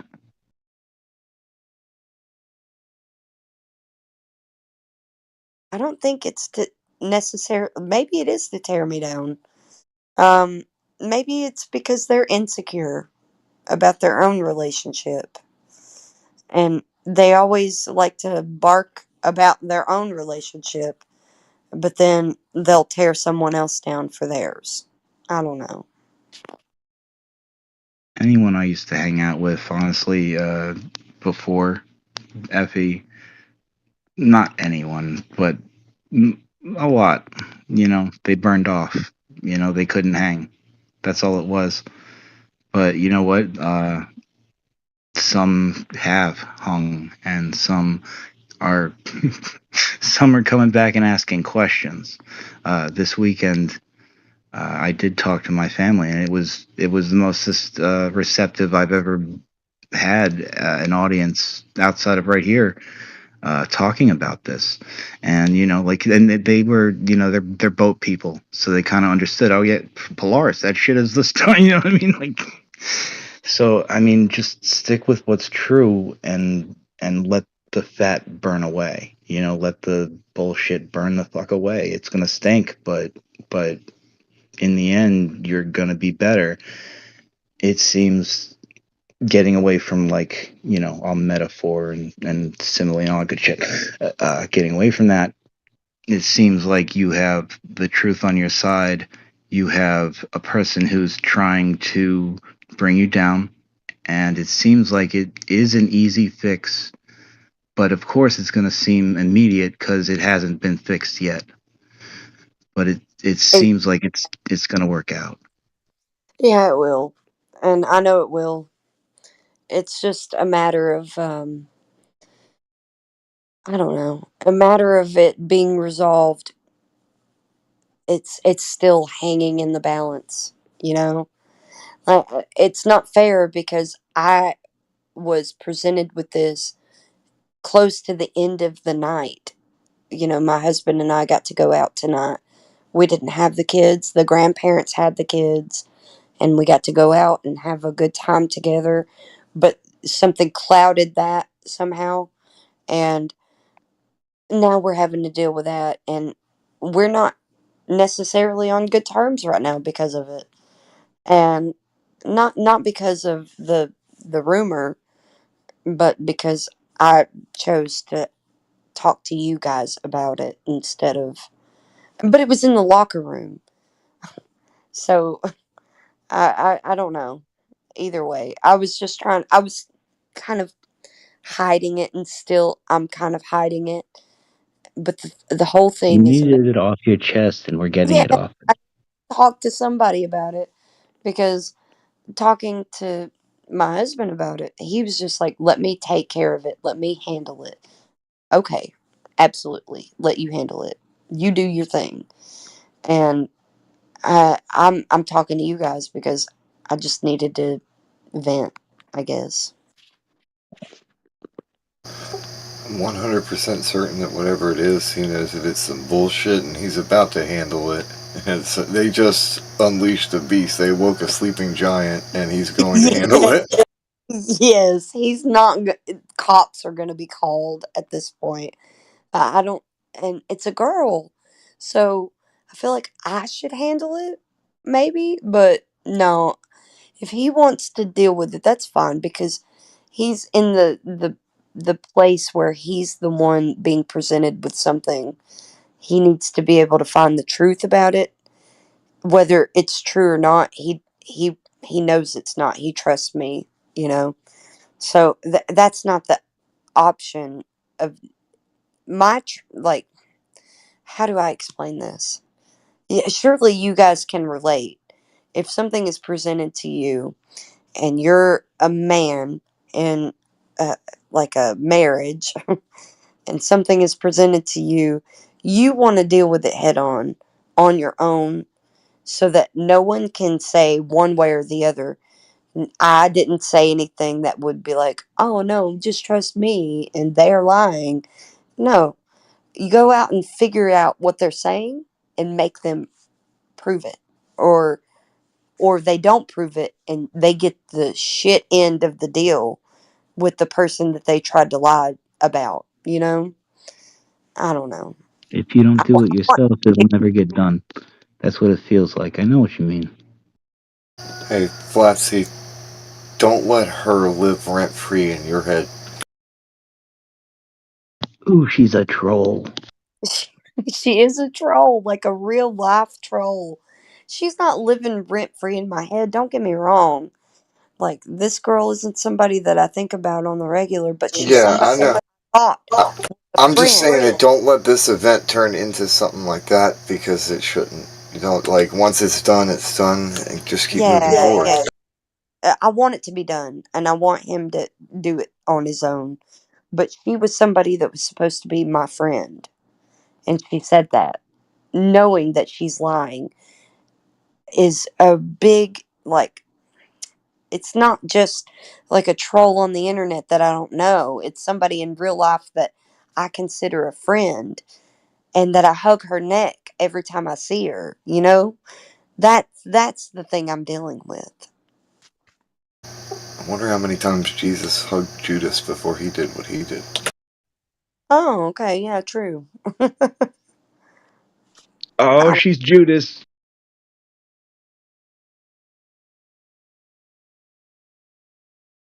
Everybody's going to go through different seasons in their life, and some of those include people betraying you or doing something unexpected that disappoints you. Yeah, I just always try to find the nuance. Like maybe she saw something that she didn't see, and she just made it seem like it was. I don't know. I really would never be able to know. Like, she didn't see what she said she saw, but maybe she drew a conclusion from what she, I don't know. Like, that doesn't I even was make sense. told there'll be video Like, evidence to like prove it. I'm trying to like make it make sense, and it doesn't in any shape or form. Like, I'm trying to Why stop you that, can't? and it, like, nope, there's nothing that she saw. There's can't be. Like, No, I mean, you're looking at it from a logical perspective, and you're trying to make sense of the mind of a sophist.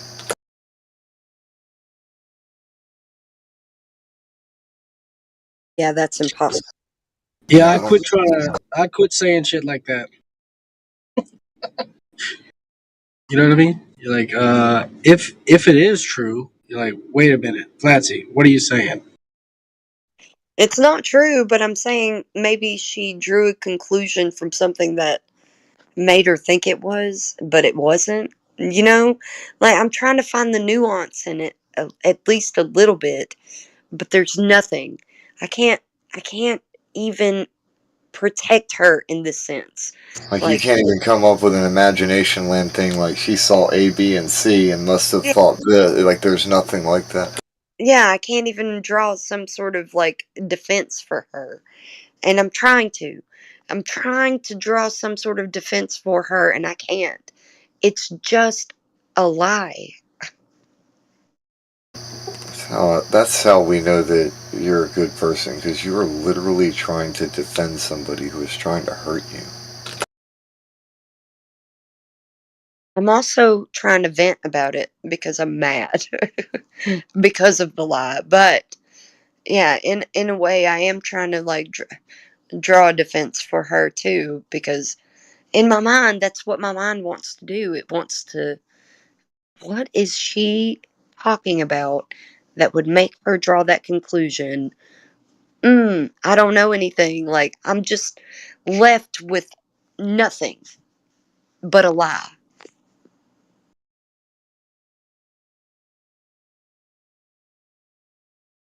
I think that this might be like kind of a cognitive spiral, and it caused her to lash out like this way. She knows I'm a flat earther. She Yeah. knows I found God. And a lot of these things are things that she disagrees with. The flat earth and God are both things that she disagrees with. And her and a bunch of other friends of mine that are associated with her have completely cut me out of their lives because of this topic here.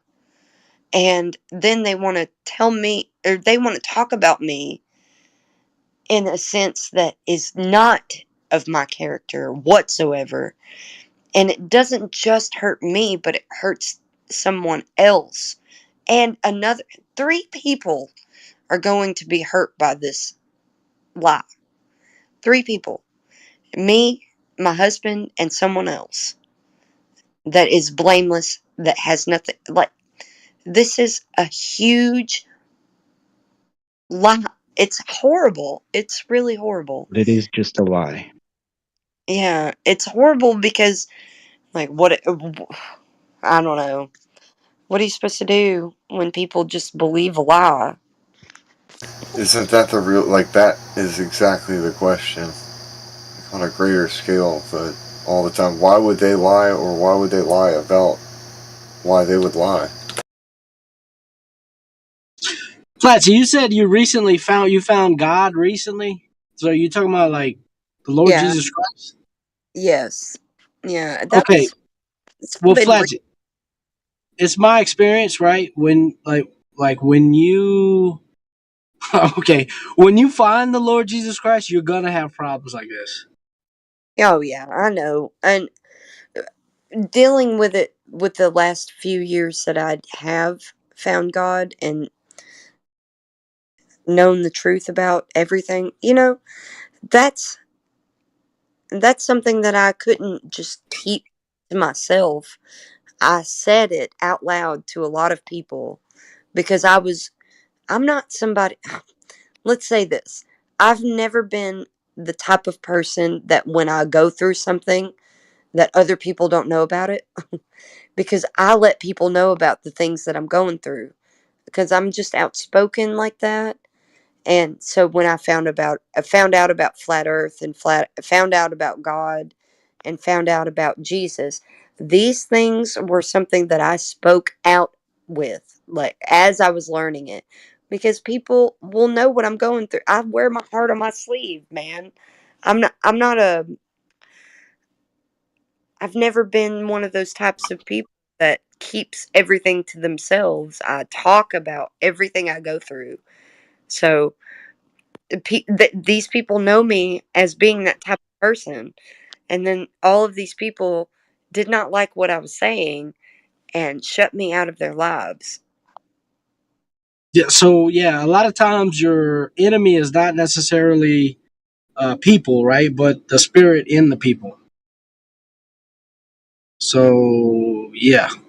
But why would they say such lies about me, knowing that I am, like, I don't know, it would contradict everything that I stand for.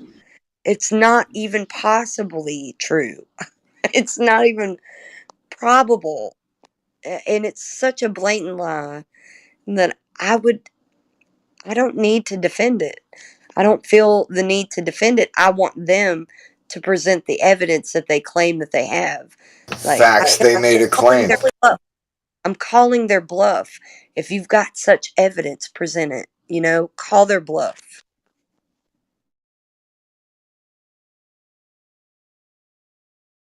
It'll work out.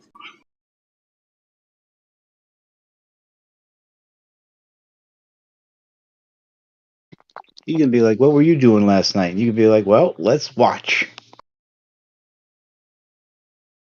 I don't video everything in my life. So the funny thing is that they claim that they have seen a video of something that has never happened. And it's so funny because I'm like, if you've seen it, then you know who showed it to you.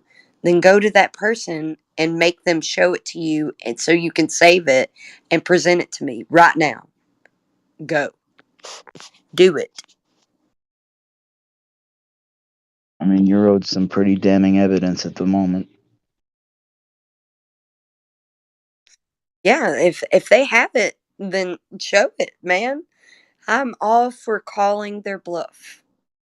Just like we are with Globers. If you've got evidence, then show it. Put that shit down on the table. If you have the winning hand, we want to see it. Don't just talk about it, be about it.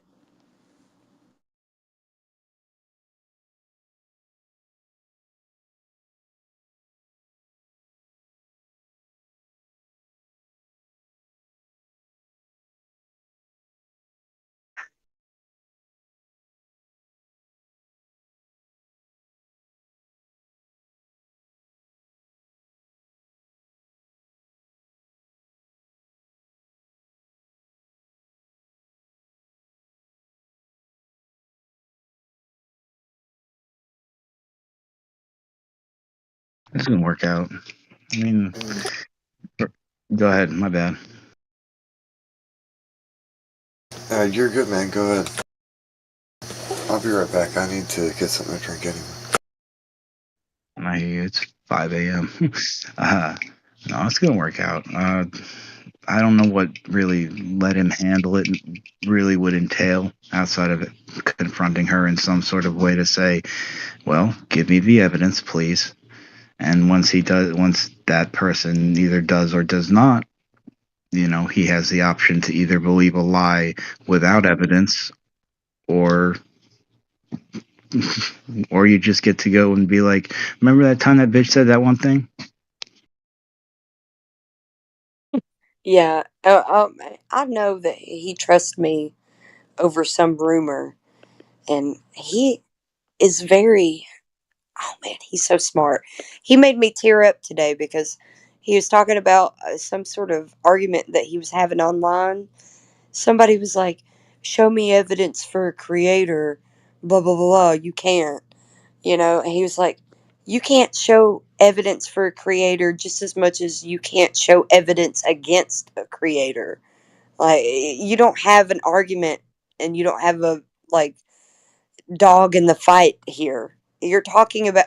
And I was like, "Well, you can actually prove that there's a creator.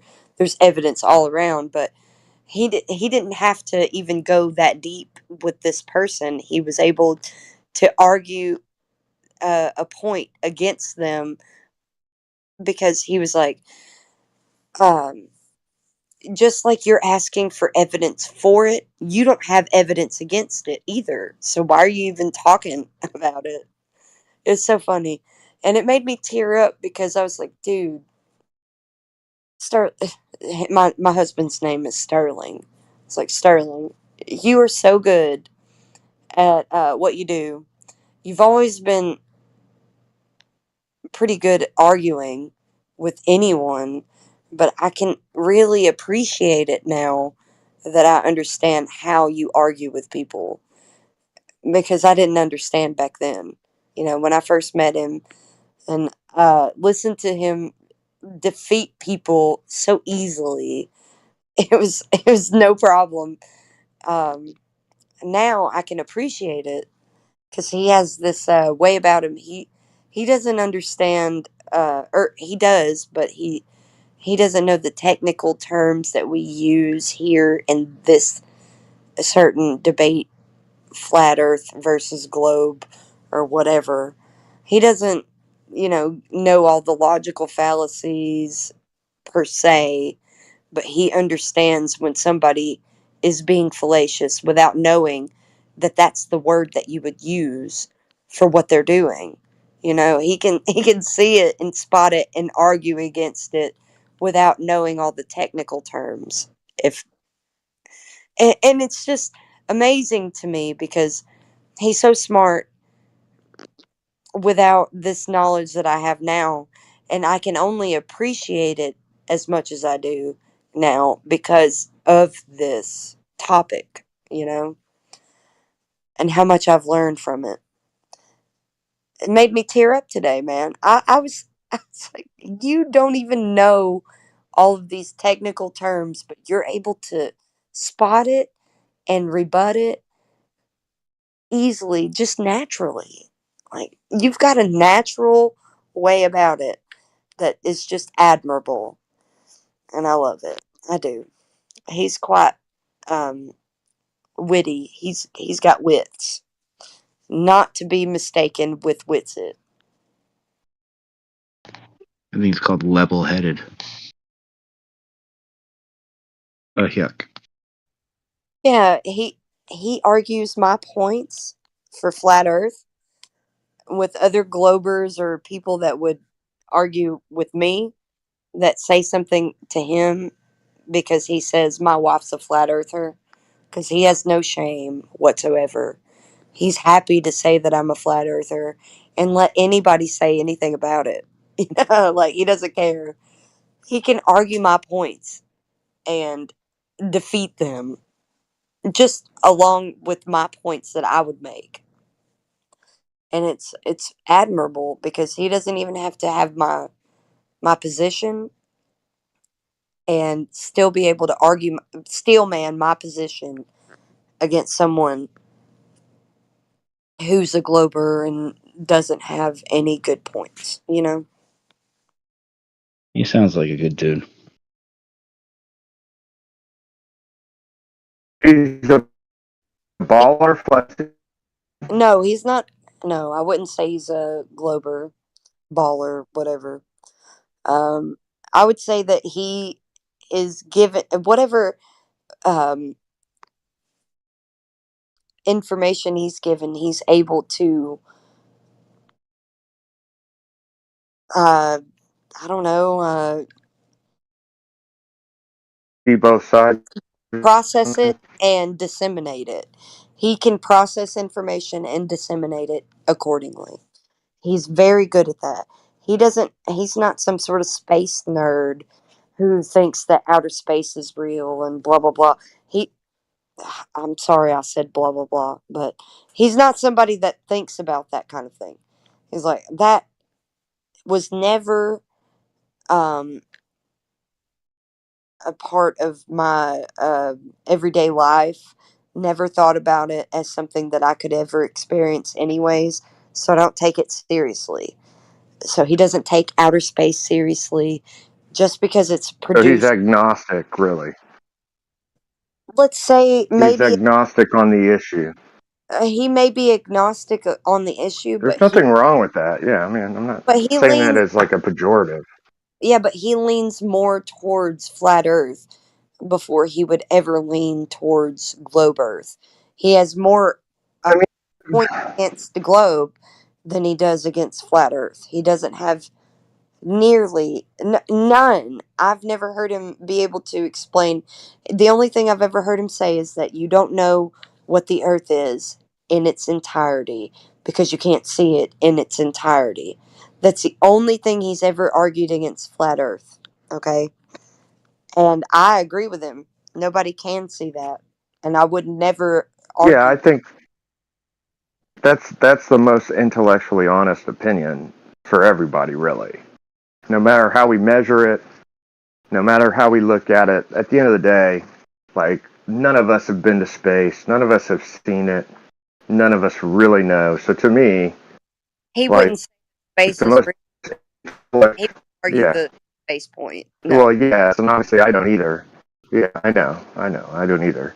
My point is like, he's taking the position, in my opinion, same position as my position, that is the most intellectually honest place for anybody who has looked at the evidence to be. Basically, I don't know, but I lean flat. That's just my opinion. Yeah, I know okay. some people don't like that, but No. I wouldn't say I dislike it or anything. I would say that you need to learn more about our position if you wanted to be on here and maybe have the conversation. To his to his benefit, he doesn't take the time to learn our position and be on here. He's not on here. He's not talking about flat earth on Discord like we are. He doesn't even put himself in this situation. But you are. You're here. You know what I mean? Like, so you need to know both points, both positions very thoroughly. I'm not saying like if you don't know him, you shouldn't be here, blah, blah, blah. I'm not saying that. I'm saying that you need to at least be more invested in the topic than he is because he doesn't take the time to come to this Discord server or hang out with a bunch of flat earthers like you are, you know? yeah, so has that, like, and I'm just hopping into this conversation, and in a nutshell, has that created some rift or something, or what brought that up this evening or morning? No. That would never create. Okay. He doesn't want to be invested in this topic like I am. That's on, he doesn't have to be. I would never be like, you better do it. No. If I Well, talked I him, mean, and honestly, that's a fair position yeah, because, first of all, we will never have the smoking gun answer to this unless, like, indeed we're all going and vacationing on the moon or something, which is what I was told when in the 90s.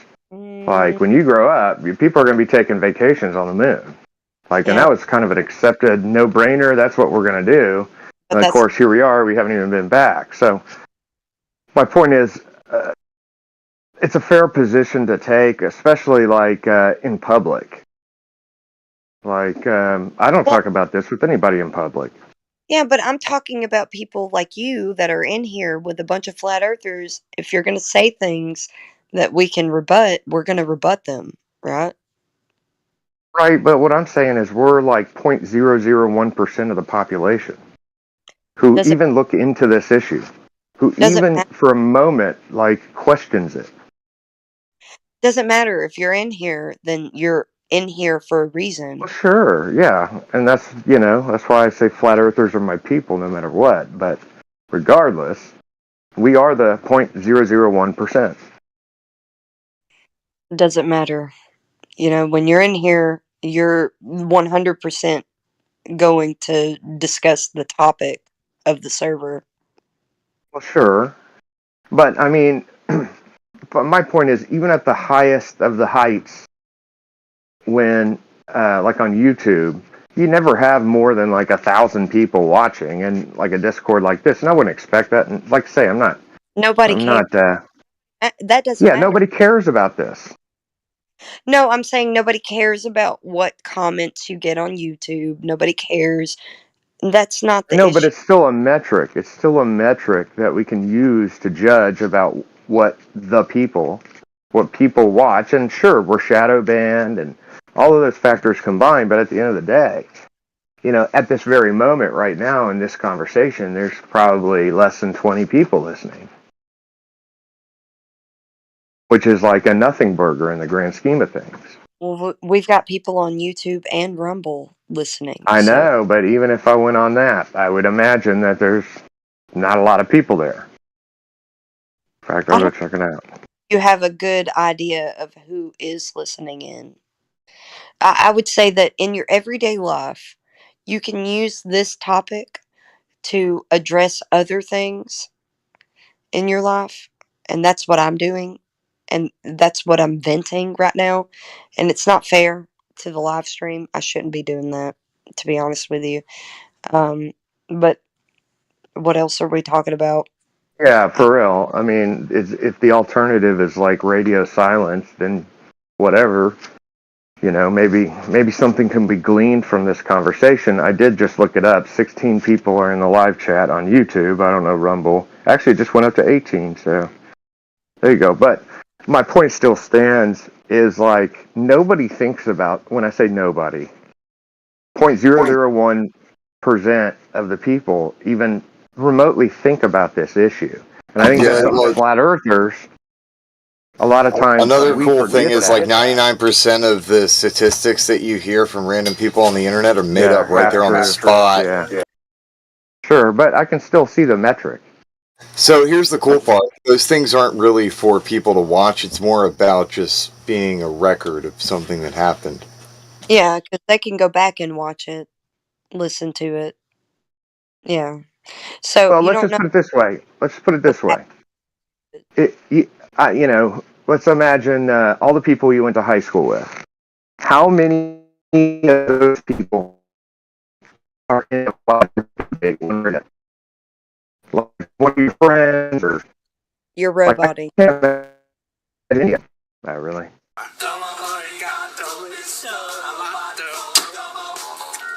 Come on. Yeah, I guess my point is, and if I'm still roboting, let me know, and I'll just whatever. But my point is it's one of those things. Like I'll probably never. Most people don't look into this stuff. They really don't.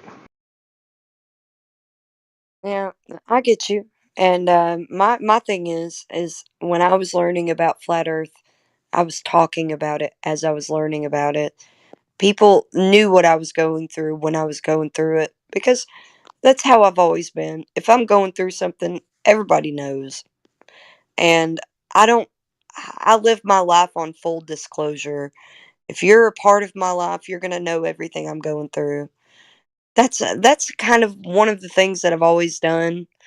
I feel like if you just have everything out in the open and you're honest about everything, maybe somebody can glean something from your life, that your problems and the insignificance of the things that seem to matter at that point in time, but really in the retrospect or the uh I guess in with it in the past, you have a better understanding of what you went through without all of the, what do they call it? They call it meta, I guess. They call it the meta stuff.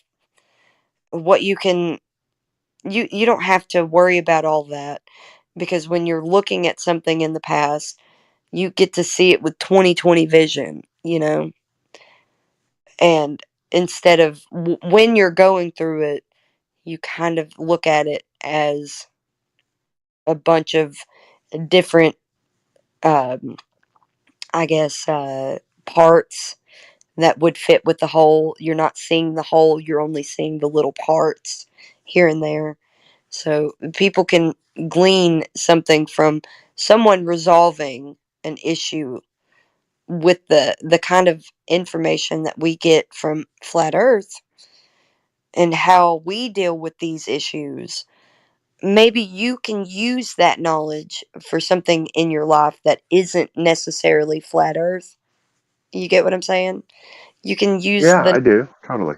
you get here and um I guess maybe here's a difference between you and I, perhaps. Let me just throw this out there. I personally don't think this is a topic you should bring up with anybody in your normal life, except for extremely close people, perhaps. Too late. For yeah, that's the thing. And see, once you've let the cat out of the bag, you've let the cat out of the bag. And so, people talk, and so, that's a different story. And if it's too late, it's too late. And there's a, strategy that you should take that others should not take, perhaps. But if others out there who may be listening, of the 18 people on YouTube, who know the Earth or really, really, really think the Earth is flat and whatever, however you want to phrase that, I would suggest to them it's better, in my opinion, to be a online keyboard warrior than to go in your personal life and start ruffling feathers with people you know will never change their mind. They probably won't even be open to it from the get-go, and you're doing damage to yourself and your personal life, is the way I see it. And so that's why I personally do not bring it up with anybody in my personal life, because there's just nothing for me to gain from that. Now, I've talked to my friends about it. I've got a handful of friends. Literally, like, I'm thinking of four people.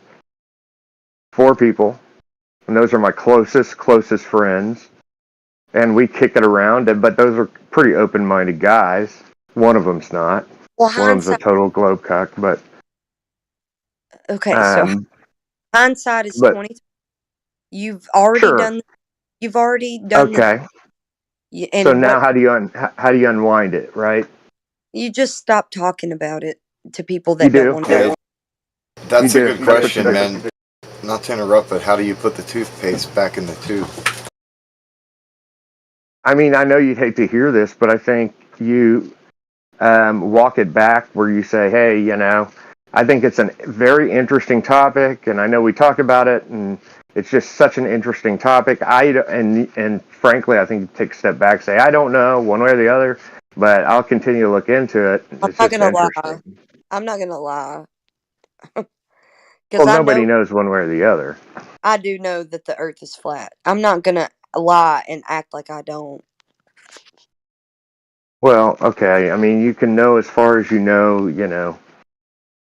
you're living on Earth or something, but best way that I can walk it back is to just not talk about it anymore. To the people. yes, that's probably true. Yep.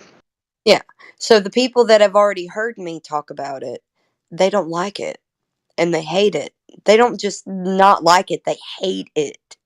Why would they hate it so much? I don't Oh, understand. they hate it. Yes, actually, now that you mention this, I do have a good friend that. So it's funny you mention this. I do have a good friend that I did kick it all around with. He hated it, and I did walk it back. I said, "Well, I don't know." And the last time I saw him, actually, he was like, "Are you still looking into all that flat Earth shit?" I'm like, "Yeah, dude. There's a lot of unanswered questions. That's all I'm saying." So I kind of took a step back.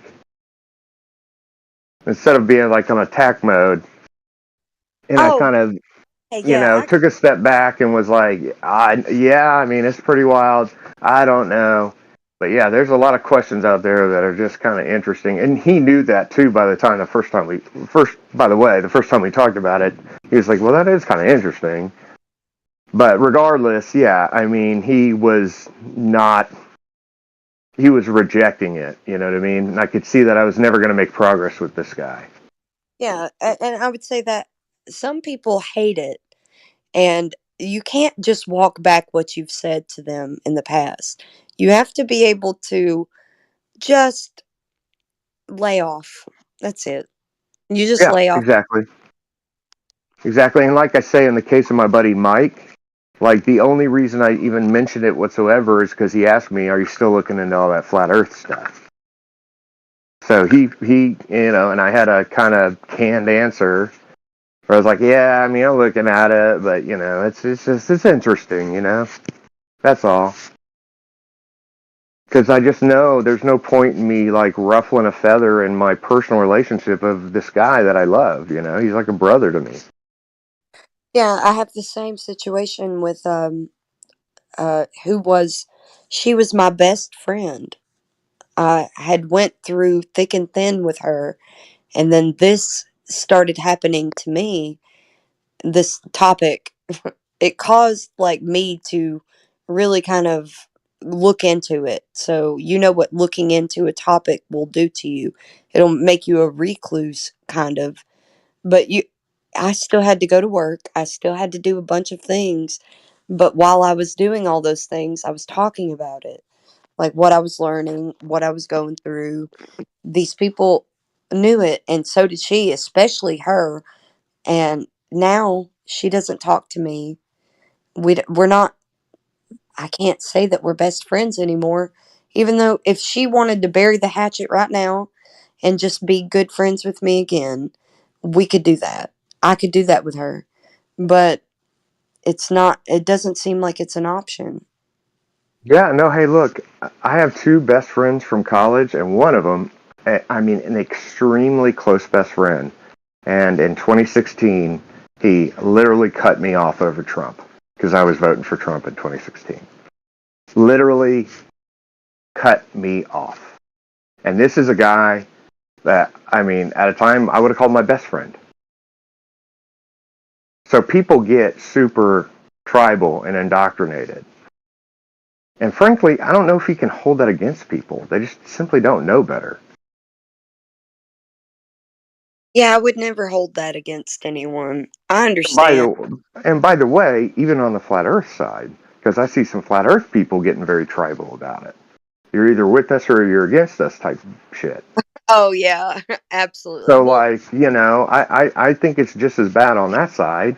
But think of about course, once again, it's a lot different. But regardless, have to my think point about is, We're in a go ahead. topic with a lot of deception, so it's to be expected that have, it's gonna ruffle feathers. yeah, but you have to think about it as we are here for this reason. We are the 24/7 flat earth discord, okay? We are here for this reason. People that join and enter this conversation have already done their due diligence as far as we can tell. We don't have to divine their thoughts. They are here for a reason, and we will deal with them accordingly here. We're not here out there in our real apps, like actual lives. That's not here. Our actual lives aren't here. So you saying that we shouldn't deal with something here accordingly, uh, it's a bit of a stretch, don't you think? If they're here, Yeah, no, I think here's a different story because I would say 90% of the people who come up into this Discord are one way or the other. They're either, we'll call them anti-flat earthers, or they're flat earthers, and occasionally you'll get a 1 out of 10 guy who's not really familiar with the topic yet. and here for Who the are, information. well, and what he usually leans, globe, right? Because he's new, and everybody who's new leans globe. Yeah, but They're just curious. yeah, but they're here for What's the interesting, they're not here right? to peddle the globe. They're here to understand why we are flat earthers. They're not here to preach the globe earth paradigm to us. They're here, like, that's a very rare occasion, but it still happens. And that's why we are here for those rare occasions when we have people here for just the information and not um, to preach the globe. Yeah, and I think most of those people who aren't familiar with the subject do come in and kind of keep their mouth shut and just listen. And the ones that don't, it usually doesn't go very well for them. But Right. I guess my point is, like, my overarching point, because you and we live this stuff, right? I mean, I'm always on here now. I don't know if that's a good thing, to be honest with you. But I regardless, I we're was all on here. We're always looking. But we are so little percentage of the population. And I think, like, a lot of flat earthers need to keep that in mind, because they'll watch a robot polisher video, or they'll watch some other video where everybody gets all excited. This is going to change the world. Man, there's momentum, bro. There is super momentum. Like, we're on the cutting edge of this change. It's like, no. I go to work every day with a whole bunch of people. Not a one of them have even considered this topic. They would just not even. They would find it ridiculous from the out. They just have never even thought about it. They would just reject it on its whole. They'd be like, yeah okay, yeah, there's some crazy flat earthers, okay.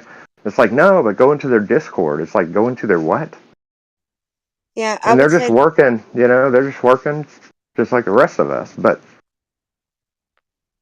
I would say that's not lost on us. We aren't delusional thinking that most people are flat earthers or something like that. We no, understand. We understand we're the against the grain portion of society. you We have to understand. be, yes, exactly. You have to be built in that. And like I've brought this up before, it's always so curious to me, is that a nature versus nurture issue? Is it like the things that have happened in your life led you to be a flat earther? Or is it like you were born with that? You were born a skeptic. I've always been skeptical. I Okay. never trusted authority. Me And so, too. like, I've dealt with that. and so, yeah, Yeah. it's just an interesting question of, like, what is the psychology of your typical flat earther and nature versus nurture. So, like, I've always been skeptical, but yet it was the things that I went through in my life, particularly like a medical issue that I was lied to, and they told me I would never walk again, and they, tried to. I can go in through all these examples of just like being bullshit, Yeah. COVID, everything, where, by the time I got to this place, it was like, well, maybe they are fucking lying about that. Yeah. Okay. Yeah. There would be a lot of instances where you can uh, understand that it's nuanced. There's not just a bunch of liars. There's a bunch of people that think a certain way because of something. Say, I think the last time we talked about your issue with walking again and your back problems, it was Right, because right. up. I brought up the fact that I had watched a video of a brain surgeon talking about how he didn't like the field of Mm. surgery Yeah, I that remember. Yep, I he remember you was. talking about it. Yep. Yeah, Keep going. posted, and he kind of went through brain surgery isn't actually just brain surgery. It's a bunch of spinal injuries that they have to deal with. So he does a lot of spinal surgeries also. So brain and spinal surgeries. He was seeing that a lot of those injuries were very easily fixed with someone who had a good social life, that what they weren't secluded, they were within a good social community that they were able to uh, Ever talk moving to, around, living life. and they were also um, exercising and doing all these things that would make them healthier. without any medical input. So they had a whole structure of their lives that were healthy. They became healthy because of their healthy structural lives. They had a good community of people that they could interact with. They also had a good, healthy diet. They had a just everything was healthy about them, and they were able to become healthy from some sort of injury that would require surgery, usually with someone that didn't know better, you know? So I would say if you thought that maybe you were needing some medical help for a situation, maybe you just need a little bit of help with your social life and Your diet. your diet. Yeah. Right. Yeah, and that's the thing. Like, I had my son was born in 2019 before COVID, and you don't think about these things until your kid's born, and then My, they're gonna stick. They're gonna start. Yeah, they listen, start giving the. Go ahead. my kid was born in 2018. So I get you, man. We're right there together. Did you give him the But jab? The right out of the first no, jab they give right out of the womb is the HPV jab, which is outrageous. That's so ridiculous. yeah, it's crazy. Let's not talk about it so much. We're gonna Sure. probably Yeah, not. we don't want to. We don't want to. Yeah, I mean, all vaccines are safe and effective, so we want to make that clear here. But we'll just move on from that subject. I didn't Um, know. I didn't know better back then, but I knew some things because some things. Okay, I let's just got you. Yeah, okay. remember. Yeah, remember to get your boosters and safe and effective. Okay. With all that said, yes, but there were many things that happened in my life in that like brief period where I was like, dude, I'm being lied to about a lot of stuff, and that's what led me down this road. You know what I mean? Because I wasn't like much of a. I mean, honestly, 5 years ago, I would have said flat earthers are just crazy. I mean, they're Look at absolutely absurd. look how long I've been in this server. Look at you can go to my name and click on my name and see how long I've been in Discord versus this server. So you can see how long I've even been here. I haven't been here long. It's Yeah, it been a says November 15th, 2022. By the way, that's my birthday. uh, Scorpios. see? Anyway, yeah, there you Yeah. go. Okay, so that's good. 2022, November 15th, 2022. So you're coming up on maybe 2 years. Yeah. Like I was a flat earther 2022 um at the beginning of the year, maybe like close to the beginning of the year. I was a flat earther. Okay. I was looking into a lot of stuff before 2022, but I can go ahead and tell you that after 2022 is when I became a flat earther. And I didn't join the server until I was already a well established flat earther.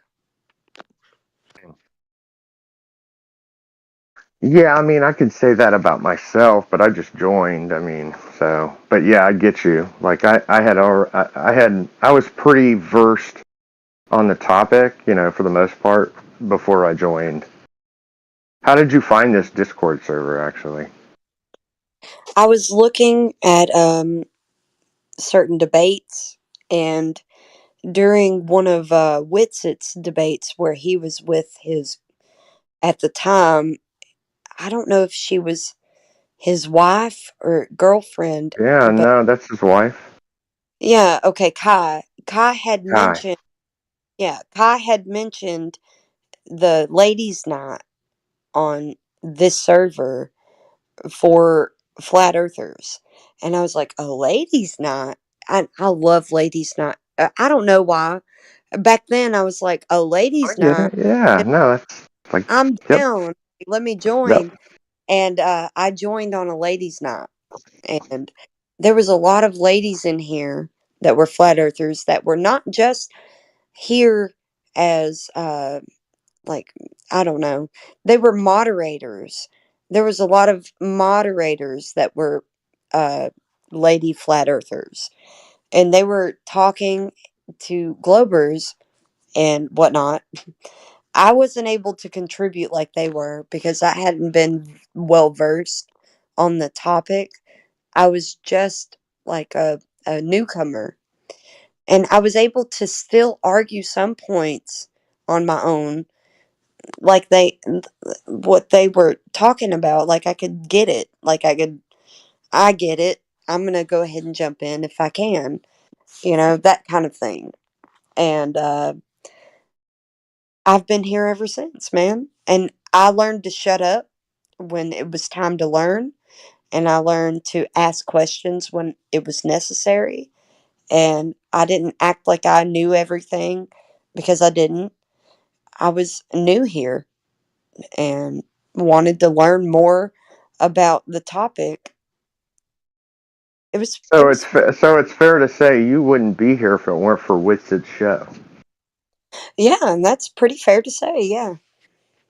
Well, I think we all should acknowledge those kinds of things because I wouldn't be here had I never run into True Earth, Flat Earth Dave. Yeah, I would say Like that I ran into I ran into a video of his, and I said, you know what? Those are some interesting questions. it was really the fact that Kai had directed me to this Discord server, and And the I fact that it was ladies' night too, so like that's super cool, and that gave you the gumption to actually go do it. yes, exactly. That's cool. That's a great story. See? Really, I would never. I always tell people the reason why I'm here. The only reason why I'm here is because of that. Yeah, and see, like, and I think that's a great. I hate to, I would never compare it to like why did you join the army story? I mean, but in a way, it's like everybody has a story on how did you get here, and Yeah, it's all and they're my always story, King interesting. CBR1. Sorry to Yeah, interrupt you. My yeah. story is a funny one because I became a flat earther December 26th Boxing Day, and then for 2 years I've been trying to get on Discord, and the only reason why was because a guy called Merle, who we used to hang out on Hangouts with, Flat Earth Dude, Merle, and various others, Denmark. We were all on the Hangouts, you see, and he said, Jim, you've got to get on the Discord because there's some Globers. They really think they've got the answers in that, and we need you to be in there. Okay. They sent me the link, went through all the steps, couldn't get in for 2 years, and all the while I was following the Globe Light or the British contingent with Harry and Roxanne Glenn. So Roxanne Glenn sends me a link, 2017 Boxing Day, right, via Skype. I click on it. I think I'm never going to get in, but let's try anyway, right? And then I get in, right, and I said, "Wow, I've made it! 2 years in the making." I posted something and I was kicked out within 5 minutes because I Are you hadn't had. serious? Yeah, a robot kicked me out. So that was me getting into Discord first time. I still had the link, so I managed to get back in, of course, because I still had the link. But I asked him, "What happened, man? It took me 2 years to get in. I'm getting kicked out in 5 minutes. What is this place?" That was my entrance into Discord 2017. Yeah, Yeah, I and that's think. interesting. Go ahead. Oh no, I was gonna say I think that the reason why there was I went into another Discord server that was for Flat Earth for some sort of event, and then I came over to this Discord server and acted like it. I kind of acted like it was the same. I didn't know how Discord worked. Yeah, I confusing. was very new to it, and I was like, I was just talking about flat Earth on this blah blah blah, and I didn't know that this was a different Discord server, separate from another, and they let me in anyways, and that was nice. They they they were nice and accommodating in the VC check-in for me. It's like, I was just talking about flat Earth on another server or something like. I didn't say that specifically, but that is what happened. I was talking about flat Earth on another server because I know how Discord works now. And I came here thinking that this was the same, like, Yep, same I've server, been same through it too. connection. Like, they must have known that I was on the other one. And I was like, I'm here. And I was just talking blah, blah, blah. And I didn't know that it was a different server, that I had to be VC checked in on this server. Anyways, Hmm. I remember the night that I got uh, valued a valued flat earther here, and it was because Helio Skeptic was on here, and I love him so much. I have so much love for Helio, and he's the one that runs the live stream on YouTube, and he runs a live stream on Rumble also. Anyways, I was talking to him, and we were singing Christmas songs, and he was singing some Christmas songs here and there. And then I was like, "Can I sing a Christmas song or two?" And I sang like "Rocking Around the Christmas Tree" and "Jingle Bell Rock" because they're kind of bluesy and jazzy, and that's my style of music that I sing. So I was like, "Rocking around the Christmas tree," you know. I was Yeah. doing On a kind of, Christmas party rock. yeah, Yeah. Diddle-a-dee-dee-dee. exactly. I No, was having yeah, no, I came on here one drunken night and you and I sang like "Stand by Me." You did a lot better than I did, I must say. But by yeah, but they're good times. darling, stay Stand. Yep. by me. And you Oh, sang Mariah Carey. You sang Mariah Carey. I was like, "There's no way you can do that," and you I did that on. absolutely nailed it. That's not cool. I shouldn't have done that. Yeah, no, it's but hey, I that's the Discord on the late night tip. You know what I mean? yeah, I The did. Flat Earth Discord. Yeah, I but did. you must remember Helio's favourite song, I'm a Believer. Okay, remember Helio? I'm a That's his favourite song, believer. brother. Yes, and I saw her face, yeah. So that'd be Helio's favourite track. He did it very well as well. He did a good rendition many times. My first experience with Discord, I came on. Well, I was watching a Nathan Oakley show, and I saw the Discord chat. So not even the YouTube channel of this Discord. And I clicked that, and somehow, some way, it sent me over to one of these. Now, I ran into the same problem you did, where I thought I was clicking and joining what I was listening to, but I was actually joining some other chat and made that assumption, and it really blew up in my face. But the very first time I get in They and let I'm me. listening, go ahead. I said it didn't blow up in my face. They let me in. I don't know who checked, Oh, but they. mine It, totally blew up in my face because I went in and was like, I hear all you fools talking about this and that and this and that. And by the way, that's wrong. That's wrong. And it was like, what are you talking about? And I was like, I've been listening to you on YouTube, bro. You've been talking all this shit. And like, there was a different Discord. Seriously. questioned me is because I knew it was ladies' night. The night that I joined, I was like, I'm a flat earther and I'm a lady. And I know it's ladies' night and I wanted to be here. Like, I think that's the only reason why I got a good, like, solid pass through the VC check in.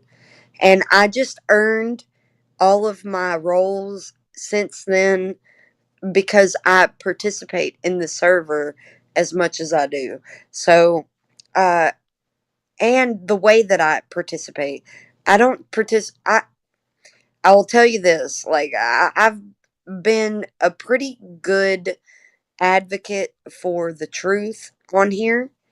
I don't talk about nonsense. If I have, I've only brought it up as speculation on like speculation Sundays you know. But even then, I've brought up really good points, and I got valued, and then I got silver. So I'm at silver at best. I don't know if I'm ever going to progress further than that, because if I was going to, I feel like I would have already. But on FED, Flat Earth Debate, where a part of Ballbusters, they already have me as a moderator over there.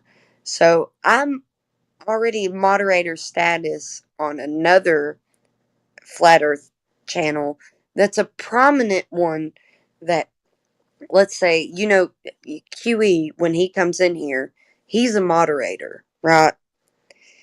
He's also one over there, but he runs a channel, like he's got his own chat where he runs his live stream on YouTube. Like, I'm a moderator in his chat, and I'm a moderator on the server. So for Nathan Oakley and for QE, I'm a moderator on their channels that they distribute their live streams from. Uh, I can't really progress in here. I guess maybe I'm not as good of a debater as, like, let's say, AV over here, Alpha Veritas, or AI Ardent up top. These guys, these guys are the top notch in this server, and they're in the chat now. They are? Yeah, they're in here. Yeah. I don't really amount to them in this server, so I don't think that I'm gonna progress much further than silver. I don't need it anyways. I don't need moderator powers, because I'll use them. Don't get me wrong, I'll use the moderator powers if I have, and I have had to in FED. So when I'm over there, I'm having to use them because I'm making sure everything's going smoothly. But here is different. It's not about things going smoothly. It's about other things. Yeah, when I joined the Discord, I said to the guys, the moderators, that I said, I'm not here for any trinkets. Okay, so I'm not really interested in the trinkets. I'm more interested in just delivering the product, the flat Earth, and the truth, and engaging the globers. That's all I'm here for, right? And then within like 3 months, I was up to like silver, right? I didn't even know. Someone had to tell me. I was doing you're a silver, and I'm going, what? Why? Do you know what I mean? And they said, well, we like what you're doing. And oh, brilliant, fantastic. 9 months later now, I acquired myself a second account. Okay, just in case, and then suddenly I've lost an account. And because I clicked on, someone sent me a link. I clicked on it, my account's gone. Bang, I'm gone. Wow. I'm just lucky I had the second account. So I got that account, made another account, and this was going on, me losing my accounts. Not only me, there was me, Lemon, and Sassy, undoubtedly. The three of us were losing our accounts on this server. For a short while, we were being kicked off. I was scared to click on links. People say, join this one. You don't want to join, do you? Because bloody you join, bang, you're gone. Yeah, that was what was going on for a while, but that's all since gone there. There was somebody obviously attacking us, that infiltrated the Discord and attacking us, but that's since gone anyway. Strange, man. The first year and a half of Discord was a weird one. First 2 years. Okay, it was good, but it was that strange being kicked off the server thing through a link. Really weird. Okay, there you go. Yeah, I'm looking at, where do you see if you're, I guess silver, or where would you find that? I guess in your profile you or would something? click on your name. You click on your own avatar, and then it comes up. Yeah, all the listings. Yeah. Well, it should be there. Yeah. Should be there. It Valued doesn't have member, any. silver, whatever. I have Bit of a Flat Earther, loudmouth. VC verified, Lone Star Republic. It says Yeah, there you link, go. image, and bedroll, whatever that is, and 99%er. Well, there you go then. There you go. There you are. Okay, so that's for OG. Got you. Yeah, it'd be there, yes. I was up to Gold Plus at one point, But I had a little argument with. I didn't really bring the survey into disrepute. It was a couple of characters that basically were speaking ill of black people in South Africa. I had to remind them of their ancestors, historical facts. Another time it was I was defending the women and one, But anyway, cut long story short, I got kicked off twice and thus demoted. And I didn't even get to use my gold plus status. I hadn't even started to use it. I just got it, and then as soon as I got it, I lost it. What does that There give you you? go. What? Yeah, how does that work? Like Oh, if you're gold plus, it what does helps that give you you? when you're gold plus, whether you can control the conversation, mute people, give people timeouts, do some verifying as well. Yeah, it's quite a lot. You can help the server quite a lot. Interesting. Yeah, Yeah, interesting. very good. Yeah, so it's worth having. I'm going to see if I can get myself reinstated because really, at the end of the day, I feel I lost it unfairly. But there you go. That's me, of course. Man, hey, I've been banned like 3 or 4 times already, and every single time, of course, I feel like it was unfair. But I guess everybody feels that way, so whatever. Yeah, It is what it is. yeah, but in my case, I was vindicated once by the guy who actually started apartheid in South Africa. His name was P.W. Botha. On his deathbed, he's apologizing to the black people for the trouble. And I said, "You see that?" And he said that the very day I get vindicated to come back into the server. The next day, P.W. Botha dies, but on his deathbed, it was said, "This is what he said." And I said, "You see what I mean, people? There you go. Look." Was I lying? No, I wasn't. Yeah. There you Okay. are. So you were truly vindicated, basically. Yeah, Yeah, I was. Yeah. Very good. I have never been persecuted on this channel. Actually, all of my roles were given to me pretty quickly. I got the valued and then I got silver pretty quickly because of Helio. Helio was on here a lot. He runs he runs a YouTube channel for this place and a Rumble channel. The only reason why I grew in my roles was him because I talked to him every night. I was on here all the times that he was on here and he loved me and I love him still. He doesn't come on here ever anymore, but I still love him to death. I wish he would be on here, but he also would be on here and he'd be pretty drunk. And wasn't Welcome to the club. great because he would Yeah. talk a lot and he would rumpus people. He would talk in the, and just the regular things that you would expect somebody to do if they're drunk.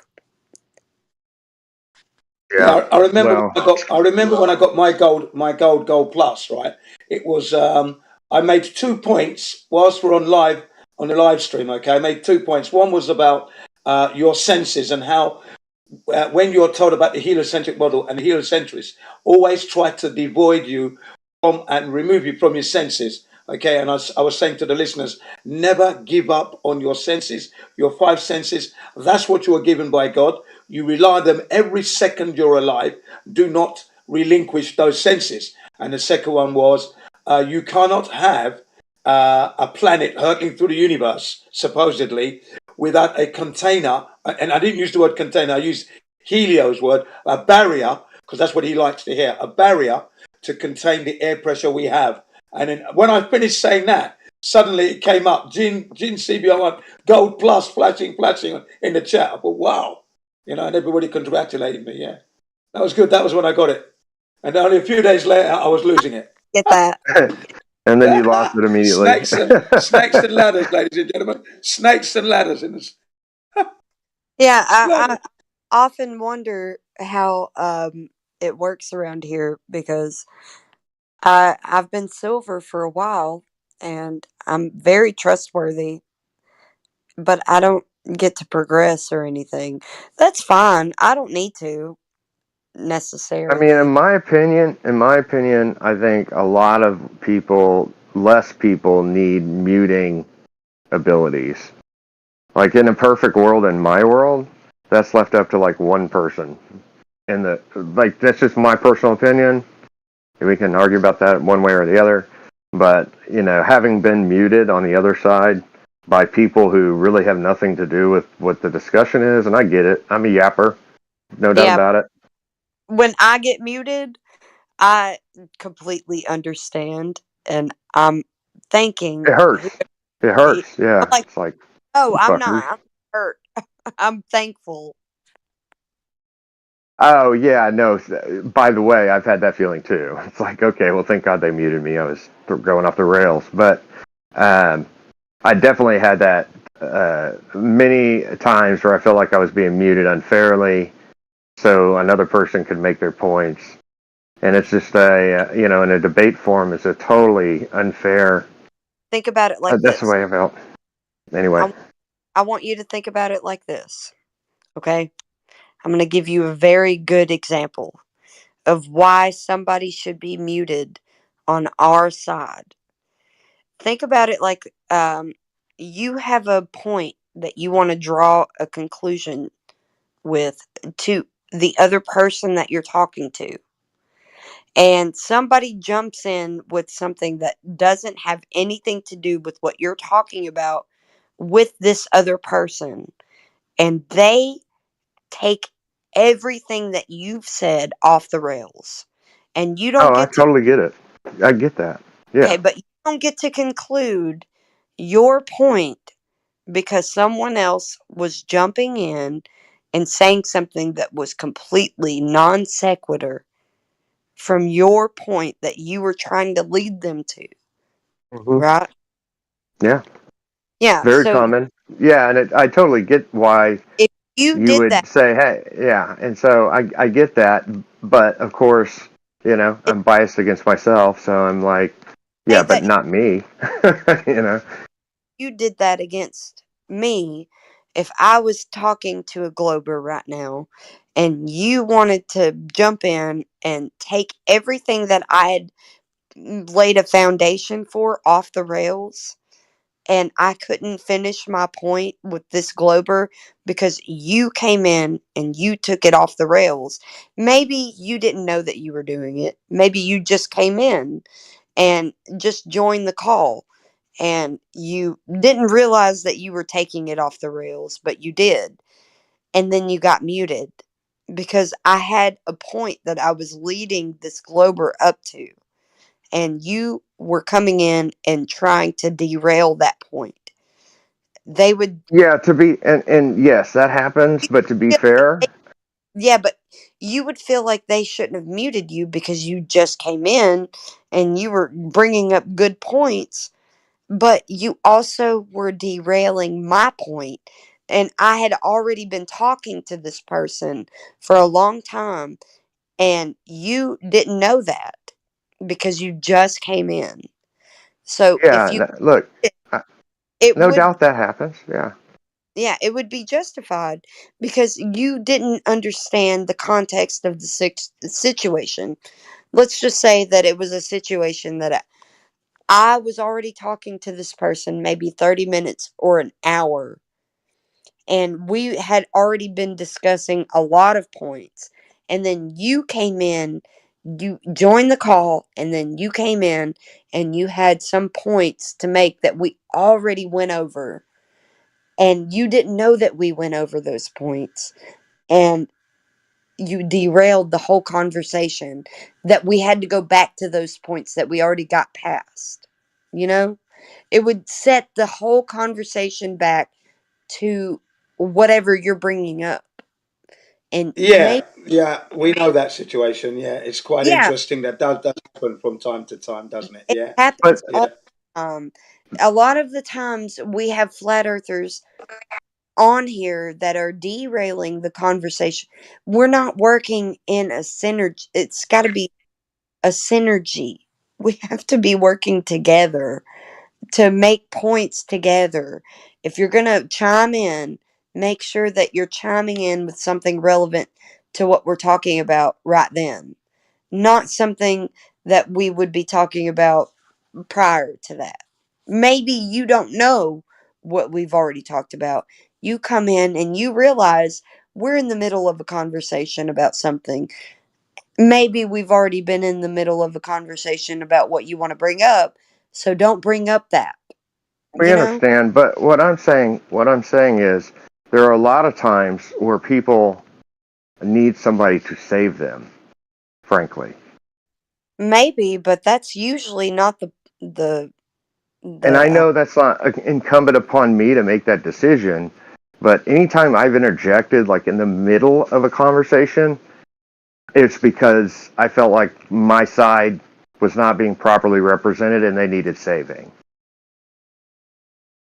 Like it was going down. It was going downhill. I mean, it was like silence down. Like you're losing. Okay, but you're Yeah, making. so you want to hit the brakes. So basically, you hit the brakes and rescue that position that we were losing. We're losing position here. So you interject just to rescue the moment. And then you step back out and let your man carry on or your woman carry on. Yeah, I understand that type of interjection. It's necessary from time to time. Yeah, absolutely.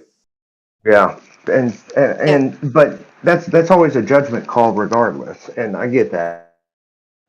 But like there are times where I've been in here, and the guy that's on my team, frankly, will not be making a point correctly, and then there will be a silence, which almost sets home the point that he cannot rebut what was said to him. Somebody needs to talk there, or it's going to sit and look terrible. The So thing what is, I'm getting at is, yeah. sorry to Go ahead. interrupt you. There are times No, when I go to other servers now, right? And the way I deliver the flat earther, it's compelling, it's damning. I highlight the hideousness of the heliocentric model, and I'm getting muted every other sentence, especially in Jem Panda server. I say to him, he's got the world's most polished mute button. You're going to meet a new one. I even go in there and say, ladies and gentlemen, button down your hatches. Jem Panda, get yourself a new button ready because you're going to need it. Do you know what I mean? Because, the way they mute is a joke. Yeah. I went into a server the other day. It was like, God is not real, prove me wrong. I went in there for literally 30 seconds. And honestly, okay, it's my opinion, but I asked the most honest and fair questions for 30 seconds. And they muted me, and then the dude just diatribed about how I'm such an idiot, I'm so stupid, and I couldn't respond to it. So just by simply going in for, frankly, less than 30 seconds, like 20 seconds, it's like, well, if you're saying it's like this, like, how do we know this, that, blah, blah, blah? And he was like, muted me and was like, how could you be such an idiot, and never let me ever respond? Like, straight up. Yeah, like, I had it was a straight up echo chamber. Yeah, I had a similar experience about 3 months ago, joining a VC called The Voice. And I'm only in there like 20 seconds, like you said, and I'm getting the N word, everything's chucked at me. All I mentioned was, have you considered that the Earth may not be a globe and it might be a leveled stationary realm? And, that was it. It was off. What a joke. I would say It is that a on, joke. but I would say that on here, you need to work with it like a kind of synergy. So maybe you need to work with whoever is talking at the time. Don't discredit them, but work to strengthen their argument. Not, uh, I'm sorry. It seems like sometimes that people will chime in and it just derails the conversation completely. And that is not helpful to either side. So if you're going to come in and you're going to challenge something, you need to be able to do it with a synergy. You get what I'm saying? That's a judgment call. I'll give you an example of when I've interjected. We had a flat Earth guy making some really great points, and the Glober said, "Do you know blah blah blah, whatever it was?" It was a classic test question, just to call him out. You don't even know that, and there was silence for 1 Mississippi, 2 Mississippi, and I did interject there, and I said, "Hey man, we're not asking test questions. Get to your point." Because he would have he would have basically he was shifting to say you don't even know the fifth law of thermodynamics. I'm making up that, but you see what I'm saying. He asked one of these Yeah. test questions, which we see all the time. I hate those questions, and I feel like we should, whether on the globe side or the flat Earth side, just absolutely reject anytime somebody says, anytime that you get a test question. We see it all the time. Say, hey, look, man, I'm not here to test. I'm here to debate. Make your point. Whether I know it or not, I'm not going to let you know if I know it or not. Make your point. You don't have to let them know if you know it or not. If they're making, Exactly. yeah, if they're putting forth some kind of claim, we're giving them room to prove it. Like you prove your claim that you're presenting. Sometimes that may give you some silence in between what they say and whether they prove it or not. Uh, Yeah, no, I'm talking specifically when they ask you a question. And by the way, flat earthers do it to globers too all the time. When you ask them a specific question to test their knowledge, if they know what that specific subject is about, and they're expecting that you don't know, and then they're just going to capitalize, you don't even know. And so what I'm yeah, saying is, frankly, both sides should reject that from the outset. If you're going to ask me, do you know the whatever? Do you know the whatever? Come up with something. The equation for gravity or whatever, something, whatever. Just reject that on its face. Say, I'm not here to take tests, man. Just make your point. well, if they have some sort of evidence, they should provide it. It should. Well, I got It, a Well, and that's what I'm it should. saying, though. That's why this is a distraction when they do it. yes, I've got a They're case trying to in point. prove.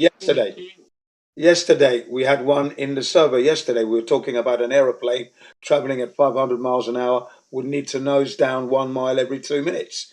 Now, we had, I think it was Matthew, his name was. Matthew, NASA learns. He learned a lot yesterday because he tried to, let's do the maths. I said, well, whilst you're doing the maths, I'm going to go to the toilet and relieve myself in the toilet whilst you're busy doing the maths. Okay, when you finish, let me know. Ladies and gentlemen, be prepared to be bored to tears now. So when the toilet came back, did you finish the maths? Let's carry on. You know what I mean? The Yeah, no, situation still stands. yeah, and by the way, I think those are effective strategies. I'm just saying from our side, frankly, it's effective strategy, and I'm not saying for us not to do it to them. Like, hey, do you know what the supposed radius is of this globular Earth is? All the time with Like their those are the kinds of questions that is effective because it their shows they don't know. But their what I'm prediction. saying is when they put that back on us, we should reject that on its face as a default. Hey man, I'm not here to take a test. Make your But point. their prediction for the horizon distance is debunked. Like we debunked that thoroughly in 2020 with the black swan. So you don't have some sort of horizon that's on a globe Earth at all because we presented a black swan that they can't refute, and we left trigger and traps for them to rebut that uh, counter. Like we gave them the perfect evidence towards their claims, but they have counters, and we left that Exactly. They open. just say they say refraction. Yeah, but we wanted them to say that. That wasn't Yeah, something but that accidental. the, That wasn't accidental. We were like, not me, but the people that right, I get you. made up the argument for the black swan. That See, was I feel that like a go ahead. hopeful. No, I was saying that who the. I'm sorry. I'm gonna Yeah, have go to ahead. give where credit's due. So QE, when he made the argument for the black swan, he hoped that the Globers would say refraction. He hoped that they would. And he also hoped that they would use an alternative uh, uh, clip from a video from the same person that we got the black swan from. So we wanted to use, not him, not we, but him. He gave us these arguments with these certain traps for the Globers. And they took the traps and they stood in the traps and they were like, this trap is my salvation. But it was a trap the whole time. And you gotta at least acknowledge the fact that the Globers will grasp at anything. If there's no straws, they're gonna grasp at anything that resembles a straw for their Yeah, position. they're a desperate bunch, you see. That's the problem. They're a desperate bunch. Yeah, but what I'm saying is, like with the black swan, we need to go a step further and say, even under the globe model, it says that the refractive, I'm reading this off Google, but optical properties, air has a refractive index close to That's 1, pretty, approximately 1.0003 at sea dude. level under a standard condition. You So don't think even if we use your refractive index, we're still missing curve, but I think that has to be spelled out. They simply hand wave dismiss refraction. what are you talking about? Do you not think that the reason the black swan was even chosen selectively, that specific one, was so that Globers would chant refraction? Do you not think Yeah, that well, that was so I have problems with the black swan argument. We can go into that if you're, if you want to, if we want to go down that road, I'm happy to do that. But I'll tell you right now that the black swan isn't about the oil rigs at all. go on. Yeah, it's not about the oil rigs. The black swan is about the horizon. Behind it, yeah. Yeah, but I'm saying that you don't have to worry about whatever the oil rigs are doing. They are only just demarcation areas so that we know the distance to Well, the horizon. can I tell you what like Nathan Oakley would say about this argument? He I'm said you're telling already you, you're Oakley already right now. you're arguing on their side of the fence. You're already giving them that it would curve. No, no, we're telling you that it's a denying the consequent. Okay, so the modus tollens argument is that if P, then Q, not Q, therefore not P. So if the Earth is with a radius of 3,959 miles, then the horizon Q would be no more than 1.225 times the square root of the observer's height in feet, a distance away. It Mhm. isn't 1.225 miles at a 1 foot observer's height of distance from the surface. It isn't Wait, that. hold on. So when you say 1 foot It's observer's not height, real. hold on. Let's walk through this for a moment. When you say Sure. 1 foot observer's height, are you literally taking your camera, for example, and putting it 1 foot above the beach? Yes. Yes. So I would say that we're giving them a 1 foot of observer's height. It's probably less than that because I'll give you the GIF. It's Well, from, what's the thought process on that? And maybe somebody, why yeah, why why when we talk about this are we talking about it under yeah, the guy under only 1 foot of the observer height? Nobody in the I'm real trying. world observes it at 1 foot. So why are Yeah, we bringing that up? because the original video was at 12 inches. That's why the Okay, camera was okay, at okay. 12 inches. Good. Okay, so the Black Yeah. Swan video was at 12 inches We're, in the video. yeah, but we're not talking about Okay. something that's happening outside of reality. We're giving you an example of somebody that's doing this observation that's not even a flat earther at this point. Uh, B BLM, what's his name? Like BLM 69. something. Anyways, Is he a globe earther, I guess? maybe at that point he was, probably not now. I would Okay, say so he's like a flat earther now. he took that observation. I wouldn't say he was a globe earther. Anyways, Okay, fair he, enough. All right. the black swan, we only, or QE, only took the observation of where the oil rigs can meet the horizon so that you know the demarcation of distance with the oil rigs and where the horizon is. Doesn't matter what the oil rigs are doing. It just matters that they're a known distance away Okay, from so I have a question for you. Did this guy do the same experiment at different levels? At 1 foot, 3 he feet, did it at at 6 different. feet?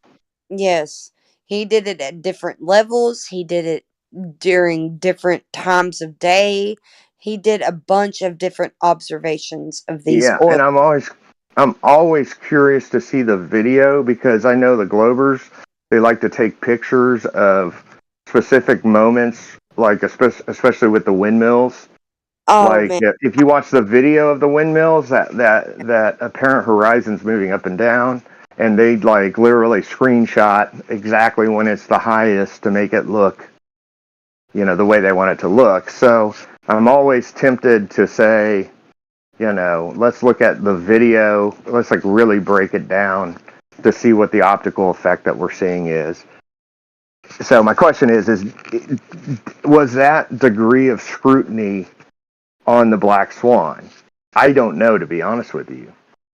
I don't like the Black Swan for many levels, but that would be my Yeah, first but it question. was. Yeah, that level of scrutiny has been done several times. QE has done it. Nathan Oakley has done it. It's been done. Remember, it's been around since 2018. Actually, the it's been black around a while. the globe Yeah. killer. It is the globe killer because it shows you that the horizon is not the set distance of 1.225 miles away from a 1 foot observer's height. Yeah, but look, I'm playing devil's advocate here Yeah, for but a moment. you're not actually doing that because you have to acknowledge that the observer's height is 1 foot and that the horizon is over 9.41 Yeah, miles away. no, look. Okay, I acknowledge that. I'm playing Globe Earther here, so I got my Globe Earth hat on.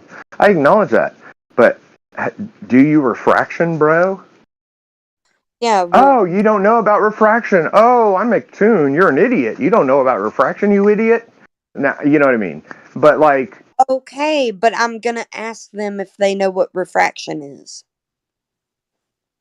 okay, and McToon's going to say there's a refractive index. You can Google it on your little Googlies, and it'll Yeah, but show you in our atmosphere, it does project things upward.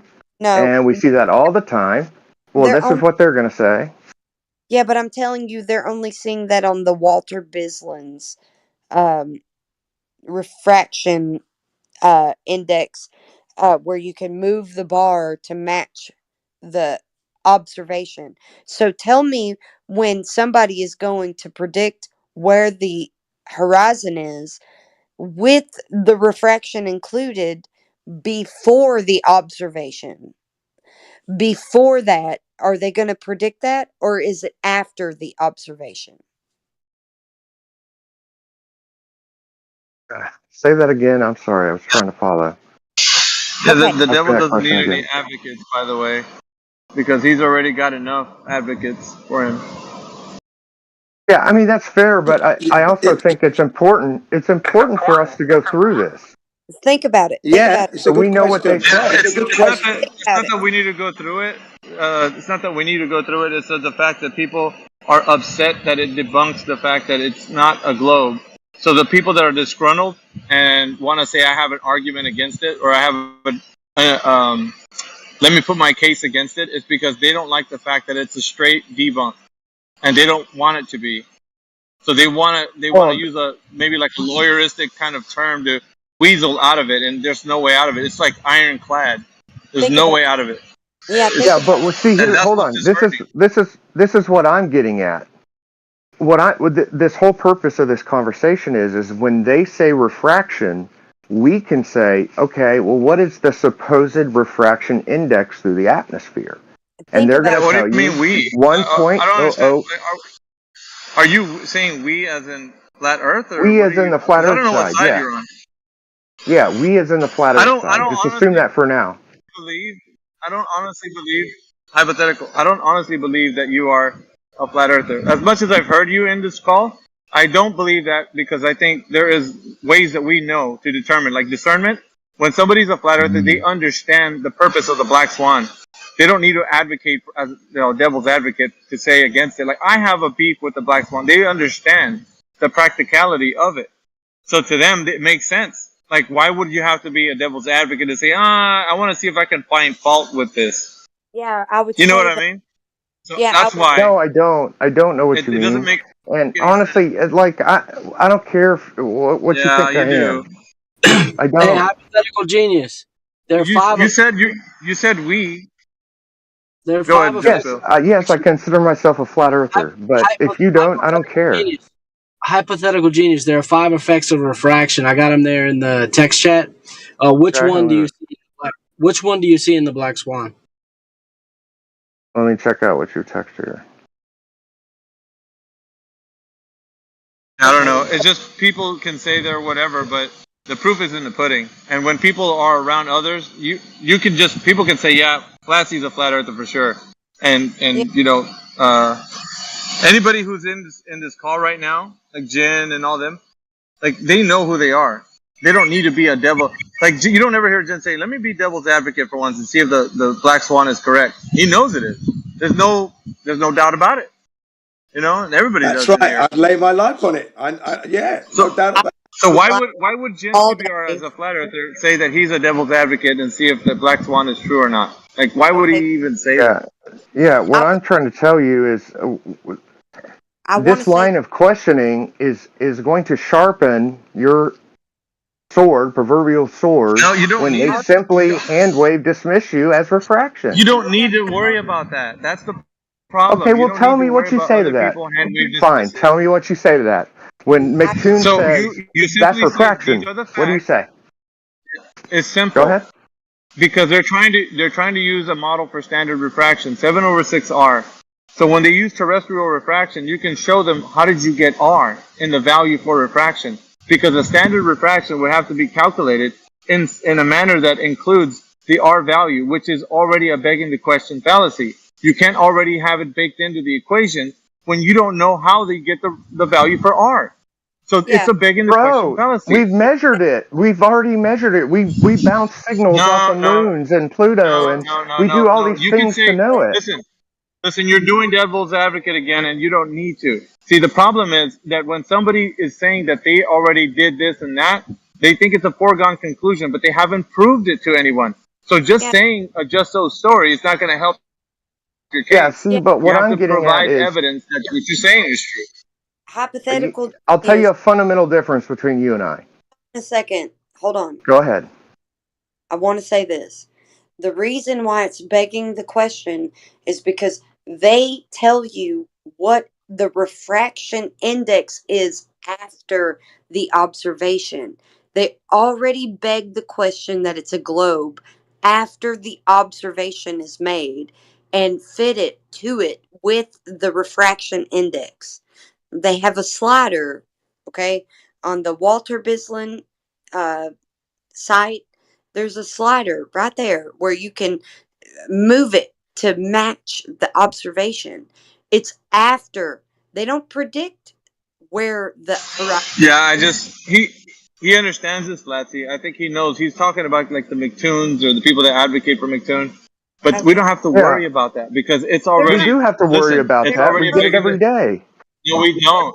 You're worrying about something that doesn't, you don't shoulder convincing somebody about a point that is just true. That's Okay, self-evident. let me go You back to the just speak fundamental. the truth. Can I go back to the Hold on a fundamental minute. I think difference? you're Okay, cutting me off. Yeah, but you're cutting go me ahead. off. So you Go don't ahead. have to, something that's self-evident, you don't have to convince anybody of that. You just have to present the truth and challenge them. This is what 24/7 stands for. We challenge people. We don't look to convince somebody. If that's what you're trying to do, you're doing it all wrong. That would be the fundamental difference between you and us. We're not in it to just convince somebody and strong arm them to believe. We want them to be challenged, and then for them to think about the question themselves and realize that it's true. Not for us to twist their arms in a debate so they can understand what we're saying is true. That's not how a debate is won. It's won by presenting facts and letting the other person realize that they don't have an answer for the question, which is, how did you get the value for R? They don't have the answer to that. Nobody does, because it's imaginary. Somebody just did some math and figured out in the mathematical construct how the Earth can be a globe in math, not in reality. And that is true. Nobody can argue with that. These are the facts. So when you are saying, I'm struggling to try to convince somebody, that's not what you need to do. You need to show them how they don't have a rebuttal against what you say, which is nothing of what they say with refraction, as far as the R value goes, can comport over to reality, because they can't show you how they got the R value derived from what. They don't know how to answer that because it's unanswerable.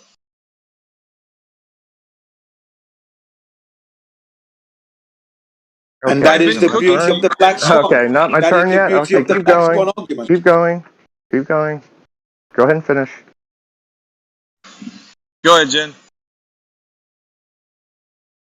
Yeah, sorry, no, I was just saying that's the beauty of the black swan argument. Is that if they have, how did they get the radius value? And you hear silence and crickets. There you go.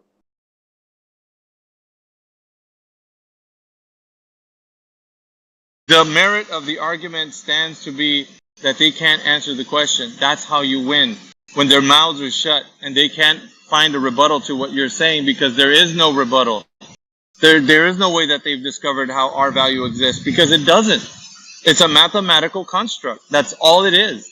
You can't take the R value, go outside and comport it over to reality, because how would you do it? There's no way. Let's take a step back for a moment. You said what your purpose is to try to convince people. You said, we're not trying to do that over here. Am I still here? Are you? Yes. So, yes, that's a big difference between you and I. That's difference number one. Yeah, you're doing it wrong. You're doing it wrong. Whoa, hold on. Doing it wrong. Doing it wrong and convincing people are two different things. No, convincing people is doing it wrong. You're not here to convince somebody. If that was the case, you would shoulder every.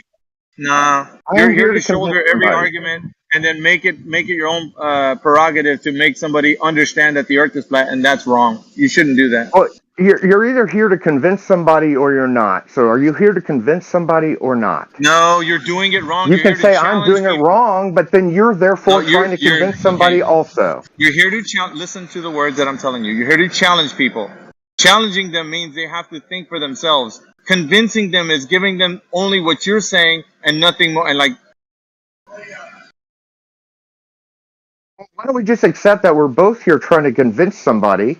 You just think it should be done a certain way, and I think it should be done a different way. Would that be accurate?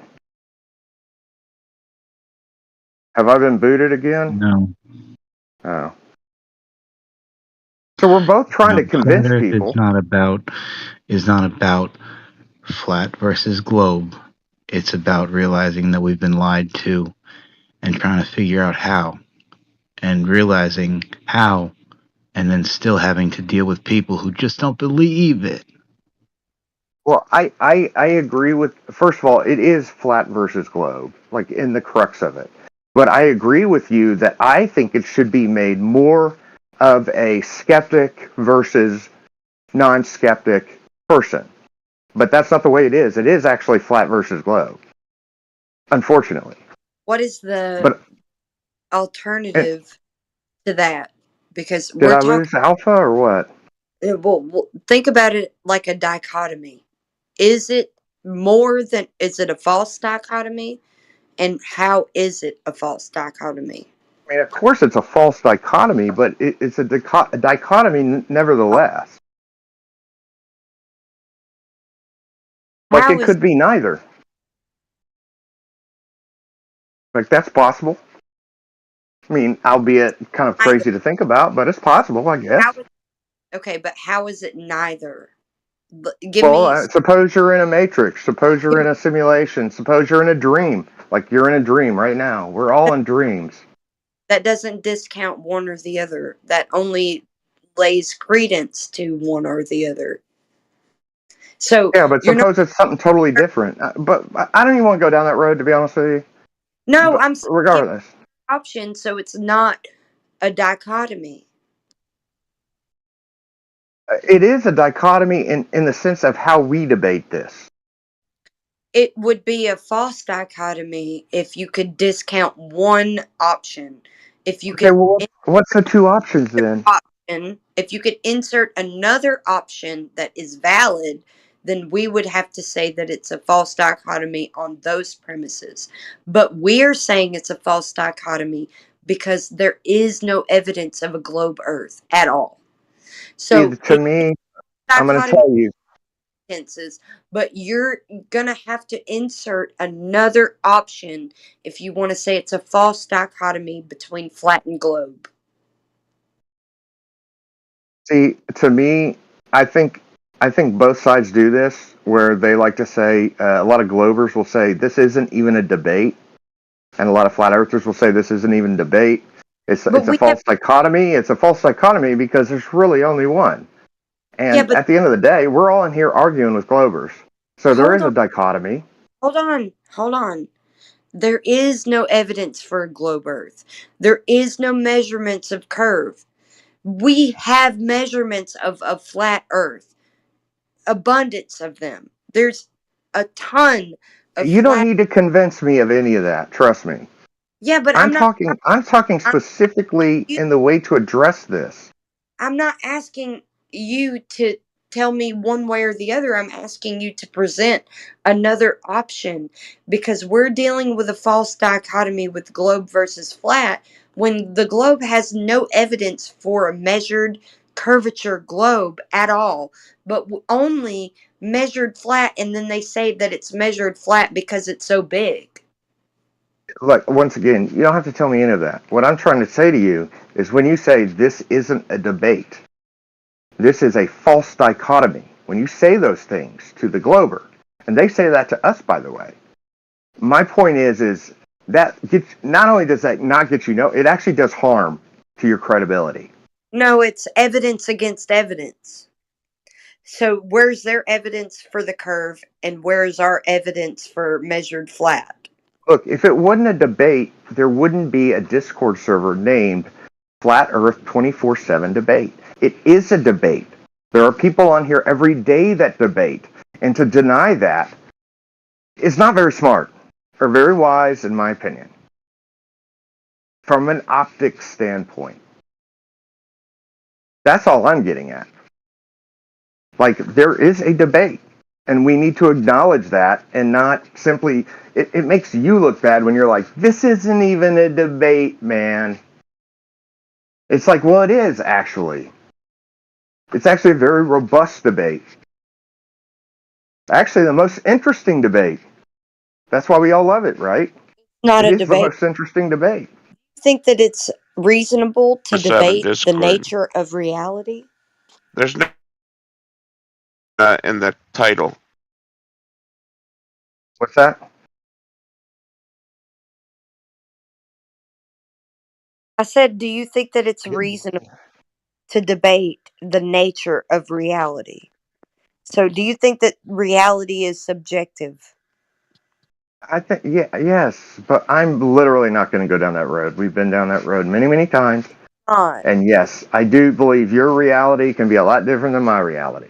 No, we're not talking about your truth versus my truth. I'm talking about outside of us. Yes, What the truth that exists in the universe.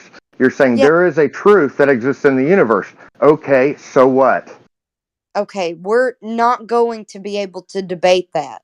It is true, regardless of what you and I think. That's just you asserting your truth, and that's what they do. Asserting my truth, I'm saying truth in general.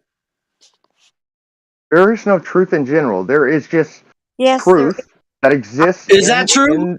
Is it true that there's no truth in general? Because that would be a truth. No, there is a truth in general. There's a truth that exists in this realm, somewhere, somehow. That's the truth. Whether Right. Is that up the for only, debate? Is that up for debate? I mean, it's so obviously up for debate, and the only person How? the If only it's an person who objectable truth, it exists outside of you or I or anyone else. It's not up for oh, so debate. you're God, so you're God now. You know the truth. You're What are you God talking about? Outside of me, no, whether I exist or do not exist, objective truth does exist. outside of you and I. Yes. Okay, so that's not up for debate. No, there's a So, truth that happens somewhere, somehow, in some way. We're right. talking about. So when we're talking about the nature of reality, God, why do we right? always go down this road, dude? Okay, go ahead. Because you obviously don't get it. I get it. You think you know the truth. I The get it. truth exists whether I do or do not. I agree with that. Repeatable and falsifiable. The truth is always something you can test. Once again, I can't. I'm done having this conversation. I will make my final piece here on this. I've said it over and over again. I hate objective truth. I even hate the word facts. I hate all of that because it's so misused. All sides use it, and for you to go down that, you as in the flat earther, to start playing that game where this isn't a debate. This is truth. These are facts. You're You are going down a road that you're losing your credibility. I get it. Okay, did you get it all out? Did you get it all out? That's fine. Yeah. I'm Yeah. glad Okay, I did. Fine. Yeah, You're tired of listening to people like Witsit who say it's objective or this and that. Like, he doesn't have the objectiveness that you're looking for. He'll just say that it's objective and That's not. you proving my point. Yeah, but I'm telling you that you're being Jedi mind tricked by this guy. We don't consider By him whom? Witsit. Who said I like Witsit? You did earlier. I never said that. I was telling you how I found this channel. I know, and I said God bless Witsit. He showed you this channel. I didn't Yeah, say I was some big Witsit fan. yeah, but he's also peddling a belief system that isn't provable. He I don't can't. know. He sounds like he has the truth. How do I know, you or him? Who has the Yeah, truth, you or him? okay, what's observable, testable, repeatable, and falsifiable? Does he I have don't that? know. I Does don't know. I have no idea. you don't have any idea? What is he saying? I mean, he's saying a lot of things that sound like truth to me. Yeah, but is it provable? Because is it observable? Is it testable? Is it repeatable? Is it falsifiable? If it's none of those, You would have to get into specifics on this. not But true. like I say, I ain't trying to go down this road. I'm trying to go down this road because this is the standard. It's a stupid road to go down. No, it's the standard that you should hold all of your evidences. You should hold this standard to everyone, not just globers, but flat earthers too. If they're peddling something that you can't observe and that you can't test and that it's not repeatable and it's not falsifiable, then just chalk it up to pseudoscience. Okay, look. Honestly, you're right.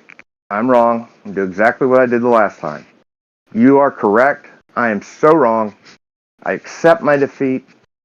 There is objective truth. You know it, actually. I feel like you know it because you don't accept nothing. So whatever Oh, you think is truth, that's the truth. And I accept my defeat. And listen, all the people on the left wing, and they all say they have truth. They're wrong. We're right. You're right. And so I accept it. I accept it. listen to me. I'm not giving you something that you need to have on hand to test. I'm giving you something that we all experience. I'm not replacing some sort of fairy tale story about the sky. And I'm not replacing some sort of fairy tale story about other things that you can't test. I'm not giving you any of those things. I'm leveling with you about our understanding and our uh, availability to observe and test the world. Okay? I'm not Yeah, giving you that's our position. That's the Yeah, position of the flat and earther it sure position. does. Yeah, and it sure does look like it's flat. Okay, so can we move on from that? giving you anything else other than what you can test. Okay? You can test that the earth is flat because you can measure it that way. Can You you can go test if God is real? Can you test that? I can prove that God is real Oh, really? I would love to see that proof with other means. scientifically. No, Yeah, I mean the the laws of thermodynamics is enough that because proves God. That proves God. By the way, I know God is real because I experienced it myself. But you don't have to you're ask. going down a terrible line doing this crap. I'm No, telling you. not a lie. You can keep doing it if you want to. He's But just trying to it's fluster gonna bust you. your. It's gonna bust your balls. That's Trying to not. claim objective truth. There is no debate. That's Go for it. Do it. I don't want to ever debate this again. You know That's where I not. stand. I know where y'all stand. That's not what. There's That's no not what reason Kim's for us doing. to ever deal with this Excuse again. me. Yeah, excuse me. That's not what Kim's doing, by the way. And everything she said has been truthful in that you can prove it. When you can prove it, you know it. Now you know God exists. Look at the vegetables, the pistachio nut, the Brazilian nut, foods that we eat that are natural. I mean, if you're going to deny that, then I mean, come on. What are we doing here? I What are mean, we I doing know here? God is real personally, So do so I. much So do beyond the I. I know God is pistachio. real. Yeah, so I Yeah, know it. But what I'm saying is I'm that's just not bringing it sufficient down. for these I'm just folks. bringing it down to the humble pistachio because when you look at this pistachio nut, and you look at it, it's a simple thing, but no I can, man can make that. but It's I can. wild, Okay, yes. And I and you can. see that right, through right. everything. So God Yes, exists. yes. So thank you very much, God. Allahu Akbar. Thank And you. once again, we're all on the same team here, despite whatever anybody else wants to say about it. I'm just telling you, I think there's a better way to go about it, and other people think there's a better way to go about it on their end. So You're that's not. all we're really debating here. There are many roads to delivering the flat earth truth because there are There you many go. people That's out what there. we're debating here. Yes, sir. Right. So there are many roads, and I explore as many as I can. And that's what I do. Thank you. Right. Wow. And that's so it's a wonderful thing. We are all on the same team. I promise. But I just don't think that's a very wise path to say those kinds of things. And I really don't think it's a wise path to give litmus tests to people who are new into I this understand thing. your position. I understand your position. I understand your position there, but Okay. again, it's been fruitful. We haven't lost any position, which is very crucial in this debate. That we, the flat earthers, do not lose the truth. Excuse the expression. Only a pussy is going to lose the truth. I Okay, need to that's the be. point I'm saying. I Sorry about that. Yeah, So I that's we're not fine. losing it. Yeah. prove my claim. So I claim that the laws of thermodynamics proves a creator. Right? I mean, I feel like it proves that obviously there can't be a spinning space ball at 1.3 million miles per hour holding air to itself through a vacuum. I think it No, proves but I that. about that this proves a creator in another way. I don't know. I So feel like this pistachio is actually a better argument than no, that. But go no, ahead. no.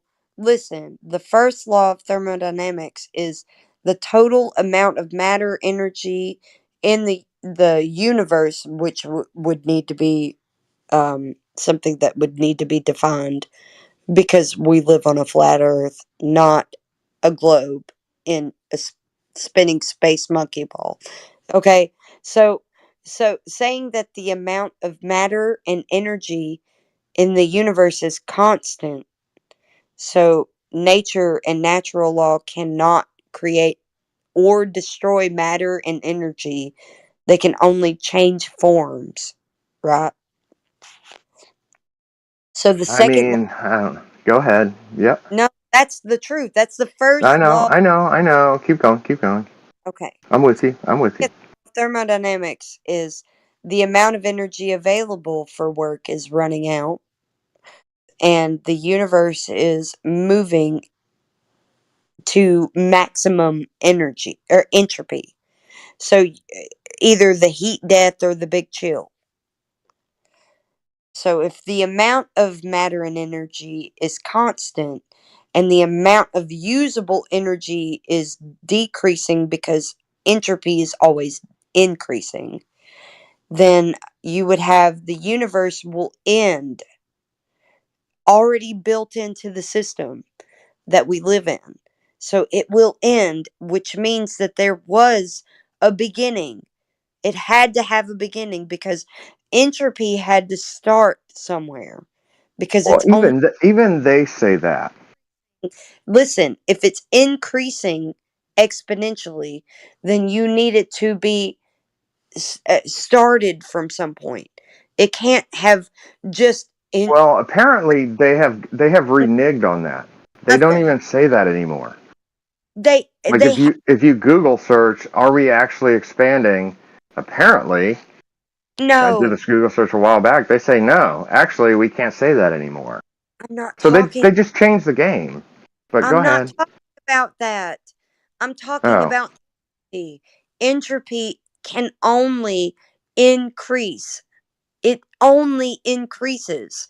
So it had to start from some point because it has to end at a maximum entropy. So you have to have 0 to maximum, right? to be honest with you, I'm lost with you. But I just know they would Okay. just say gravity or some other Okay. bullshit. So Think about it like this way. whatever you're saying, I'm sure is true. I'm Think trying to about it. follow you. Look, I've been drinking a lot tonight, so just know that and don't hold it I'm against me. you to think about it, dude. I'm asking you to think about it, okay? Okay, Think I'm trying to follow. Yeah, the I'm with you. the total amount of matter and energy in the known realm that we live in But is isn't that a reification from the outset? listen, dude. Think Okay, about go it, ahead. okay? Okay. If the total amount of matter energy is constant and the amount of energy is finite because it I don't increases believe those things. So you're already lost me. of nature, dude. You can't just think that it's something that you can agree or disagree with. It is the way it is. So you're a Glober now? Oh no, no, no. I'm trying to get you to think about it, okay? The total amount of matter and energy in the universe is constant. Remains constant, is what you It, say, is what they say. How do I okay. know that to be true in the universe, Okay, in our realm? is there something else other than matter and energy? I Can mean, you give it kind of seems like it is not that way, personally. Okay, well give me some example of where there's no matter or energy involved. Yeah, I mean, just even I remember learning this in my like seventh and eighth grade science classes. Like when you roll a ball against the wall, it actually pushes the ball back. And I don't personally, That's still I don't matter know. and energy. I don't know. I get that, but and I get that. Like, okay, if you cool this room down, That's still then energy. I know. But what I'm saying is, I get the entropy. Like, I get it. But I Okay. don't know if I can go as far as to say I know that's how the known universe Cool. works, and it's always constant. That's where you lose me. Think about it. If you cool a room down, you're using energy to do that. You're using some sort of energy to cool down a I'm room. using an air conditioner. Okay, I'm using an air Yeah, conditioner. Yep. some kind of energy to use that air conditioner to cool the room And down. it's blowing hot air out of its coils or condenser rather, and it's blowing hot air out. It's running cool air over the condenser, which is creating liquid, right? So it's Yeah. running cold air over that. That liquid goes through a pipe, usually goes down a drain or outside a house. It's Like I still get that. okay, it's I still get out that. energy. Okay, you're right. So you're seeing like say my freezer. I can freeze water in my freezer. It's taking energy from something else to apply it to that. So I'm using the energy to freeze water, okay? Right. Okay. Outside So, of, hey, actually, that's a good example. Very quickly. yes, So, when you yes. freeze water, you make ice. Ice is actually bigger than water in mass, or in It doesn't, size, rather. that's different. That's a whole different subject that we're talking about. I'm No, no, it's talking, important in all this because you're telling me it the energy goes somewhere, right? no, because you're talking about the matter being in a different state. Okay? We're talking about the energy being allocated to freeze it. So you need an outside source to give energy to the freezer that freezes the water and makes it a different state of matter. Right? Right. And I get all that. I guess, Hey, like, we've just for the sake of we time, let's define this. Like, listen. you think that this is a close, connected, constant thing. Oh, I I know it take is. the position, okay, so you're making the positive claim. I take the position I that I prove it. don't know if I can say that. I'm trying to prove it. I am. Okay, prove it. Okay, prove it. Okay, I am. Okay, thank you. So you've got some sort of allocated energy to your freezer to freeze the water. It only changes states of matter. It is still the same matter that was water before it went in the freezer. So it's not something different all of a sudden because it freezes. And I get that theoretically. I'm talking about proof. I'm giving you the proof. Hold on a second. Okay, And sorry. you're not using some sort of energy that's sprung up out of nowhere. You're using energy that already They exists. burn the coil. They're burning the coil 5 miles away. They're burning coil. It's making a generator spin. That See, spinning process creates electricity. It shoots it down the line, goes into my refrigerator. In my refrigerator, it cools the ice. It turns the water into ice. I'm with yes. you, right? We're all on the same page. Good, good, Okay. good. You know, water freezing happens naturally also. So, we're not talking about something crazy. The only crazy thing is that we can utilize the energy to allocate it to my freezer. Okay? Well, just very That quickly, just because outside this is relevant. It is relevant, I promise. Water, when you freeze it, when you take it down to a certain temperature, it turns into a solid, which is kind of crazy if you think about it. But not only is it turned into a solid, but it's turned into a solid that's less dense than the water, so it floats, Dude, still the which how is kind of the crazy. guy coming from the guy who's gonna deny the laws of nature, what makes it's you think still you the could teach us anything? it's still the Well, what same I'm matter. trying to get at, oh, well, go ahead, prove it to me.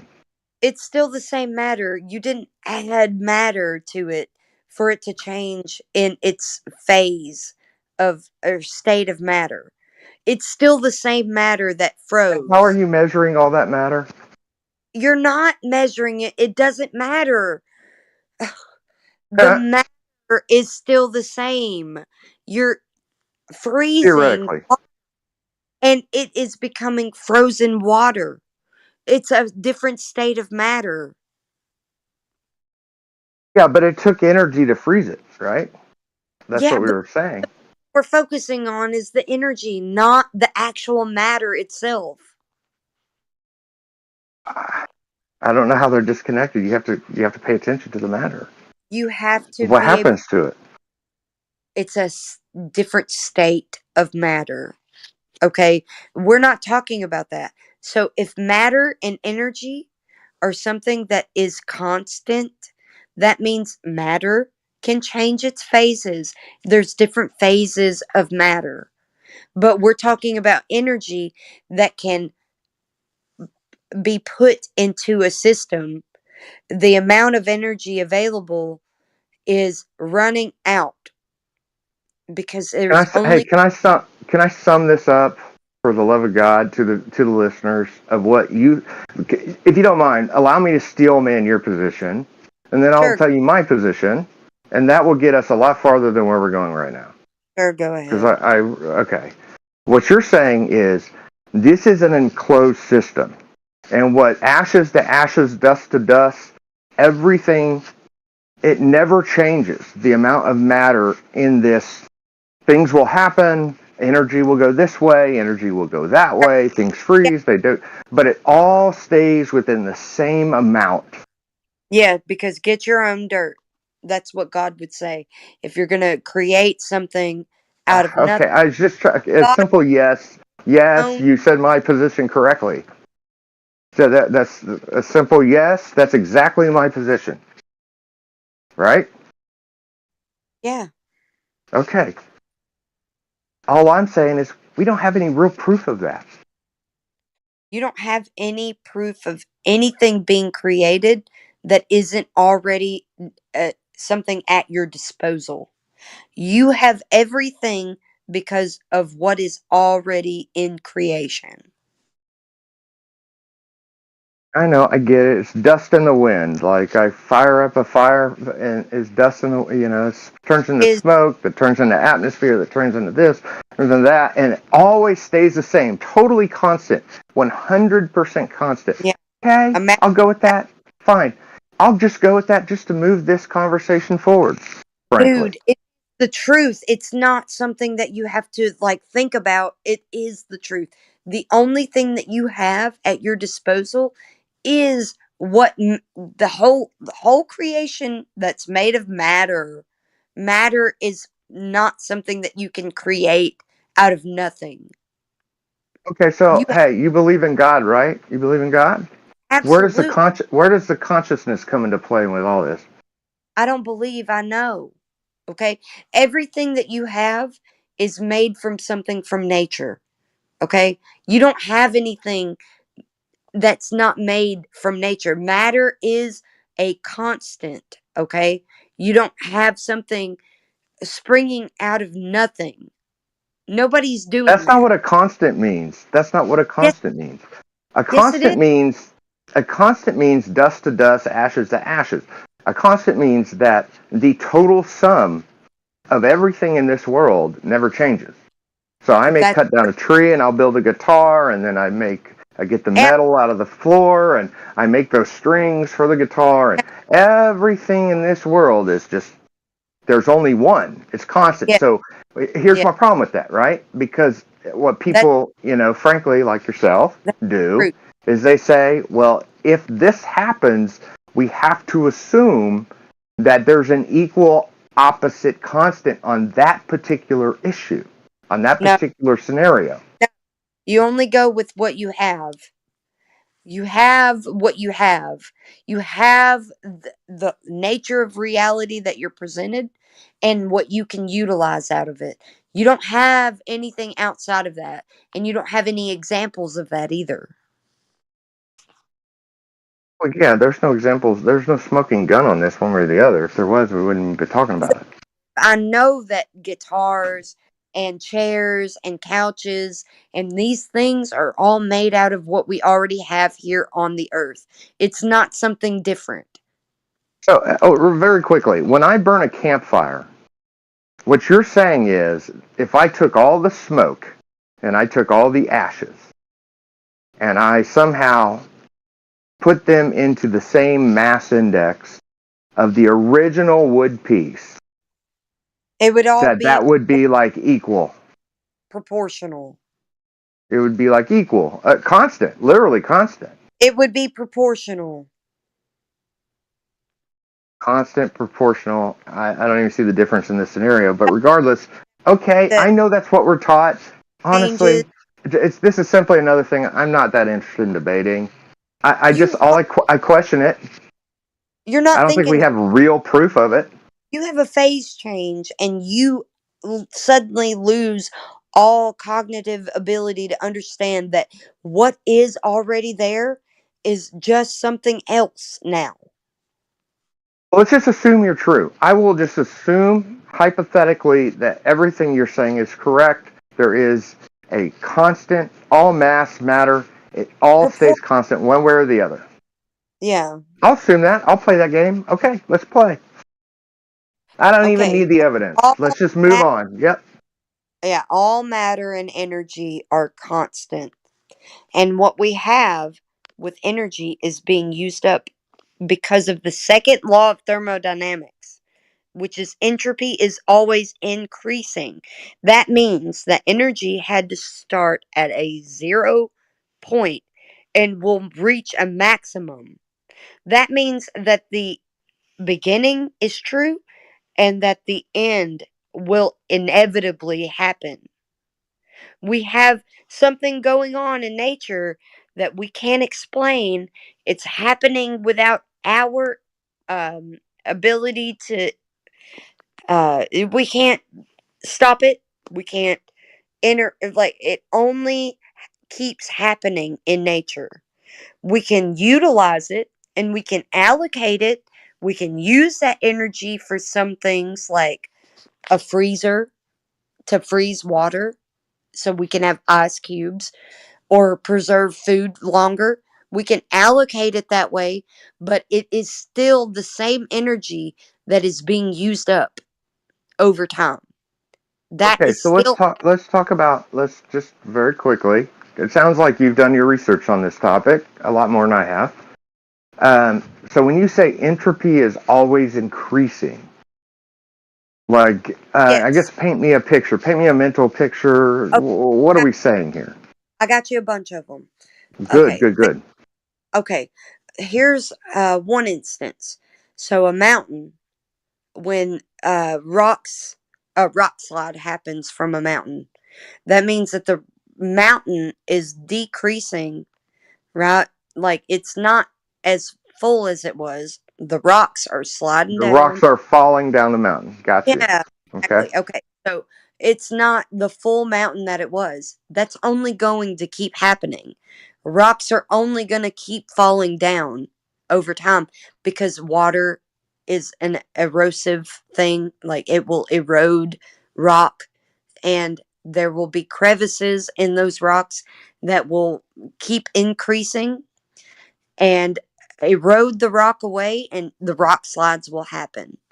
That Well, will that's all. because of gravity, of course. No, not I'm just from gravity. trolling you, dog. I'm just trolling you. I'm fucking with you. Okay. So very quickly, I'm sorry, I shouldn't have done that. I was fucking with you. But just So very quickly, is entropy used? I don't know. I'm asking you, is that an appropriate use of the term when we're talking yes, about like a yes, rock erosion, yes, from a mountain? Okay, so yes, that is entropy. Interesting. yes, Okay. yes. Okay. That's only going to increase. It's not going to decrease, right? Well, when you Erosion. say increase, why is erosion going to Erosion increase? only going to increase. It's never going to decrease, right? Oh, you're saying the rocks can never grow up higher, basically. Yes. Got you. Okay, yes, that is fact. Okay. That's one example. Another example is like decay. Okay. So you've got decay is another form of entropy increasing. That's only going to keep happening. It's never going to reverse. Right.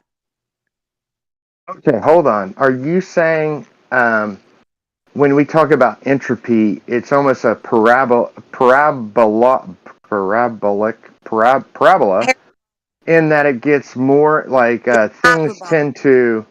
No. Is that what it's saying? Okay, I'm wrong. It's All right, go ahead. hyperbolic would be the better term, not parabolic.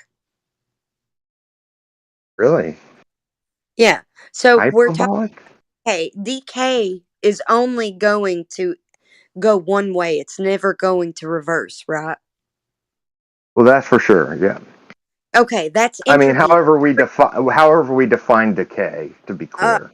okay, I'm giving you very good examples of entropy increasing, never decreasing. There is no example of the opposite. Okay, I'm giving you these examples specifically so that you can understand entropy. And there's another form of entropy that I want to disclose to you that you need to be able to understand with also those things in mind. So you Yeah, got it? go. Oh, I'm with you. So with Go. entropy of gas, entropy of gas is that gas only always fills space. Okay? It doesn't not fill space, it always fills the space. Okay? So that's why we say that you can't have gas pressure without a container, because gas. You know, I gotta be. So, I mean, there are different kind of gases, and some go up and some go down, right? Like helium, and so, like, how does that come into play in this whole entropy? Thing I'm what playing devil's advocate, but yes, I want to hear how you explain that. Okay, but what you said isn't a thing, because high pressure always goes to low pressure.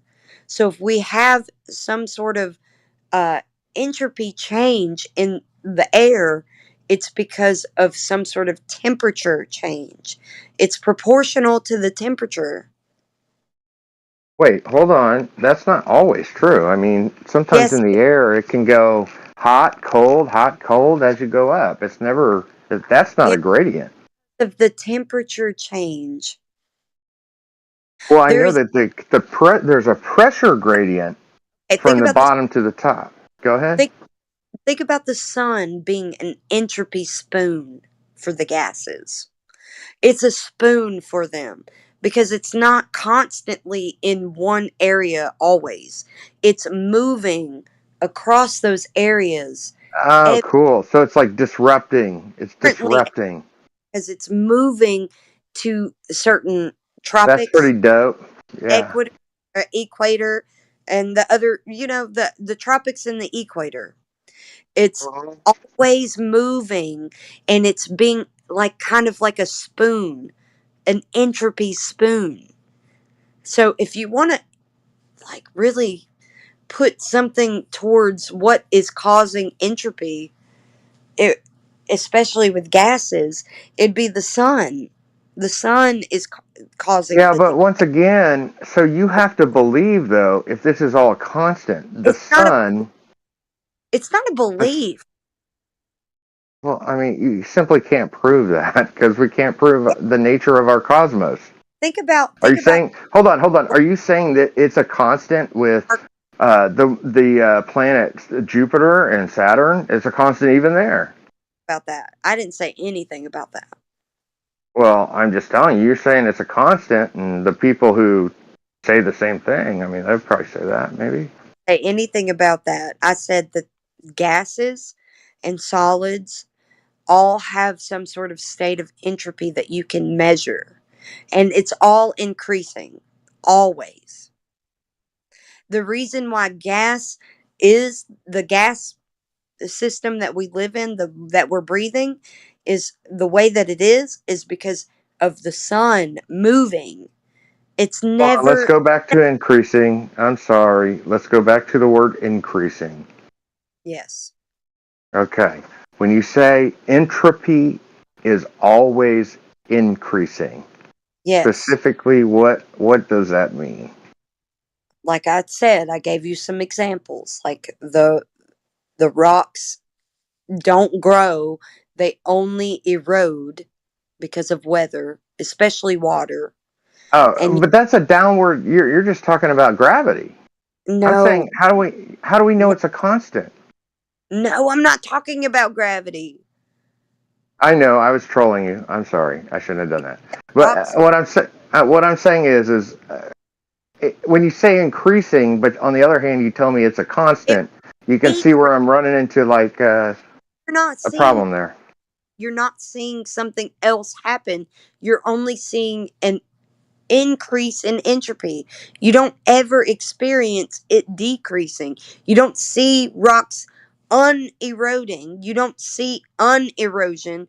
You don't see undecaying. Okay, hold on. Let Gas me steelman go this for a moment. What you're saying is in the opposite direction, dude. You even see though it's even at though it's always a constant, even though it's constantly the same amount of mass or whatever, the nature of what's happening happens faster and faster. I would say that the nature of things is the way, like in one direction. It's not faster and faster. It's in one direction. You don't have an opposite direction. Well, I mean, things happen like, the stock market. It goes up and then it goes down, it goes up, it goes Talk about that. down. Did I say I mean, anything? there are many things that don't just clearly always go up. There are things that go up, they go down. I'm talking about nature. It goes in one direction. It doesn't go the other way. It goes in one direction, right? When you say one direction, don't you realize that totally goes against there being a constant? No, it doesn't. What are you talking about? Well, you're telling me there's a constant in this universe. So there's always heat. It does Go this. It does that. matter is ever changing into like there's different phases of matter, right? Correct, but it is constant. That is constant, but you have the energy being in one direction. Direction, you mean, when you say direction, you mean going downward. Like, for example, if I boil a pot of water, I've got gases going upward. Well, that's not entropy, right? No. Yeah, it is, but I wouldn't say that it's always going downward. That's not true. The way that things happen is an increase. An Entropy. increase, I'm so sorry, an increase in what? Okay, think about gas pressure and think about weather. Okay, so Okay. we've got gas pressure and we've got the sun being like an entropy spoon, and we have high pressure always going to low pressure with the gases. That's what causes these crazy storms that we experience, right? We've got Yeah, cold. I mean, to be honest with you, very quickly, I know what you said is probably correct, but when you say high pressure goes to low pressure, and that creates storms, like, I don't actually know that to be true. I just want you to know that. That Like, I'm is going to take your word that you've done the research to, like, prove that never ever does a low pressure go to a high pressure to create a storm. It's always high pressure that goes to a low pressure to create a yeah. storm. Is that Law, factual? yeah, second law of thermodynamics. It's provable. You can test this yourself. It is always going to be the case.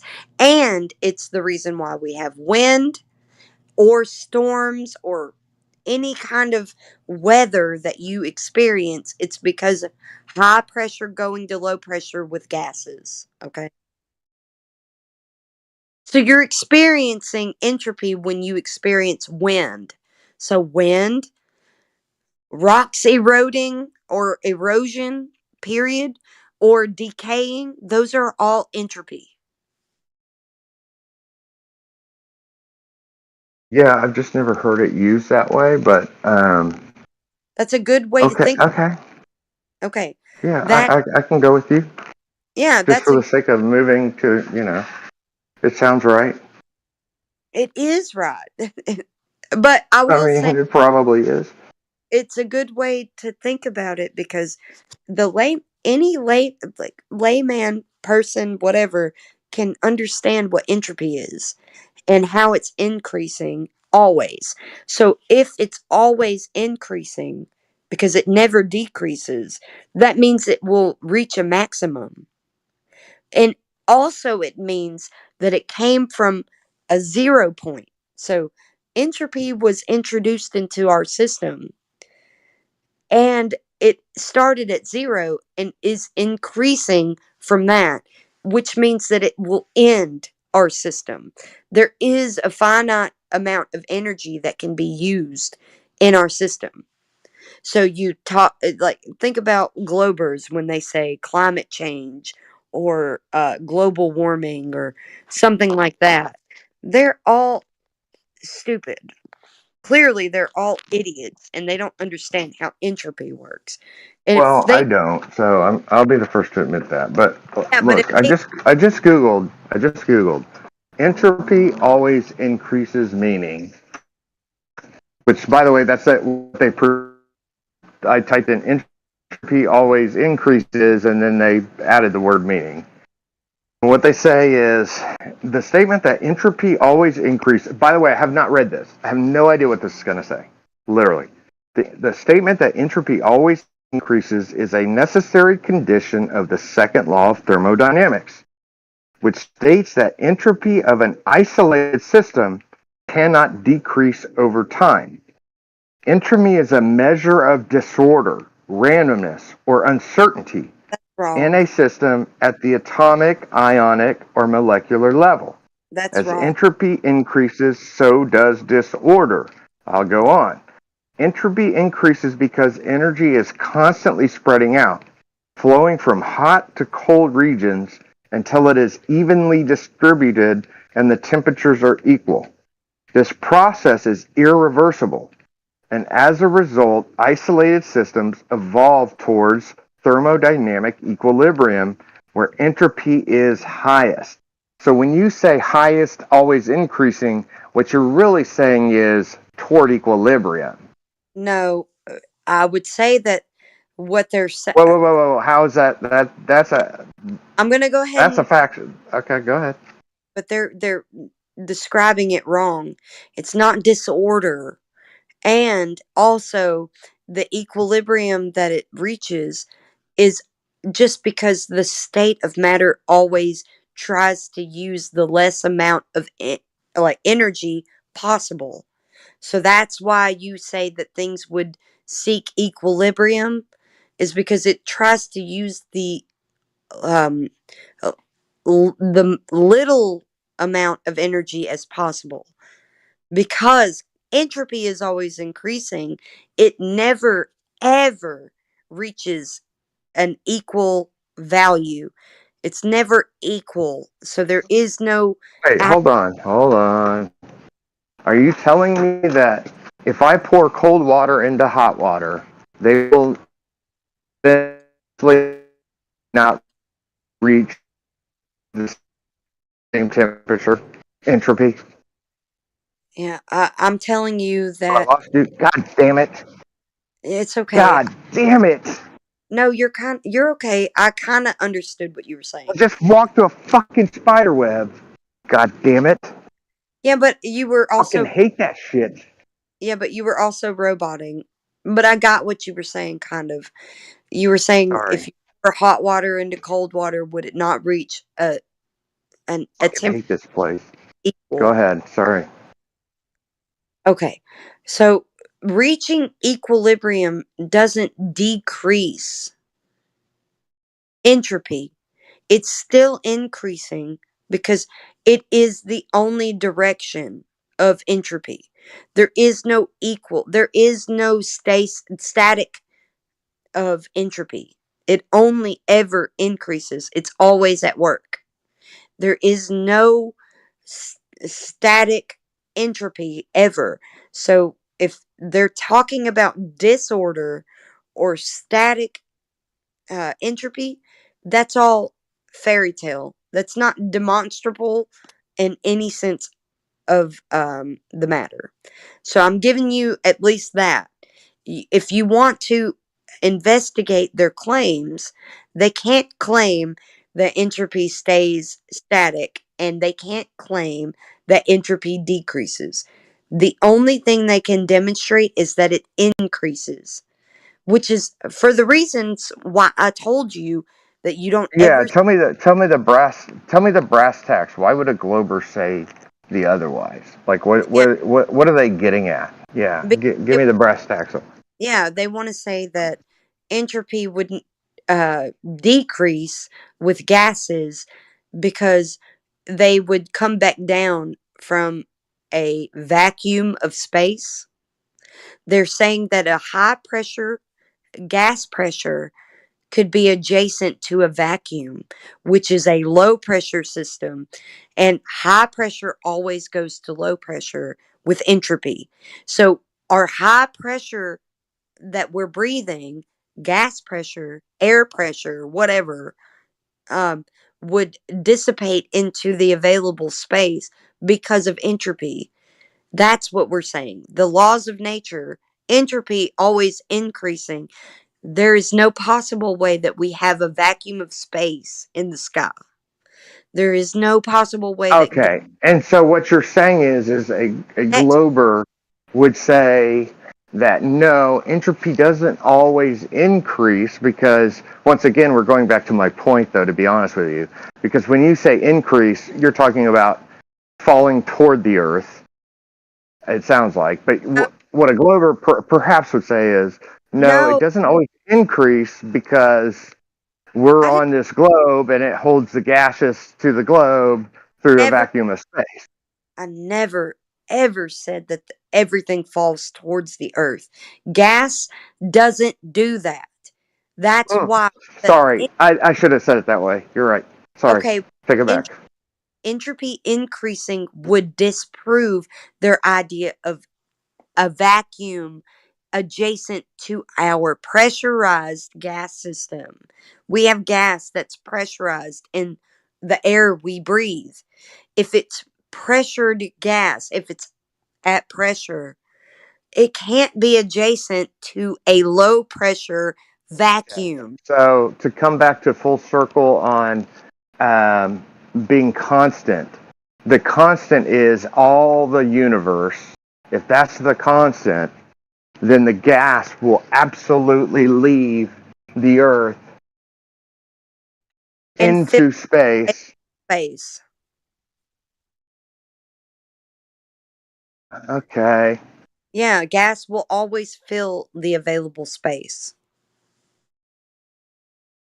I mean, obviously, especially in a vacuum. In a vacuum, especially, you have to have a closed vacuum with chambers, a wall to like close it off and release the gas into it for it to expand into all and any directions. It's omnidirectional. Gas expands out and up. Yeah, I mean, I don't know that to be true of all gases, but yes, I mean, it All gas, definitely seems that way. that's gas behavior. It expands into all available spaces. Right, and I've heard the term by Witsit actually uses the term violently, violently. Yeah, it would actually do that in like a situation where there's a gas or a vacuum chamber and you release gas into the vacuum chamber. It would expand rapidly and violently into the gas chamber or vacuum chamber. Okay, so we just had a conversation about this for probably 20 to 30 minutes. What is the what's the flat Earth proof? Like having Oh my God, talked dude. this out. You've been here for too long, man, to be asking those kinds of questions, and for you to be saying that you're on the same team. No, I promise, I am on the same team. No, you're not. Dude, I'm just trying You to get just her to spell it out. I'm just this is don't the you old. realize what This I'm is the doing? old. I feel like I Yeah, this is did. the old. This is the old I rigmarole know, but that you do. I'm trying to Hypothetical. get her to spell it out. She doesn't need So I can go, to. yeah, You've that's a been here good for proof. so long. This is the old rigmarole that you do. This is what you do. Ever since I've seen you in here, this is what you do. The old rigmarole. I'm a flat earther, but you're really not. That's the old song and dance, dude. It's tiresome. Flatsy has laid it out perfectly. There's no need to well, I want her to spell it out. She has. She drew it in crayons for you. Okay, Like there's once nothing again, else that can be done. It's ultimately I frustrating for the third party listener to hear you saying the same shit over and over again when we already know you're not going to agree with her. That's what all there is to it. You're not dude, going to have I agree. not agreed? Hold on, I just agreed with her on the last like 5 things she said.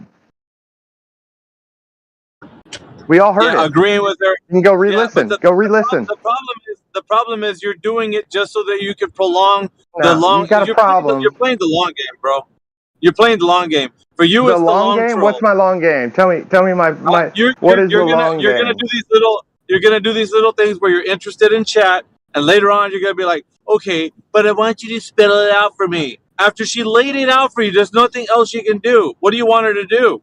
afterwards. She just What? actually she did a great job spelling it out. I agreed with everything she said. Well, then you just finished saying I want her to spell it out for me. Now she did a I great know. job doing In it. conclusion, though, in conclusion, No, dude, nobody has to do conclusion, that. Nobody has to do that for you. You can do that for no, it yourself. was honestly it was a way to move the conversation past this. Actually, She doesn't need go to. re-listen. You're This was just being like unreasonable okay. at this point. You're Well, being go re-listen unreasonable. to it, dude. I'm telling you, go re-listen I've to it. been It listening was to like, you. okay, What the yeah, fuck I is- get it. Yes, Have good. you seen the And purple in AV avatar that's conclusion, been in here? No, in conclusion, what? What do you want? What else do you want?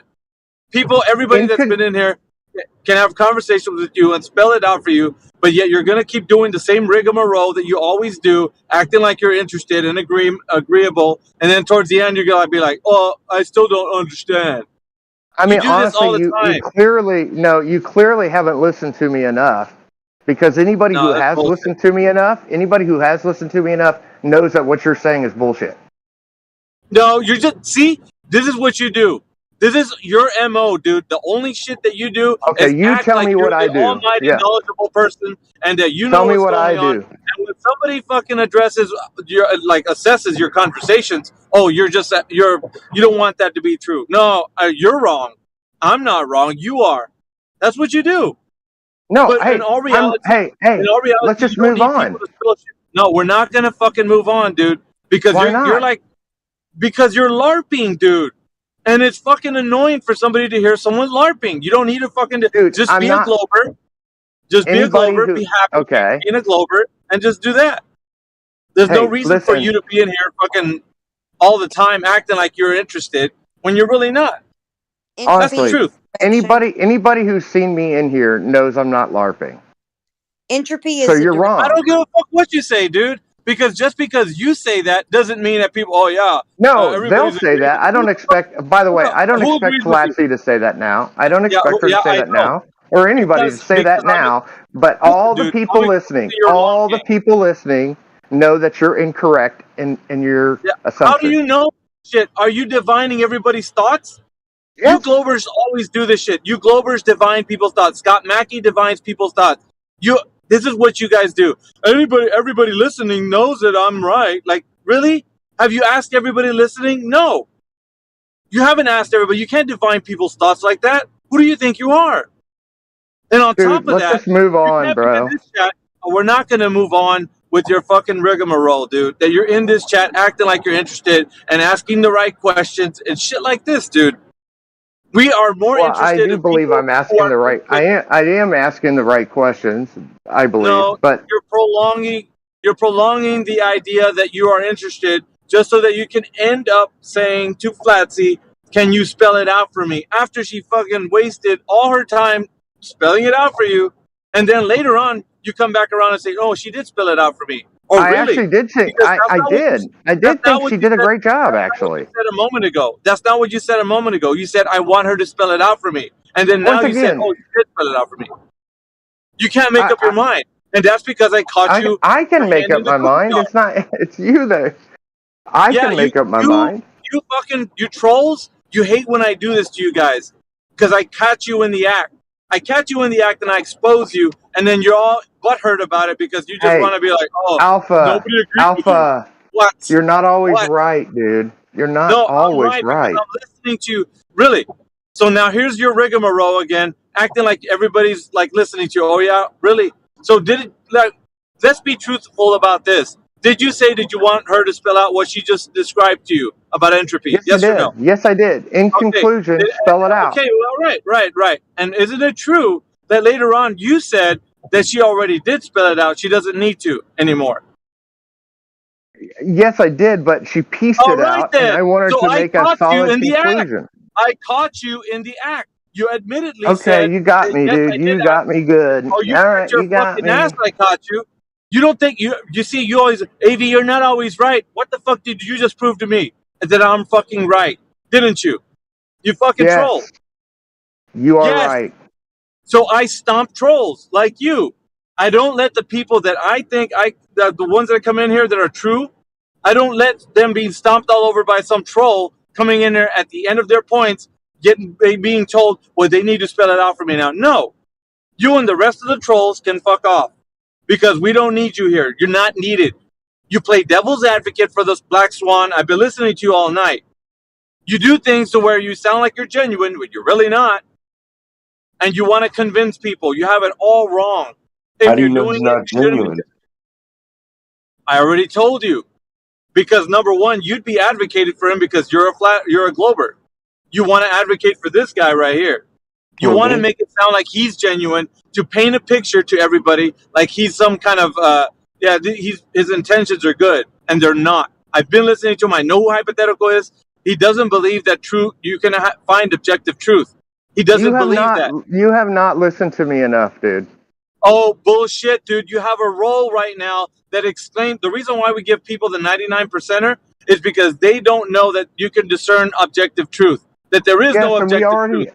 And I know you weren't here for all that, but we already went through all that again. And I'm so tired of going through that.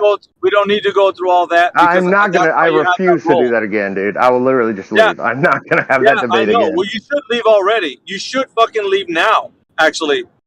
Because I've been exposing you. Because I'm exposing you. You're a troll. And every single body that comes in contact with you, you're going to act like you're genuinely concerned, and you're fucking not. That's the reality of this situation. Honestly. What? If you want me to leave, I'm happy to leave. But I'm not going to go under the guise of I'm a troll. I'm not going to go under the guise of I'm disingenuous. No, I'm not going to just accept that and just leave. No.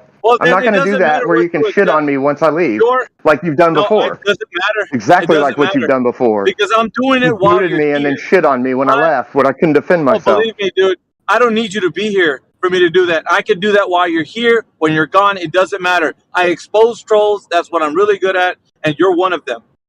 No, and that's I'm not going to go You're away. wrong. You're not always right. You can't say I am. I just exposed you, and you self-admitted that I was right. When I assessed your conversation with Flatsy, and I knew that you said that she needed to spell it out for you when she didn't need to because she did a real good job at doing it. And then afterwards, you were like, oh, she did need to spell it out. And so you caught yourself because I exposed your dumb ass. And you're going to keep doing this to everybody who's genuine in here. And the people I care about, you're not going to do that to. No troll will do that. So you have an option, leave, or I will fucking escort you out, one way or the other. But you're not going to be in here. That doesn't sound like I have an option. Well, then, what do you think? It's like, Alpha. Are you going to persevere? Are you going to persevere to keep doing what you do in this call, or are you going to do the right thing? It's up to you. Yeah, I'll do the right thing. I'm going to do the right thing. I'm going to sit here and talk this out with my fellow flat earthers, including you. Fuck off, dude. You're not a fellow flat earther. You are not a fellow flat earther. Nope, you are not. Yeah, Alpha, if he is a flat earther, I mean, if he is a troll, you're falling for it and you're falling into it. No, this is what I do. I don't know who you are. I don't know you from Adam. But here's the thing: people like him. I'm new here, by the way. Hello, I'm Mr. Cosmic. I don't know you from Adam, so I don't know who you are, what you like claim or anything. But here's the thing: with people like that, this is what I do. I listen to what they say. I give them the opportunity. Right? Everybody deserves the benefit of the doubt, right? But when they cross the threshold of actually LARPing or being a troll, I sniff it out. I snuff them out. There's no way they can escape. They're not gonna. When they're in here, they're pretending to be somebody that they're not, and they keep claiming, I am a... No, you're not. Because if you were, people could understand that you were genuine, and Flatsy wouldn't have to be struggling. There would be things that would be made known to everybody about someone who is what they say they are. And he's not a flat earther. And if anybody's deceived by that, then they are deceived themselves. But he's not what he's claiming to be. I do this all the time. I listen to people, I give them the benefit of the doubt, and when they step over those lines, then that's their fault. They don't have to. They can choose a high road. They can choose not to be a troll, not to be somebody who LARPs. But this guy, he doesn't. He sticks to his guns. He doesn't believe in objective truth. He believes that you could be a brain in a jar and not know it. He say truth. You can only know 99% of the time. You couldn't be 100% truth about everything. There's no way. No objective truth can be known. So how can somebody stand on truth that we talk about, like certain gas laws and things that are required to be understood from the side of flat Earth, and then say they're a flat earther? It's not possible.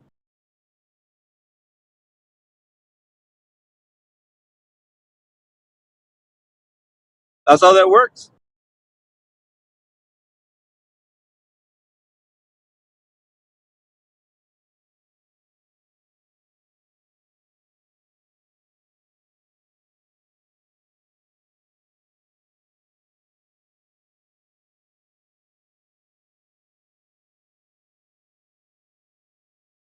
We combat trolls on the daily, dude. This isn't something new. Some of these play the long game. Some of them sit in our VC. They act like they're interested. And it turns out that they're just looking for a gimmick. They're looking for a way to chip at what we say. I didn't understand what you said. That doesn't make any sense. And they say, well, I'm a flat earther. I don't believe that. They're not being genuine with themselves, if that's the case. And furthermore, they're making it sound like they are genuine.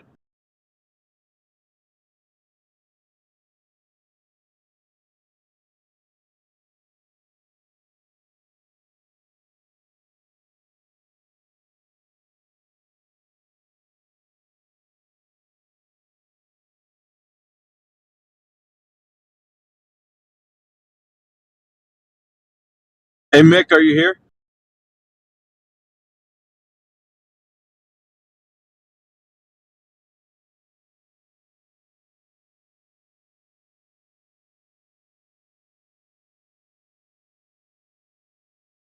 Yo, yo.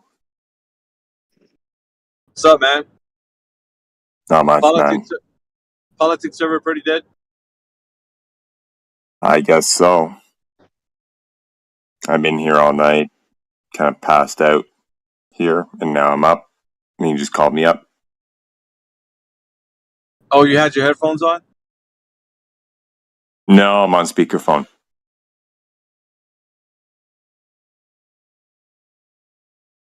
Cool, man. All I'm good. just checking to see who's awake right now, because I seen you in here, but I didn't know if you're awake or asleep. Yeah, it's 50-50 chance. This time you got it, so. I was literally rolling the dice to see if you were awake. Yeah. But I was listening to some of your conversations with the politics server, man. You're doing a good job, by the way. I just wanted to tell you that. I was oh yeah, you think I mean, so? it doesn't really matter too much, but yeah, it's kind of impressive that you came a long way from the time that you joined. So You think so, right? Well, it's nice to hear. People that. Thank you. Yeah, because people that hang out with us, and I guess what happens is that we listen to them like being genuine, and we know after time if they're going to be genuine or not, or if they're live action role playing, like they're LARPing. We can spot that out, man, and you've been doing a really good job. So I'm just saying, like, it's not easy, man. It's not. Shit, dude, I appreciate it. Yeah, it's in other words, it's like I don't know if you want to say battle-born, or like you have to like the metal has to be tested. Like most of us that have like gone through the rigmarole of like having to be put through the fire into like these main debates, like we're born out of that. Like the character we are. Everybody's their own individual, right? I was, when I first started, like I made the things that I did, and AI made the things that he did, but we're all born differently in the heat of battle, So you're being shaped and kind of like groomed to be a specific combatant. Well, at least what I seen. But I don't know. Yeah. I just want to tell you, man. Like I'm saying all of that to say, like I was kind of impressed listening to you at politics. So Nice, man. Thank you. Was there anything in particular, or are you saying in general? Or? No. I could talk about specifics, really. Sure. You could challenge people on a different wavelength than most of the the ways that I do it, the ways that AI does it, or just anybody else that's in there. Your approach is more of you're actually you can deal with things on the intellectual side. You can articulate your point on a academic level, which is very useful in the case for these guys being like they appeal to these types of individuals, if you know what I mean. So that is a boon. It's a boon to us, because we can say, yeah, this guy here, he has some academic knowledge, so it's not just he's not some geek off the street, Right. So anyway, but yeah, Well, everybody has their style, but we all got kind of like a camaraderie, if you can call it that, or right. I mean, it is in a way a team effort. So yeah, I got frustrated just like not but moments ago with a guy who was in here. His name is Hypothetical Genius, and of course, I listened to the arguments, and he's been one to kind of. He's like, well, I'm just gonna be devil's advocate, and I was like, bro, you don't gotta be.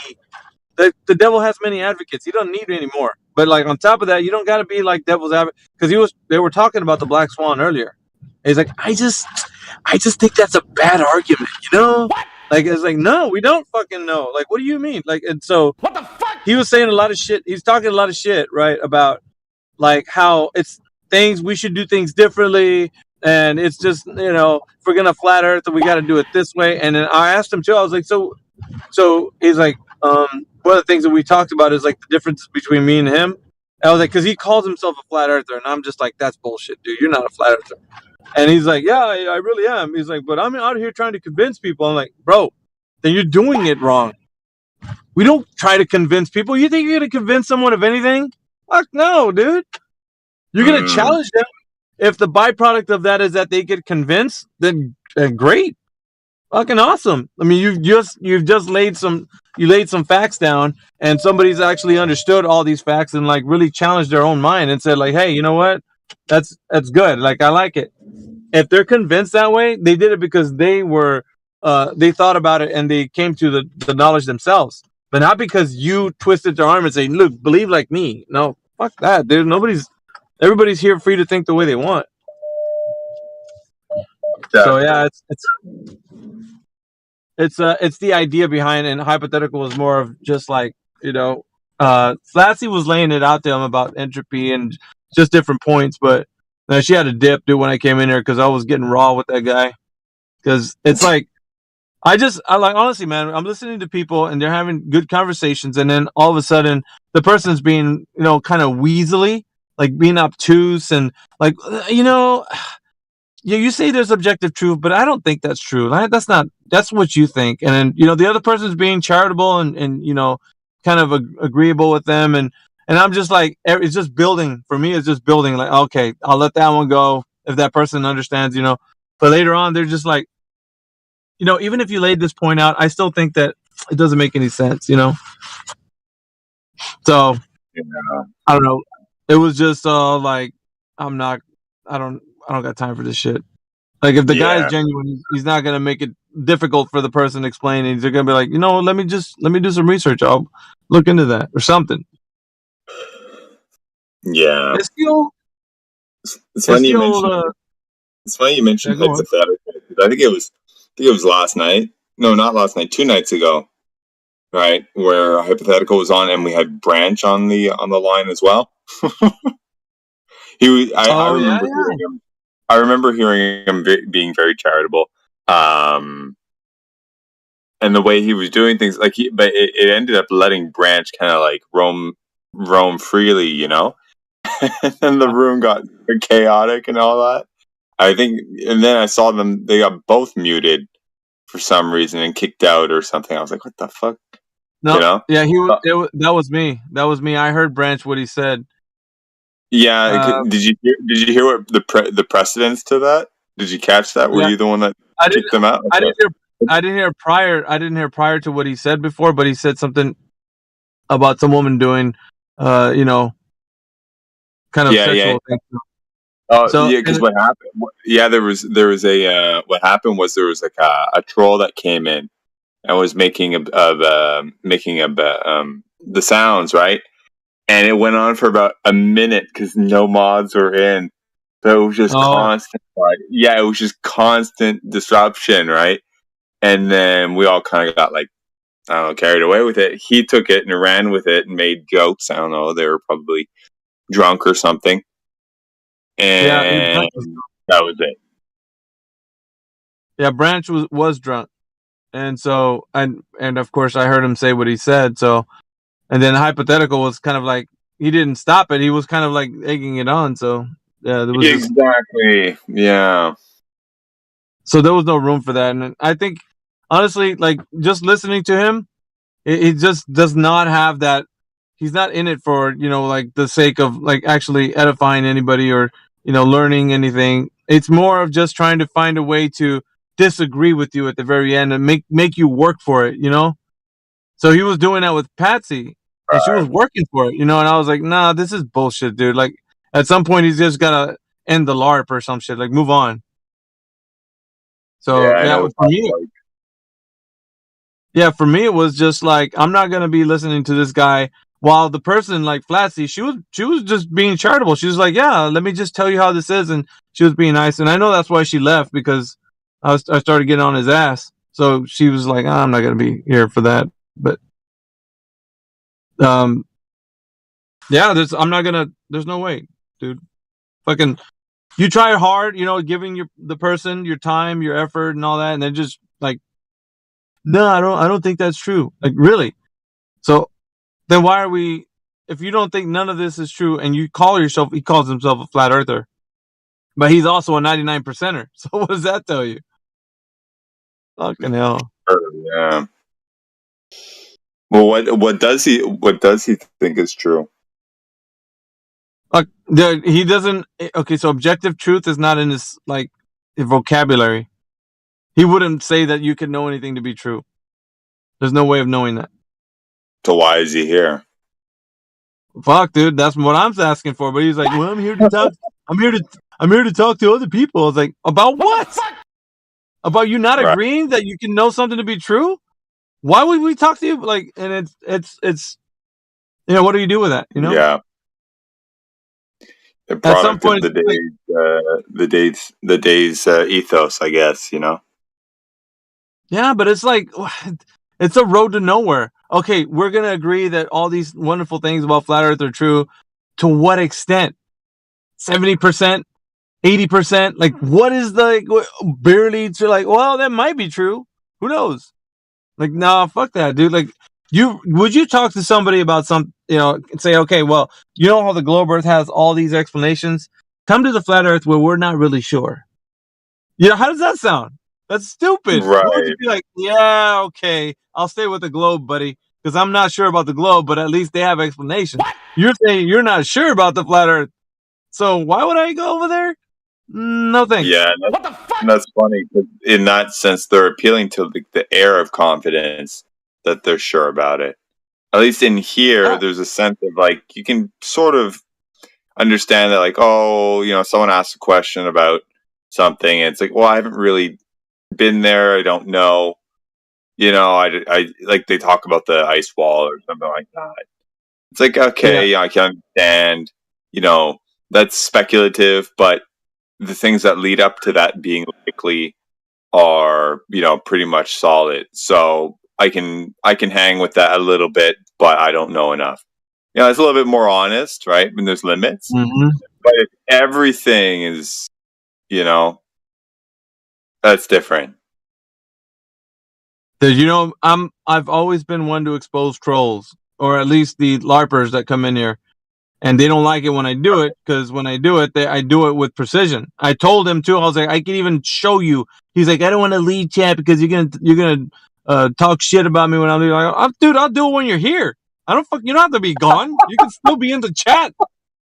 Like, fuck, you make it sound like I'm scared. Fuck, I'll talk shit about you when you're right here. What are you talking about? Anyway, he was like, well, I think you're a liar, AV. I was like, really? Calling me a liar. All right, I'm going to expose you now that you said that. And I proved to him that he was, because Flatsy made a point about entropy. So he was like telling her that he wanted her to just break it down for her, say, to her, like, how is it possible, like, if she can explain herself. And I was like, dude, she doesn't have to. She already did that. She explained it all to you, and it was very sound, and it was good. Well, and then because I told him that later on, when I told him that she doesn't need to explain it because she already did, or something like, he said, break it down. She didn't break it down for me. I want her to break it down. I was like, dude, she broke it down for you. Like, she basically drew it in crayons. Like, what else did you? Oh, yeah. She broke it down for me. And then later on, he was like, God.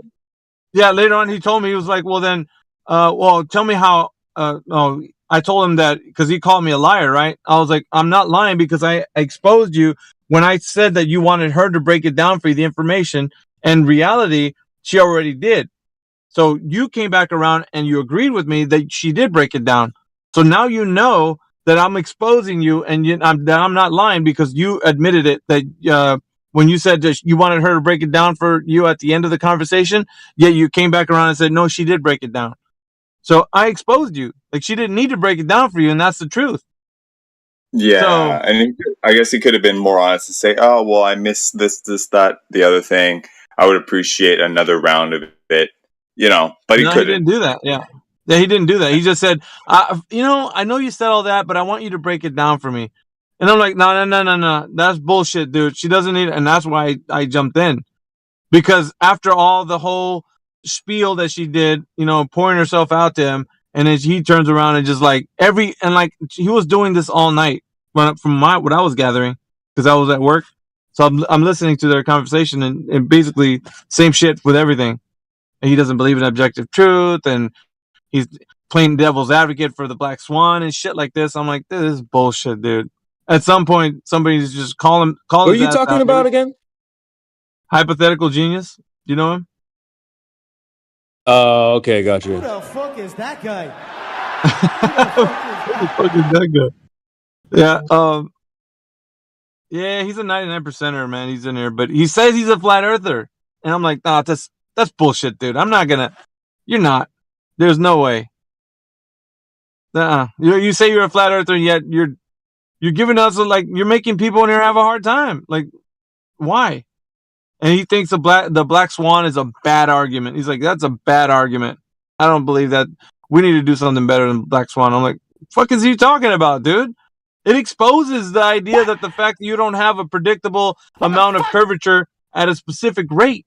You have to have that predicted amount of curvature at a specific point in the distance, like a drop over the distance. It would be known, because the black swan is a line of sight test. What it's doing is testing the distance between the observer to the horizon. And the way it does that is it puts something in between the observer and the horizon to demarcate the distance, therefore giving you an understanding. If you're looking at the horizon as the leading edge of the sphere, then you would know that the distance between you and that would be a very specific one according to the geometry of the Earth. That would be very specific. That's the line of sight test. That's the black swan. It's exposing the fact that the Earth isn't conforming to the geometry that it would if it was a globe. And so that's why it's very good. It exposes that to everybody else, and it's an ironclad argument. So you don't need to have anything more. But I mean, and that's what I told him before. And I mean, they don't have a rebuttal to that. And he says, well, what about the McToons? And they talk about refraction. I'm like, fucking refraction? Yeah, you have to pull out 7/6R terrestrial refraction where the R value is already baked into the equation. Where how did you get refraction? It's a begging the question for the R value that's already baked into the equation to have standard refraction be the way that they account for it. And plus, there is no such thing as standard refraction. That's just an ideal way of looking at refraction or the refractive index. But there's many different ways that with each day, and I wouldn't just say each day, I would say almost from moment to moment, the air between you and the thing you're seeing in the far distance is in fluctuation. So how can you tell how much refraction at any given point when the thing that you see in the far distance is always in fluctuation? Like the skunk bay. Skunk bay is a prime example of that. You have a long distance observation from the observer to the peninsula in the far background where you see the undulation happening. So you see it happening because what they call the atmospheric refraction would be always in flux. It's in fluctuation. You get what I'm saying? So, oh yeah, for sure. And that's what kind of got me, man.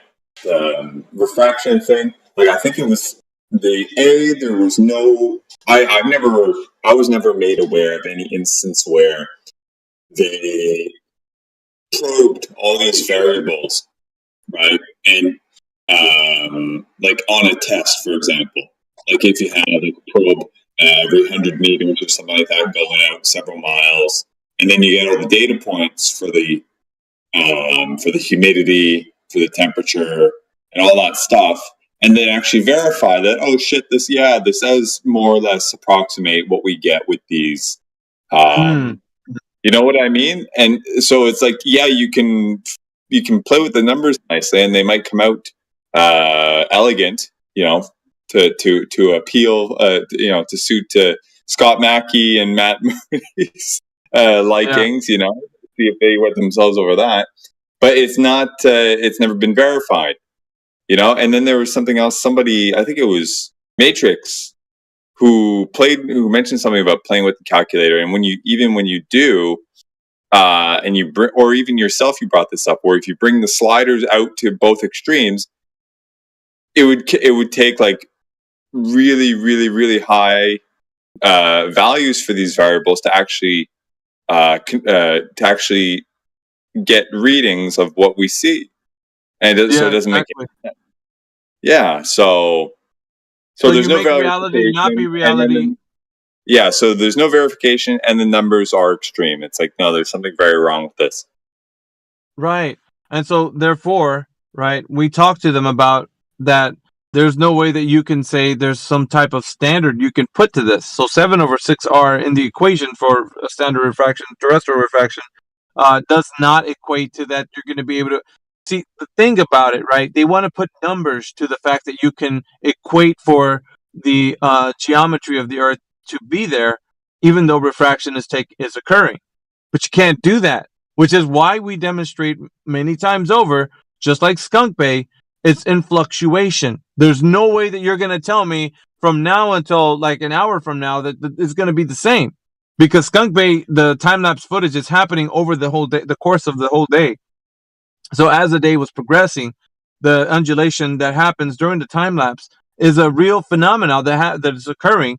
So, but it speeds it up so you can see it over time happening, right? But what the thing is, the problem when people take still images, right, of something and say, what we now see is a specific thing in the far distance. Okay, wait 1 hour and see what you're going to see later on. And wait another hour. And then compare each moment in time. Take still images of those different moments in time and then compare them and see if you get the same result. You're not going to get the same result. Skunk Bay is the evidence of that. You would not get the same result over time. Those things are going to always shift. So what you see in the far distance is always going to be obstructed by these types of phenomena. Now, they differ, right, in the different variances of the types of phenomena. Could be inferior or superior mirages that you see, heat haze, any type of miraging effects like towering, stooping, lowering, and that sort of thing. You can have those types of things happen. Not always, right? Certain conditions. But there's always going to be something that occurs that you can say this is a type of phenomenon that occurs from where I'm making my observation to the thing I see in the far distance. So you need to understand that these things are already well understood and documented by people that study them. So why are we saying that it's curvature when that cannot be garnered from a long distance observation? In no way can we factor in the amount of drop over distance. Because how are you going to factor that in? There's no real way. There's no model for refraction except for standard, and that's not good enough, right? So that's what I'm trying to get to with the idea that they're putting this standard refraction involved in. You get what I'm saying? Yeah. It's a very difficult thing to have a conversation with people. Yeah, it's a real trip, man. This is why I find myself here more often than I thought I would, or maybe even should. Because it can get very dicey and all that. But I enjoy it, man. You guys are real sharpshooters, and I learn every time. If not, I get a real laugh out of things. So Well, Facts. it's also, like CB. Oh, what's up, CB? Good morning. We got like What up? people that I'm in the come in. background, just working. Yeah, cool, man. Hopefully you're having a good day at work. Yeah, man, we're out here doing our thing, making sure that the people are well equipped to have the conversations with others. So we got, let me see, we got Ender in here, Mr. Cosmic. Mr. Cosmic, I really don't know if you're a globe or a flat earther. I've only seen you in here today, probably, and Ender as well. Didn't he graduate 2 days ago? Dubbed by the Sire QE. Who, Ender or Mr. Cosmic? Yeah, we cooked Cosmic so hard the other night, bro. What, is he burnt now, or what? Like, is he a burnt steak? Oh man, that was so funny. You weren't there for that? Oh, it was hilarious. Bro, we did a role reversal with QE. He almost got banned by QE. He was pretending to be a globehead. It was amazing, bro. Who, QE? No, Mr. Cosmic. No, Cosmic.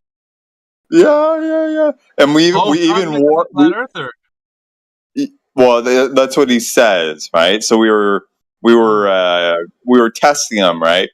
But QE came in while they were doing the LARP, and I think it was announced like, "Oh, this is just a role play. We're just practicing because there's no one in here." And then QE kind of just, I guess it, went in one ear, went out the other, or he just missed it or something like that. And he started engaging, and he thought it was legitimate, and he started calling him names and muting him and banning him. It was so fun. I thought it was just like a shit test, but in the end, he was just like, "Oh yeah, I didn't know. I thought this was legit. The guy sounds stupid." He fricasseed Mr. Cosmic. Yeah, but Mr. Cosmic was advocating for hypothetical a moment ago when he was in there. So I was like, "What the fuck?" Yeah, when I had hypothetical, the way I did in the conversation, I think Mr. Cosmic kind of felt bad for him, so he kind of came to his honor and tried to come in. But man, why don't you let him say his partners? He said something, dude. I was like, dude, are you, because you're a glober, you're advocating for this dude? Like I said that to him, so I don't know if he's a glober or not. You know what I find is funny, and I resonate with this. Like what you're saying about hypothetical. It reminds me of, if you don't know something and you find yourself on the fence, there's a tactic that I know people use. I know I used it kind of subconsciously. I don't know if calling it a tactic is appropriate, but it most certainly was a way of doing things, kind of at the very least subconsciously, where you get in a habit, or in my case, I got into a habit of when there was something I really didn't know, I'd fence sit and try and find a certain comfort level in juggling both ideas as possibilities in my mind. Okay, so I don't know something. Oh, it could be this, it could be that. I don't know enough. I haven't done the tests or whatever. I know these people say they did it, but so do these other people. So there was like a balancing act going on, and I would never commit. You know what I mean? And like I find myself doing this sort of like in the spiritual aspect of things when it comes to religion or whatnot, which is a little bit unhealthy because I'm very easily swayed on that front.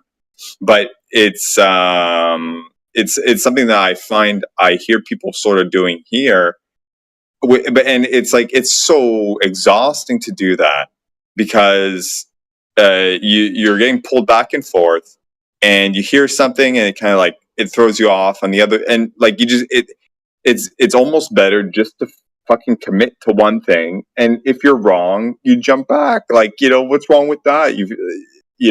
Like at the very least you'll feel stupid or whatnot, and like there's a bit of a belly hit, but I don't know what's worse anymore.